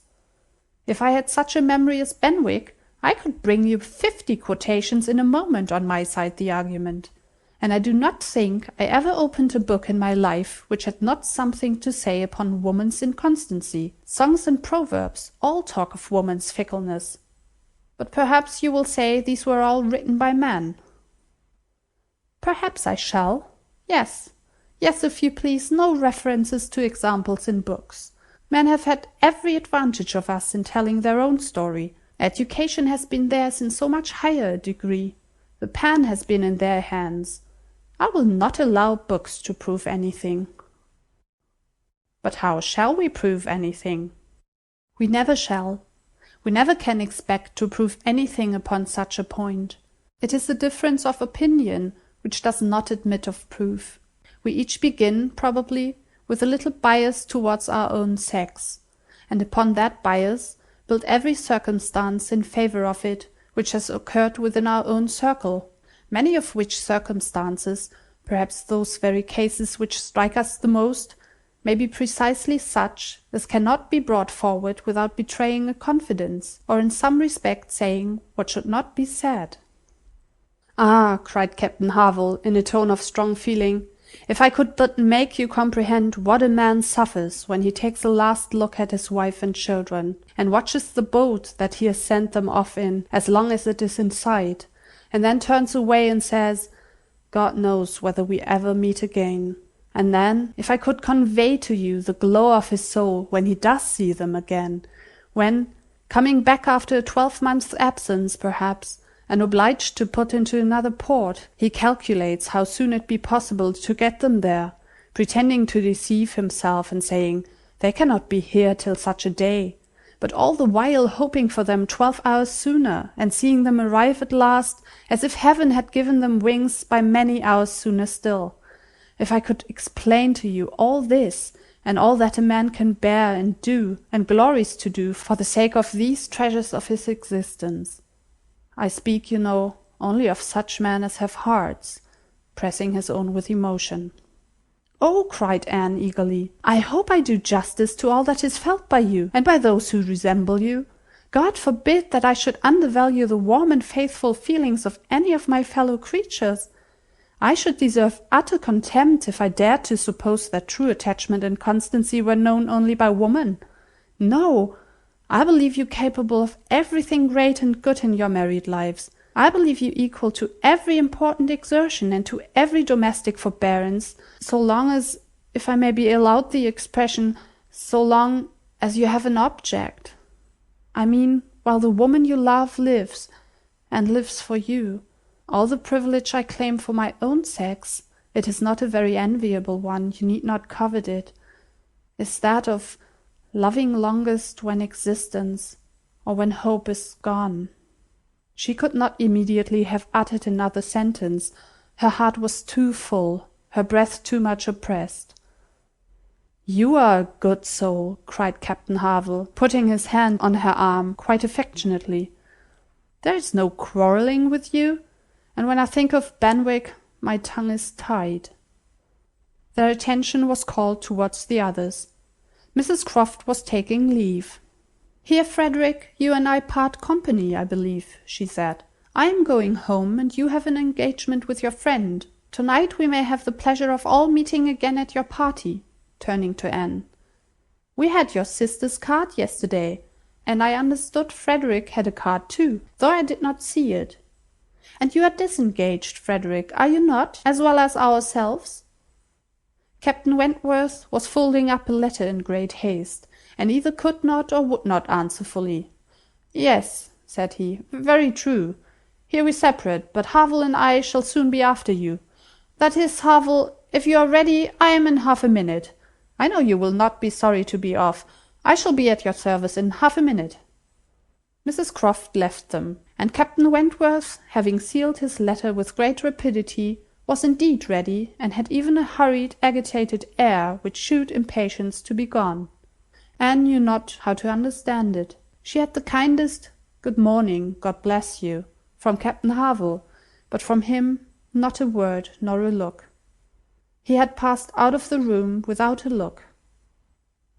She had only time, however, to move closer to the table where he had been writing, when footsteps were heard returning. The door opened, it was himself. He begged their pardon, but he had forgotten his gloves, and instantly crossing the room to the writing-table, he drew out a letter from under the scattered paper, placed it before Anne, with eyes of glowing entreaty fixed on her for a time, and hastily collecting his gloves, was again out of the room, almost before Mrs Musgrove was aware of his being in it, the work of an instant. The revolution which one instant had made in Anne was almost beyond expression. The letter, with a direction hardly legible to Miss A.E., was evidently the one which he had been folding so hastily. While supposed to be writing only to Captain Benwick, he had been also addressing her. On the contents of that letter depended all which this world could do for her. Anything was possible, anything might be defied rather than suspense. Mrs Musgrove had little arrangements of her own at her own table. To their protection she must trust, and sinking into the chair which he had occupied, succeeding to the very spot where he had leaned and written, her eyes devouring the following words: "I can listen no longer in silence. I must speak to you by such means as are within my reach. You pierce my soul. I am half agony, half hope. Tell me not that I am too late, that such precious feelings are gone forever. I offer myself to you again with a heart even more your own than when you almost broke it 8 years and a half ago. Dare not say that man forgets sooner than woman, that his love has an earlier death. I have loved none but you. Unjust I may have been, weak and resentful I have been, but never inconstant. You alone have brought me to Bath, for you alone I think and plan. Have you not seen this? Can you fail to have understood my wishes? I had not waited even these 10 days, could I have read your feelings, as I think you must have penetrated mine. I can hardly write. I am every instant hearing something which overpowers me. You sink your voice, but I can distinguish the tones of that voice when they would be lost on others. Too good, too excellent creature! You do us justice, indeed. You do believe that there is true attachment and constancy among men. Believe it to be most fervent, most undeviating in F.W. I must go, uncertain of my fate, but I shall return hither or follow your party as soon as possible. A word, a look will be enough to decide whether I enter your father's house this evening or never. Such a letter was not to be soon recovered from. Half an hour's solitude and reflection might have tranquillized her, but the 10 minutes only which now passed before she was interrupted with all the restraints of her situation could do nothing towards tranquillity. Every moment rather brought fresh agitation. It was overpowering happiness. And before she was beyond the first stage of full sensation, Charles, Mary, and Henrietta all came in. The absolute necessity of seeming like herself produced then an immediate struggle, but after a while she could do no more. She began not to understand a word they said, and was obliged to plead indisposition and excuse herself. They could then see that she looked very ill, were shocked and concerned, and would not stir without her for the world. This was dreadful. Would they only have gone away and left her in the quiet possession of that room, it would have been her cure. But to have them all standing or waiting around her was distracting, and in desperation she said she would go home. "By all means, my dear," cried Mrs. Musgrove, "go home directly, and take care of yourself, that you may be fit for the evening. I wish Sarah was here to doctor you, but I am no doctor myself. Charles, ring and order a chair. She must not walk." But the chair would never do. Worse than all, to lose the possibility of speaking 2 words to Captain Wentworth in the course of her quiet, solitary progress up the town, and she felt almost certain of meeting him, could not be borne. The chair was earnestly protested against, and Mrs. Musgrove, who thought only of one sort of illness, having assured herself with some anxiety that there had been no fall in the case, that Anne had not at any time lately slipped down and got a blow on her head, that she was perfectly convinced of having had no fall, could part with her cheerfully and depend on finding her better at night. Anxious to omit no possible precaution, Anne struggled and said, "I am afraid, madam, that it is not perfectly understood. Pray be so good as to mention to the other gentlemen that we hope to see your whole party this evening. I am afraid there had been some mistake, and I wish you particularly to assure Captain Harville and Captain Wentworth that we hope to see them both." "Oh, my dear, it is quite understood, I give you my word. Captain Harville has no thought but of going." "Do you think so? But I am afraid, and I should be so very sorry. Will you promise me to mention it when you see them again? You will see them both this morning, I dare say. Do promise me." "To be sure I will, if you wish it. Charles, if you see Captain Harville anywhere, remember to give Miss Anne's message. But indeed, my dear, you need not be uneasy. Captain Harville holds himself quite engaged, I'll answer for it, and Captain Wentworth the same, I dare say." Anne could do no more, but her heart prophesied some mischance to damp the perfection of her felicity. It could not be very lasting, however. Even if he did not come to Camden Place himself, it would be in her power to send an intelligible sentence by Captain Harville. Another momentary vexation occurred. Charles, in his real concern and good nature, would go home with her. There was no preventing him. This was almost cruel, but she could not be long ungrateful. He was sacrificing an engagement at a gunsmith to be of use to her, and she set off with him with no feeling but gratitude apparent. They were on Union Street, when a quicker step behind, a something of familiar sound, gave her 2 moments' preparation for the sight of Captain Wentworth. He joined them, but as if irresolute whether to join or to pass on, said nothing, only looked. Anne could command herself enough to receive that look, and not repulsively. The cheeks, which had been pale, now glowed, and the movements which had hesitated were decided. He walked beside her. Presently, struck by a sudden thought, Charles said, "Captain Wentworth, which way are you going? Only to Gay Street or farther up the town?" "I hardly know," replied Captain Wentworth, surprised. "Are you going as high as Belmont? Are you going near Camden Place? Because if you are, I shall have no scruple in asking you to take my place, and give Anne your arm to her father's door. She is rather done for this morning, and must not go so far without help, and I ought to be at that fellow's in Market Place. He promised me the sight of a capital gun he is just going to send off, said he would keep it unpacked to the last possible moment that I might see it, and if I do not turn back now, I have no chance. By his description, a good deal like the second-sized double barrel of mine, which you shot with one day round Winthrop." There could not be an objection. There could be only the most proper alacrity, a most obliging compliance for public view, and smiles reigned in and spirits dancing in private rapture. In half a minute Charles was at the bottom of Union Street again, and the other 2 proceeding together, and soon words enough had passed between them to decide their direction towards the comparatively quiet and retired gravel walk, where the power of conversation would make the present hour a blessing indeed, and prepare it for all the immortality which the happiest recollections of their own future lives could bestow. There they exchanged again those feelings and those promises which had once before seemed to secure everything, but which had been followed by so many, many years of division and estrangement. There they returned again into the past, more exquisitely happy perhaps in their reunion than when it had been first projected, more tender, more tried, more fixed in a knowledge of each other's character, truth, and attachment, more equal to act, more justified in acting. And there, as they slowly paced the gradual ascent, heedless of every group around them, seeing neither sauntering politicians, bustling housekeepers, flirting girls, nor nursery maids and children, they could indulge in those retrospections and acknowledgments, and especially in those explanations of what had directly preceded the present moment, which were so poignant and so ceaseless in interest.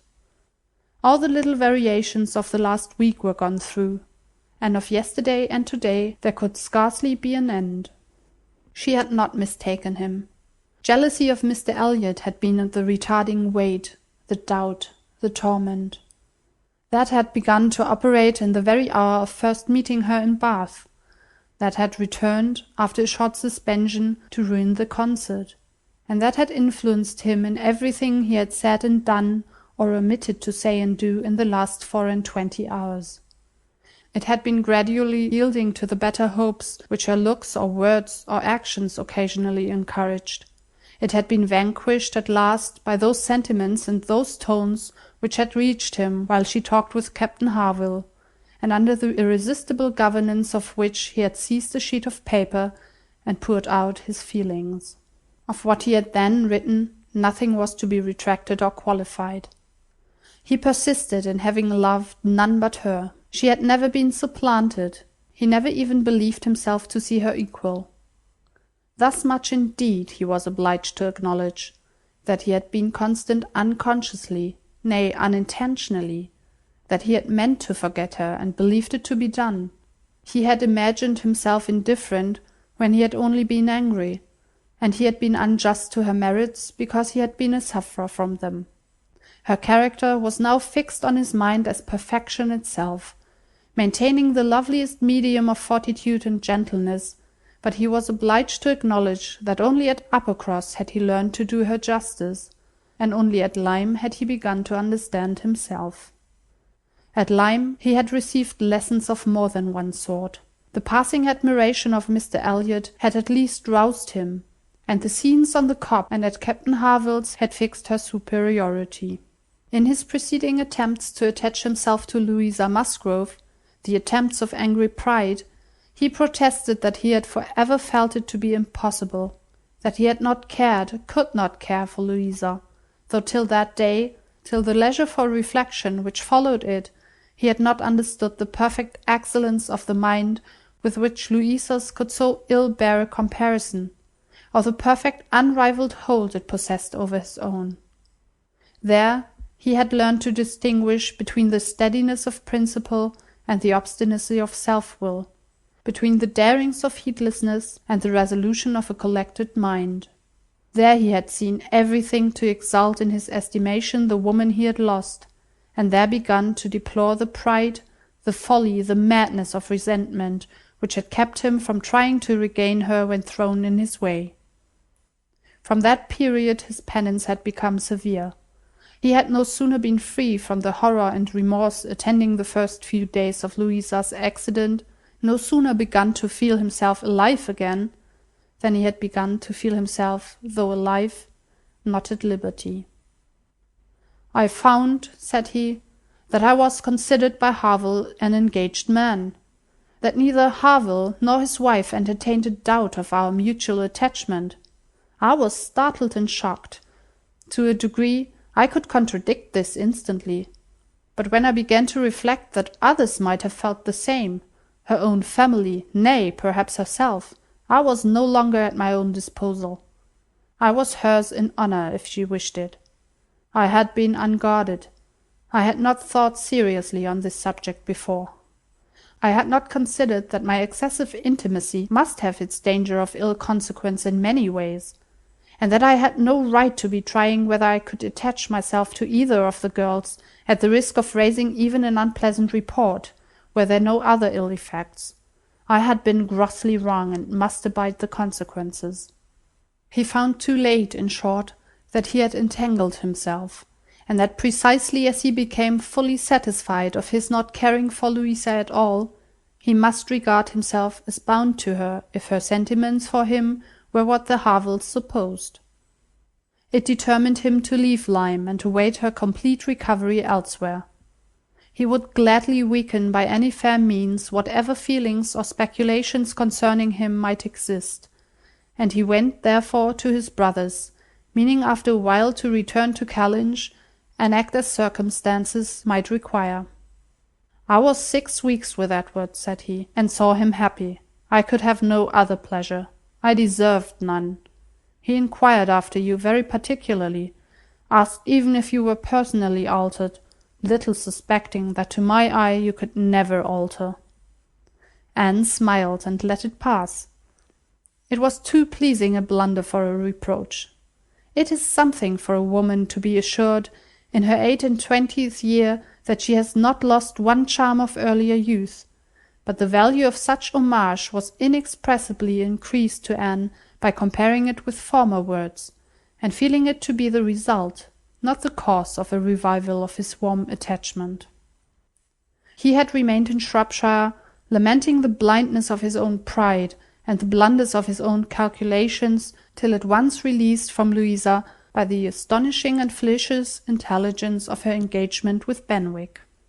"Here," said he, "ended the worst of my state, for now I could at least put myself in the way of happiness. I could exert myself, I could do something. But to be waiting so long in inaction, and waiting only for evil, had been dreadful. Within the first 5 minutes I said, 'I will be at Bath on Wednesday,' and I was. Was it unpardonable to think it worth my while to come, and to arrive with some degree of hope? You were single. It was possible that you might retain the feelings of the past as I did, and one encouragement happened to be mine.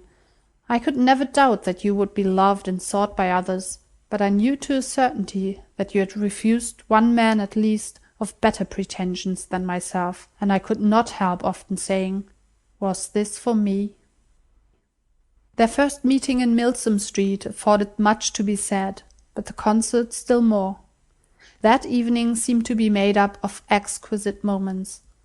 The moment of her stepping forward in the octagon room to speak to him, the moment of Mr. Elliott's appearing and tearing her away, and one or two subsequent moments marked by returning hope or increasing despondency were dwelt on with energy.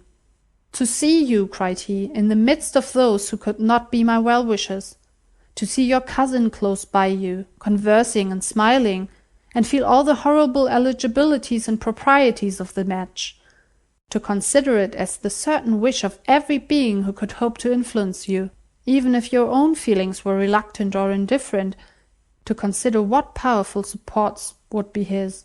Was it not enough to make the fool of me which I appeared? How could I look on without agony? Was not the very sight of the friend who sat behind you, was not the recollection of what had been, the knowledge of her influence, the indelible, immovable impression of what Persuasion had once done, was it not all against me? You should have distinguished, replied Anne. You should not have suspected me now. The case is so different, and my age is so different.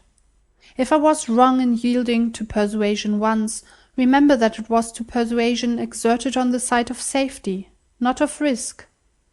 When I yielded, I thought it was to duty, but no duty could be called in aid here. In marrying a man indifferent to me, all risk would have been incurred and all duty violated. Perhaps I ought to have reasoned thus, he replied, but I could not. I could not derive benefit from the late knowledge I had acquired of your character. I could not bring it into play. It was overwhelmed, buried, lost in those earlier feelings which I had been smarting under year after year. I could think of you only as one who had yielded, who had given me up, who had been influenced by any one rather than by me. I saw you with the very person who had guided you in that year of misery. I had no reason to believe her of less authority now. The force of habit was to be added. I should have thought, said Anne, that my manner to yourself might have spared you of much or all of this. No, no, your manner might be only the ease which your engagement to another man would give.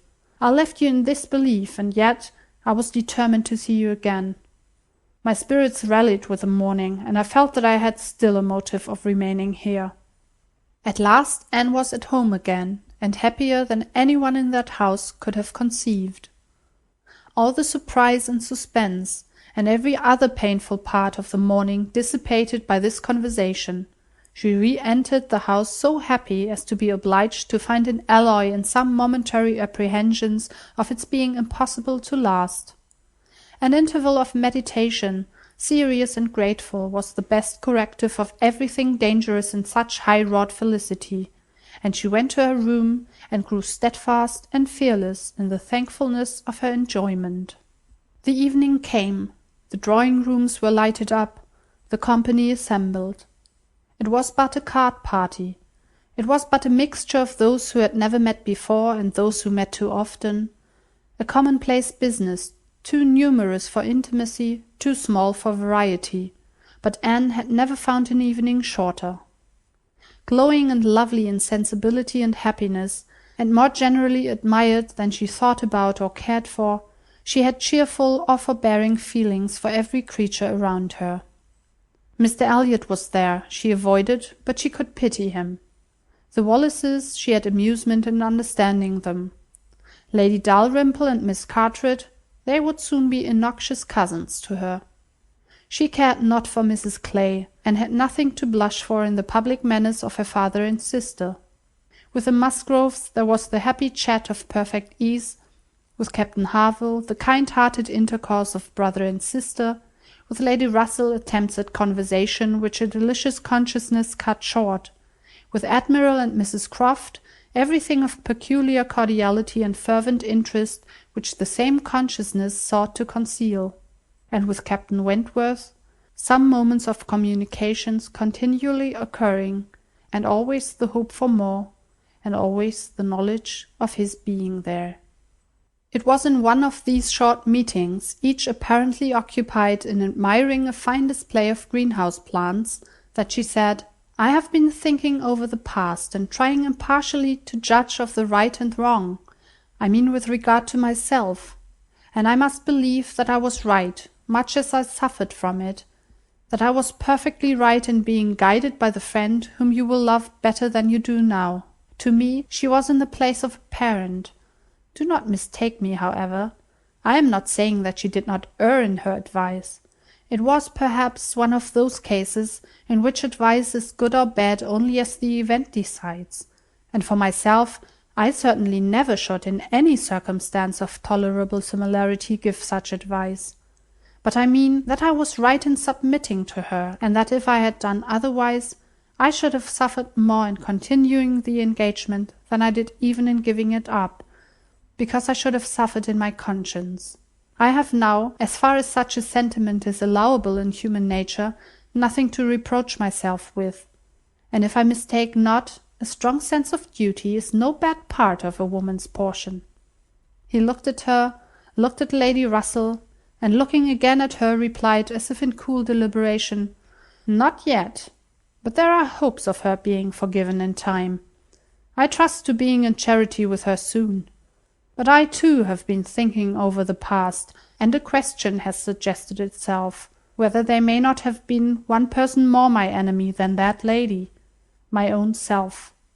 Tell me if, when I returned to England in the year 8, with a few £1,000 and was posted into the Laconia, if I had then written to you, would you have answered my letter? Would you in short have renewed the engagement then?" "Would I?" was all her answer, but the accent was decisive enough. "Good God!" he cried, "you would! It is not that I did not think of it, or desire it as what could alone crown all my other success, but I was proud, too proud to ask again. I did not understand you. I shut my eyes and would not understand you or do you justice. This is a recollection which ought to make me forgive every one sooner than myself. 6 years of separation and suffering might have been spared. It is a sort of pain, too, which is new to me. I have been used to the gratification of believing myself to earn every blessing that I enjoyed. I have valued myself on honourable toils and just rewards. Like other great men under reverses," he added with a smile, "I must endeavour to subdue my mind to my fortune. I must learn to brook being happier than I deserve." End of chapter 23. Persuasion by Jane Austen. Chapter 24. Who can be in doubt of what followed? When any two young people take it into their heads to marry, they are pretty sure, by perseverance, to carry their point, be they ever so poor, or ever so imprudent, or ever so little likely to be necessary to each other's ultimate comfort. This may be bad morality to conclude with, but I believe it to be the truth, and if such parties succeed, how should a Captain Wentworth and an Anne Elliott, with the advantage of maturity of mind, consciousness of right, and one independent fortune between them, fail of bearing down every opposition? They might, in fact, have borne down a great deal more than they met with, for there was little to distress them beyond the want of graciousness and warmth. Sir Walter made no objection, and Elizabeth did nothing worse than look cold and unconcerned.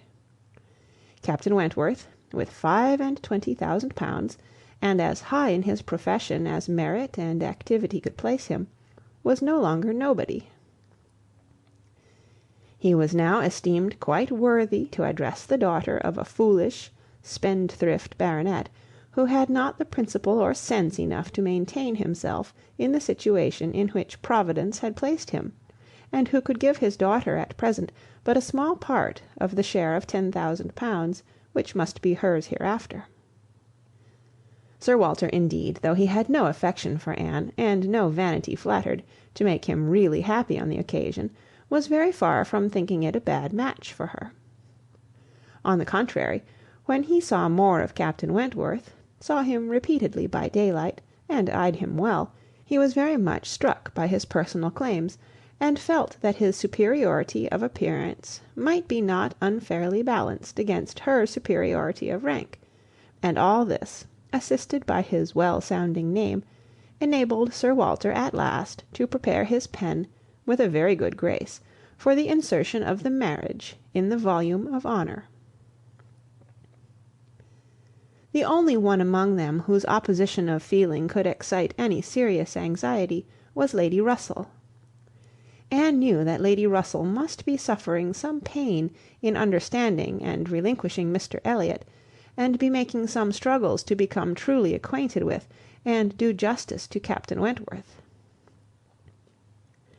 This, however, was what Lady Russell had now to do.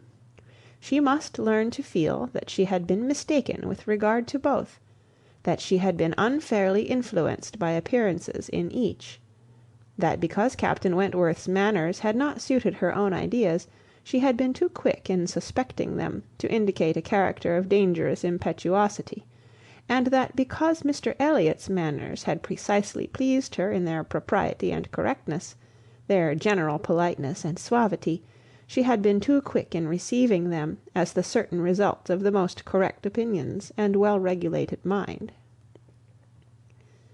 There was nothing less for Lady Russell to do than to admit that she had been pretty completely wrong, and to take up a new set of opinions and of hopes.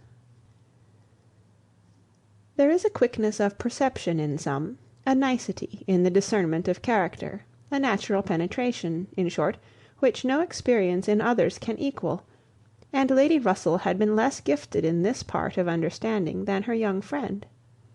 But she was a very good woman, and if her second object was to be sensible and well-judging, her first was to see Anne happy. She loved Anne better than she loved her own abilities, and when the awkwardness of the beginning was over, found little hardship in attaching herself as a mother to the man who was securing the happiness of her other child. Of all the family, Mary was probably the one most immediately gratified by the circumstance. It was creditable to have a sister married, and she might flatter herself with having been greatly instrumental to the connection, by keeping Anne with her in the autumn; and as her own sister must be better than her husband's sisters, it was very agreeable that Captain Wentworth should be a richer man than either Captain Benwick or Charles Hayter. She had something to suffer, perhaps, when they came into contact again, in seeing Anne restored to the rights of seniority, and the mistress of a very pretty landaulet, but she had a future to look forward to of powerful consolation. Anne had no Uppercross Hall before her, no landed estate, no headship of a family, and if they could but keep Captain Wentworth from being made a baronet, she would not change situations with Anne. It would be well for the eldest sister if she were equally satisfied with her situation, for a change is not very probable there. She had soon the mortification of seeing Mr Elliott withdraw, and no one of proper condition has since presented himself to raise even the unfounded hopes which sunk with him. The news of his cousin Anne's engagement burst on Mr Elliott most unexpectedly. It deranged his best plan of domestic happiness, his best hope of keeping Sir Walter single by the watchfulness which a son-in-law's rights could have given. But though discomfited and disappointed, he could still do something for his own interest and his own enjoyment. He soon quitted Bath, and on Mrs Clay's quitting it soon afterwards, and being next heard of as established under his protection in London, it was evident how double a game he had been playing, and how determined he was to save himself from being cut out by one artful woman at least. Mrs Clay's affections had overpowered her interest, and she had sacrificed, for the young man's sake, the possibility of scheming longer for Sir Walter. She has abilities, however, as well as affections, and it is now a doubtful point whether his cunning or hers may finally carry the day; whether, after preventing her from being the wife of Sir Walter, he may not be wheedled and caressed at last into making her the wife of Sir William. It cannot be doubted that Sir Walter and Elizabeth were shocked and mortified by the loss of their companion, and the discovery of their deception in her. They had their great cousins, to be sure, to resort to for comfort, but they must long feel that to flatter and follow others, without being flattered and followed in turn, is but a state of half enjoyment. Anne, satisfied at a very early period of Lady Russell's meaning to love Captain Wentworth as she ought, had no other alloy to the happiness of her prospects than what arose from the consciousness of having no relations to bestow on him which a man of sense could value. There she felt her own inferiority very keenly.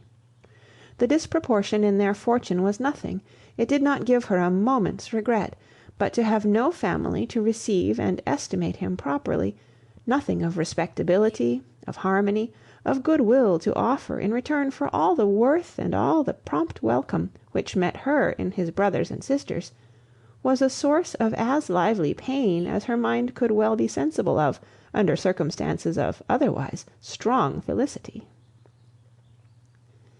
She had but two friends in the world to add to his list, Lady Russell and Mrs. Smith. To those, however, he was very well disposed to attach himself. Lady Russell, in spite of all her former transgressions, he could now value from his heart. While he was not obliged to say that he believed her to have been right in originally dividing them, he was ready to say almost everything else in her favour, and as for Mrs. Smith, she had claims of various kinds to recommend her quickly and permanently. Her recent good offices by Anne had been enough in themselves, and their marriage, instead of depriving her of one friend, secured her two. She was their earliest visitor in their settled life, and Captain Wentworth, by putting her in the way of recovering her husband's property in the West Indies, by writing for her, acting for her, and seeing her through all the petty difficulties of the case with the activity and exertion of a fearless man and a determined friend, fully requited the services which she had rendered, or ever meant to render, to his wife. Mrs. Smith's enjoyments were not spoiled by this improvement of income, with some improvement of health, and the acquisition of such friends to be often with, for her cheerfulness and mental alacrity did not fail her, and while these prime supplies of good remained, she might have bid defiance even to greater accessions of worldly prosperity. She might have been absolutely rich and perfectly healthy, and yet be happy. Her spring of felicity was in the glow of her spirits, as her friend Anne's was in the warmth of her heart. Anne was tenderness itself, and she had the full worth of it in Captain Wentworth's affection. His profession was all that could ever make her friends wish that tenderness less, the dread of a future war all that could dim her sunshine.